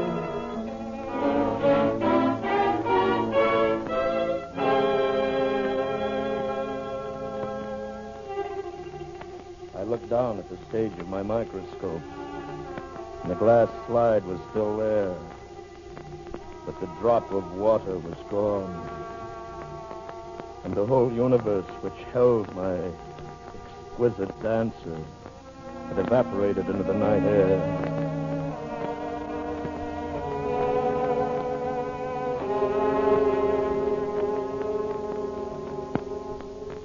How can I describe to you the emotions which flooded in me at that instant? Despair at my loss, such a man has never known. Terror at my loneliness. Yes, sheer stark terror at the realization that this creature, who had in these brief hours become more surely a part of me than my own immortal soul, would not return. And then anger, a horrific rising fury seething in my brain against the object which had brought to me this wonder. Now forever lost. For a long, horrible moment I stood staring at it. There on the table before me, my diamond lens, made miraculously fragile by the rearrangement of molecules I had achieved. My lens set with such infinite precision within my microscope. And then a muffled cry within my throat. I raised one of the massive andirons before the fire, and with a strength beyond my own, I struck. Again! Again! Again! And at last, there on the floor beneath my feet were but shattered remnants of the object of my hatred, my diamond lens. And that, young gentleman, is my answer to your question. Do creatures exist beyond the realm of human sight? They do. I, of all the world, have seen them. Good day, gentlemen.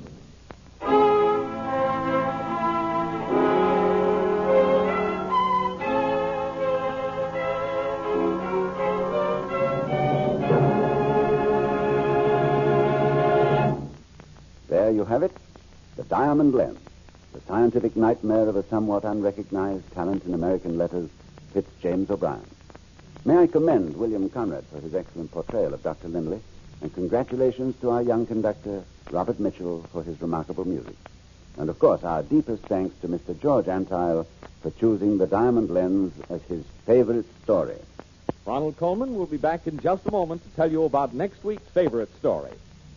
In the meantime, your sponsor once again has an opportunity to tell you about the product that is advertised on these programs. And he concludes it by saying, and now Mr. Coleman will tell us about next week's story. We take you back to the happy days of your first dance and your first kiss. It's Louisa May Alcott's unforgettable novel, Little Women. We know that Joe and Laurie, Meg and Amy, Beth and Mommy have always been among your favorite characters, too. So when Favorite Story presents Little Women, we hope you'll be listening.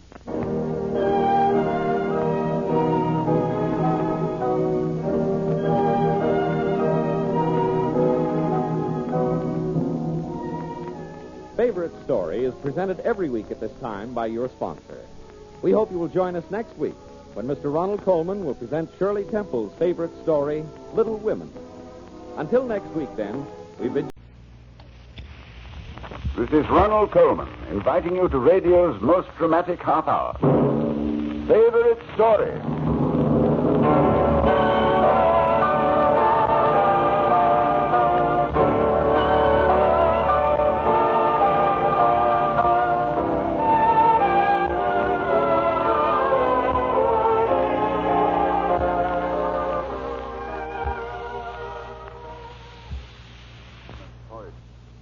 When one of the world's most famous storytellers picks his own favorite story, that's news.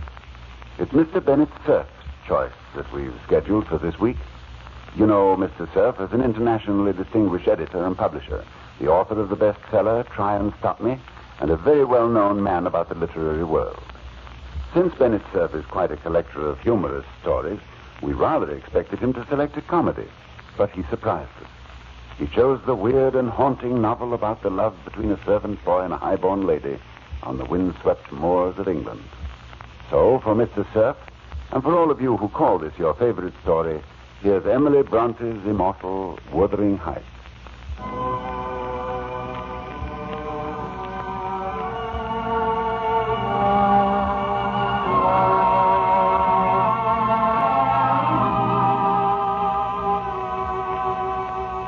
How do they sleep?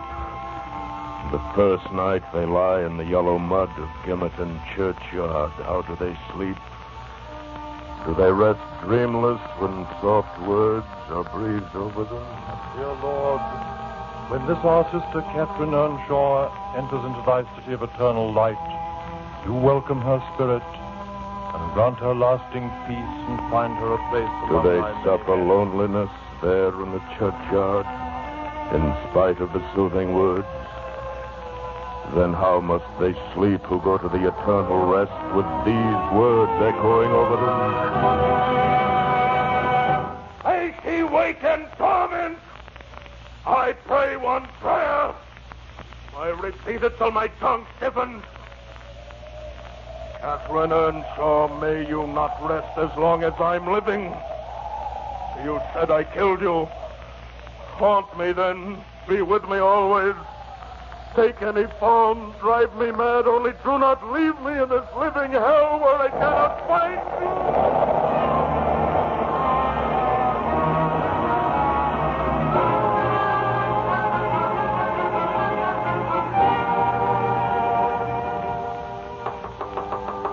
Miss Kathy.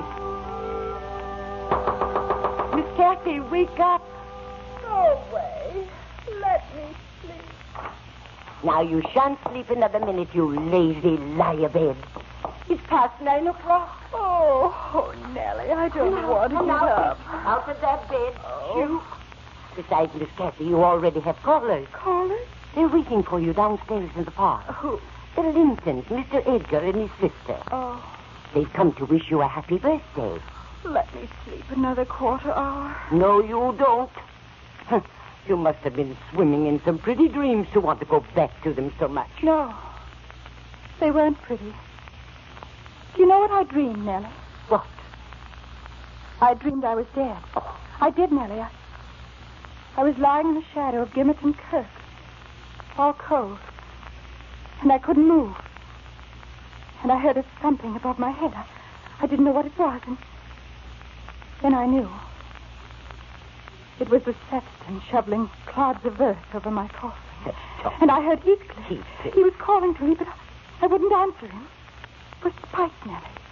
I wouldn't answer him for spite. And you want to go back and dream about that? Come along now. Put on your dressing gown. Oh. Downstairs with you. Quick. Oh, aren't you going to wish me a happy birthday, Nellie? Not till you've paid your respects to the Lintons.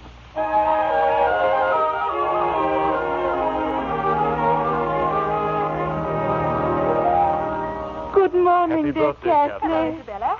Edgar, this is an unusual hour to be calling, isn't it? Well, we were on our way to town. And we thought we'd be the first to wish you a happy birthday. You are. Did you bring me a present? I know. Only these flowers. Thank you, Edgar. You're very kind. And Catherine, we're having a party at the Grange tonight. Tea and supper. May we expect you? I'm afraid not, Isabella. I have another engagement. Couldn't you break it? The party is really for you. Then you should have told me sooner, and I wouldn't have made other plans. Sorry. So am I. Well, Oh, good morning, Kathy.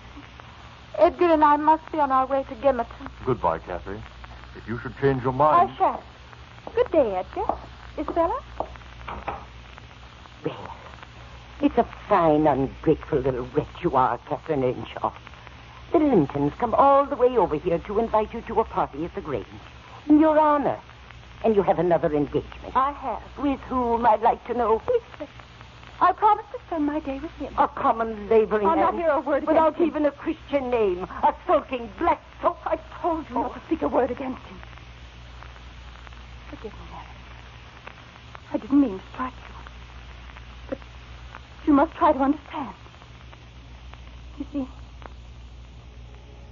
I'm afraid I'm in love with Heathcliff.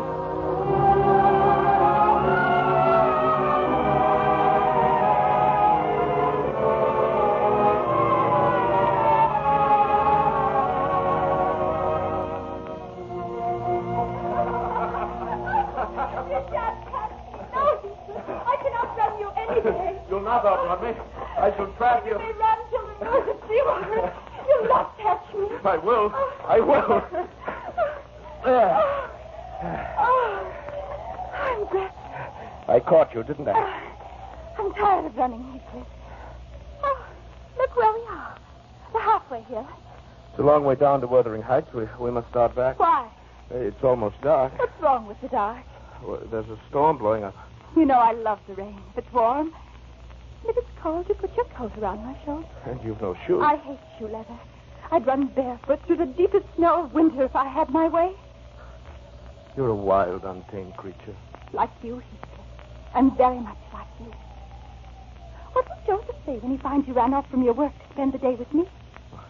He may flog me a few times. Will you mind? Has it been worth it to spend my birthday with you? Yes, Kathy. When is your birthday, Heathcliff? I haven't any. You must have. Or perhaps not. Do you have parents? My father was a sailor, I was told. A sailor. And he conjured you up by magic spirits out of the foam of the ocean of India, didn't he? And your godfather was the Khedive of Baghdad. And your guardian angel, the Magi of Persia. It's true, isn't it? I don't know, Kathy. The words from books... No matter. You're my Heathcliff, and your birth or your birthday don't matter in the least. Do you love me? Heathcliff? Yes? Tell me with your lips. I love you, Kathy. You know I love you. Now. Tell me with your lips. But without the words.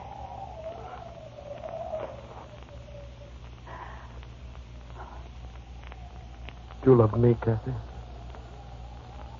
Kathy? Well, do you?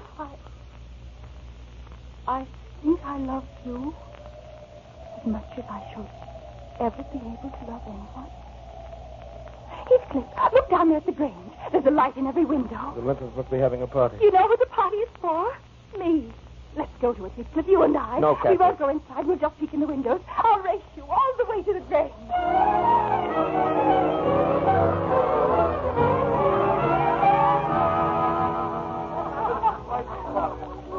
What fox they are. Look at them. Prancing and dancing and posing. Can you see in the window, Heathcliff? I can see. Clowns, that's what they are. All slicked up with oil and powder and paint and silly costumes. But the funniest part of it is they don't know how funny they are. You know when I Kathy. see them in the... What's wrong? Something moved in the bush behind us. Nonsense.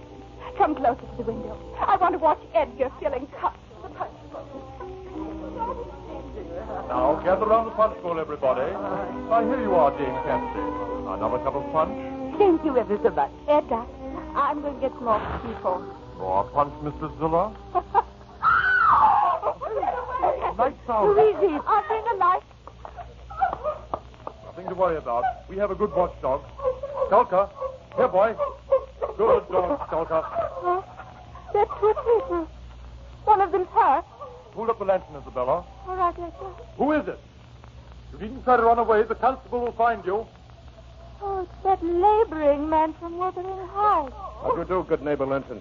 That dog of yours had the hospital. Paladin to sink his teeth into my lady's ankle. Blood. Oh, Edgar, we must bandage her foot. No. Catherine. Heathcliff will take care of me. It's the Earnshaw. Has the Earnshaw? Wandering around the moors at night. You invited me to your party, didn't you? Isabella? Edgar?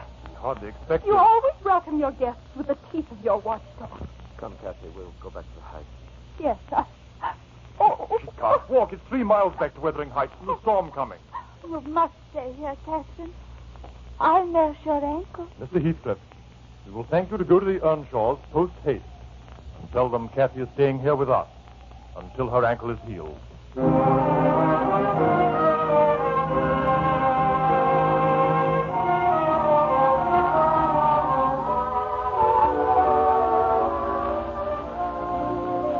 At least I should think you would brush your hair, Heathcliff, and wash your forehead. Why should I? It's been 5 weeks since you've seen Miss Cathy.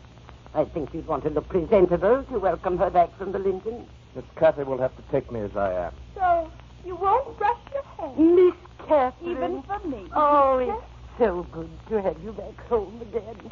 Is your ankle healed? As good as new. Oh, Nellie, I wanted to surprise you, so I had Edgar drive me in the back way. Just stand there. Let's have a look at you. Oh, aren't you the grand lady now? All dressed up in silks with a veil and all. What do you think of me, Heathcliff? Am I changed? Heathcliff, where are you going? I have my work to do. Yes, strangely. Is he well? You should know by now, Heathcliff always acts strangely. I'm afraid I hurt his feelings. He loves me, you know. You're not serious. Yes, I am. Before I went to the Lindens, I'd actually thought of marrying him. I know that's out of the question now. It would degrade me to marry Heathcliff, a common laborer without so much as a Christian name. Do I degrade you, Kathy? You should be ashamed, eavesdropping. I'm ashamed of nothing. Do not worry, Miss Earnshaw. I have no intention of degrading you. You shall never see me again until I return to Wuthering Heights as the equal of you.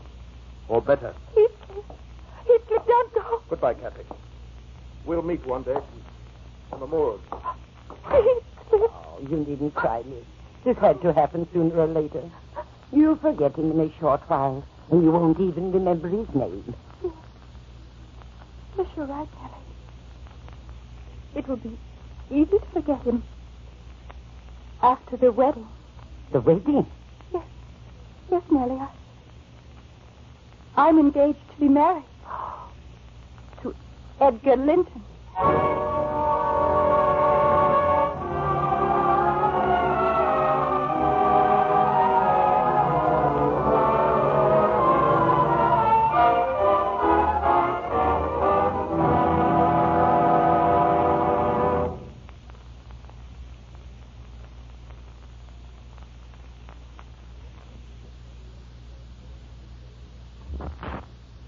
We continue with Act 2 of Bennett Cerf's favorite story, Wuthering Heights.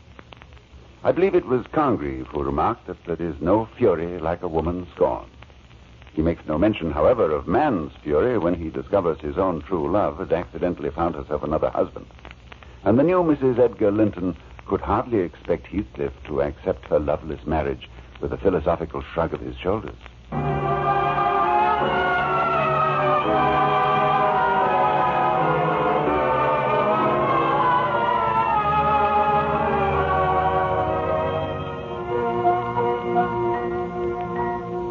Catherine, darling, Yes, Edgar. isn't it time you were coming up to bed? I'm not sleepy. I think I'll walk a bit if you don't mind, Edgar, dear. Don't worry about me.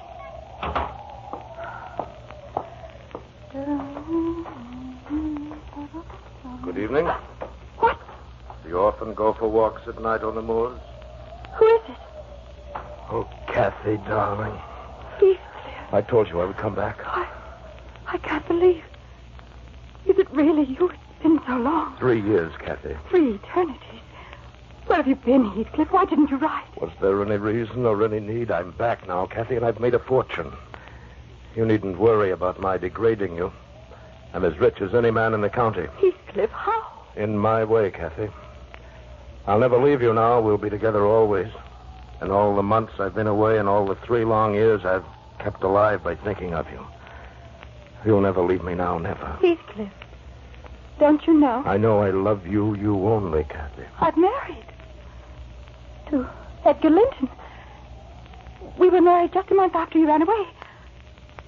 I had no business doing it, I suppose, but no one knew where you were, and Edgar adores me. Heathcliff, don't look at me like that. Mrs. Edgar Linton. Mrs. Edgar Linton.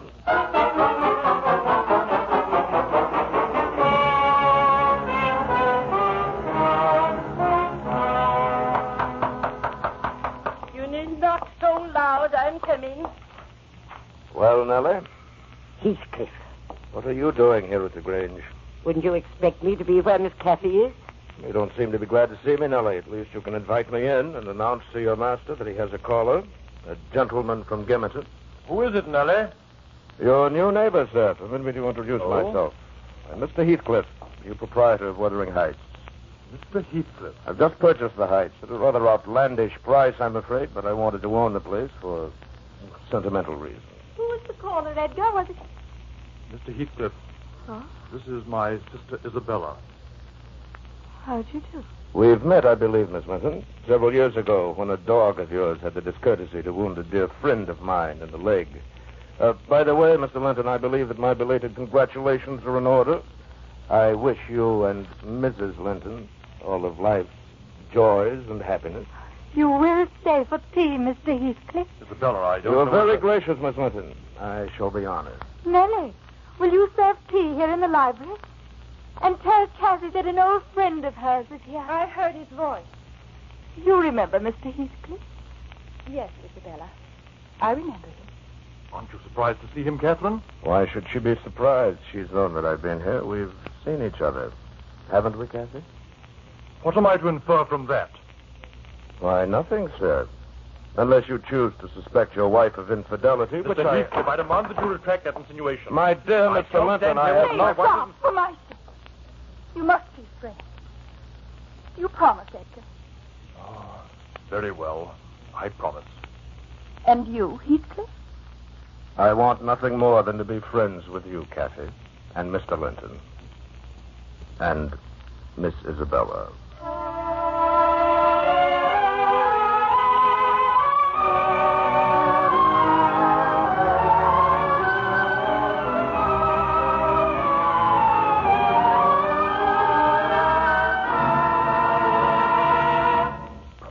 Are you sure, Nellie? I saw them in broad daylight under the arbor in the garden. He was kissing her and... Surely you can't hold me to my promise, Kathy, when the man behaves in such a loathsome fashion.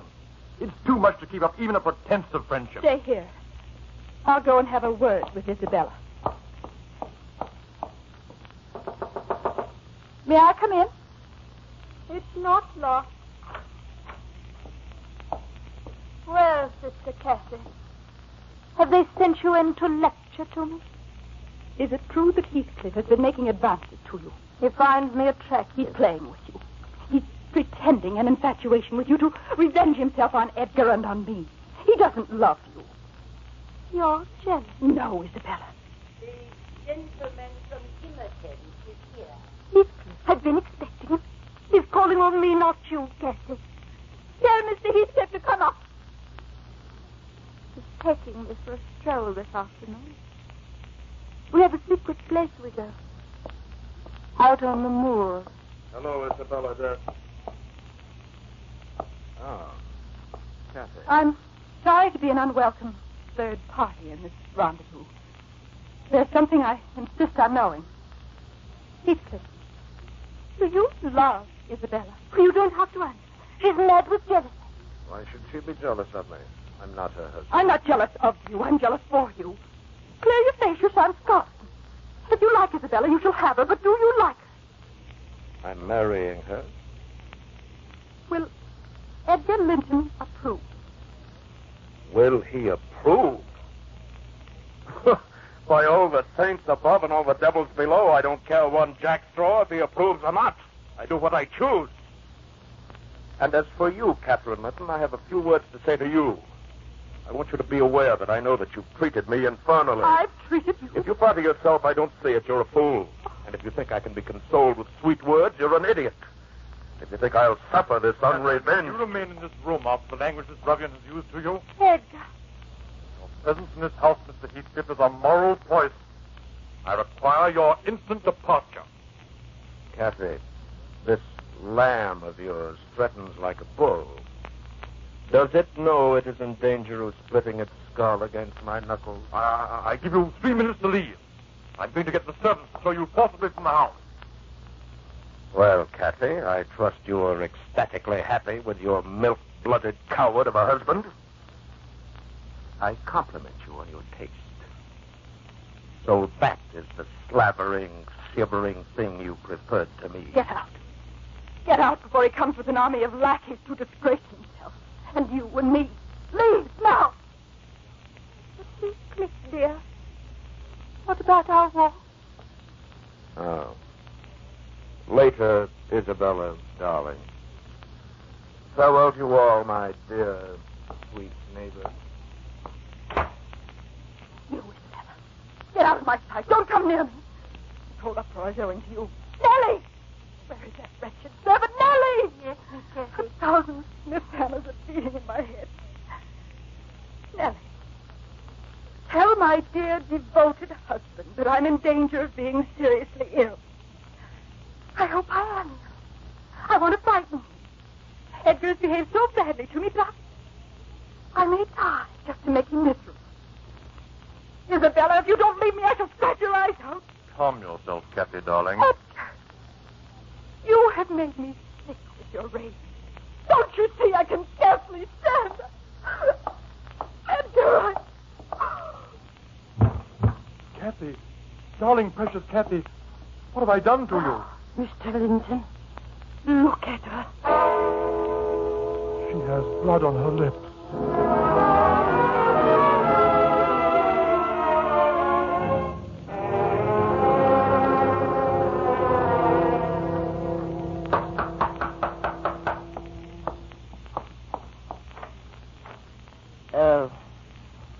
Good evening, sir. Who is it, Nellie? The gentleman from Gimmerton. Good evening, sir. How is she, Linton? You must know, Mr. Heathcliff, that my wife's condition is critically serious, or you would not have been summoned to this house. Why didn't you take decent care of her? The best doctors in England have been in almost constant attendance at her bedside. I must go to her. She's been asking for you. Follow me, Mr. Heathcliff. And that's the curtain. And this is In the here. wall clock. And this is the kitchen. What's she saying? Oh, She's plucking feathers out of her pillow. She does it hours at a time. and here's a small cot. And this is a lapwing. Wheeling over our heads in the middle of the moor. Oh, I feel the rain coming. The wind has the winter in it. Hold me, Klaus Heathcliff. Hold me. I'm here, Kathy. I'm close to you. Where have you been, Heathcliff? You ran away and left me. And I'm very annoyed with you. I've never really left you, Kathy. You did. You left me. You ran off with Isabella. But I've come back to you. Oh, no. Not until I lie on my deathbed. I'm dying, Heathcliff. No. I am. And it serves you right that I should die. Because you murdered me. Kathy, I've done what I've done because I've loved you more than life.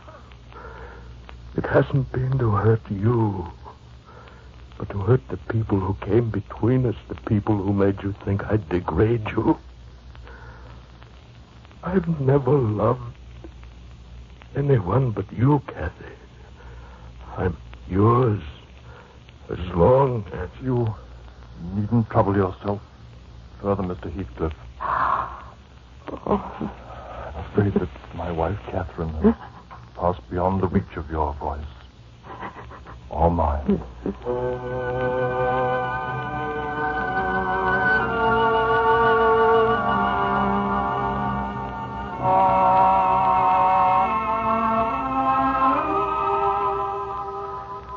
How does she sleep?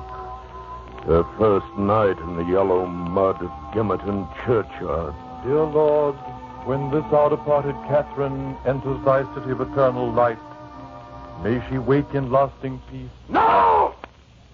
May she wake in torment! I pray one prayer, I repeat it till my tongue stiffens. Catherine Earnshaw, may you not rest as long as I'm living. You said I killed you. Haunt me then. Be with me always. Take any form. Drive me mad. Only do not leave me in this living hell where I cannot find you.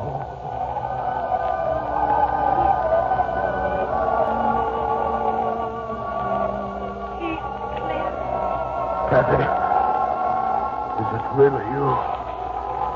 Or is it just the wind over the moor? I cannot haunt you. The dead are tormented for their evil deeds. But the living must haunt themselves. Kathy, where are you? Kathy! The living must haunt themselves. Kathy!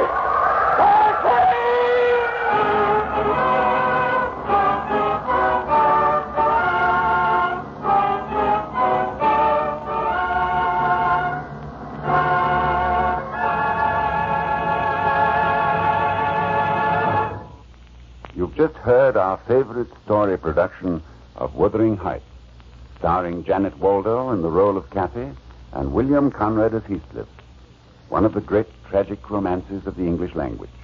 My congratulations to Miss Waldo, Mr. Conrad, and the entire cast on their splendid performances. And our thanks to Mr. Bennett Cerf, who chose Wuthering Heights as his favorite story.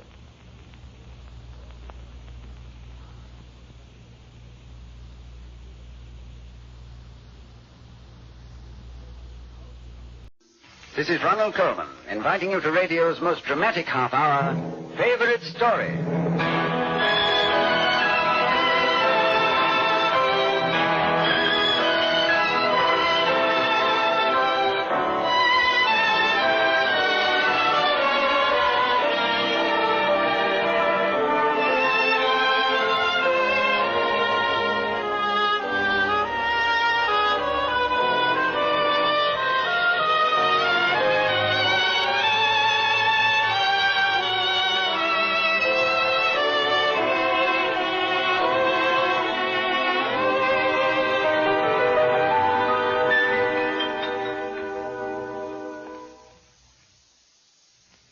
Remember the line of poetry, "Where are the snows of yesteryear?" The man who wrote that and so many other singing verses was one of the most colorful rascals in all history, Monsieur Francois Villon. This notorious French vagabond, prince of all ballad makers, was the poet laureate of the Paris thieves. And yet his poetry burns like a pure flame across the centuries. I had the pleasure of playing Francois Villon on the screen, and I'm delighted to do a story about him on the air. It all began not long ago when we were chatting with one of America's most illustrious humorists, Mr. Frank Sullivan. The talk rambled on to Favorite Story, and Mr. Sullivan asked if we'd ever done Lodging for a Night on this series. We told him we'd be proud to present that famous Robert Louis Stevenson yarn as his own favorite story. So here it is, for Frank Sullivan and for all of you who like a good adventure and a good love story to boot, Lodging for a Night.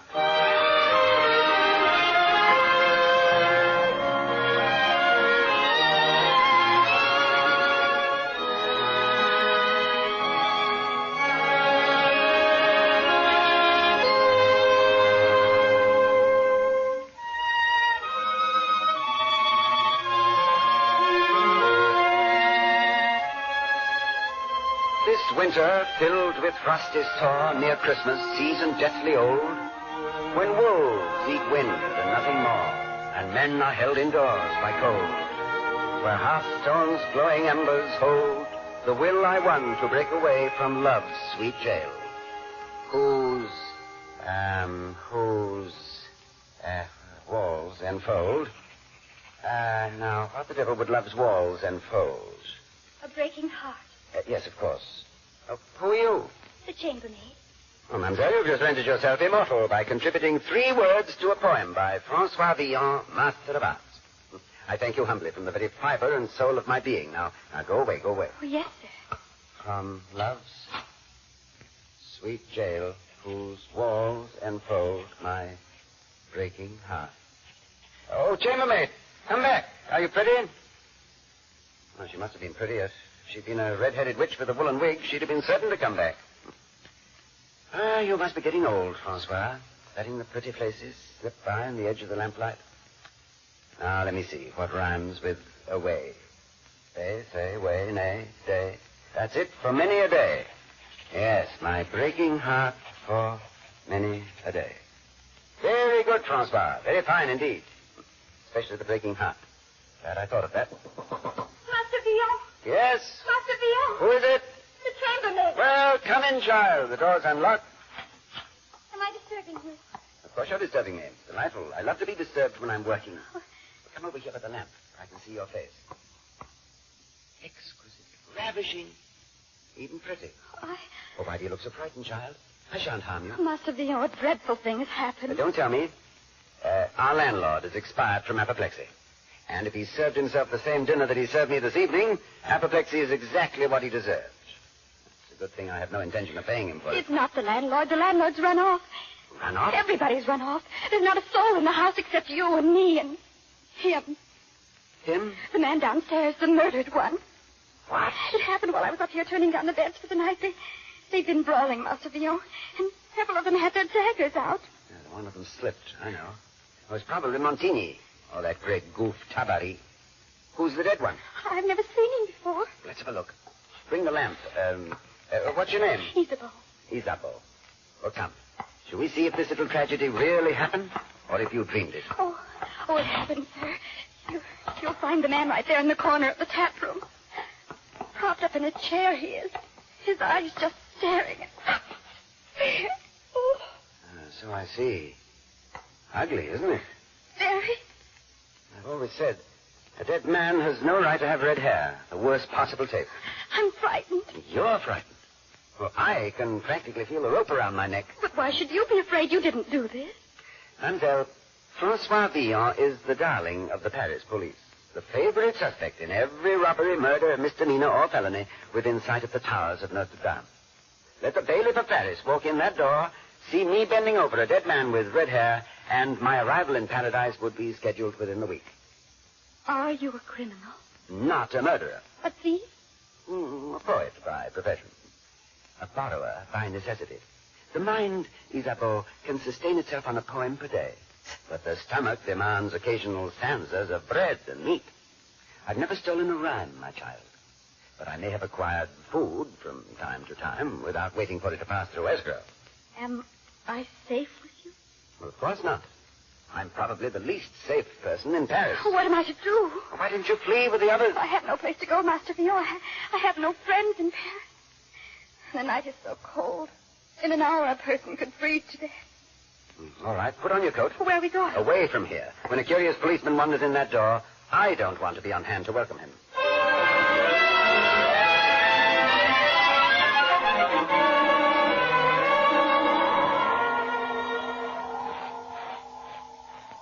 Oh, the luck of Job is with us tonight. That's not good. Job didn't think so. Why did it have to stop snowing? Our footprints leave a trail as clear as if we said to the police, follow us, please. A little soft falling snow would cover our tracks. Here, up this alley. Who is it? Quiet, shh. Police? I don't think so. No, it's probably some madman. No sane person would be out on such a night. Oh, come. We'll walk in his footsteps, Isabeau. That will confuse the official bloodhounds. Is there danger, Master Villon? Real danger? Yes, on 5 counts. Count 1, We have just left the presence of a murdered man. Count 2, Francois Villon, having made 1,000 enemies with his truthful, if somewhat unflattering verses, is ripe to have the murder pinned on him. Count 3, there's a curfew, and we're violating it. The police patrol could arrest us just for being in the streets. The murder charge would come later. Count 4, this night is cold enough to freeze the fires of Hades. If we don't get indoors soon, we may be warming our hands there by daybreak. And count 5, Yes? we're alive. And being alive is a very dangerous state. Oh. The mere act of breathing imposes the danger of not breathing. Sip a bowl of porridge, and you are awakened to the danger of starving without porridge. If it's safety you want, Isabeau, you must avoid living.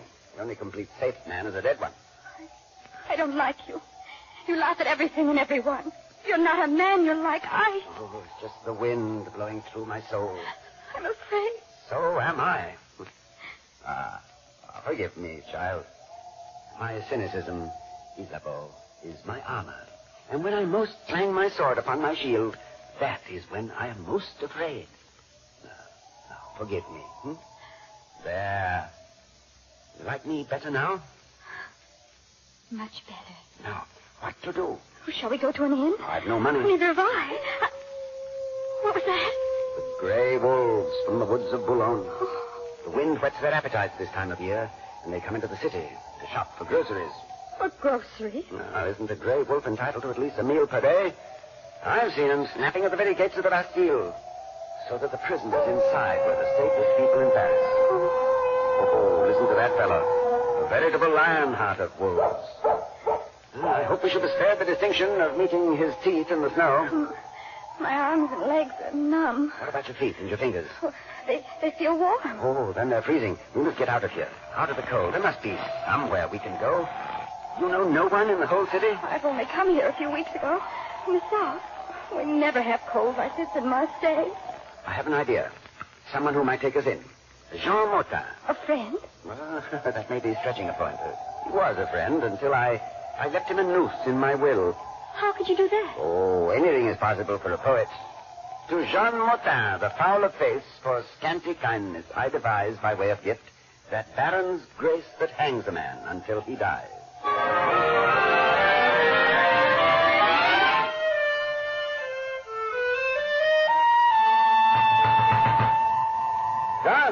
Jean Motin! There's no light in the house. Do you suppose he'll let us in? Oh, he let us in. He's a vain fellow. Motin! You have callers! John, it's your old friend, Francois Villon. I've written a new poem for you. Oh, have you now? Does it call me foul of face? No, nothing of the sort. Do you will me a noose to hang myself by, eh? Is that the gist of your rhyme? Oh, this one is nothing but compliments, John. Spare me your compliments, Villon. I want none of them. Or at least let me come inside and write it down while the rhymes are fresh in my mind.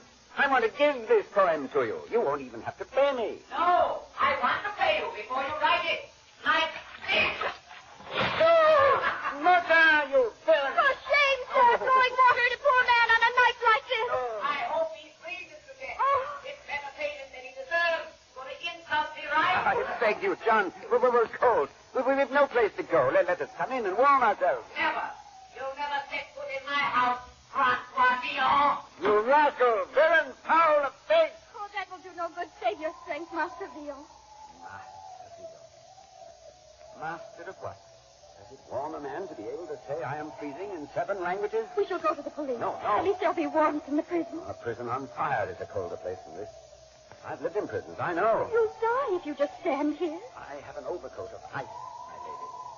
Such an overcoat keeps the statue of Charlemagne warm in the Place de Grève. Won't you do the same for me? We must find a lodging for the night. Someone will show us charity. Somewhere they will let us in. At least till sunrise. Well, where? Oh, any door. This door. No light in the house. We're complete strangers. What will you tell them? The truth. The truth? Oh, that seems rather a dishonest thing to do. Please, in the name of human charity, give us lodging. We are freezing with the cold.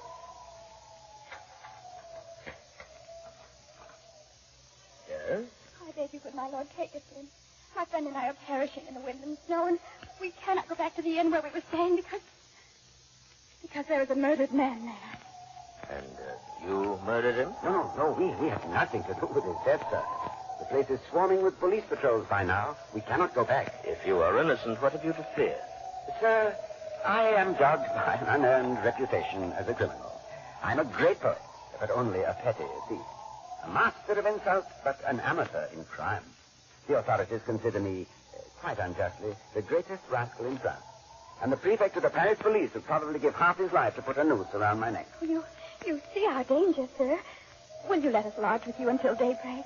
I shall be delighted to have you both as my guests. Won't you come in and warm yourselves by my fire? You're serious? Perfectly. Oh, thank you, sir. You have a kind and generous heart. This is amazing. I must try telling the truth more often. I shall see that you get some dry clothes. And I'll have some hot soup brought into you. God bless you, sir. We would have died if it were not for your goodness. Permit me to introduce myself. My name is Francois Villon. Yes, I know. Oh, you mean my fame has preceded me? Quite definitely. I am very familiar with your reputation, Master Villon. Well, thank you. Permit me to introduce myself. I'm Enguerrand de la Tourière, Seigneur de Bristoux, Bailly de Patatras. And, incidentally, prefect of the Paris police.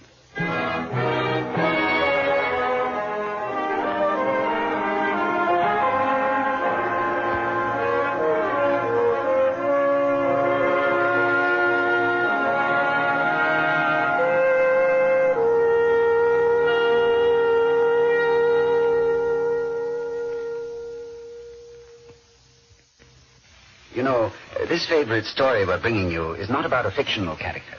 This fellow, Francois Villon, was very much alive, thank you, and made a good deal of trouble for the authorities of his time. We left Monsieur Villon in a rather uncomfortable predicament, and it seems only courtesy to try and get him out of it. So we carry on with Act 2 of Frank Sullivan's favorite story.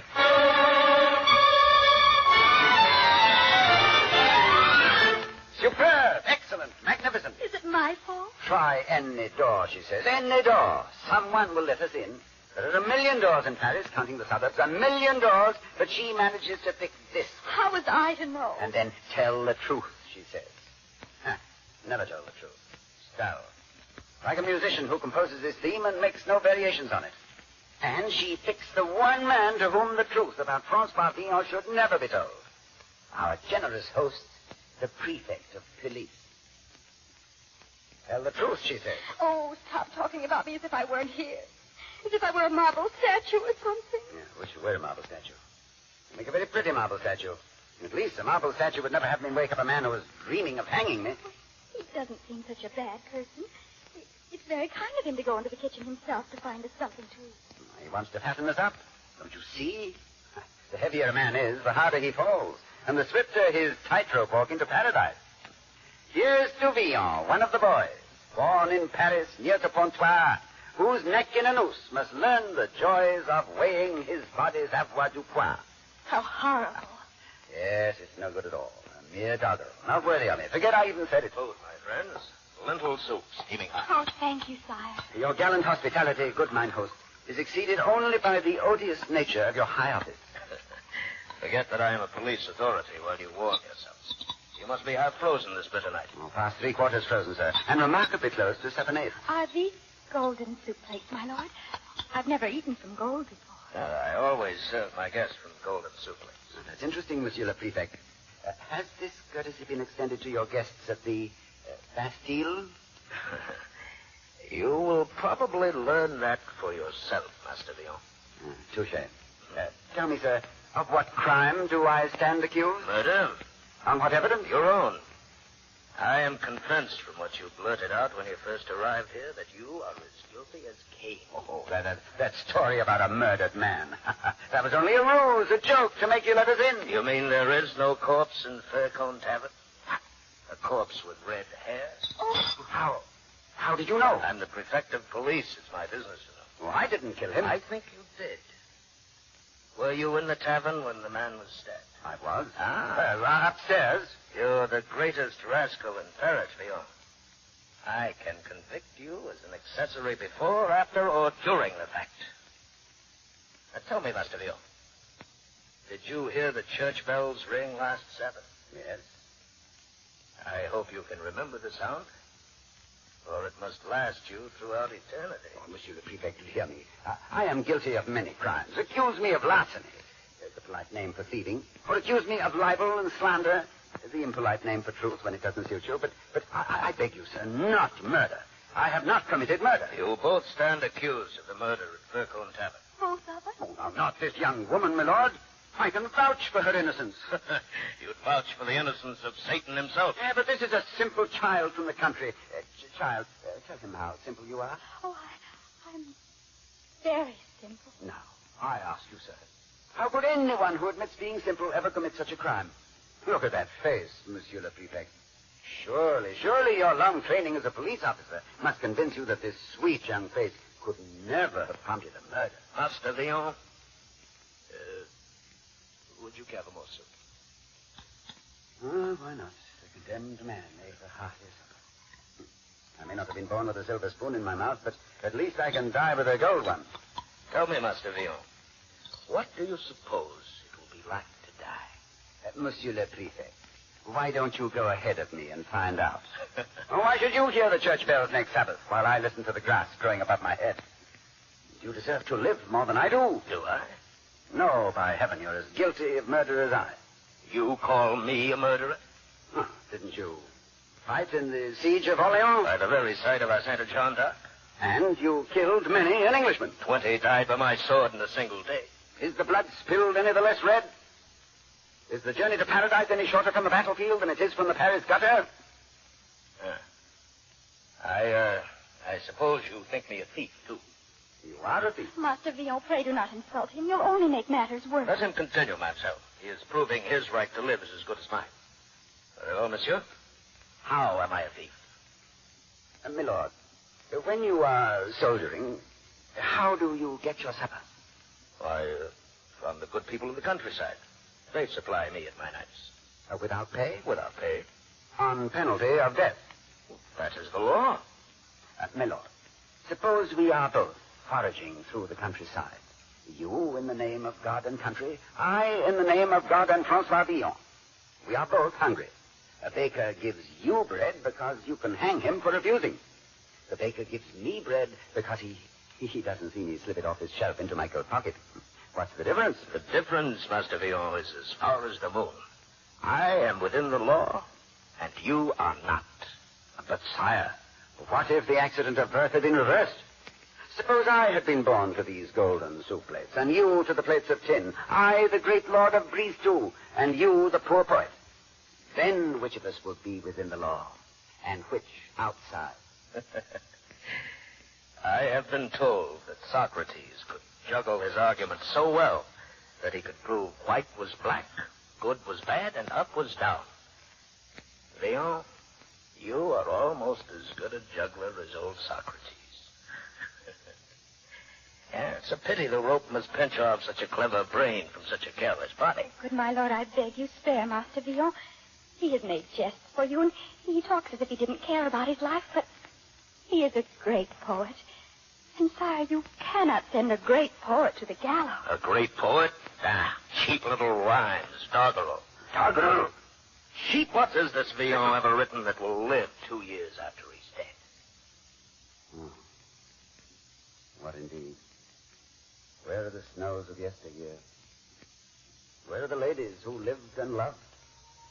Cleopatra, the queen of fear. Helen, who fired the towers of Troy. Where are the snows of yesteryear? Where is Echo, whose shout of joy the riverbanks and marshes hear? She who was once so beautiful. Where are the snows of yesteryear? And Joan the Good, whom Englishmen at Rouen doomed and burned her there. Mother of God, where are they? Where? But where are the snows of yesteryear?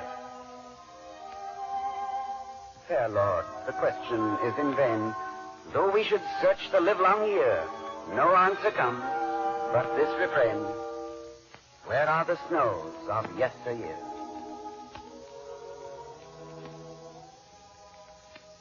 I ask you, sir, can you hang a man who writes poetry like that?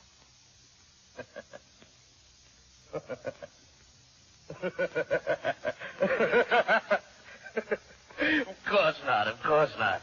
I can't hang you. I couldn't hang you if I wanted to. You couldn't? No. 10 minutes before you knocked at my door, one of my police patrols reported that they'd found the murderer from the Fur Cone Tavern. Found it? Well, so you were just making a joke with me? Call it that. I was also keeping you from freezing today. I wanted to try out your wit, Master Villon. I wanted to find out if you really were the cleverest wit in Paris. And now you know that I am. No. I think that you are a very foolish man. Anyone who speaks as you do and writes such poetry should hold a seat of honor. Why should you live with one foot in the gutter? Next time you might not get off so easily. Why not try being honest? You're right, my lord. Perfectly right. Oh, I'm happy to hear you say that. Let this night be a turning point in your life, Villon. It will. It will, I promise you. You are perfectly free to go. This is an amazing world, my good prefect. One short night's lodging, and my entire character has been changed. Ah, see? The sun is beginning to rise and warm the earth. My friends, it shines on a new Francois Villon. An honest Francois Villon. Bless you, Villon. You have seen the light. And I owe it all to you. Goodbye, Monsieur le Prefect. Goodbye. Farewell. Bless you both. Good morning, Isabeau. Good morning, Francois. The sun is warm and the air is free. And so are we. Oh, Francois, I'm so proud of you. We came off rather well, didn't we? And I wager the old boy hasn't even missed it. Missed what? This. Oh, why did you do it? Well, you never can tell when we might need a golden soup plate.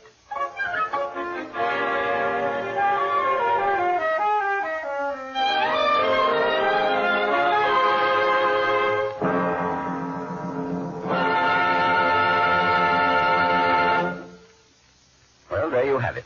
Another favorite story. Another drama based on the great writings of the world's great writers and chosen by famous contemporary personalities. Incidentally, we're aware that there was no love interest in Mr. Stevenson's original manuscript.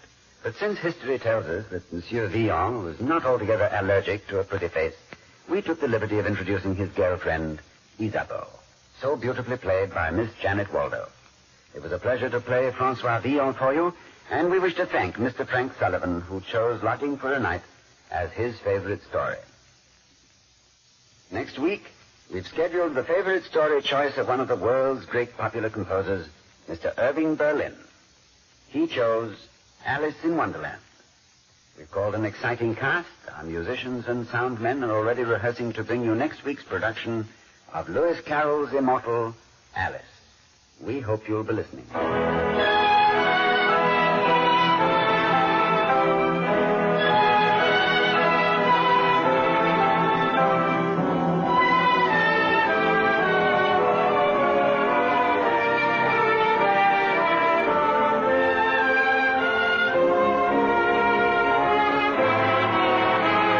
This is Ronald Coleman, inviting you to radio's most dramatic half hour, Favorite Story.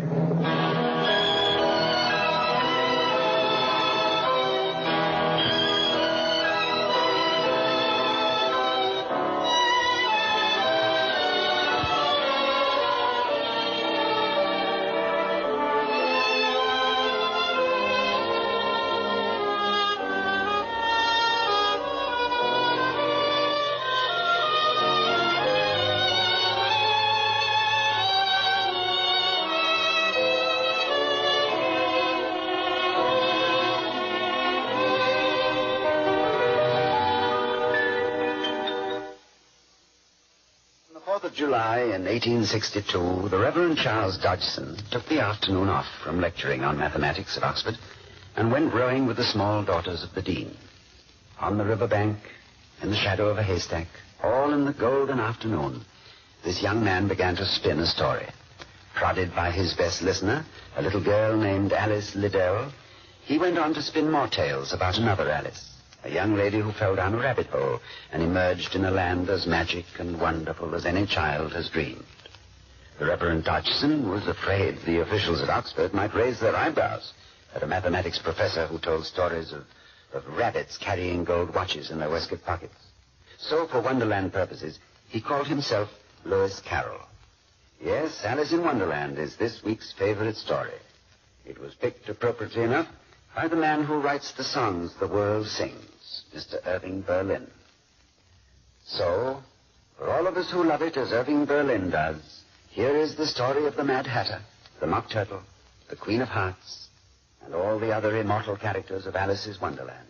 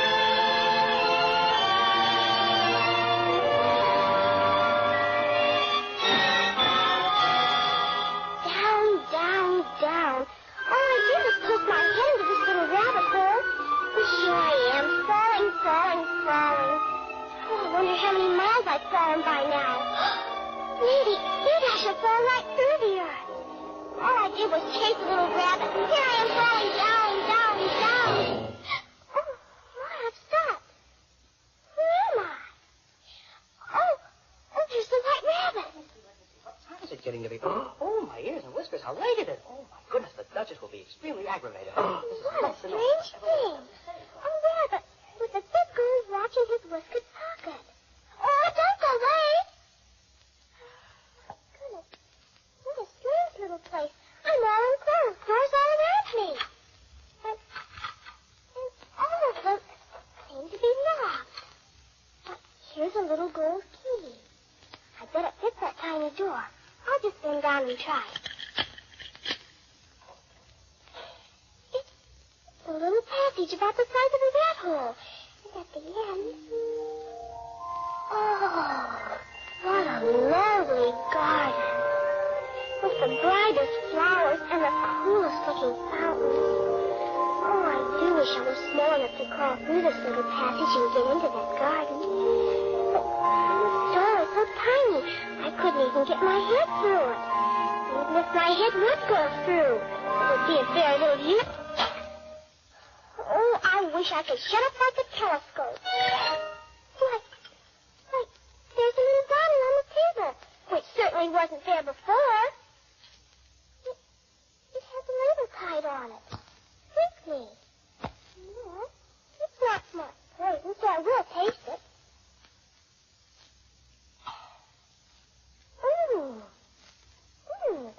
It sort of has a mixed flavor.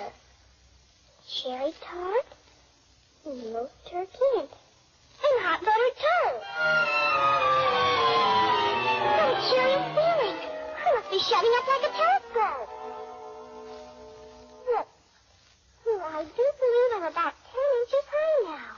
And if I can go into that lovely garden. Oh, dear. I forgot the little gold key, and it's way up there on the table. Now I'm nowhere near tall enough to get it. Oh, whatever shall I do? Look, here's a little piece of cake that says eat me. Well, I'll eat it. Here. Curiouser and curiouser. Now I'm opening out like the largest telescope that ever was. Goodbye, feet. Oh, my poor little feet. I wonder who would put on their shoes and stockings for you now. There's... Ouch! Oh, I got my head right on the ceiling. I must be 9 feet tall now. Now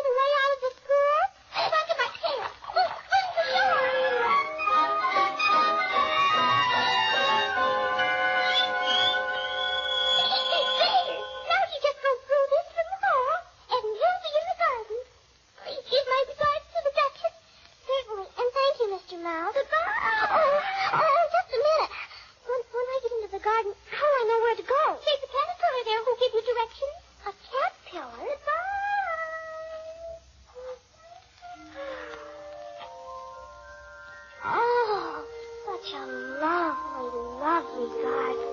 How are you? I beg your pardon? Who is that? Up here on the mushroom. Oh, you're the caterpillar. What a funny pipe you're smoking. Funny indeed. Answer my question. Who are you? I really don't know, sir. I'm afraid I'm a little confused today, being all different sizes. What size do you want to be? I should like to be a little larger, sir.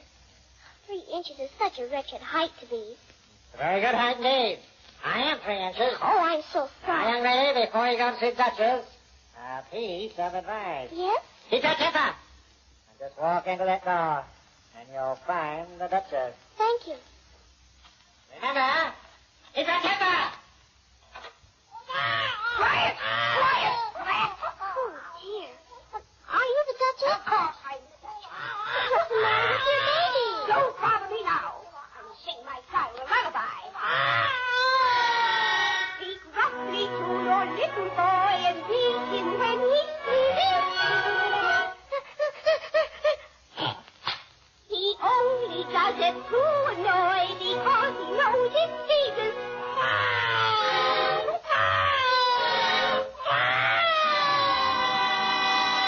Here, you may mind the baby a bit if you like. I must go and get ready to play croquet with the queen. Before you go, please tell me why your cat grins like that. It's a Cheshire cat, and that's why. Pig, goodbye. Oh, please don't cry, baby. Oh, my goodness. The baby's turned into a pig. I caught it, Maud. Is that you, Cat? Oh, yeah. Well, I guess I don't have to mind it anymore now that it's a pig. Shoot, shoot. Run along, Piggy.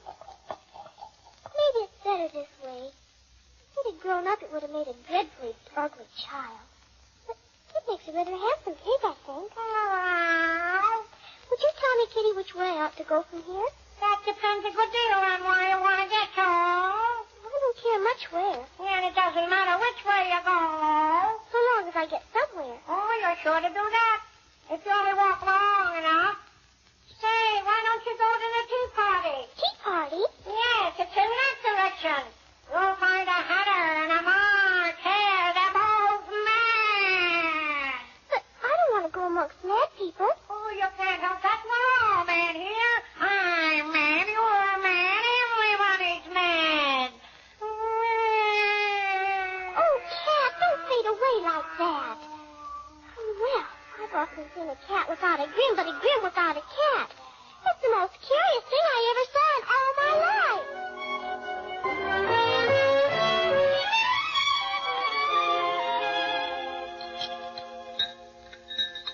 Oh, what a big tea party. No room! No room! You're the hatter. No room, no room. And you're the March Hare. Who's the little fellow fast asleep? He's a dormouse. Now go away. There's no room. But the table's laid for a great many more than 3. Why is a raven like a writing desk? Oh, good. We'll have some fun now. I'm glad you've begun to ask riddles. I believe I can guess that. First tell me, what day of the month is it? The, 4th. The 4th? My watch is 2 days wrong. March Hare, I told you butter wouldn't suit the works. It's the best butter. Yes, but some crumbs must have got in as well. You shouldn't have put it in with the bread knife. Here, try dipping your watch into the tea.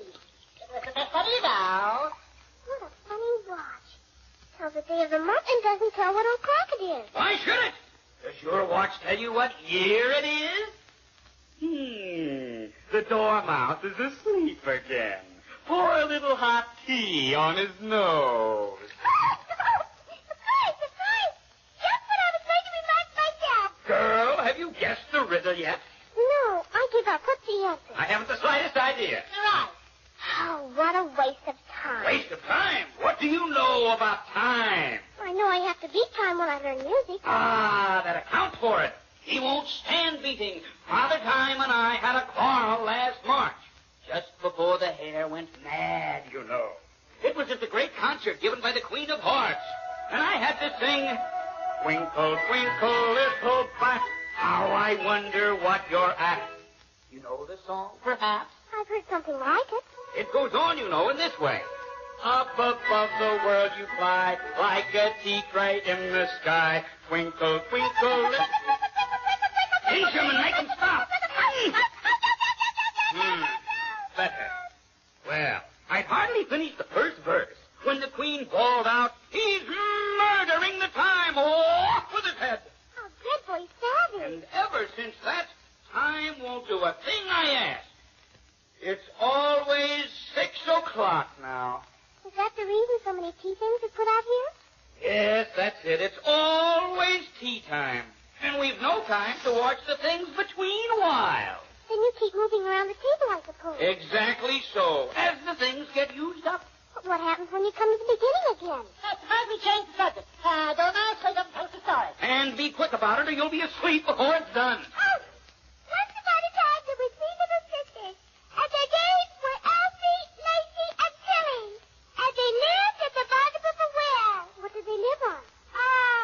They lived on molasses. They couldn't have done that. They'd have been ill. So they went. Thank you. Take some more tea, girl. I've had nothing yet, so I can't take more. You mean you can't take less? It's very easy to take more than nothing. So, these 3 little sisters, they were ready to fly, you know. I want a clean cup. Let's all move one place on. Now, continue with the story, Dormouse. They were ready to fly, and they do all that everything. Everything that begins with an M. Why with an M? Why not? You're really too rude, and I'm leaving. Goodbye. In which case, let's put the Dormouse into the teapot. In you go, Dormouse. Head first into the teapot. Here goes the Dormouse. Yes, this is the stupidest thing my young was ever at in all my life. Everybody's mad as a hatter and a March hare.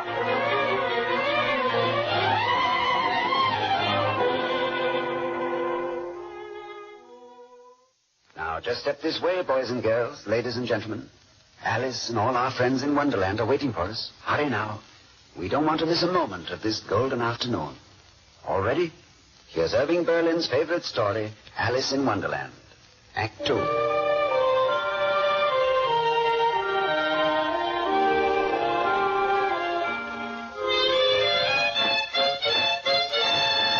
Announcing the King and Queen of Hearts and the Royal Croquet Game.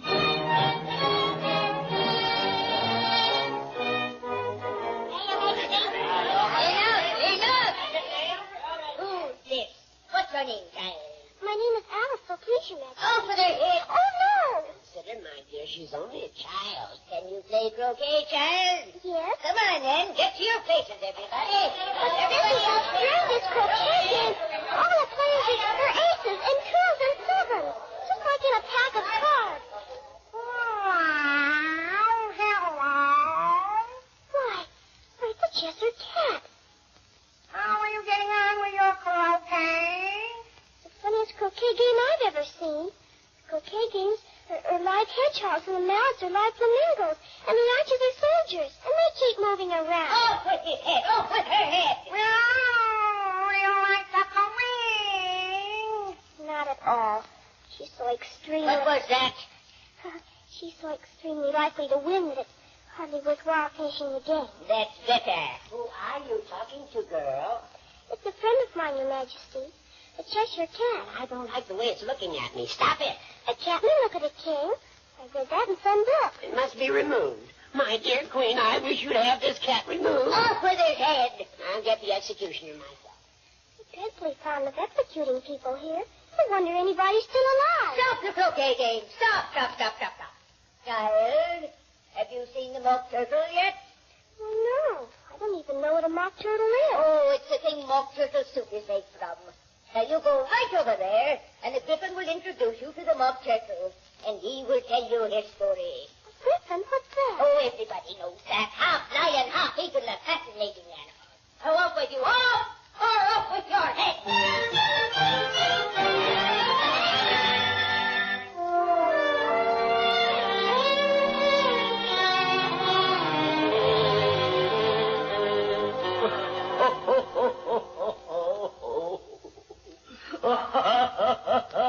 And now, young lady.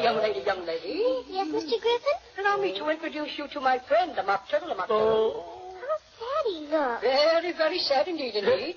Oh, mock turtle, this here young lady wants for to know your history. She do. Very well. Once I was a real turtle, and I went to school in the sea. The master was an old fellow. We used to call him Tortoise. Why did you call him Tortoise if he wasn't one? We called him Tortoise because he taught us. Oh, really, you're very dull. Go on. Very well. He had the best of education. Reeling and rising, of course. And then the different branches of arithmetic. Ambition, distraction, uglification, and derision. And I never will forget the drawing master.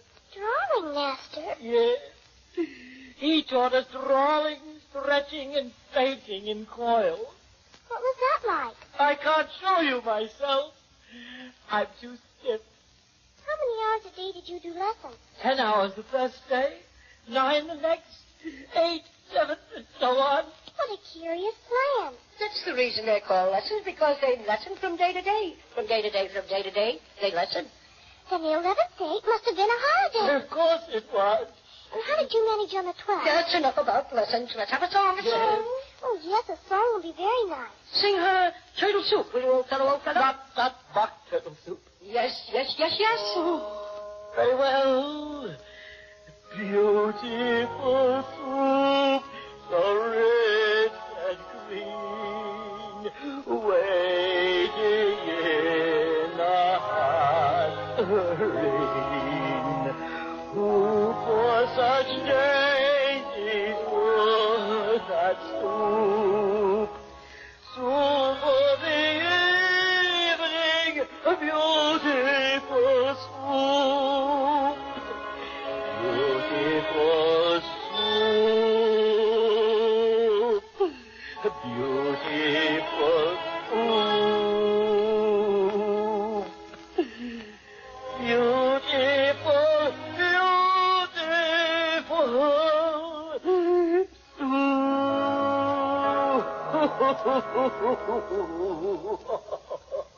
Thank you. That was very nice. The trial is beginning. Oh, that's very important. Yes, indeed. Do come along to the trial. The trial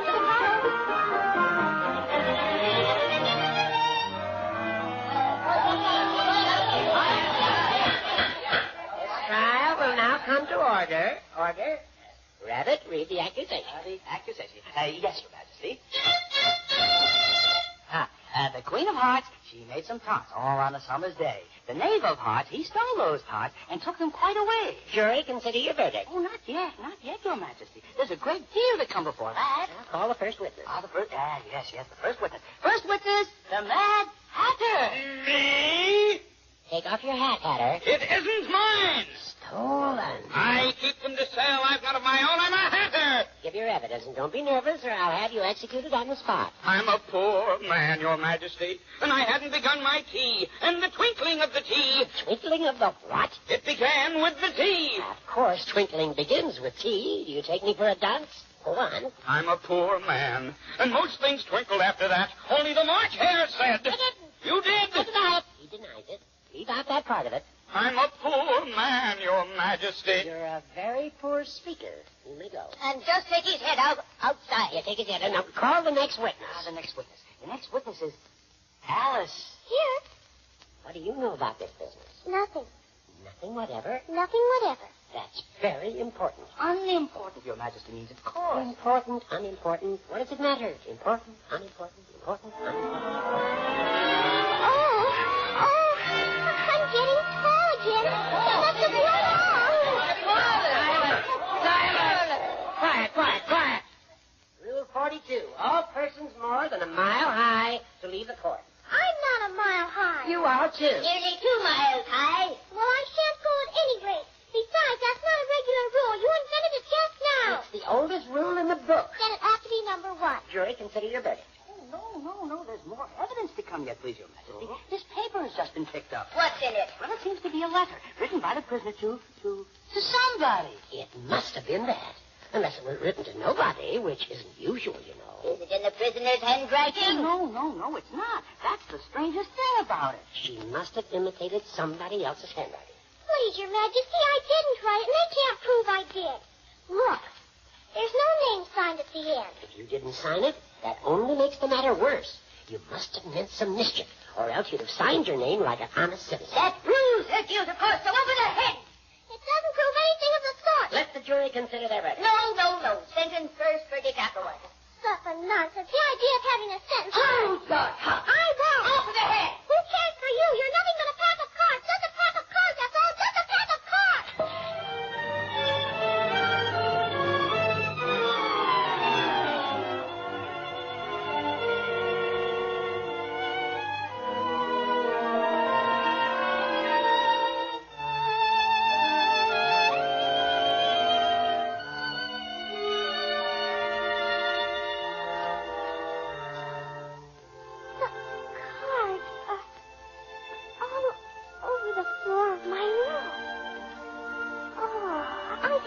A curious dream.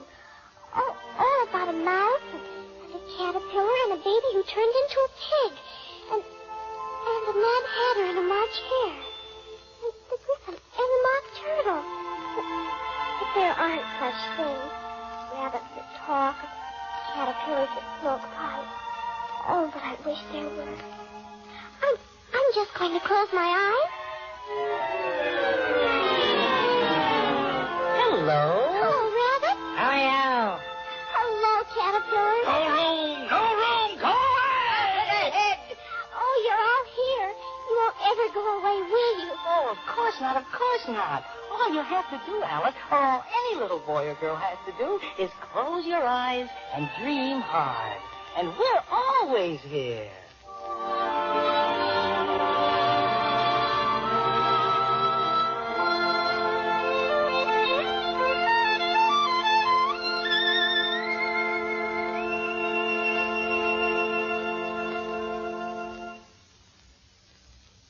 And so we conclude this week's favorite story, The Incredible Adventures of Alice in Wonderland. The young lady who brought Alice to life in our production of Lewis Carroll's masterpiece was Dawn Bender, age 11. Some of America's finest radio actors accompanied her, and Claude Sweeten imagined the Wonderland music. Jerome Lawrence and Robert E. Lee dramatized and directed this, as well as all the other stories on this series. Mr. Irving Berlin chose the travels of Alice as his own favorite story. Next week, a love story with a dagger in it. A strange tale of romance and poison. It's Rappaccini's Daughter by Nathaniel Hawthorne. The favorite story choice of the screen's favorite bogeyman, Mr. Sidney Greenstreet. We hope you'll be listening.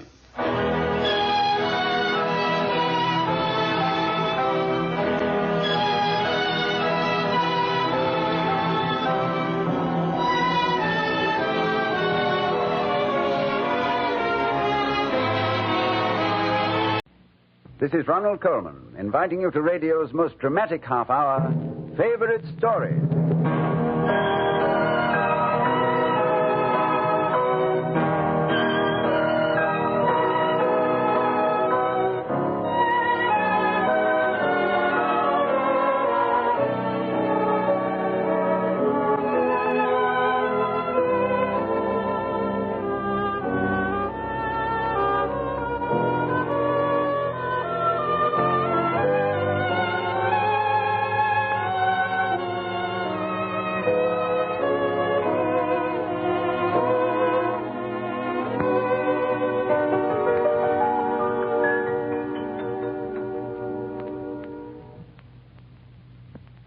I'm sure we've all wondered at one time or another what might happen if we could take a sip from the fabled fountain of youth. If you had your life to live over, would you live it any differently? Nathaniel Hawthorne asks those questions and gives us some surprising answers in his rare and fanciful story, Dr. Heidegger's Experiment. The young Metro-Goldwyn-Mayer star, Robert Walker, chose this unusual tale as his favorite story. So climb the stairs with us to the musty office of a small-town physician. It's late afternoon, the mongrel hour between light and darkness. Heading for the office of Dr. Heidegger are the 4 oldest people in town. And before this half hour is over, all of them will be part of Dr. Heidegger's Experiment.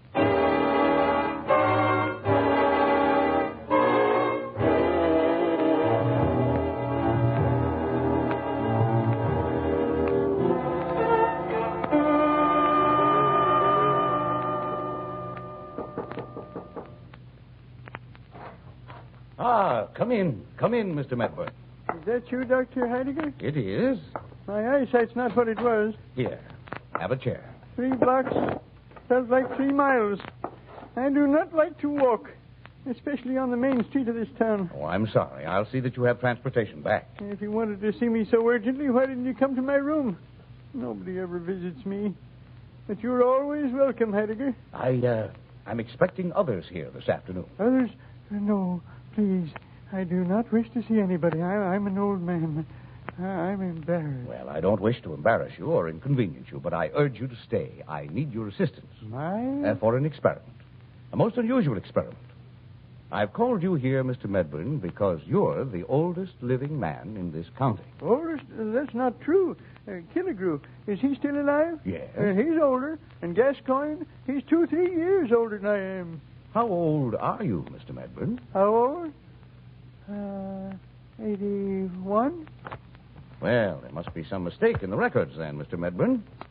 I went through the dusty files at the courthouse this morning, and according to your birth certificate, you were 87 on October 15th last. 7? Perhaps. A man loses count. What difference does it make? What difference? So that our experiment can be of strict scientific nature, let's make certain we have the other facts correctly. Your occupation, real estate manipulator. No, philanthropist. They called me in the newspaper.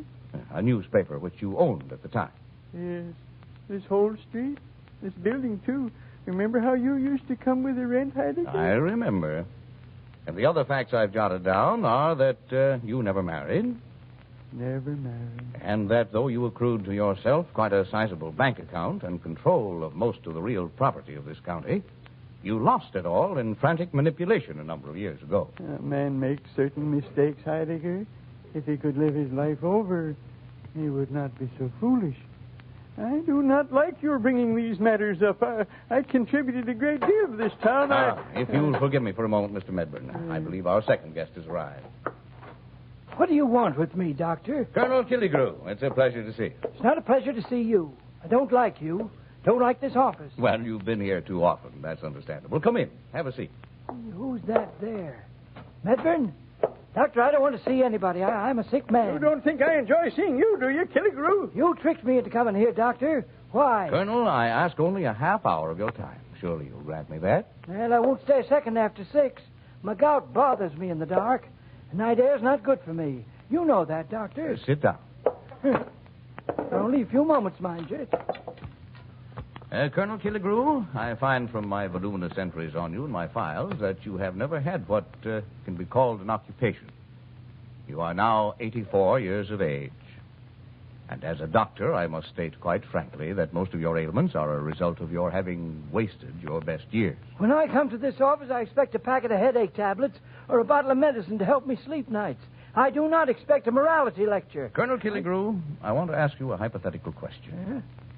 Our friend Mr. Medburn here tells me that if he had his life to live over again, he'd be wiser, perhaps. How about you, Colonel? Even your title is honorary instead of earned. Would you act any differently? You think about that, Colonel, while I admit our third guest. Mr. Gascoigne, won't you come in? Somebody followed me here. I'm sure of it. Somebody followed me here. What kind of deviltry are you up to now, you old quack? I shall pass over this personal slur, Mr. Gascoigne, and invite you to come in. You're the kind of man who should be investigated by a congressional committee, Heidegger. You have no right to pry into private lives the way you do. It's un-American. Yes, well, perhaps we can have a little political discussion about all this, sir, if you'll only step through the door and have a seat.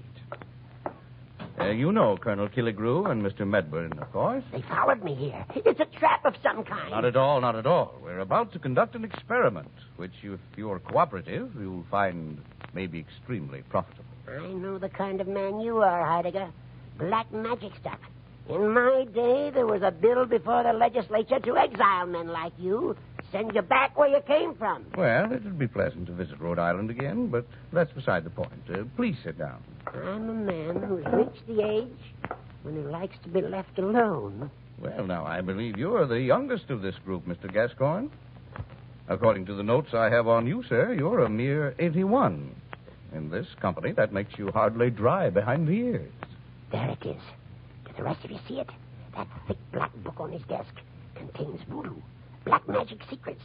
Everybody in this state's heard tell of that black book. Yes, I've heard that, too. Well, gentlemen, as soon as our last guest arrives, perhaps I'll show you what's in that book. Now, you let me get out of here. Let me out. Your indulgence for just a few moments. Mr. Gascoigne, would you answer a few questions, just to make sure I have the facts correctly? Maybe yes and maybe no. What are you up to? Mr. Gascoigne, you held public office for some years. Yeah? First locally, then in the state, then as a representative to our National Congress. That's so? You were involved in what we shall call in charity's name a financial misunderstanding. Why? You were what might be called an infamous politician. How dare you? At the moment, merely an obscure one. Politician, indeed. I was a statesman. According to my way of thinking, a statesman is one who thinks of the next generation. A politician, one who thinks merely of the next election. What? In all honesty, Mr. Gascoigne, how would you classify yourself? And if you had a chance to get into government again, as a young man, mind you, which path would you take? Why, Oh, you're a devil. How did you know how to put your finger on the very thing a man thinks of during all the long hours? But we don't get a chance to use any of the wisdom that comes with the years. Do we? Do we, Doctor? That remains to be seen. I believe I hear footsteps on the stairs. That must be our last guest. Widow Wycherley. Allow me to help you in. Widow Wycherley. What do you want, Dr. Heidegger? You know I don't go out of my house. Just a moment of your time, madam. I wouldn't have come if you hadn't sent word that it was a matter of life or death. A matter of life, Mrs. Wycherley. You've added the word death yourself. Oh, these men. Doctor, you didn't tell me there would be others here. Just 3 friends, my dear widow. Oh, I've never been so embarrassed in all my life. Why did you bring me here? Please sit down. Oh, please don't hide your face. This experiment will not take long. Let's sit here. Don't turn on the light. I beg you. I promise we'll do nothing against your will. I ask only a few short moments. Very well. Quickly, please. I wanted you here, Widow Wycherley, because it's common knowledge that you were the great beauty of your day. We'll not state your age. Suffice it to say that you are 2 or 3 years younger than these gentlemen. Yes. I believe it's necessary to say, though this may prove embarrassing, that all 3 gentlemen present fought for your hand. Oh, Dr. Heidegger, please stop. Killigrew, I once hit you in the face. Have I ever apologized? It's quite all right, Gascoigne. I apologize now, only. Stop, all of you. Have you no consideration for the feelings of an old lady? Let me die. I'm old and wrinkled. Let's try not to be emotional, my friends. I believe we're ready for our experiment. If you want us to examine the cobweb through your microscope, show it to us. Let's get this over with. My experiment may prove far more important than the cobweb. Now, first, I want to place this small table here between you. On this table, I should like to place an old cut-glass vase I've had in this office for many years. And in it, I will pour all the contents of this flask. What does this have to do with us? It's dark. I want to go home. You've wondered, gentlemen, what's in this old black book. I'm going to show you now. No black magic here, my friends. Just an ancient rose pressed between these pages. Look. It's brown and old, almost ready to crumble into dust in my hand. Why do you show this to us? This rose, this same withered and crumbling flower, blossomed 55 years ago. It was given to me by Sylvia Ward, who was my fiancée. She died the day before our wedding. For 55 years, I've treasured this rose between the leaves of this old volume. Now, watch. I'm going to place this faded flower into this vase of water. This is not just a deception in the moonlight, my friends. The crushed and dried petals are stirring. The deep decayed brown is becoming rich crimson. The twigs are becoming green again.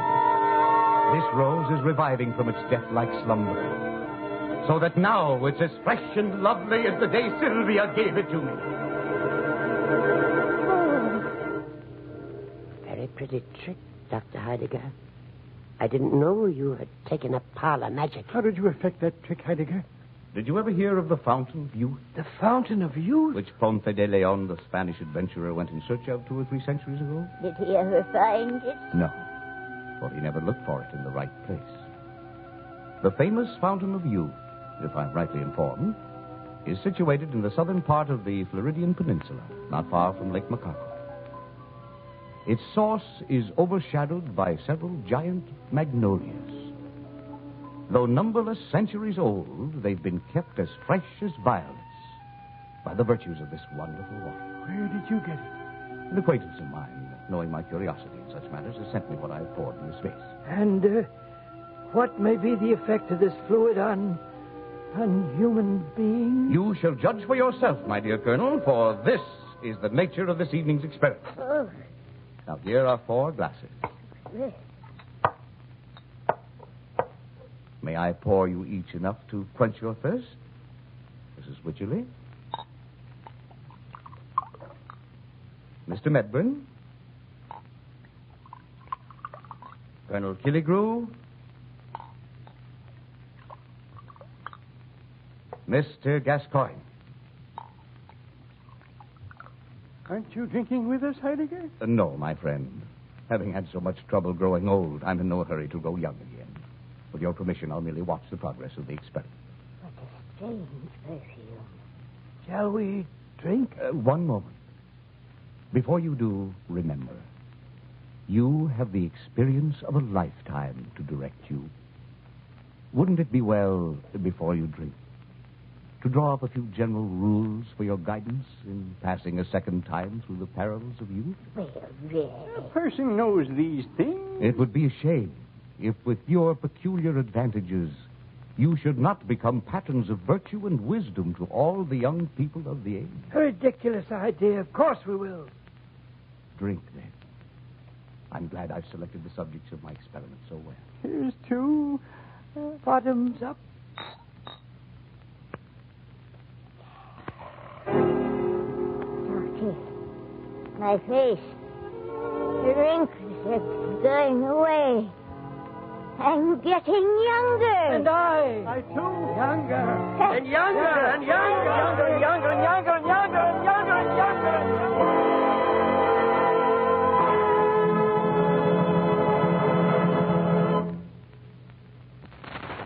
We're ready for Act 2 of Robert Walker's favorite story, Dr. Heidegger's Experiment, by Nathaniel Hawthorne. The 4 oldest citizens of the town sit in the dim old-fashioned office of Dr. Heidegger. Is it a delusion? Or are their eyes growing clearer and brighter? The 4 oldest people in town, indeed. Why, here are 3 middle-aged gentlemen and a good-looking woman in her prime.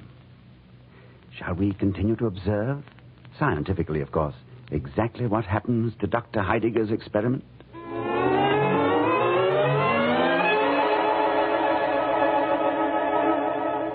Dr. Heidegger, quickly, let us have more of this wonderful water. We are younger, but we're still too old. Quick, give us more. For the first time in years, I feel almost like a woman again. More, Doctor. Pour us around. Patience, patience, my friends. You've been a long time growing old.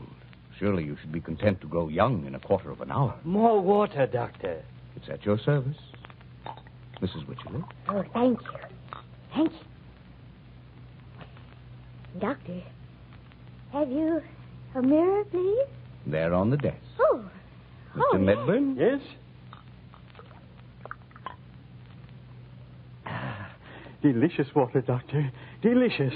Say, we ought to market the stuff, you and I. We could make a fortune. Fill my glass, Doctor. Here you are, Colonel. A fine drink. A fine drink. Well, we must have a celebration. And Mr. Gascoigne. Absolutely.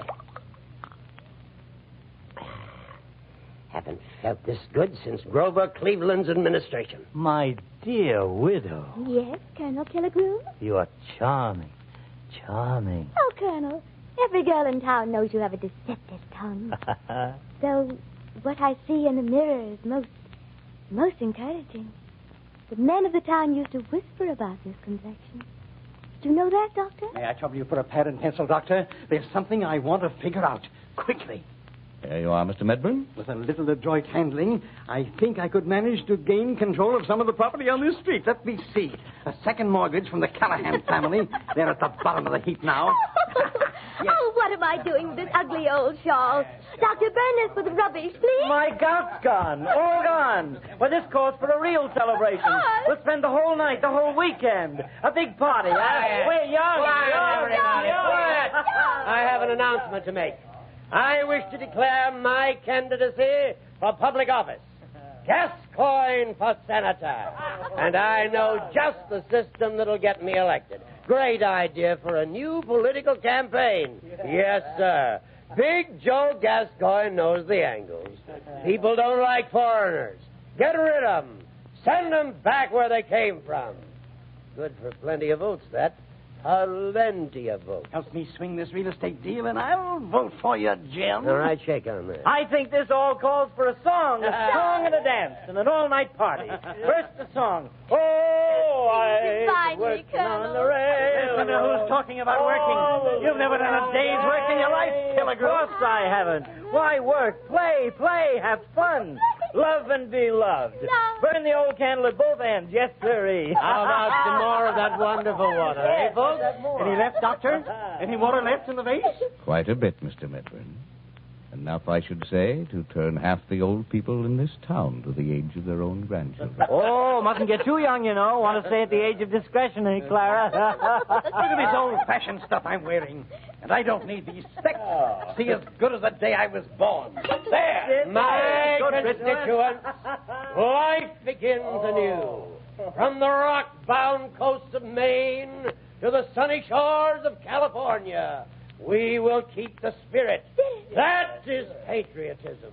That is our right. The sanctity of the home. The purity of womanhood.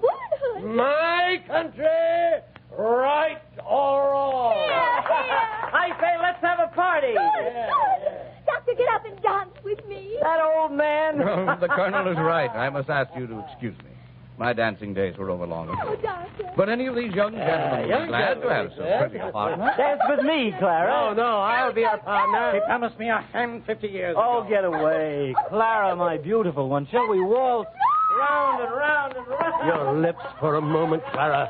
Your red lips. My arms around your waist for a wonderful moment of ecstasy. Oh, you beautiful, beautiful creature. Hey, away, gentlemen. Me, listen to me, Clara. I'm going to be a big man in this town. I'm going to own every inch of it. Do you hear me? What do you want? I'll give it to you. Don't listen to him, Clara. I'll take you to the White House. I'll make you the first lady of this land. Ah, but I'll give you fun, Clara. Laughter and love and songs on your lips. Excitement, Clara. Zest. The whole world for your playground. Oh, gentlemen, you Come, sweep me off my feet. I want to dance some more. Yes. I want the world to spin around Ah, me. your hand, you beautiful creature. Get away, Killigrew. She's mine. Keep your distance, you cheap politician. I'm going to hit you right in the face, Killigrew, and this time there'll be no apology. Gentlemen, Fight me, will you? gentlemen, please, gentlemen, I really must protest. The face is coming. Oh,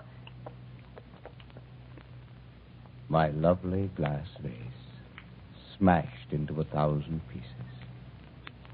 And the precious water of youth, lavished on the wooden boards of the floor. Ah, what difference does it make? We're young again, all of us. I forgive you, your boyish, impetuous punch, Gascoigne. Let the dance continue. Your hand, madame. Round and round and round. Sing us a tune, youngsters. And I'll take up a chorus while each of you has a spin with this charmer. Fair enough. How about a nice Viennese waltz, my friend? Yes, all together.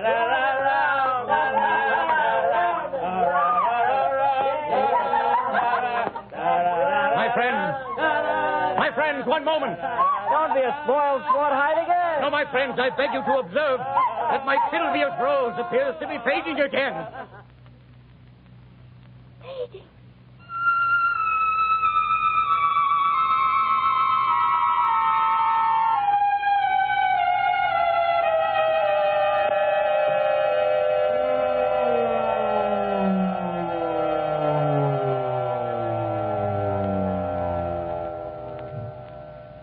What's happened? What's happened? I'm cold. Have any of you seen my shawl? Where are my specs? I can't see. Doctor, help me. Was this just a dream? Are we old again so soon? Oh, take away the mirror. Take away the mirror. So, this was your experiment. Well, tell us, how has it turned out? Have we grown old again so suddenly? So quickly? Yes, my friends, you've grown old again.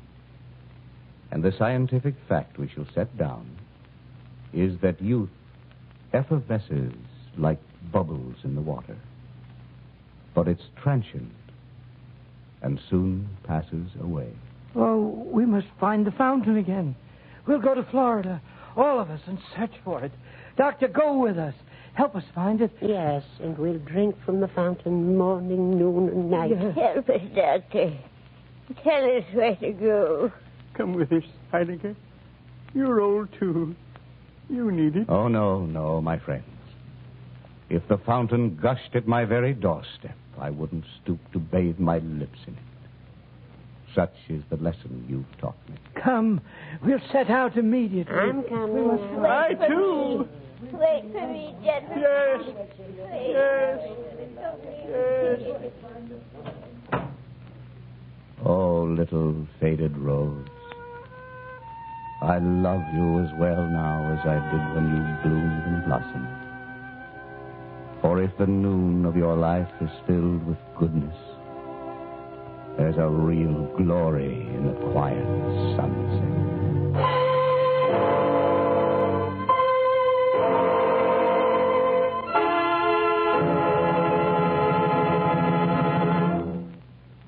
You've been listening to Nathaniel Hawthorne's yarn, Dr. Heidegger's Experiment. Remember Omar, the tent maker, Omar Khayyam? Ah, that spring should vanish with a rose, that youth's sweet-scented manuscript should close. Well, Mr. Hawthorne seems to have had other ideas, and a notable commentary on human nature it is, indeed. Our thanks to the cast who brought this unique tale to life. John McIntyre, who played Dr. Heidegger, and Lorene Tuttle, Earl Russ, Arthur Q. Bryan, and Norman Field. And our thanks to this week's story selector, Robert Walker, star of Metro-Goldwyn-Mayer, the studio which brings to the screen so many of your favorite stories. Next week, you'd better keep your hands in your pockets, for you'll be in the company of the Artful Dodger and all of Fagin's gang of petty thieves and pickpockets. It will be Oliver Twist on Favorite Story next week. One of the most moving and heartwarming adventures ever written by England's master novelist Charles Dickens. The star of many famous motion pictures, Miss Irene Dunn, chose Oliver Twist as her favorite story. We hope you'll be listening.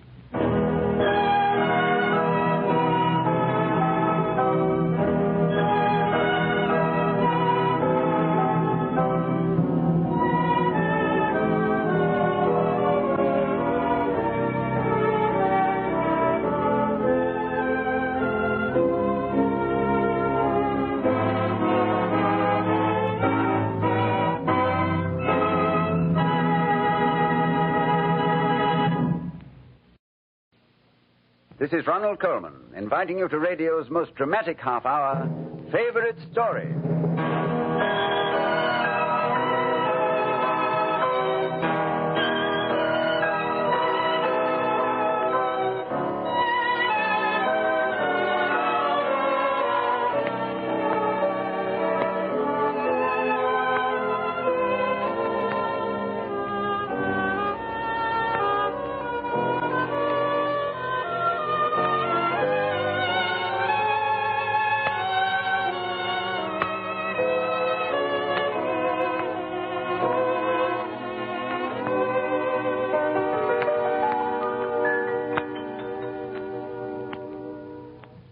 Out on the plains of Nebraska, there is a remarkable town.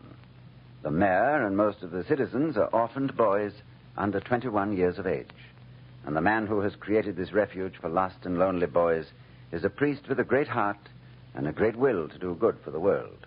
Father Edward J. Flanagan, the founder of Boys Town. We knew that Father Flanagan would choose an appropriate favorite story for this series, and I know his selection came straight from the heart. For his favorite story is about a lad who resembles many of the citizens of Boys Town, Oliver Twist. The exciting adventures of Oliver in Charles Dickens' London will hold your interest, I'm sure. But we can only regret that poor Oliver couldn't have been spared some of his trials and sufferings by a kindly benefactor like Father Flanagan. So we travel across an ocean and a century to visit the parish workhouse where Oliver Twist was born. Some Charles Dickens music, if you please, to set the mood for Act One of our favorite story.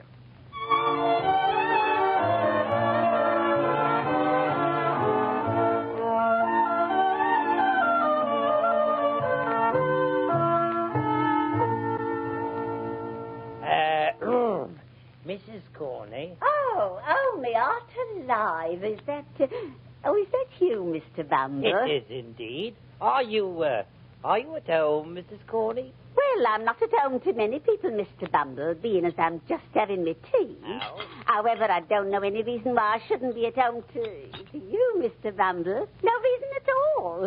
Thank you, Mrs. Corney. I don't mind if I do. Don't mind if you do what, Mr. Bumble? Didn't you invite me to have some tea?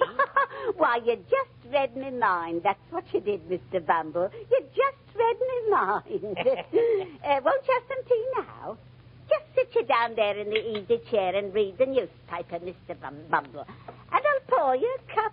Well, don't mind if I do. Oh, it's bad news. What's bad news, Mr. Bumble? Those American colonies, Mrs. Corney, they're revolting again. Those Americans are nothing but revolutionists, every last one of them, Mrs. Corney. Got to show our strength. Firm hand. Now, don't you worry about them colonies, Mr. Bumble. Firm hand. Don't you fret.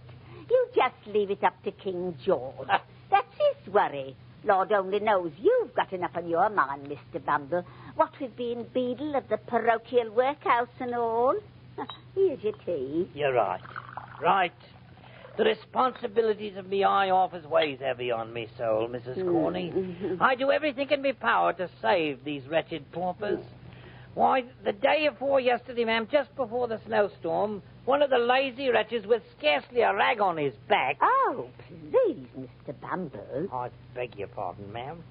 But you being a married woman, I can speak plainly to you. With scarce a rag on his back, comes begging to me door at the workhouse. I give him a full pound of potatoes, a full pound, mind you. And he asks for a coat to keep him warm. He says, I'll die in the street, says the vagrant. Oh, no, you won't, says I. And you know what he did? What, Mr. Bumble? He went out and he did die on the street. There's an obstinate pauper for you. Give 'em an inch, Mr. Bumble, and they take a mile. Hi, Mr. Bumble. Mr. Bumble, what are you staring at in that paper? This advertisement. Well, what does it say? 5 guineas. 5 guineas reward will be paid for any information concerning a young boy named Oliver Twist. Oliver Twist? Aye. Why, that's the little rascal that caused such a fuss a few months back. Wasn't it, Mr. Bumble? It was indeed, Mrs. Corney. 5 guineas they'll pay for any information concerning his past history. I'll give him information.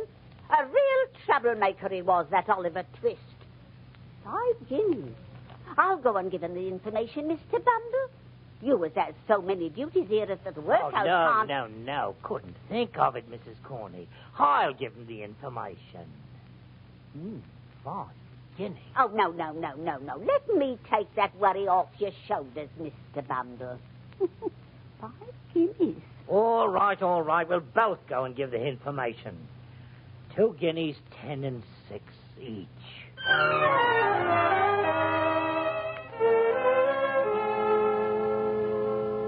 Where is the boy? Do you know? That we don't. We don't know where he is, but we do know where he's been. Tell me, and the 5 guineas are yours. Well, Oliver Twist was a foundling at our parish workhouse. Born of low and vicious parents. Is that his family name?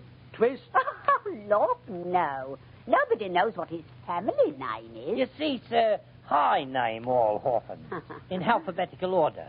The last was S. Swabble, I named him. This one was T. Twist, I named him. Next to be Unwin, Wilkins, Wombley, and so forth. Clever, eh? Clever. Tell me, what can you say of the boy's disposition? Oh, bad.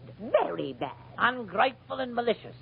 Well, I remember once at dinner, after we'd given the workhouse people an allowance of healthy gruel, this Oliver comes up to me and pushes his empty plate in my face.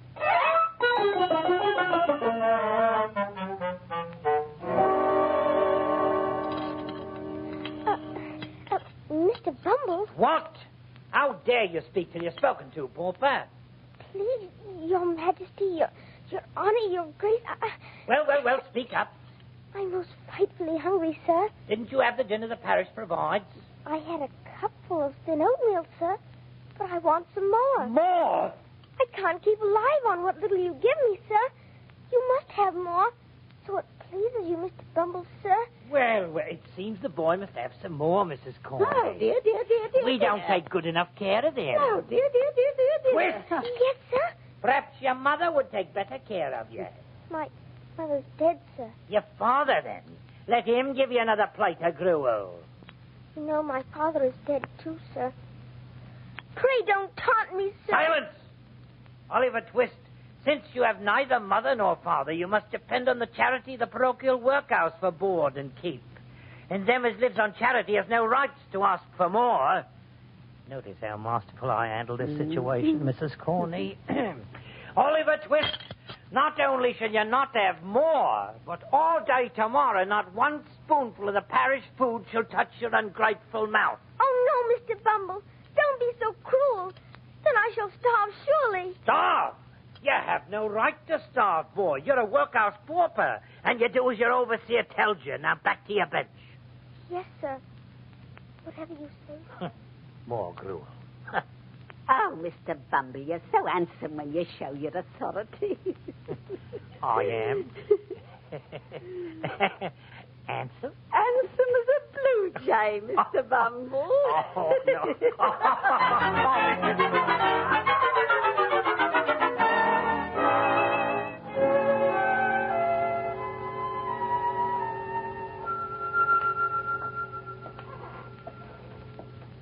Is that you, Oliver?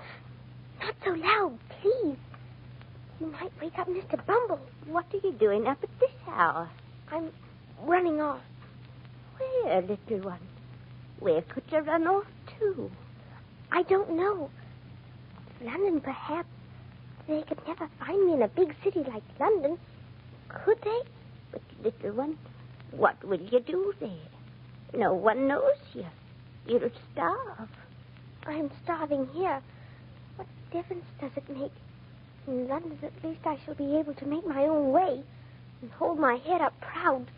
God bless you, little Oliver. Oh, thank you, ma'am. That's the first time anyone ever asked God to bless me. God bless you, then. And speed you on your way.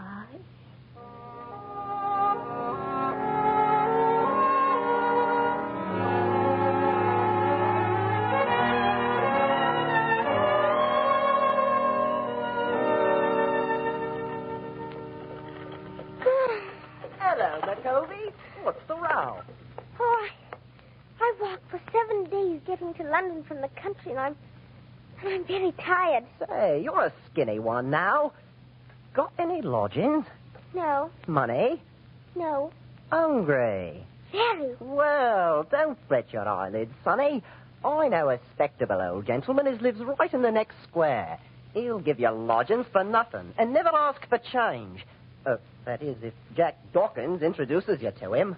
Is that your name, Mr. Dawkins? Viewers calls me by it. I'm known in my profession as the Artful Dodger. And what do they call you? Oliver Twist. Twist? That's a lark. Fagin will teach you to twist soon enough, my boy. Come with me.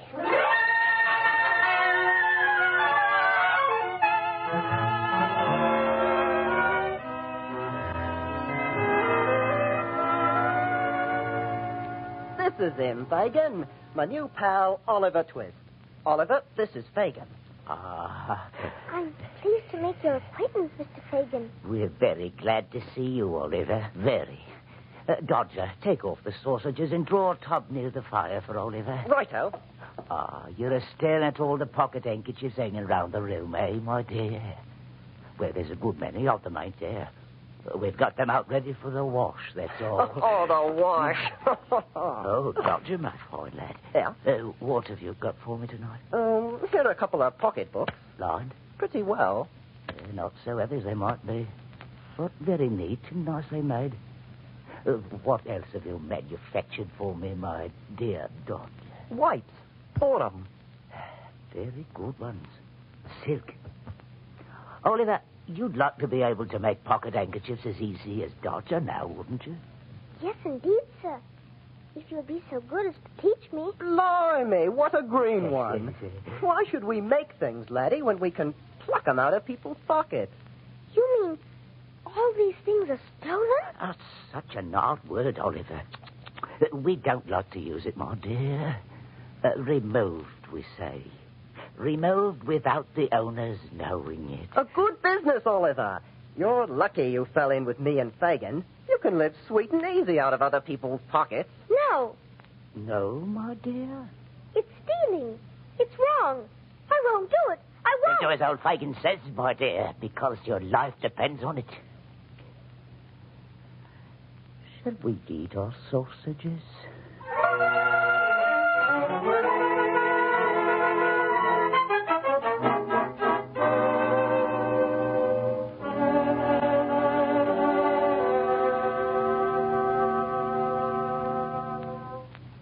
The hero of our favorite story is a young lad with a thin white face and tattered clothes. Oliver Twist, straight from the pages of Charles Dickens' immortal novel. Henry Blair is the boy who plays Oliver in our favorite story production, and the story was picked for us by Miss Irene Dunn. Here's Act 2.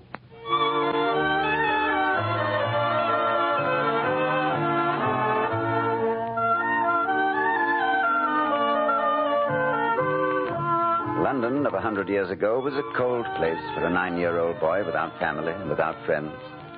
All against his will, Oliver Twist was drawn into Fagin's gang of pickpockets and petty thieves.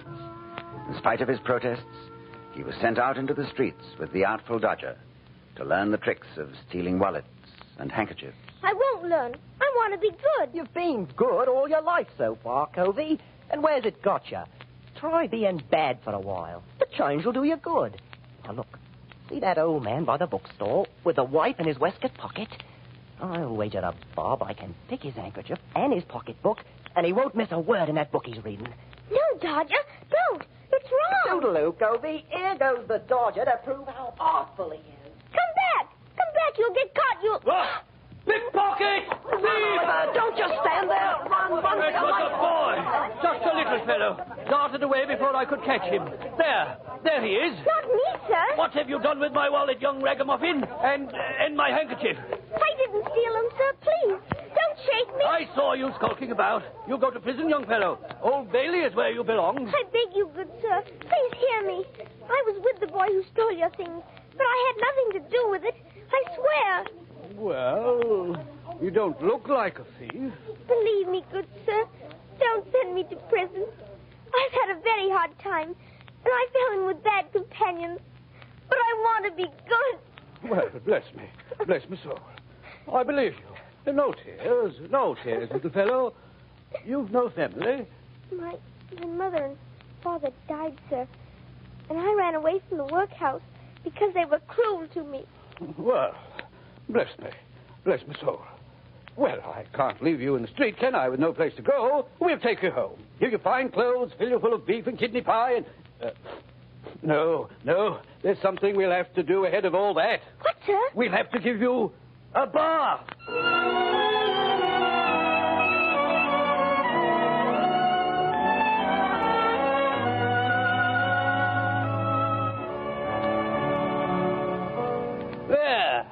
you feel now, Oliver? I've never felt so good before, Mr. Brownlow. Truly, I didn't believe there could be so much food in one place anywhere in the world. And I didn't believe you could stuff it all away in that little stomach of yours. Tell me this. Are you happy here, Oliver? Do you like me? I know I'm a fat, stodgy old man, but you do like me a little, don't you? I think you're the most wonderful man in all the world, Mr. Brownlow. And I've never been so happy in all my life. Good. How can I repay you, sir, for your kindness? Let me work for you. Not necessary, little Oliver. But I say, there is one thing you may do for me. Name it, Mr. Brownlow, and I'll do it fast as ever I can. The bookshop where we met. This parcel must go back. And I say, give the bookseller this £5 note. He will give you change. I'll bring it back in a twinkling, Mr. Brownlow. And don't worry, I shan't lose a farthing.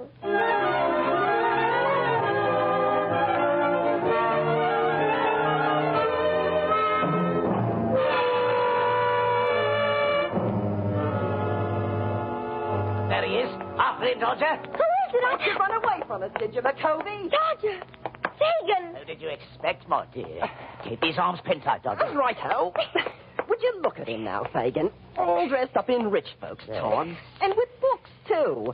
Nothing but a little gentleman, ain't you, Sir Oliver? Let me go! Let me go! He's just straggling, my dear. It'll do you no good. Look, Fagin, what I found in his pocket. A £5 note. Well, we do have rich friends, don't we, Oliver? That belongs to a kind old gentleman. He'll think I stole it. Well, that'd be a pity now. This couldn't have happened better if we'd chosen our time. Mr. Brownlow! Mr. Brownlow! That's the idea. Come along peaceful to our lodgings, my dear, where we can put you under lock and key.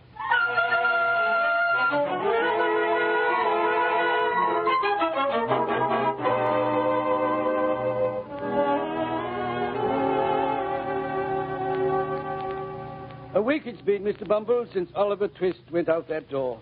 I've had the police searching for him, then I advertised in the paper. Which advertisement Mrs. Corney and me observed. Do you really believe the boy ran off with my money and the new suit of clothes? Of course he did, Mr. Brownlow. A thieving rascal, that's all he is. He was born a bad one and he'll die a bad one. Mark our words, Mr. Brownlow. Here is your 5 guineas. Thank you. Oh, thank you kindly. And I pray that as long as I live, I shall never again hear the name Oliver Twist.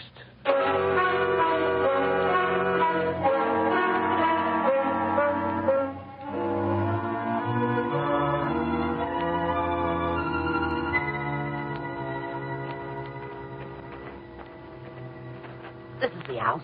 Are you certain of it, Dodger? There's the name on his letterbox. Brownlow. I won't do it for you. You beast.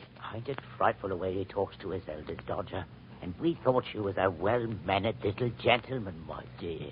Mr. Brownlow was a good, kindly man. I won't rob for you. You needn't do that stealing, Covey. I'll just hoist you in the window and you'll scamper down the stairs and let Fagin and me in the front door. We'll take care of the rest. I won't help you rob, Mr. Brownlow. I'll die first. Peculiar you should mention that, my dear. Do you know what this instrument is called, Oliver? Yes, sir. A pistol. When you go in that window, Oliver, this pistol will be pointed square at the nape of your neck. And if old Fagin hears but a whisper or a floorboard creak, the Dodger and me will be crying bitter tears at your funeral. Do you understand? My dear. Yes, sir. Hoist him, Dodger. In the window you go. Righto, Fagin. Easy, Doc. Over the ledge now. That's McCovey. I'm watching you, Oliver. Hurry, my dear, and unlatch Mr. Brownlow's front door.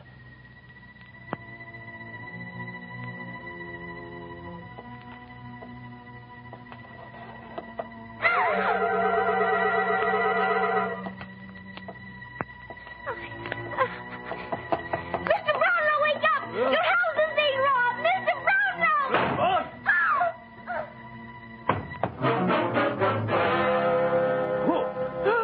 Oliver Twist! Bless me! The boy is bleeding!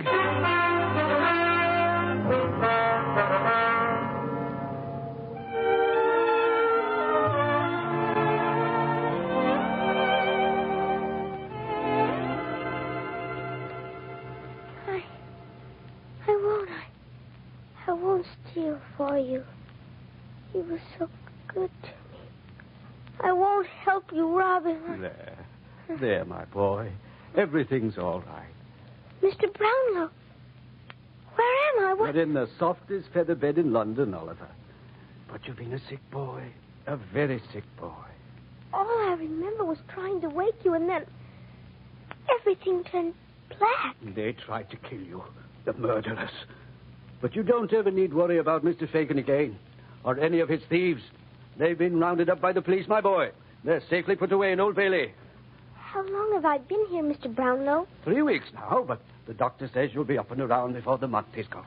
Then you forgive me for running off with your money and your books? It was not your fault, little one. And those at the workhouse, Mr. Bumble and Mrs. Corney, they that gave me such a bad report of you, I've had them investigated, Oliver.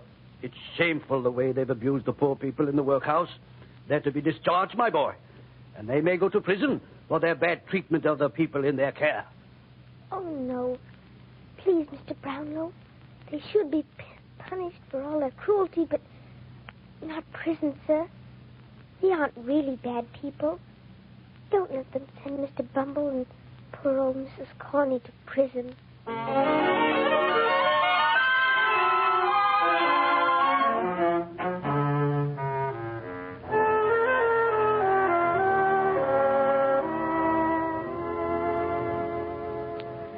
Oh, Mr. Bumble, I shudders to think what might have become of us were it not for that dear, sweet boy, Oliver Twist. I knew when I named him he'd turn out a fine, upstanding lad. What to do us a good turn one day, Mrs. Corney? They'd have put us away, Mr. Bumble, if it wasn't for the kind words from little Oliver. Bless him. It's a hard life we have ahead of us now, Mrs. Corney, with our positions took away from us. Particular hard for me, Mr. Bumble, who is a poor widow woman with no strong arm to protect her. Oh, I thank the good Lord that Mr. Corney left me a small monthly income. Won't that considerative, Mr. Corney, now? Is it enough to keep a body alive? With careful planning, I think I can make ends meet, Mr. Bumble. I've heard it said that, two can live more cheaply than one, Mrs. Corney. Have you now, Mr. Bumble? Yes, and I've been thinking that if you was to merge your household with a respectable gentleman, it might result in some slight financial saving. To you. Why, Mr. Bumble, what are you saying? I hope you won't think me presuming, Mrs. Corney, what with your husband hardly cold in his grave. Mr. Corney's been gone 25 years, Mr. Bumble.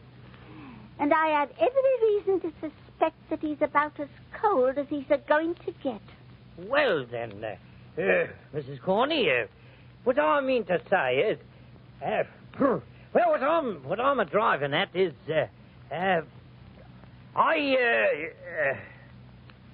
will you? Well, of course I will, Mr. Bumble. I'm going to kiss you, Mrs. Corney. Oh, I shall scream, Mr. Bumble. I shall scream. Oh, we's all weak creatures, Mrs. Bumble. We is weak creatures, one and all.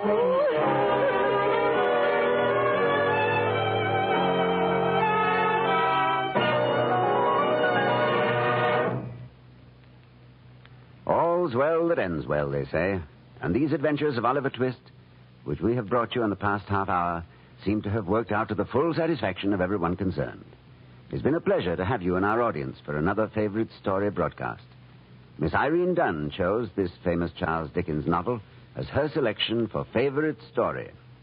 Next week, you're going to meet a man without a head. The story is Washington Irving's delightful Legend of Sleepy Hollow. And we promise you that the headless horseman will ride again through the mysterious moonlight to the terror and consternation of poor Ichabod Crane. If you're an old frequenter of Sleepy Hollow, then I know you won't want to miss this broadcast. But if you've never met Ichabod Crane and all his friends from the Hudson River Valley, then you have a real treat in store. Next week on Favorite Story. We hope you'll be listening.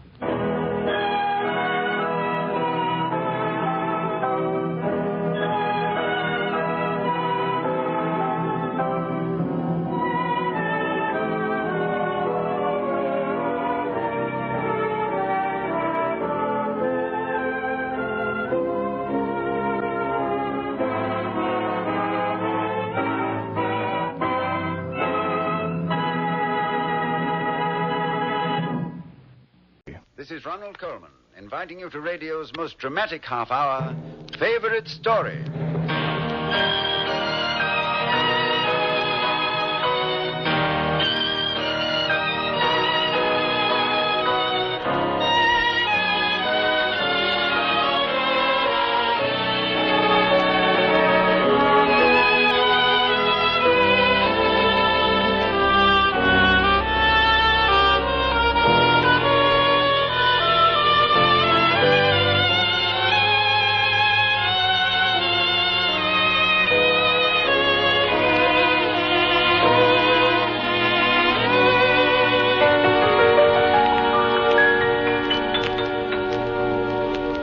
This week we bring you an adventure of life beyond life, and even beyond death.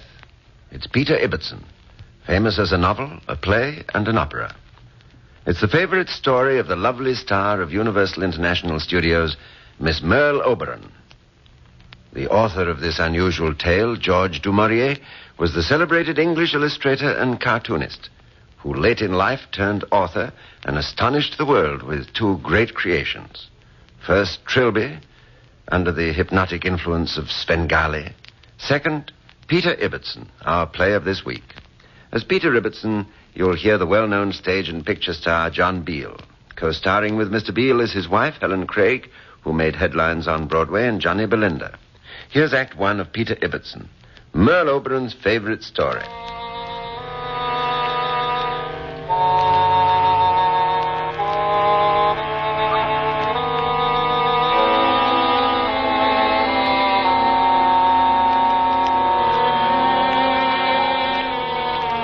This is Newgate Prison in London, a century ago. And we are in that particular part of the prison reserved for the criminally insane. In these cells, in these cages, live men and women who have been convicted of every imaginable crime, but their minds have become twisted. And so they are imprisoned here to live out their lives in a gray world of steel and stone.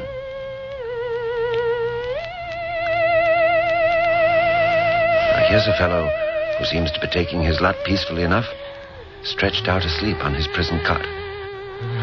Prisoner number 581620, Peter Ibbetson.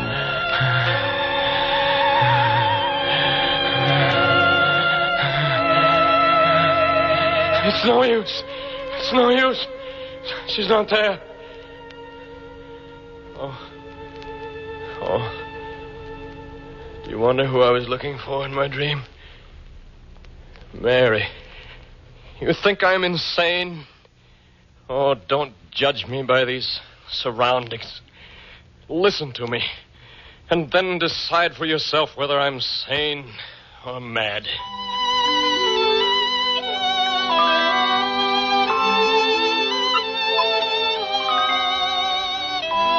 I was brought up in France, in the outskirts of Paris, where I lived with my mother and father, Madame et Monsieur Pasquier. I was called Gogo Pasquier. And the joy of my childhood was the little girl with spindly legs and yellow hair who lived across the street. How well I remember her. Mimsy, come out and play. I'm sorry, Gogo. I just don't feel like it. Please, Mimsy. I have an idea for a wonderful game. What is it? I'll draw a picture, and you guess what it is. Then you draw one, and I'll guess. Oh, it sounds like ever so much fun, Gogo, but I'm not in a mood to play. What's the matter, Mimsy? It's only that... Well, I've been thinking what a big world it is, Gogo. And how shall I ever manage to see everything and everybody? Oh, Mimsy, don't be sad. I know it's a big task to take in the whole world, but you'll always have me to help you. Oh, you're wonderful, Gogo. You really are very, very wonderful.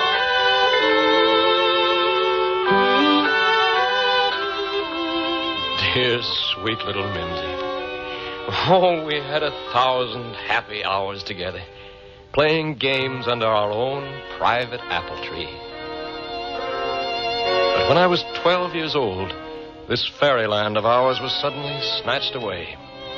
My beautiful mother and father were both killed in an accident, and my life moved from sunshine into the dullest of shadows. Raise your head. Raise your head, boy. Look at me. You know who I am? No, sir. I'm your Uncle Ibbetson. I've come all the way from England to look after you. What name do they call you by? Gogo, sir. Gogo Pasquier. Stupid name. Forget that you're ever called by it.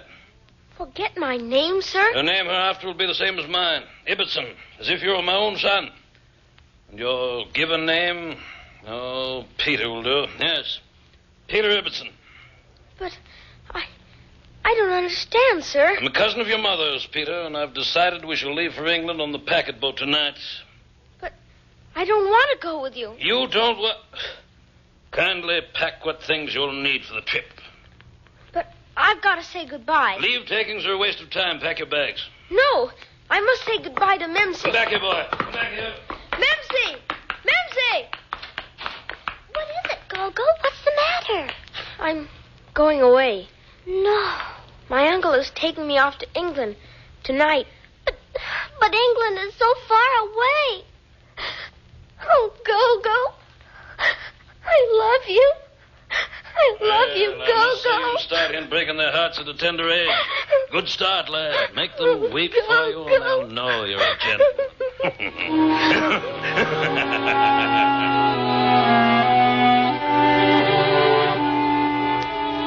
That was my Uncle Ibbetson. I disliked him from the moment we met. But during the 10 years that I grew to manhood under his care, I learned to hate him. The only bright hours of my life came with occasional dances and parties to which I was invited. It was at one of these parties that I saw a face I shall never forget. A woman of such beauty that I instantly felt she was the most desirable person in the entire world. She was introduced to me as the Duchess of Towers. I'm so pleased to know you, Mr. Ibbetson. I assure you, Duchess, the pleasure rests entirely with me. Thank you. You come here often? Yes, I come to enjoy the music and the gay atmosphere, but I seldom find myself taking part in it. It is much the same with me, Mr. Ibbetson. Since the Duke of Towers can seldom come with me, I feel that I'm somewhat of an outsider, too. Well, surely you have no reason to feel so. I pray you, may I have the honor of this dance? Certainly, Mr. Ibbetson.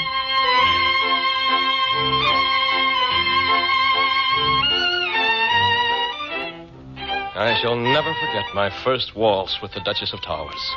Her charm and her beauty so enthralled me that I wanted to continue the dance forever.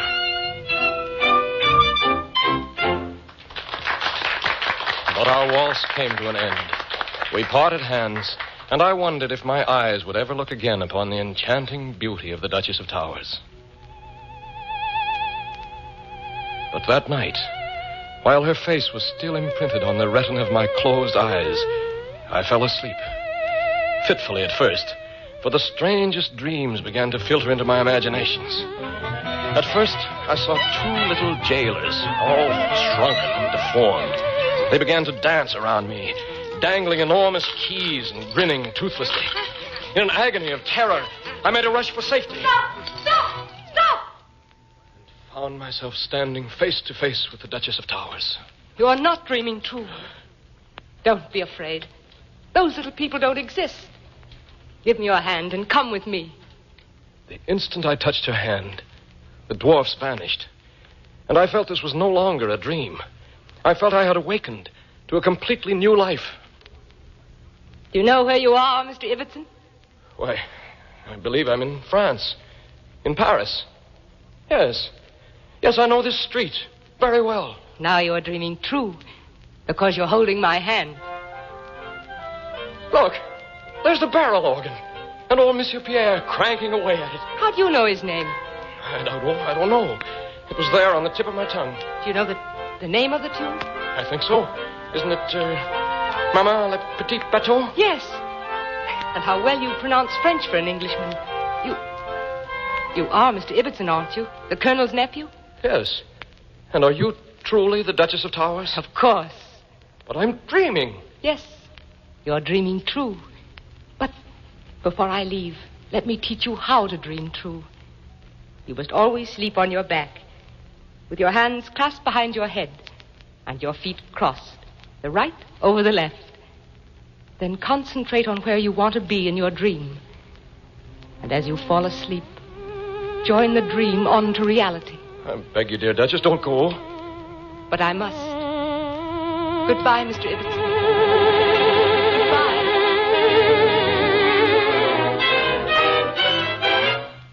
I awoke in my own bedroom and saw all the furniture and my hat and clothes and heard the ticking of the clock on the mantelpiece. Yet I felt that I was not a bit more awake than I had been a moment ago in my strange vision. Then one night, at one of those dismal parties where I stood alone and apart from the crowd, I suddenly felt a hand touch my arm. Mr. Ibbetson? Yes? Oh, good evening, Duchess. I hope I'm not interrupting your reverie. No, not at all. But you look so lonely here. Like a little boy I once knew, grown tall. A little boy? A dear little French boy who was very kind to me when I lived in France many years ago. Dear Lord. Mimsy. How did you... Oh, but your name is... Gogo Pasquier. Oh, good heavens. I had to change my name after my parents died. Oh, to think of it. You, little Mimsy. Yes. Oh, do you know, I dreamed of home in the old days not long ago. You were there in that dream. What do you mean? You came to my rescue. I was being pursued by all sorts of gnomes and horrors. By two shriveled-up little jailers who danced around you and tried to hem you in? You know? Then I gave you my hand and told you that you must dream true. Yes, and we were back on the old street where we used to live. Monsieur Pierre was playing the barrel organ, and I was so surprised that you knew his name. Yes, and what was the name of the tune? I've forgotten now. You know, Le Petit Bateau. Yes! Oh, extraordinary. But can two people meet? Actually meet? In a double dream? And clasp each other's hands? And remember.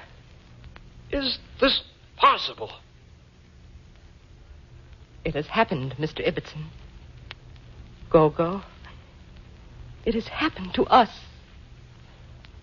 But it must not happen again. Why? I am a married woman. This could lead to nothing but disgrace and despair. Oh, Mimsy. No, not Mimsy. Not any longer. I am Mary, Duchess of Towers. Dear Mr. Ibbetson, I wish you all the good that one human being can wish another. And now, goodbye. And may God in heaven bless you.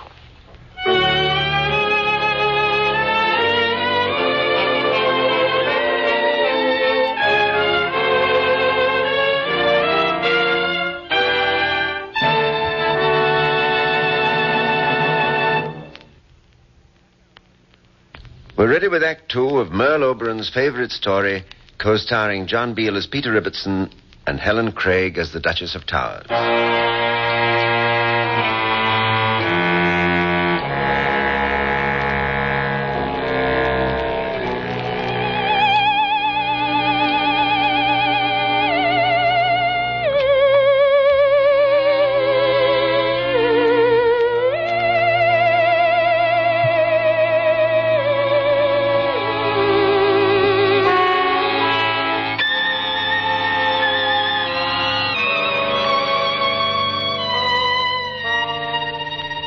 his cold, barren cell at Newgate Prison, Peter Ibbetson recalls how he and the Duchess of Towers met in the same dream and relived part of their childhood together.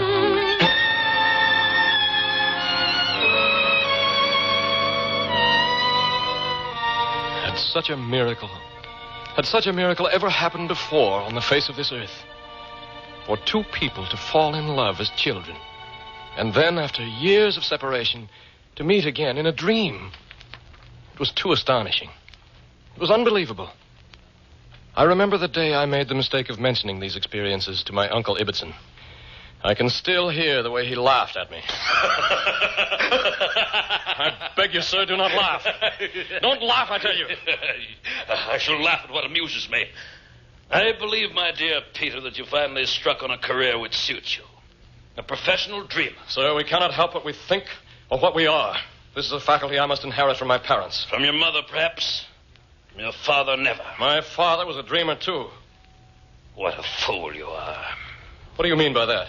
You've never guessed, never suspected? What do you mean? Peter Ibbetson, your father, sits before you. That's a lie. I swear it. I refuse to believe that I am your son. It's true, nevertheless. Do you realize, sir, what you're implying? I was insane with fury. I had no idea what I was doing. I seized a heavy walking stick that lay against the mantelpiece and struck my Uncle Ibbetson. Again! Again! Again!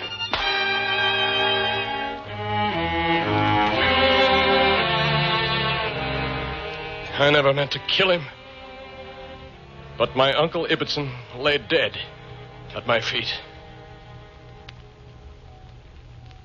There was a trial. I was adjudged criminally insane and sentenced to life imprisonment. My first night here in Newgate, I stretched out on the hard bed of my prison cell and tried with all my soul to dream true. Suddenly I found myself in the Paris of my childhood, beneath the apple tree.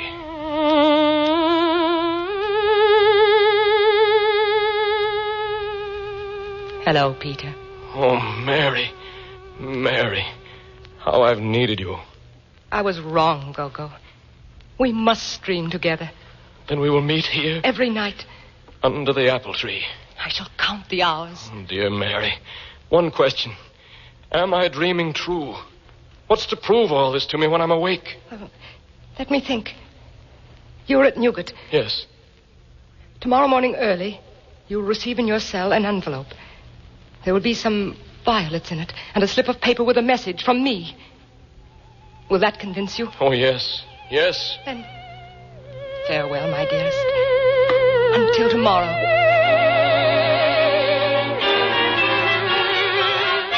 I awoke in my cell just before dawn. I asked myself, could it be true? Would we really meet in our dreams night after night as Mary had promised? Could such a thing happen? My cell door was opened. The jailer brought in my breakfast. And on the tray was an envelope. I ripped it open and found a small bunch of violets and a note which read, "Tonight, beneath the apple tree, Mary."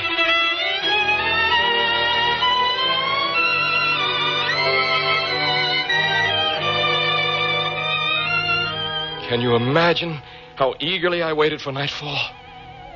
At 9 o'clock, I lay down on my prison bed.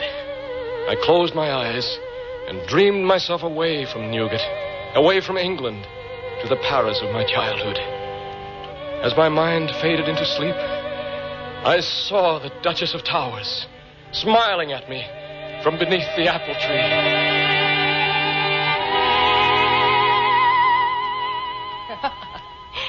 Come, Peter. I have the whole evening planned for us. I have some wonderful things to show you. I followed her into what seemed to be a tiny French cottage. But as I passed through the doorway, the interior expanded itself into a great museum, or the palace of some incredibly wealthy patron of the arts. The walls were hung with famous paintings by the great masters, and there were books, thousands of them, in exquisite bindings.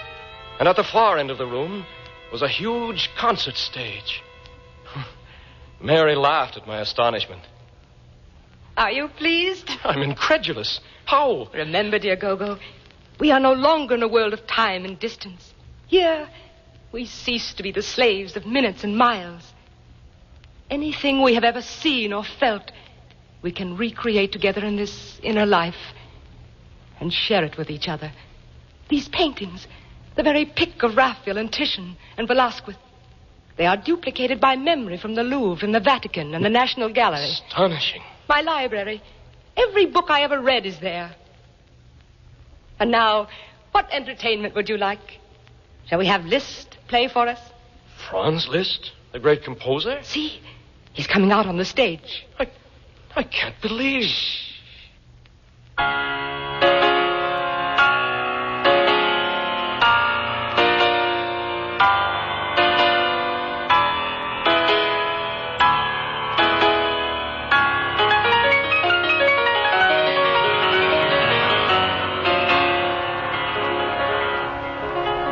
I was sitting in an opera box, looking down on the stage where Franz Liszt was playing one of his own immortal compositions.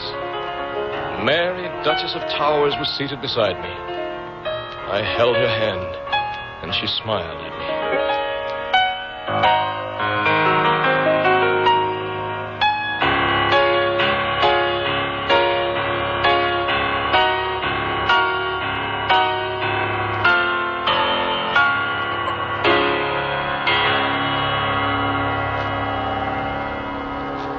Not expected to applaud, dear Peter. Mr. Liszt can't hear us. Mr. Liszt is dead. Not really. He is very much alive in our memories. Perhaps we should say only he has ceased to dream with us. Now, come to this window. From here, we can look out on whatever we like. What shall it be? The Nevsky Prospect in winter with the sledges? The Bay of Naples after sunset with Vesuvius in eruption? Oh, Mary. Mimsy. What do I care for Vesuvius and sunsets in the Bay of Naples now? Vesuvius is in my heart.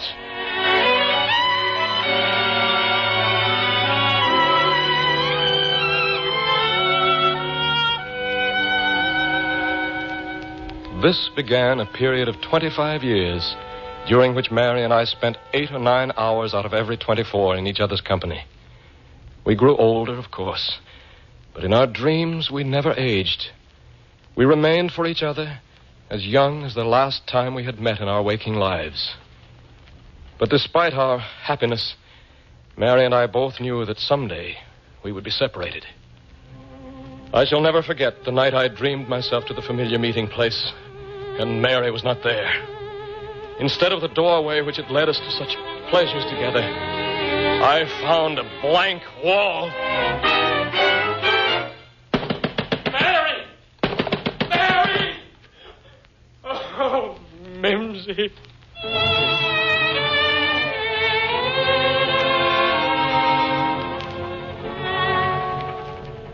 The next day, a short newspaper notice told me what I already knew. Mary, Duchess of Towers, passed away last night at the age of 53.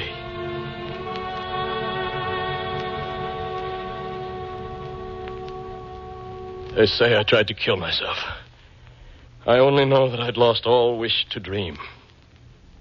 But one night, I don't know how many months it was after Mary had died, I somehow dreamed myself back to the old meeting place. There, sitting by the apple tree of my childhood, was a shabby old woman with gray hair and a dry, wrinkled face. But the eyes, I recognized the eyes.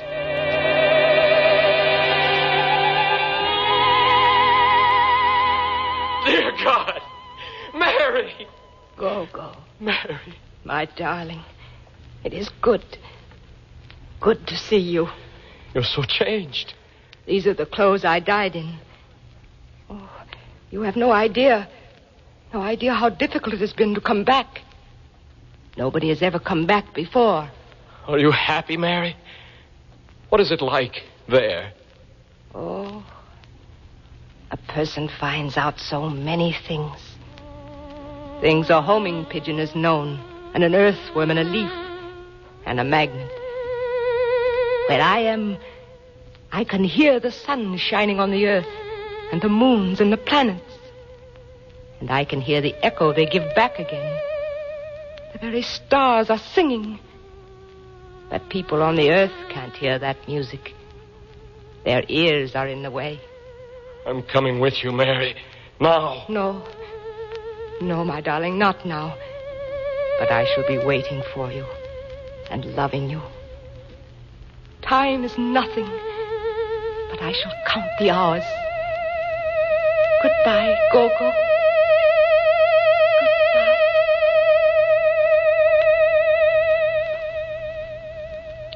When I awoke, I knew what I must do.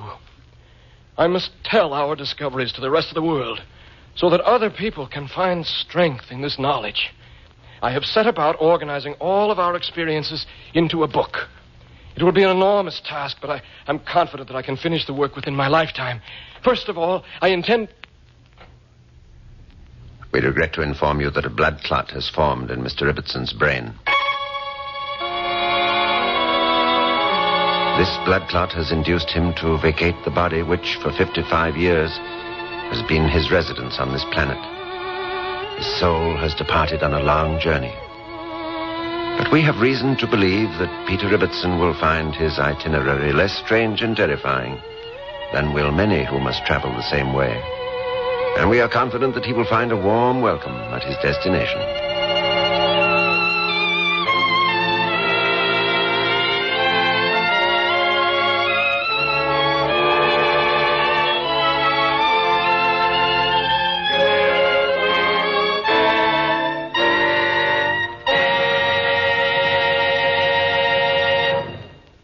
That was our favorite story impression of the world-famous love story, Peter Ibbetson. Our thanks to John Beale, Helen Craig, and all the cast. To Dr. Hoffman, who provided special musical effects on the theremin. And our thanks to Miss Merle Oberon, who chose Peter Ibbetson as her favorite story. The world's most perfect short story. That's what many critics have called Guy de Maupassant's strangely beautiful tale of The Necklace. You can judge for yourself next week when Favorite Story brings it to you as the particular choice of Miss Greer Garson of Metro-Goldwyn-Mayer Studios. As the lady who wears the necklace, you'll hear one of my favorite actresses, Heather Angel. We hope you'll be listening.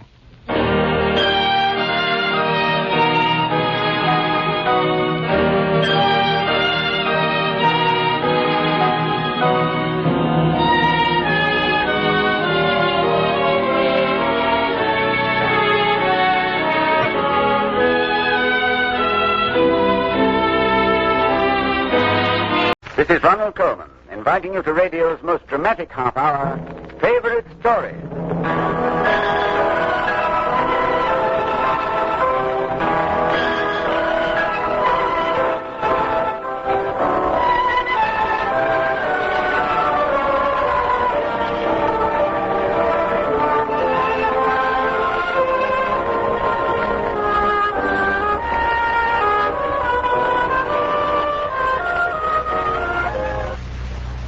Half an hour on the radio lends itself especially well to the short story.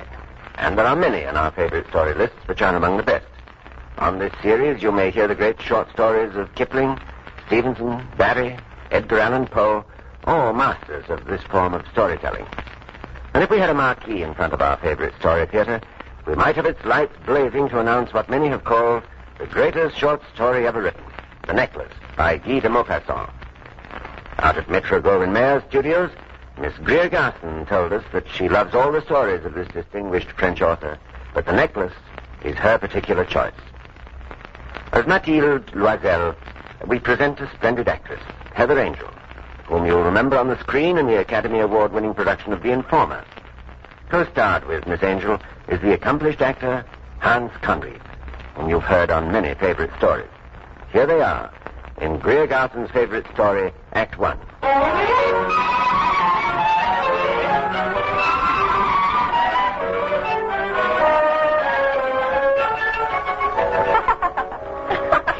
it odd, Mathilde, that you and I have been in Paris together for 3 years and never met? Not at a single party? Well, I don't go to many parties, Madame Forestier. Madame Forestier, indeed. Come now. I must be Catherine as in the old days at school, and you will always be Mathilde. Are you happily married? Yes, quite. You said your husband had a government position, Mathilde, in the Ministry of Education.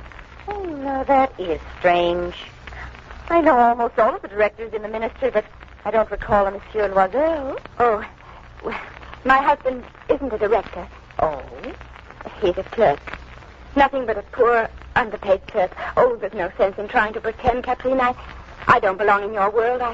I shouldn't even try to peek in the window to look at the splendor and the elegance that you have all around you. I'd better leave. No, stay, Mathilde. Don't be kind to me.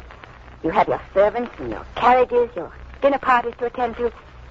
Don't bother about me. Mathilde, do you think I would cut short our friendship because your husband is a clerk? Oh, I don't know. Sit down, my dear. Tell me, are you very unhappy?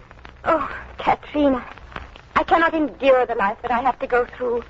the dirty walls, the worn-out chairs, and the ugly curtains.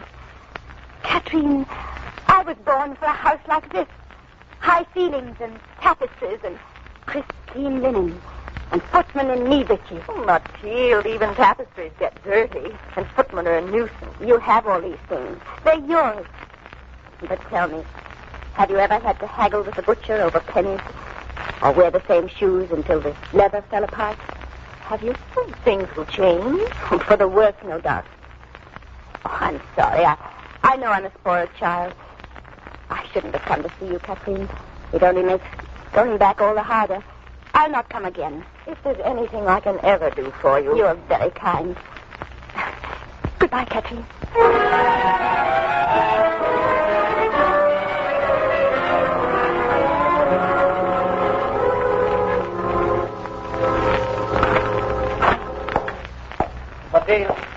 Mathilde, I'm home.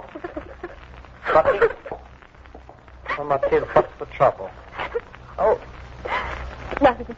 Nothing, really. Were you crying because the mailman didn't bring you the moon? You're laughing at me. No, I'm not laughing. What happened today to make you sad? I went to see my old school friend, Madame Forestier. Oh. Here this afternoon I've been with people who live. And then I come back to this hovel and I die again. Mathilde, count your blessings. My blessings. Our house is warm. Our food is good. We are in debt to no one. If we are not the richest people in the world, we're not the poorest either. What a sheep you are, Pierre. Well, if I am a sheep, it was not my choice. That is what they made of me. And remember, a sheep can love as well as a tiger. Is that not so? I'm ashamed, Pierre. You are good. And you know I love you. Oh, what's the matter with me? You and your tears have made me forget all about it. You want some gay living, Mathilde? Here is our passport to the brightest evening we've ever spent together. Here, open it. I'll bring you there's something in that envelope to cheer you up. Go on, read it. The Minister of Education requests the pleasure of the company of Monsieur and Madame Loisel at the ball to be given at the Ministry on Monday night. Well, great difficulty getting that invitation. It's very select. Only a few of them go to the clerk. But think of it, Mathilde. You will see all of the really big people. You don't have a chance to go out often, my darling, and What's the matter? What do you expect me to wear to this great occasion? Oh, is there anything wrong with the dress you wear to the theater? It always looks very nice to me. I couldn't wear that shabby little rag to a real ball, where all the directors' wives will be dressed in silks and velvets. Oh, well, I hadn't thought about that.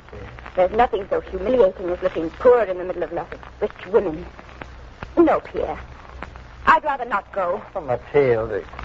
Give the invitation to some of your friends whose wife has the proper clothes for such affairs. Oh. Look here, Mathilde.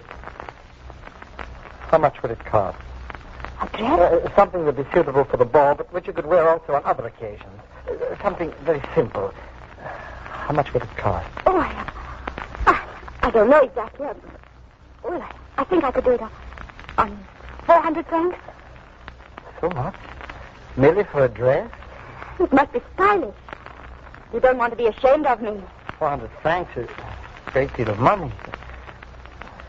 Will it make you happy, Mathilde? I shall be the happiest woman at the ball. Very well. But try to get a really nice dress for the money.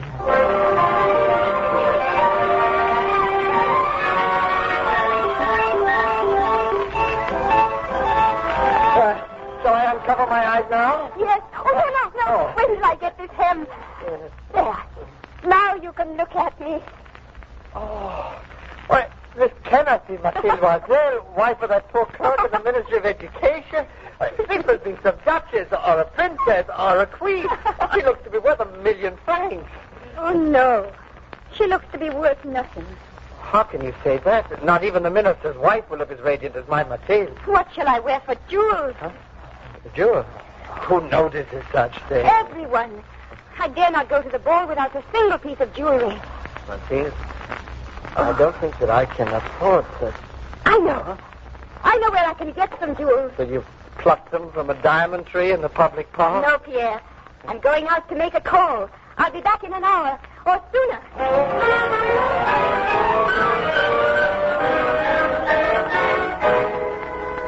my dear. Oh, Kathleen, I hate to impose on you, but this is such an important ball, and I've no jewels to wear. Oh, may I take any one of these? Several, if you like. These pearls. No, I don't think they blend with my complexion. Oh, what is that in the black satin case? A necklace. May I see it? Why not? A diamond necklace. I've never seen anything so cold and so warm. What will they say when they see me at the ball with this about my neck? Or may I borrow it, Kathleen, please? Just the diamond necklace. Of course. Wear it with grace, Matilda. For I shall be looking for you at the ball.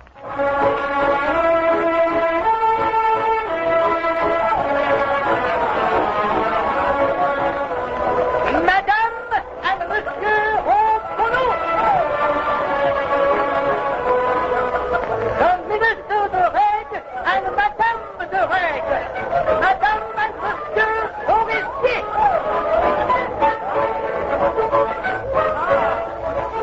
Le Comte de Givre and la Comtesse de Givre. Le Baron du Bois. Madame and Monsieur Loisel.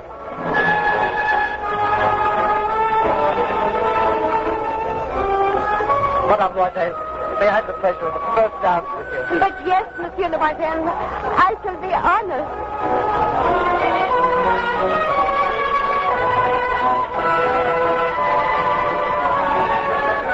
They're all watching us. Everyone. They're looking at us. No, Mathilde. They are looking at you. Madame Forestier. Yes, Monsieur the Minister? Who is that enchanting creature dancing with one of my clerks?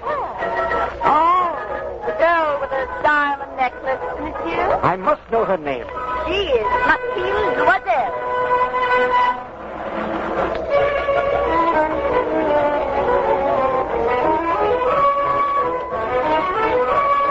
Are you enjoying yourself, Monsieur Loisel? Yes, madame. But I'm not used to these late hours. I must be at my desk in the ministry at 8, you know. Your wife is making a score of conquest. Is she? Well, that was her third dance with our host, the minister. Do you think she's having a good time? I'm sure of it. Well, that is all that matters.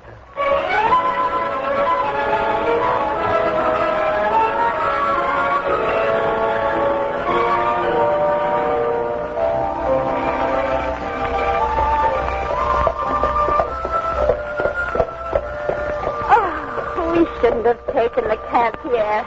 You know that. Why, it's only a few more francs. We may as well finish off the evening in grand style. You know I can't believe it. This has been the most glorious night of my life. Mathilde, Yes? where is it? Where is what? The necklace. Oh, you put it away in your bag. It's very wise. No, I didn't. It's not around your neck. Must have slipped off. It's in the folds of my cloak. Well, look for it. Where? It's not here. I haven't got it. You were wearing it when you left the ballroom, I remember. Perhaps it's on the floor of the cab. Oh, up here in the cushion. No. Nothing. It's gone. I lost it. It's gone. Driver, turn around at once. Take us back to the Ministry of Education as fast as you can. We must find the necklace.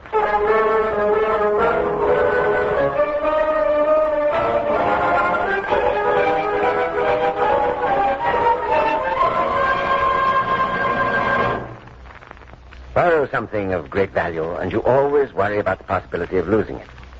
Well, that's the tragedy which faces Pierre and Mathilde in the second act of Greer Garson's favorite story, The Necklace.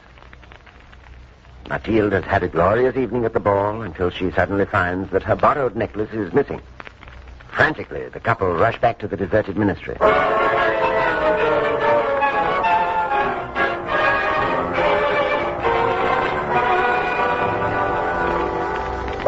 Pierre? Did you find it? No. I was just remembering. I couldn't have lost it here on the stairs.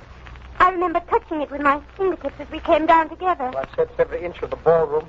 I've looked in the cushions of every chair. But a diamond necklace cannot disappear, dissolve into nothingness.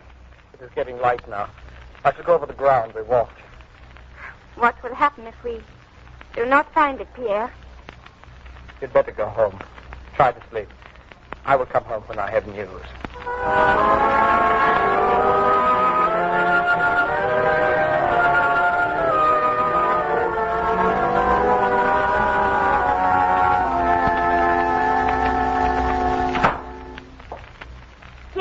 Pierre, you found it, didn't you? You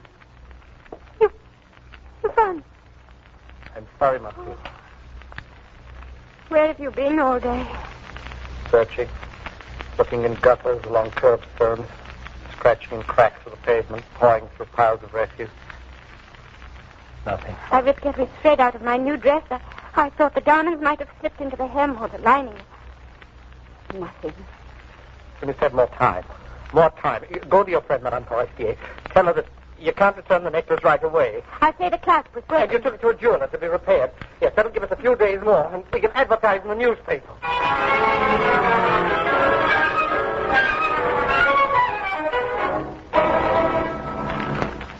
Lost a diamond necklace in the vicinity of the Ministry of Education on Monday evening.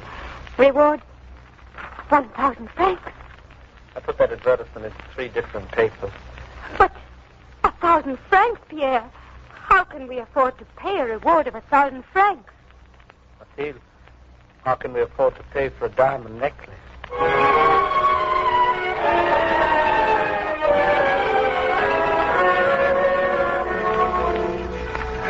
Nothing? Nothing. Oh, what are we going to do, Pierre?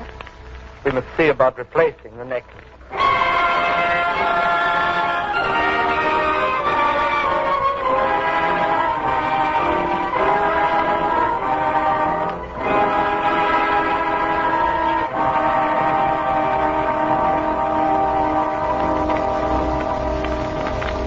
Let me see the case. Here it is. Ah, yes. This is from our establishment. We wish to replace the string of diamonds which came in this case. Well, can you describe it? There was a silver clasp, and the diamonds grew larger near the middle of the string. It was there, on that velvet clasp. That string looks almost exactly like it. This string, madame? Ah, madame has the true eye for beauty. This is our prize, the most beautiful necklace in our entire stock. I think it's identical. What is the price of this diamond necklace, please? This necklace? A great bargain, monsieur. 36,000 francs.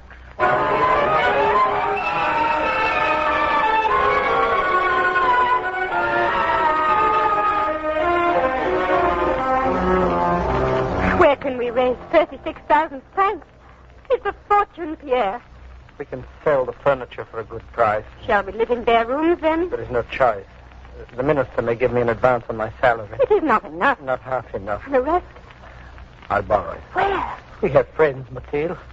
I have the reputation of an honest man. Our friends are not wealthy. We'll have to mortgage everything. We must move to cheaper lodgings. We will be in debt for years. We've no choice. There is a choice. I'll go to Madame Forestier and tell her what happened. She's rich. She has everything. Mathilde, she lent the necklace to you in friendship, in confidence. We have a moral obligation. Shall we sacrifice everything for a moral obligation? Yes. We have very little, Mathilde. We may be poor, but we have the respect of every human being whose life we touch. The word, the signature of Pierre Loisel is honored everywhere. I am not a cheat. If I am nothing else, I am an honest man. And for your honesty, you are willing to pay such a price? It may be all that shall remain to me, my honor. But I cannot change. Even though we sell our very souls to the moneylenders, Mathilde, we must do the right thing, the honest thing. We must replace the necklace.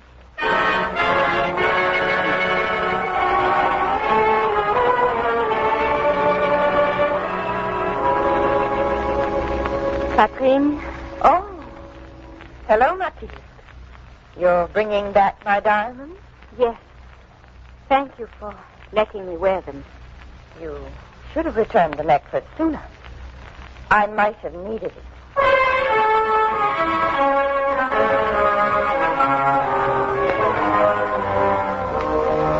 Did Madame Forestier notice? Did she know there was a substitution? She didn't even open the case. Oh, good. Good. Now we must set to work repaying our debts. We must live in one room. Found a very reasonable place, Mathilde. On the street of the Martyrs. On the street of the Martyrs? Yes.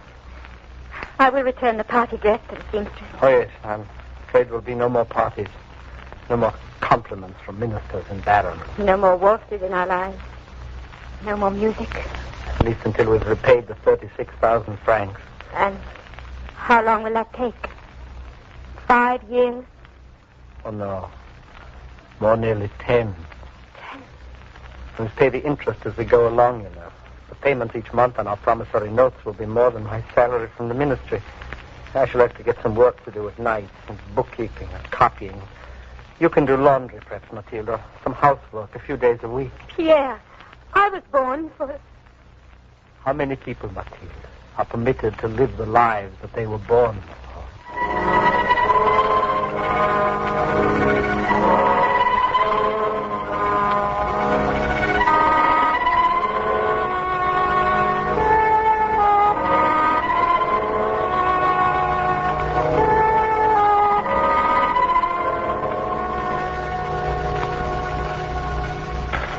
19, 20, 21, 22 francs.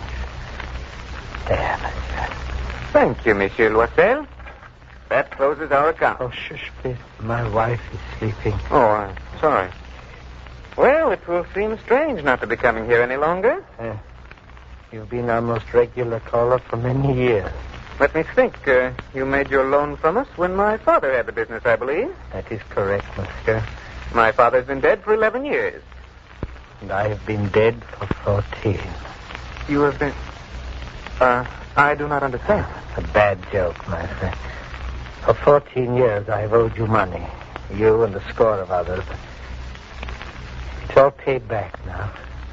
36,000 francs and as much again in interest. But it's paid. And Pierre Loisel is resurrected from the dead. Well, you have been slow in meeting your obligations, monsieur. Very slow. But you have met them. And you are an honest man. I thank you, sir. I thank you humbly. Well, good night, sir. Remember me to your wife. I will do, sir. I did not want to wake her. She's had a hard day, you know. Oh, I think you made a mistake in your payment, Monsieur Loisel. Huh? You gave me 1 franc too much. This coin is yours. Fine. Good night, Monsieur Loisel. This coin, mine? It belongs to me.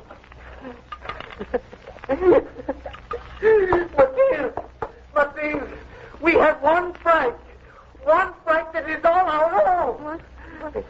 What is it? Listen to it, Mathilde. Ours. Everything's paid. All the debts, everything. For years, other people's money has lingered in our palms for a second or two and then traveled on.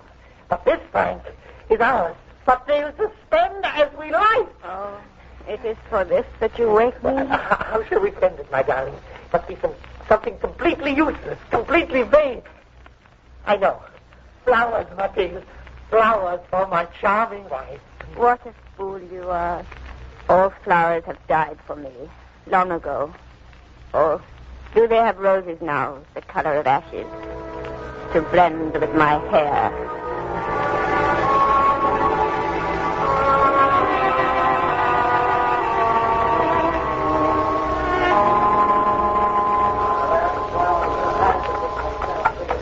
One moment, madame. Yes? How are you, Catherine? I don't know you.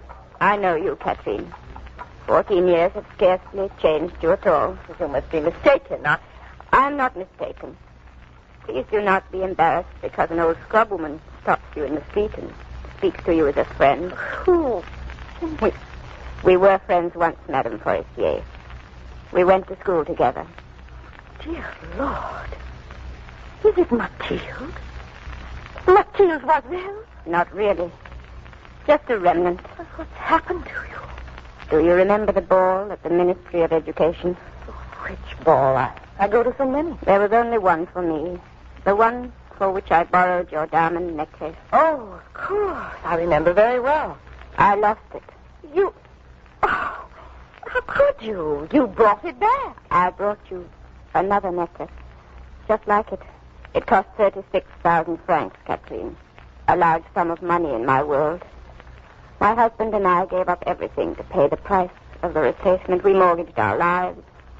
I have the grit of other people's kitchens in my fingernails and in my knees the splinters from other people's floors. I've worked hard, and my husband has worked without rest, Kathleen, for 14 years to pay for your diamond necklace. But it's done. The money's paid. The books are closed. Oh. And now you know. My poor Mathilde. The necklace you borrowed was worth at the most a few hundred francs. It was made of paint.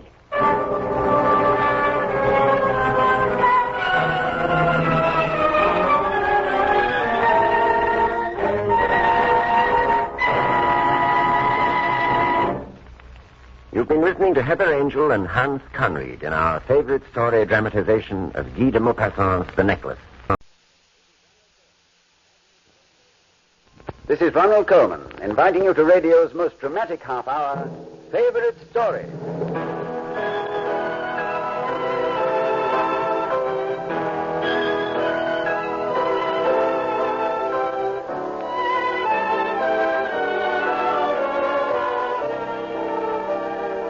One of the great ladies of motion pictures chose this week's favorite story, Miss Mary Pickford. It is the memorable Lost Horizon by James Hilton. I've made the journey to Shangri-La many times, on the air, on the screen, and on a record album. And once again, I invite you to join with me as Hugh Conway in adventuring to the remote and beautiful valley of the Blue Moon.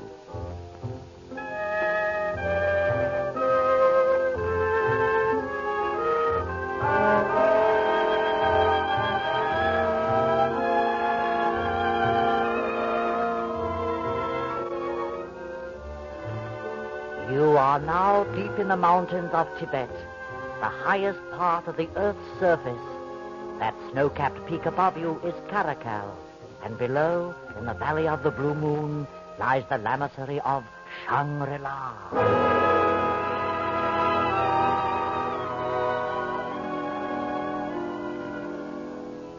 It was a strange and incredible sight. A group of colored pavilions clinging to the mountainside, like flower petals impaled upon a crag. Overhead, a dazzling pyramid of snow, beautiful, terrifying. From the stormy cliffs on which we stood to the serene peace and quiet of Shangri-La was like a descent into another world.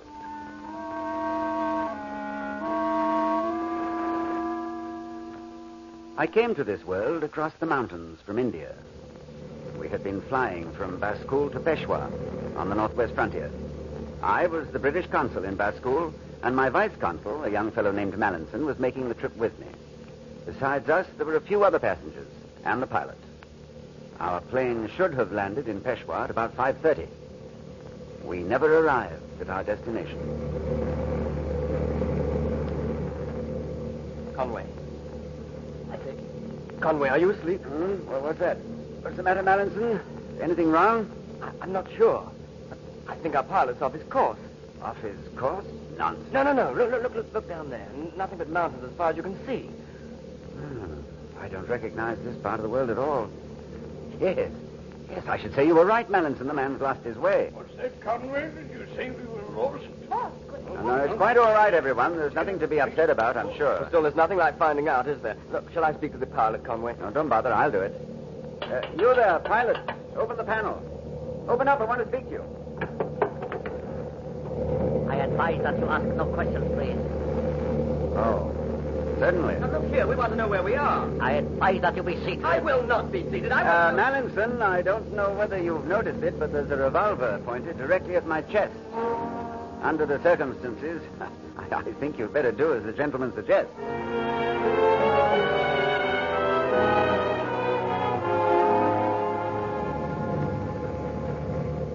For hours after that, we sat in the darkness of the plane, each of us pretending to sleep. Suddenly, the plane lurched sharply. There was a loud rushing sound in my ears, and I realized that we were coming down. But fast, Much too fast.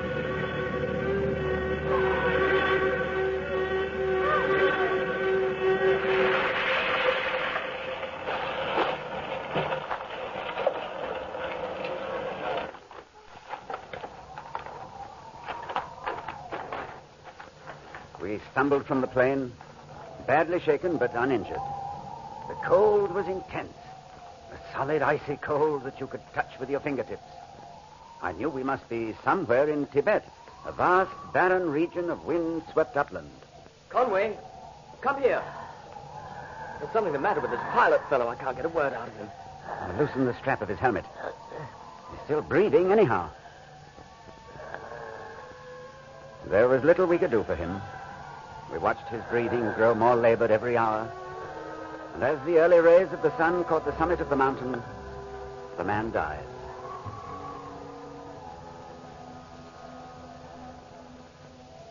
I say, Conway. Yes? I've just been looking at that mountain. Am I seeing things, or are those men coming toward us? They were men. A party of a dozen or more, crawling like ants across the white face of the cliff. As they drew near, we saw they carried among them a hooded chair, and in it, a heavily robed figure. An elderly Chinese, gray-haired, clean-shaven. I am from the lamasery of Shangri-La. Well. My name is Chang. My name is Conway. Yes, Conway. Your ship is beyond repair? Oh, I'm afraid so. And anyway, our pilot is dead. So, you will come to Shangri-La. It is a hazardous journey, but the only place of habitation within 1,000 miles. I insist upon acting as your guide. You're very kind. Thank you. And of course, you know our stay won't be long. We want to return to civilization as soon as possible.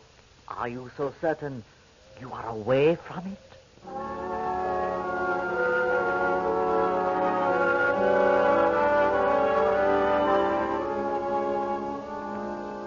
There was a pass at about 20,000 feet, which we managed with the aid of long ropes.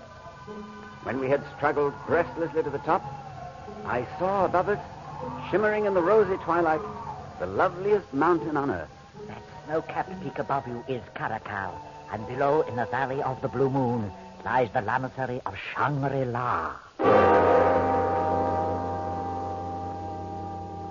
I never exactly remembered how we arrived at the lamasery. The thin air had a dream-like texture, and I was conscious of a strange sensation, half mystical, half visual, of having reached at last some place that was an end, a finality.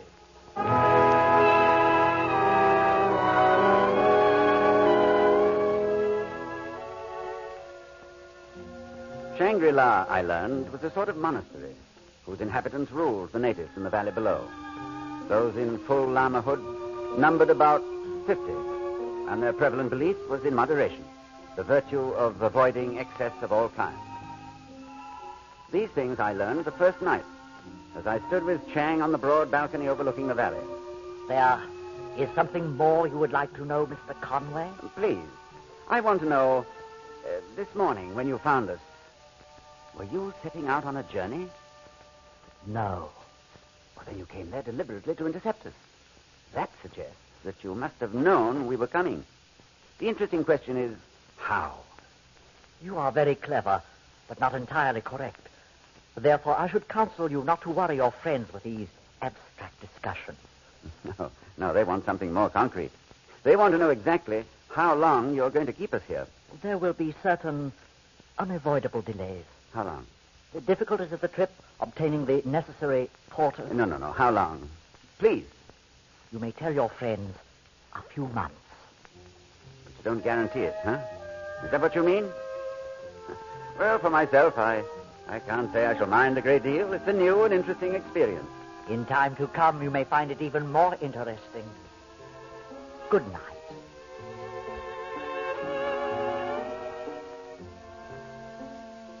In the days that followed at Shangri-La, I gave myself over to a rich and growing enchantment. In the petal-colored buildings which dotted the mountain, I recognized priceless treasures of art. Paintings and sketches, exquisite ceramics, preserved for more than 1,000 years. In the spacious library, I discovered the great literature of the present and of centuries past. One morning, I stood beside a lotus pool in an open pavilion of the lamasery. In an archway behind me, a young girl was seated at a harpsichord, a girl in Chinese dress. Her jet-black hair was drawn tightly back and braided. Her mouth was small and pink. She was like a delicately painted miniature. That was very lovely. You are pleased. More than pleased. Oh, my name is Hugh Conway. They call me Lotsen. Lotsen. And you live below in the valley? No, I live here. At the lamasery? Yes. But as yet I have not attained the full lamahood. You mean you are a lama? Yes. I'm a bit confused. I thought only men could be lamas. They will tell you when you have been here longer that in the lamahood there are no distinctions between a man and a woman. But you're hardly more than a child. Shall I play for you again? Please. Good morning. Oh, morning, Chang. You are pleased with Lotsen? She plays beautifully. She has studied for many, many years. Well, how could she? How old is Lotsen? I'm afraid I cannot tell you.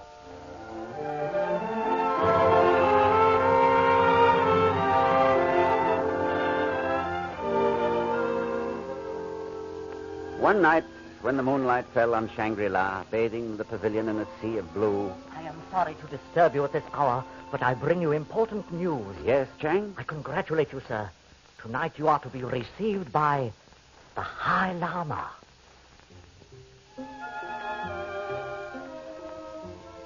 As I followed Chang through the lamasery, I knew I was on the threshold of some great discovery. Pattering in front of me, he mounted a spiral staircase to a door which opened noiselessly before us. Chang left silently. As I became accustomed to the gloom, I saw sitting before me a small and wrinkled man. He was motionless. A faded antique portrait in Chinese dress. His face thin and drawn tight over the frame of his skull. And his eyes, I felt dizzy beneath the gaze of those ancient eyes. You are Mr. Conway. I am. It is a pleasure to see you, Mr. Conway. Please sit down. I am an old man and can do no one any harm. I feel it a great honor to be received by you. Thank you. Chang tells me you have been asking many questions about our community and its affairs. Oh, yes. I am very much interested. The history of Shangri-La begins rightly in the city of Peking in the year 1719. For it was then that 4 friars set out on a long and perilous journey by Lan Chao and Coco Noa. 3 died on the way, and the 4th was not far from death, when by accident he stumbled into the rocky defile that remains today the only practical approach to our valley of the Blue Moon. There, to his joy and surprise, he found a friendly population who bade him welcome. Quickly he recovered his health and began to preach his mission. His name was Father Perrault.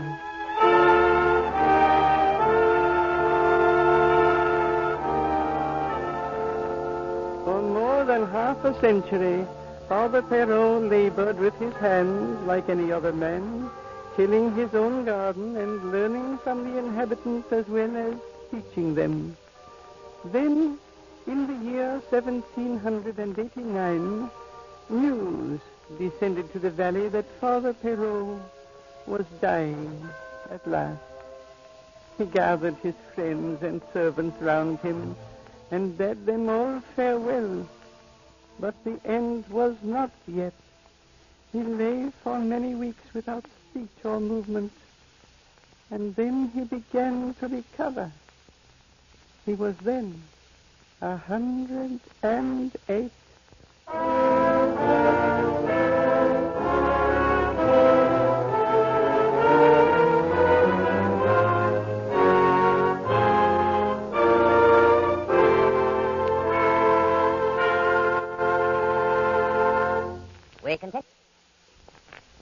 We continue with Act 2 of Mary Pickford's favorite story, starring Ronald Colman as Hugh Conway. in James Hilton's Lost Horizon.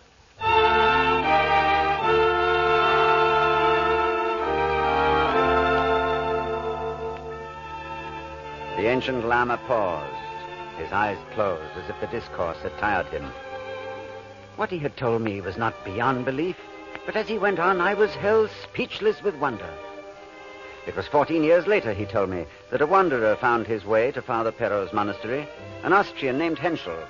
A great friendship sprang up between the two, and Henschel stayed on. It was then they had a wild, fantastic dream. Art treasures from Europe and Asia were purchased with the valley's gold and stored at Shangri-La. The library was filled with all the great works of the world. And later it was decided to admit travelers and strangers who had lost their way. In the years that followed, strangers did come. In 1910, Henschel died. In 1910? But you said he came here in 1803. There had been a quarrel about some porters. Henschel had just told one of our guests of the important proviso that governs their reception. And perhaps you are wondering, my dear Conway, what that proviso may be. I think I can already guess. We are to stay here all of our lives. And can you guess anything else? Seems impossible. And yet, impossible as it may be, I know that it's the truth. What is, my son? That you are still alive, Father Perro.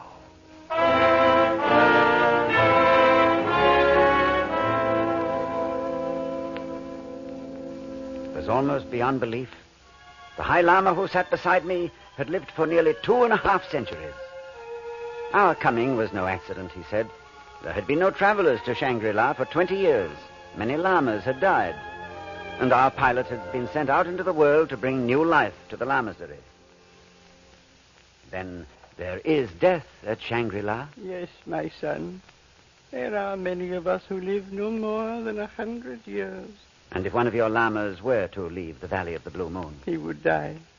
His years would fall on his shoulders like a great burden.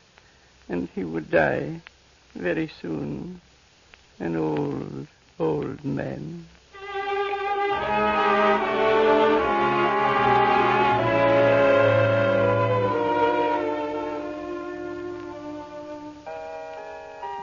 Lotsen. You have seen the High Lama? Lotsen, when did you come here? How long ago? I was betrothed to a prince of Turkestan. We were traveling to Kashgar to meet him when my carriers lost their way in the mountains. When did this happen? In 1864. I was 18. 18?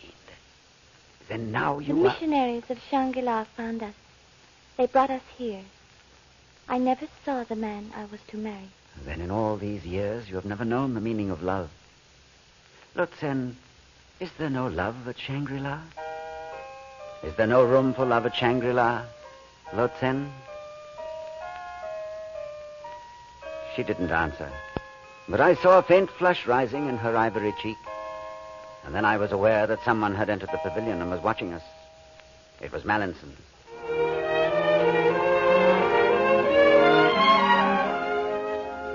One night at midnight, I was summoned to the presence of the High Lama.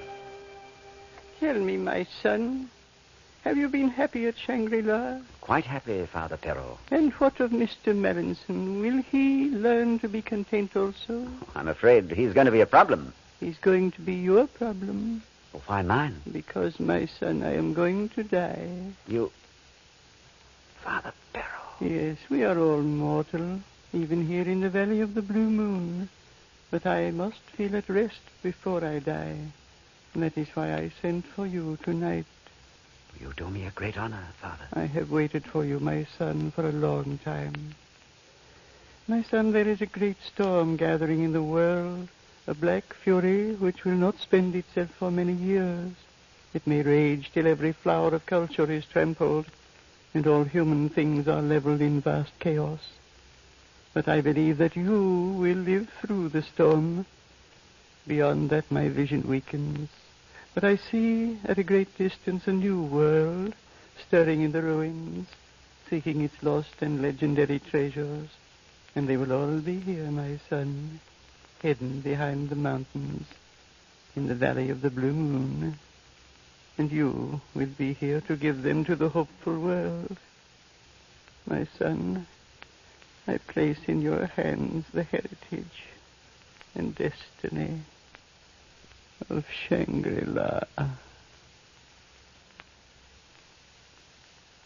High Lama stopped speaking. The glow in his eyes faded. Presently it came to me as in a dream. The High Lama was dead.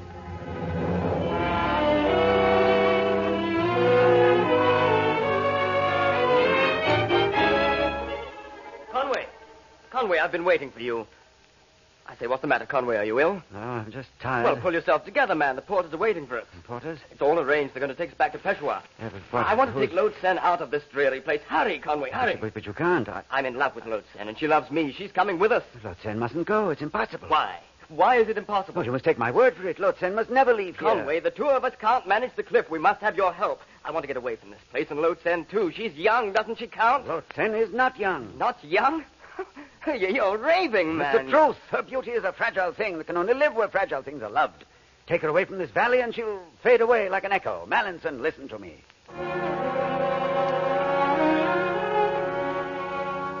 I tried then to tell him the secret of Shangri-La. He looked at me as though I were mad. And as I read the disbelief in his eyes, I began to doubt myself. It was too incredible even for me to believe. And then Lode Sen came to me. You will help us, please. We need you. Lode Sen, do you wish to leave Shangri-La? Yes. Well, you know, you understand the risk. I love him. If he is not with me, I would die here.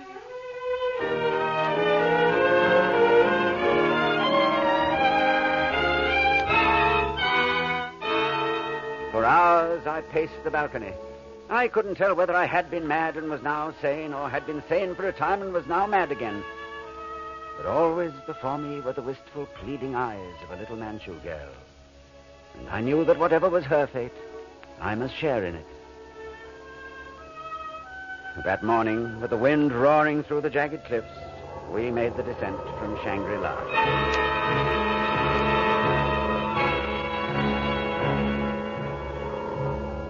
For weeks, we traveled toward the east, Mallinson, the girl, and I. And then our porters began to desert. One by one, they disappeared, until there were just the three of us, creeping like snails across a desert wilderness. And then, for a long time, we were only two. Mallinson had died.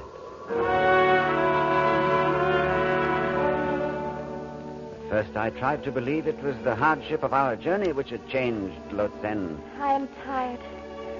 I can go no further. We must go on, Lode Sen. I am tired. There, look, that must be the last range. That mountain.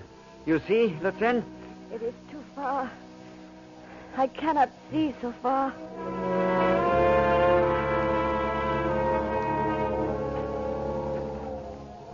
One more step, Lode Sen. One more step. One more. One more. No. You must go on alone from here. Her eyes were depthless shadows. Her skin drawn, the color of ancient parchment. Her cheekbones. Lode Sen. Lode Sen. I am old. I am so old.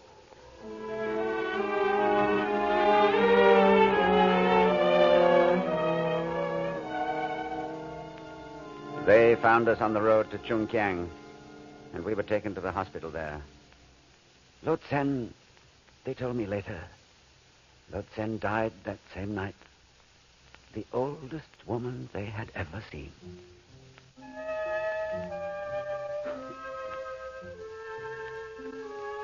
The storm of which Father Perrault warned me still rages. Not yet has the Christian ethic been fulfilled when the meek shall inherit the earth. But Shangri-La has a heritage to cherish and bequeath with such wisdom as men will need when their passions are spent. Soon, I hope, I will return.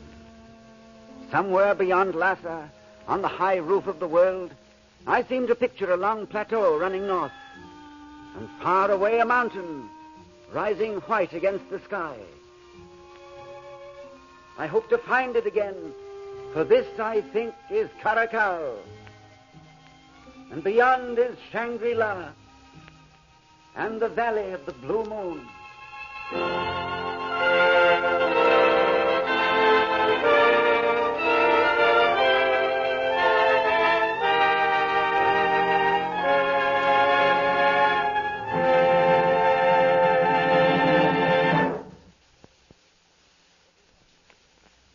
Everyone was against her. Her family, the British government, and the man she hoped to marry. Yet she overcame these obstacles and 1,000 years of stubborn prejudice besides to become the heroine of modern medicine. Next week, we bring you the dramatic story of the Lady of the Lamp, Florence Nightingale, starring Miss Edna Best in the title role. We hope you'll be listening.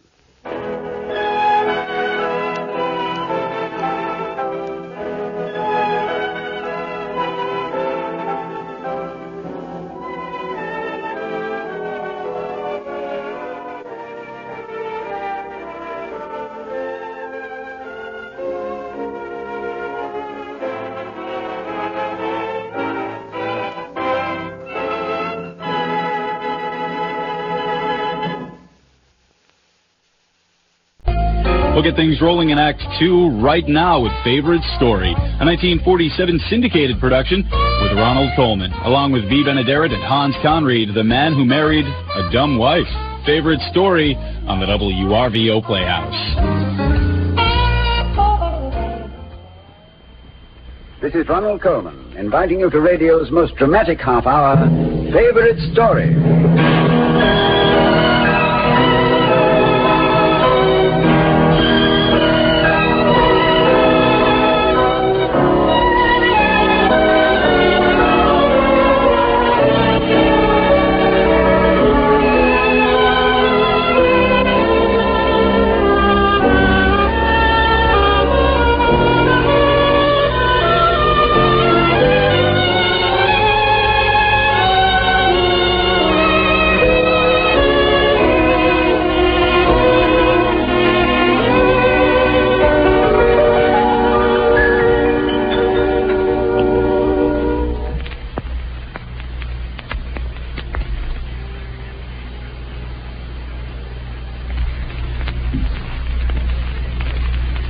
Of the many great plays produced by the French masters, The Man Who Married a Dumb Wife by Anatole France ranks as one of the finest.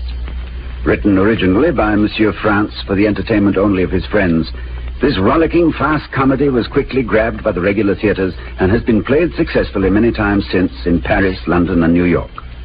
We present it this week on Favorite Story. It is the choice of Miss Helen Traubel, distinguished soprano of the Metropolitan Opera Company. Although the scene of our play is set in the Paris of a bygone century, the satire and conversation might well be of today. It is concerned principally with the, may I say, loquacity of the fair sex. But I hasten to remind our listeners that this is fiction, simple fiction, and that any resemblance to your wife or mine is purely coincidental. But now to the play.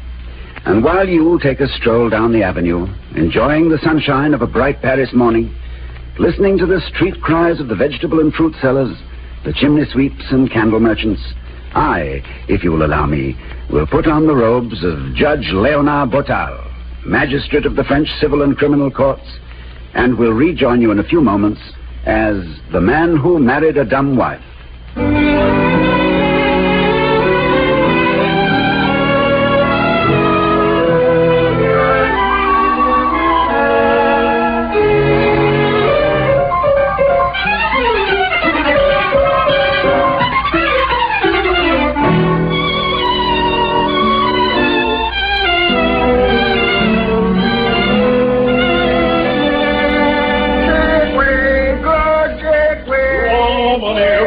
Romany,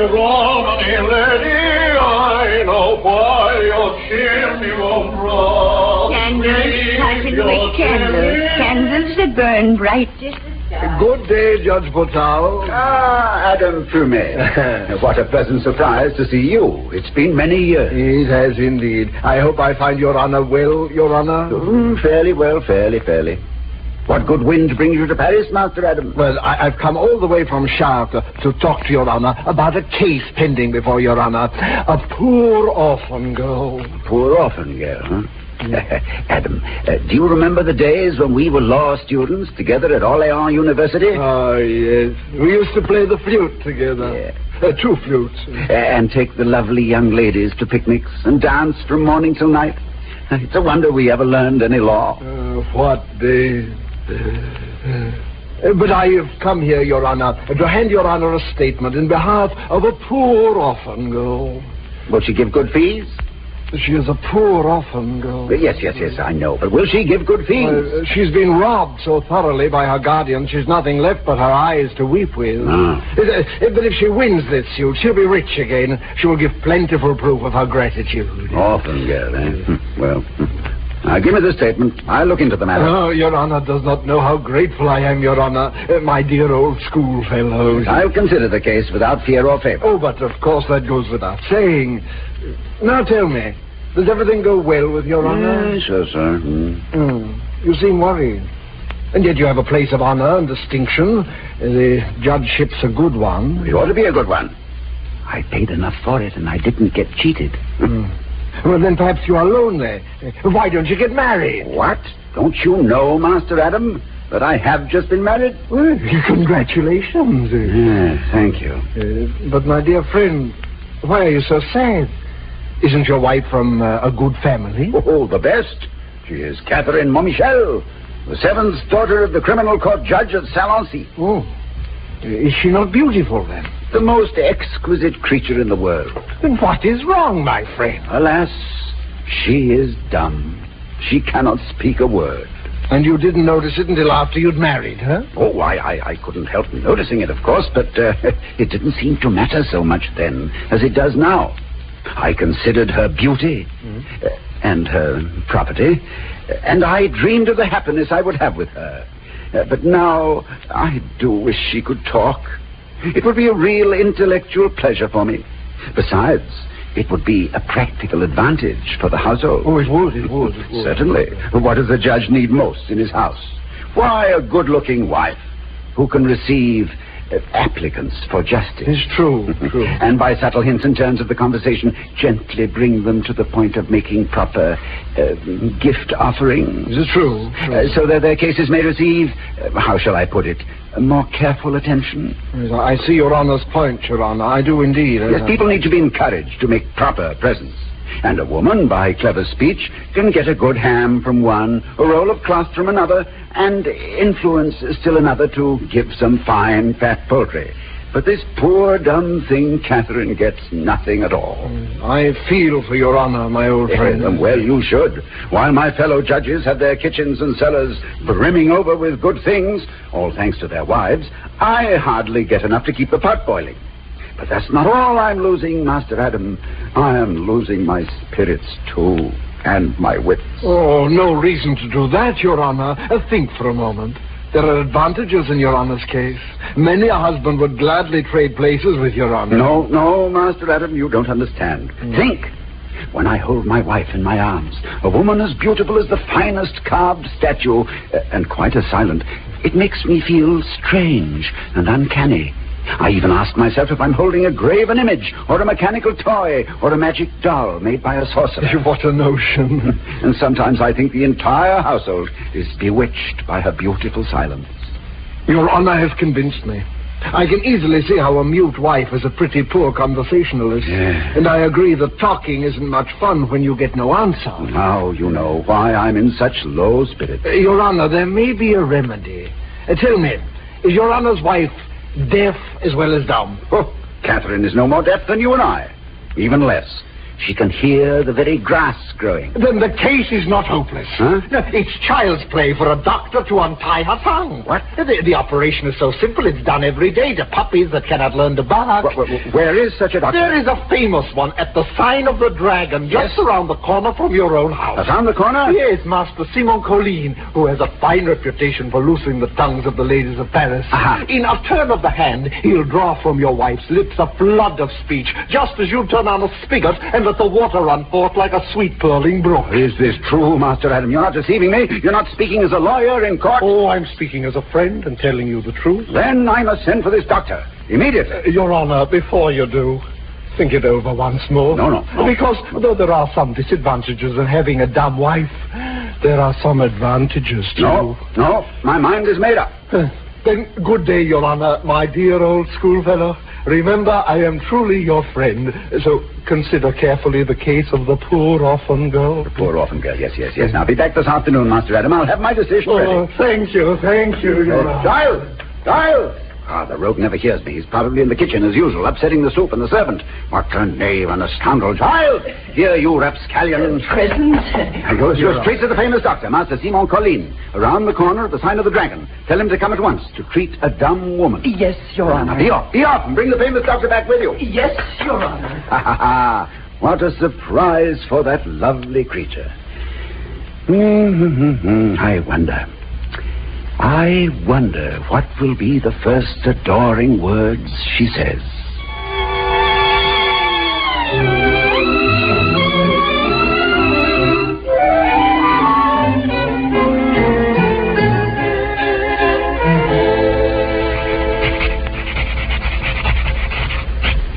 Now, let me see. I have 14 more verdicts to write out, besides the decree for the poor orphan girl here. And that's no small labor, because a decree, to do credit to a judge, must be cleverly worded, subtle, elegant, and adorned with all the ornaments of style and of thought. The ideas must be pleasingly conceived and charmingly expressed. Where should one show one's wit, if not in a verdict? Ah, Catherine, my love, I didn't even hear you come in. You are like the fairy forms in the stories that seem to glide upon the air, or like the dreams which the gods send down to happy mortals. My love, you are a marvel of nature and a triumph of art. You have all charms but speech. Wouldn't you be glad to have that too? Wouldn't you be happy to let your lips utter all the pretty thoughts I can read in your eyes? Wouldn't you like to tell your husband how you love him? Yes, wouldn't it be delightful to call him your treasure, your sweetheart? Yes, it would. Well, I have a piece of wonderful news for you, my love. There is a doctor, a famous doctor, who is coming here at any moment now, and he will make you talk. And then, what a full, beautiful life we shall have, my darling. Just consider the compliments you can pay your husband, my love. And your voice. Ah, I hear it even now, gentle as the soft breezes, warm and low and sweet, tones as golden as a bird's song at evening, and speaking to me always of the love that is in your heart. Eh, my love? Eh? Your Honor, here's the great doctor you sent for. Well, bring him in. I am Master Simon Colline himself, Judge Potal. Ah, doctor, come in. You called for my services. Yes, doctor, yes. To make a dumb woman speak. Ah, and this is the patient? It is. My own sweet, adorable, but silent wife. I shall examine her in the latest scientific fashion. Milady, open your mouth. Say something. Diagnosis? She's dumb. Oh, what a brilliant physician. Ooh! My dear doctor, why did you scare my wife like that? Diagnosis? She is not deaf. Will you make her speak? In a moment, we shall perform a slight operation. Yes, but be careful. She is the treasure of my life.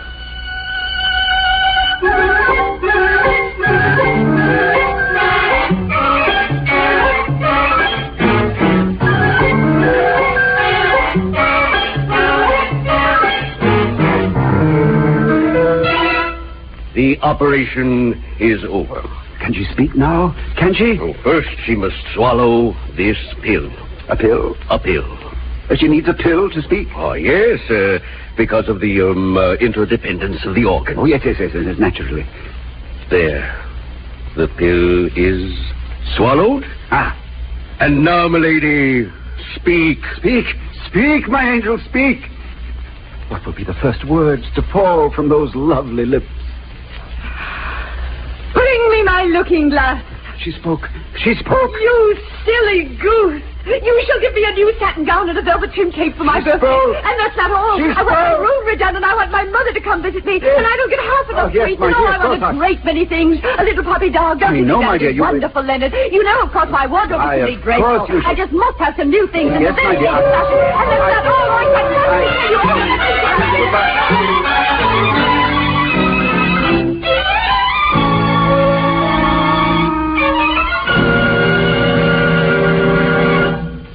We're ready for Act 2 of Miss Helen Trouble's favorite story, The Man Who Married a Dumb Wife. The judicial robes of Judge Leonard Botal fall on my shoulders for this performance, and with me in the cast are B. Benaderet, Hans Conried, and Louis Van Ruten. If you're ready, my friends, the players are ready. Here's Act 2.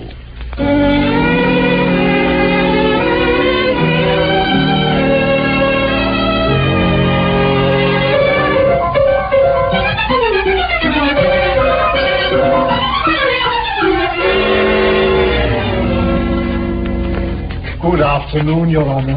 How are you this afternoon? Well, fairly well. I am sorry to disturb you, but have you had a chance to look into the case of my client, the poor orphan girl? No, not yet. No, I would have done it if I hadn't been so busy. See, I've been entertaining the flower of the medical faculty. It's good. Poor orphan girl. It was you. It was your advice that brought me all this trouble. What do you mean? I sent for that famous doctor of yours. He twisted my wife's tongue ligament, gave her a pill, and she spoke. She spoke? Did she need a pill to speak? Yes, because of the interdependence of the organs. Oh. Well, anyhow, the main point is she spoke. What did she say? She said, bring me my looking glass. And seeing me quite overcome with emotion, she said, you silly goose, you shall give me a new satin gown and a velvet trim cape for my birthday. And she kept on talking? She hasn't stopped yet. And yet you don't thank me for my advice? You don't thank me for having suggested that wonderful doctor? Aren't you overjoyed to hear your wife speak? Yes, I thank you with all my heart, Master Adam. And I am overjoyed to hear my wife speak. Then what's bothering you, Your Honor? Isn't your wife's speech clear? Yes, it's clear. And abundant. Its abundance will be a terrible trial to me if it keeps up at the rate at which it started. I feared that beforehand. But you mustn't be discouraged too soon. Perhaps this flood of words will ebb. Is the first overflow of a spring too long bottled up? My congratulations on a successful operation, Your Honor. Congratulations. My client's name is Emmeline de la Garandière, the poor orphan girl. Yes. I will be back later in the day to find out your decision in the matter. Yes. Well, to work. I'll look into your case at once, Master Adam. I will return later in the day, Your Honor. Now, statement on behalf of Emmeline Jacinthe, Marthe de la Garandière, gentlewoman. What are you doing, my dear? You seem busy. Yes, I'm... No, Aren't you afraid it'll make you ill? Well, I'm... You must rest once in a while. I don't... Why don't you tell me what you're doing, my dear? love, Is it such a great secret? Can't I know about my it? love... Oh, if it's a secret, don't tell me. Won't you give me a chance to answer? I'm examining a case and preparing to draw up a verdict on it. Oh, he's drawing up a verdict. Very important. Most certainly it is. In the first place, people's honor, their liberty, and sometimes even their life may depend on it. Of course. And furthermore, the judge must show both the depth and the profundity of his thought and the finish of his trial. Oh, then examine your case and prepare your verdict, my dear. I'll be silent. Good, right. Now, Emmeline Jacinthe Marthe de la Garandière. gentlewoman. My dear, which do you think would be more becoming to me, a damask gown or a velvet suit with a Turkish skirt? Know. I think a flowered satin would suit my age best, especially a light-colored one with a small flower pattern. Yes, perhaps Don't you think, my dear, that it's quite improper to have a hoop skirt very full? That fashion won't last, I'm sure. Someday the court ladies will give it up, and then every woman in town will make haste to follow their example. Don't you think so? Yes. Now, about high heels. They must be designed just right. High a woman heels? is judged by her footwear. You can always tell a real fine lady by her shoes. You agree with me, don't you, dear? Yes, I agree. Then write out your verdict. I shan't say another word. That's right. Now, the guardian of said young lady, namely Hugo Thomas of Pied de Loup, stole from the said young lady... My dear, if one were to believe the wife of the Chief Justice, the world has grown very crooked. From the said young lady... It's bad. Young men nowadays don't marry. They prefer to hang around rich old ladies. And meanwhile, the poor girls are left to wither. Do you think it's as bad as all that? Do answer me, Ducky. My darling, won't you please be silent one moment, or go somewhere else and talk... Dear, don't worry. I shan't say another word. Good. Not a word. The said Pied de Loup, counting both hay crops and apple crops. We shall have some minced mutton and what's left of that goose for supper tonight, my dear. Tell me, is that enough? The cost of living is getting higher all the time. Chickens and salads and meats and fruits have all gone up so. I beg you. It's no wonder everything goes up. People get more extravagant every day. For my part, I can't understand how people can stuff themselves with so many kinds of food and waste so much in the bargain. Now, what I like best is capon kidneys with artichoke hearts. I shall go mad. I shall go mad. I know I shall my dear, go mad. I shan't say another word. Not a single word. For I see that my chattering might possibly disturb your work. If you would only do as you say. I shan't even open my lips. Splendid. You see, Ducky, I'm not saying another word. Yes. I'm letting you work in perfect peace and quiet. Yes. And you can write out your verdict quite undisturbed. Is it almost done? It never will be if you don't keep still. Item. £120 a year, which the said unworthy guardian stole from the poor orphan girl. Listen, didn't you hear a cry of fire? Poor orphan girl. I thought I did, but perhaps I may have been mistaken. Is there anything as terrifying as a poor fire? orphan Last girl. year I saw the houses on Exchange Bridge burn up. Oh, what confusion, what havoc. Lord have mercy upon what me. makes you groan so, dear? Tell me, what's the matter? I can't endure it another minute. Oh, what you need, Leonard, is some rest and Will quiet. you never be still? No, don't be cross, dear. I'm not saying a word. Would to heaven. Leonard! Here comes Madame de la Bruyne down the street. Oh, I hope she doesn't come to visit us. She jabbers like a magpie. She does nothing but gabble, gabble, gabble from morning till night. What a chatterbox. It's lucky for you that you didn't marry her. I know you don't like rattle-tongued women. And that woman, just nothing but talk. I can't stand it. Where are you going? Leonard, what are you going to do? I'm going crazy. I'm going to the lunatic asylum for a rescue. Help! Murder! My husband's gone mad! Start mad!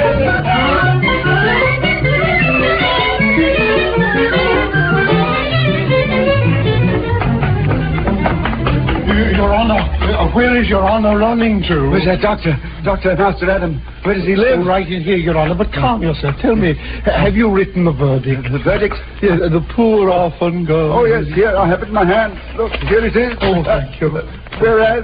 Whereas Mademoiselle Pied de Loup did fraudulently steal from her guardian, poor orphan girl, 10 loads of hay and high heels.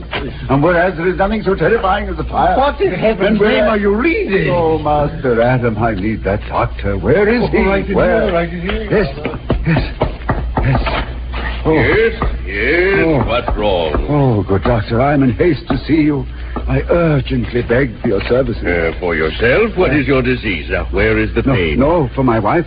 The one who was dumb. Has she any trouble now? None at all. I have all the trouble now. What? The trouble is with you, and it's your wife you want cured? Good doctor. She talks too much.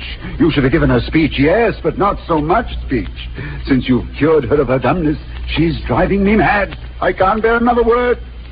I've come to you to ask you to make her dumb again. That is impossible. What's that? You can't take away the power of speech which you gave her? No, that I cannot do. Oh. My skill is great, but it stops short of that. Oh, no, don't tell me that. We have medicines to make women speak, but we have none to make them keep silent. You haven't? Is that your last word? You drive me to despair. Alas, Your Honor, there is no elixir, balm, magistorium, opiate, unguent, ointment, local application, electuary, anesthetic, nor panacea that can cure the excess of glottal activity in women. Oh, I'm lost. If I could discover such an herb, I should be the richest man on earth. Oh, I'm a ruined man. There's nothing left for me to do but tie a stone around my neck and jump into the river. I can't live in this hubbub. If you don't want me to drown myself straight away, then you must find me some cure. There is none, I tell you, for your wife. But there might be one for you. If you would consent to take it. Explain it, Doctor, for heaven's sake. For the clack of a wife, there's but one cure in life. Let her husband be deaf, it's the only relief. You mean deaf? It's the only relief. Don't you understand? That's the finest discovery yet. Since he can't make your wife dumb, this great doctor offers to make you deaf. What? Certainly. Do you see any disadvantages in becoming deaf? Oh, of course I do. You think so? You are a judge. Of what disadvantage is there in a judge's being deaf? None at all. Believe me, I am a practicing attorney. There is none at all. What harm could come to justice thereby? No harm at all. Quite the contrary. Judge Botal could then hear neither lawyers nor prosecutors, and so would run no risk of being deceived by a lot of lies. That's true. And his honor will judge all the better. Oh, maybe so. Never doubt it. But how do you perform this? This cure? Kyphosis. Kyphosis? Quite. A pinch of this white powder placed in the ear is enough to make you deaf as heaven when it is angry, or as deaf as a post.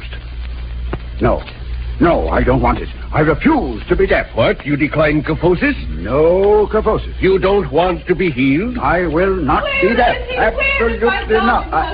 They told me he came in here. Doctor, I'm a devoted wife. the powder. I want to see Give me the powder. Your powder.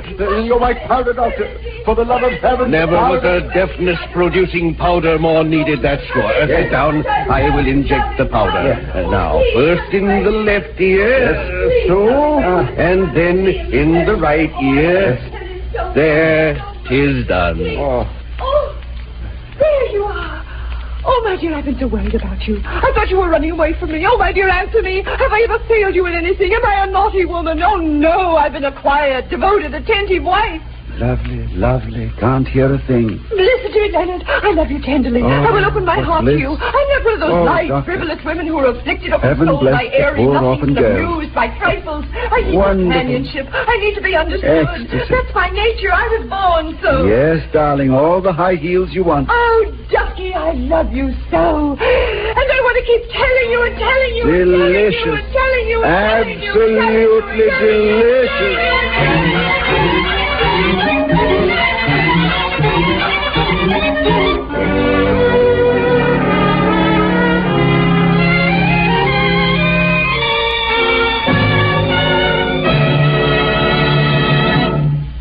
And so the curtain falls on Anatole France's celebrated comedy, The Man Who Married a Dumb Wife. Legend has it that if you visit that particular neighborhood of Paris, the lovely lady is talking still, and the judge still smiles, not hearing a blessed word. My thanks to B. Benaderet, Peter Rankin, Hans Conried, and Louis Van Rooten, who joined me in this performance. And a grateful bow in the direction of Claude Sweeten, who composed and conducted the music. The gentleman whom you'll meet next week on Favorite Story is an old friend. In fact, you've been carrying his picture in your pocket most of your life. If you look at the face on a $1 bill, you'll see him. To most of us, George Washington is a heroic name in history. But next week, you'll meet him as a real human being, a family man, a father. In Ethel Barrymore's favorite story, The Young Years, you will come to know Colonel Washington as a man you might meet across a dinner table. We think you'll enjoy it, and we hope you'll be listening.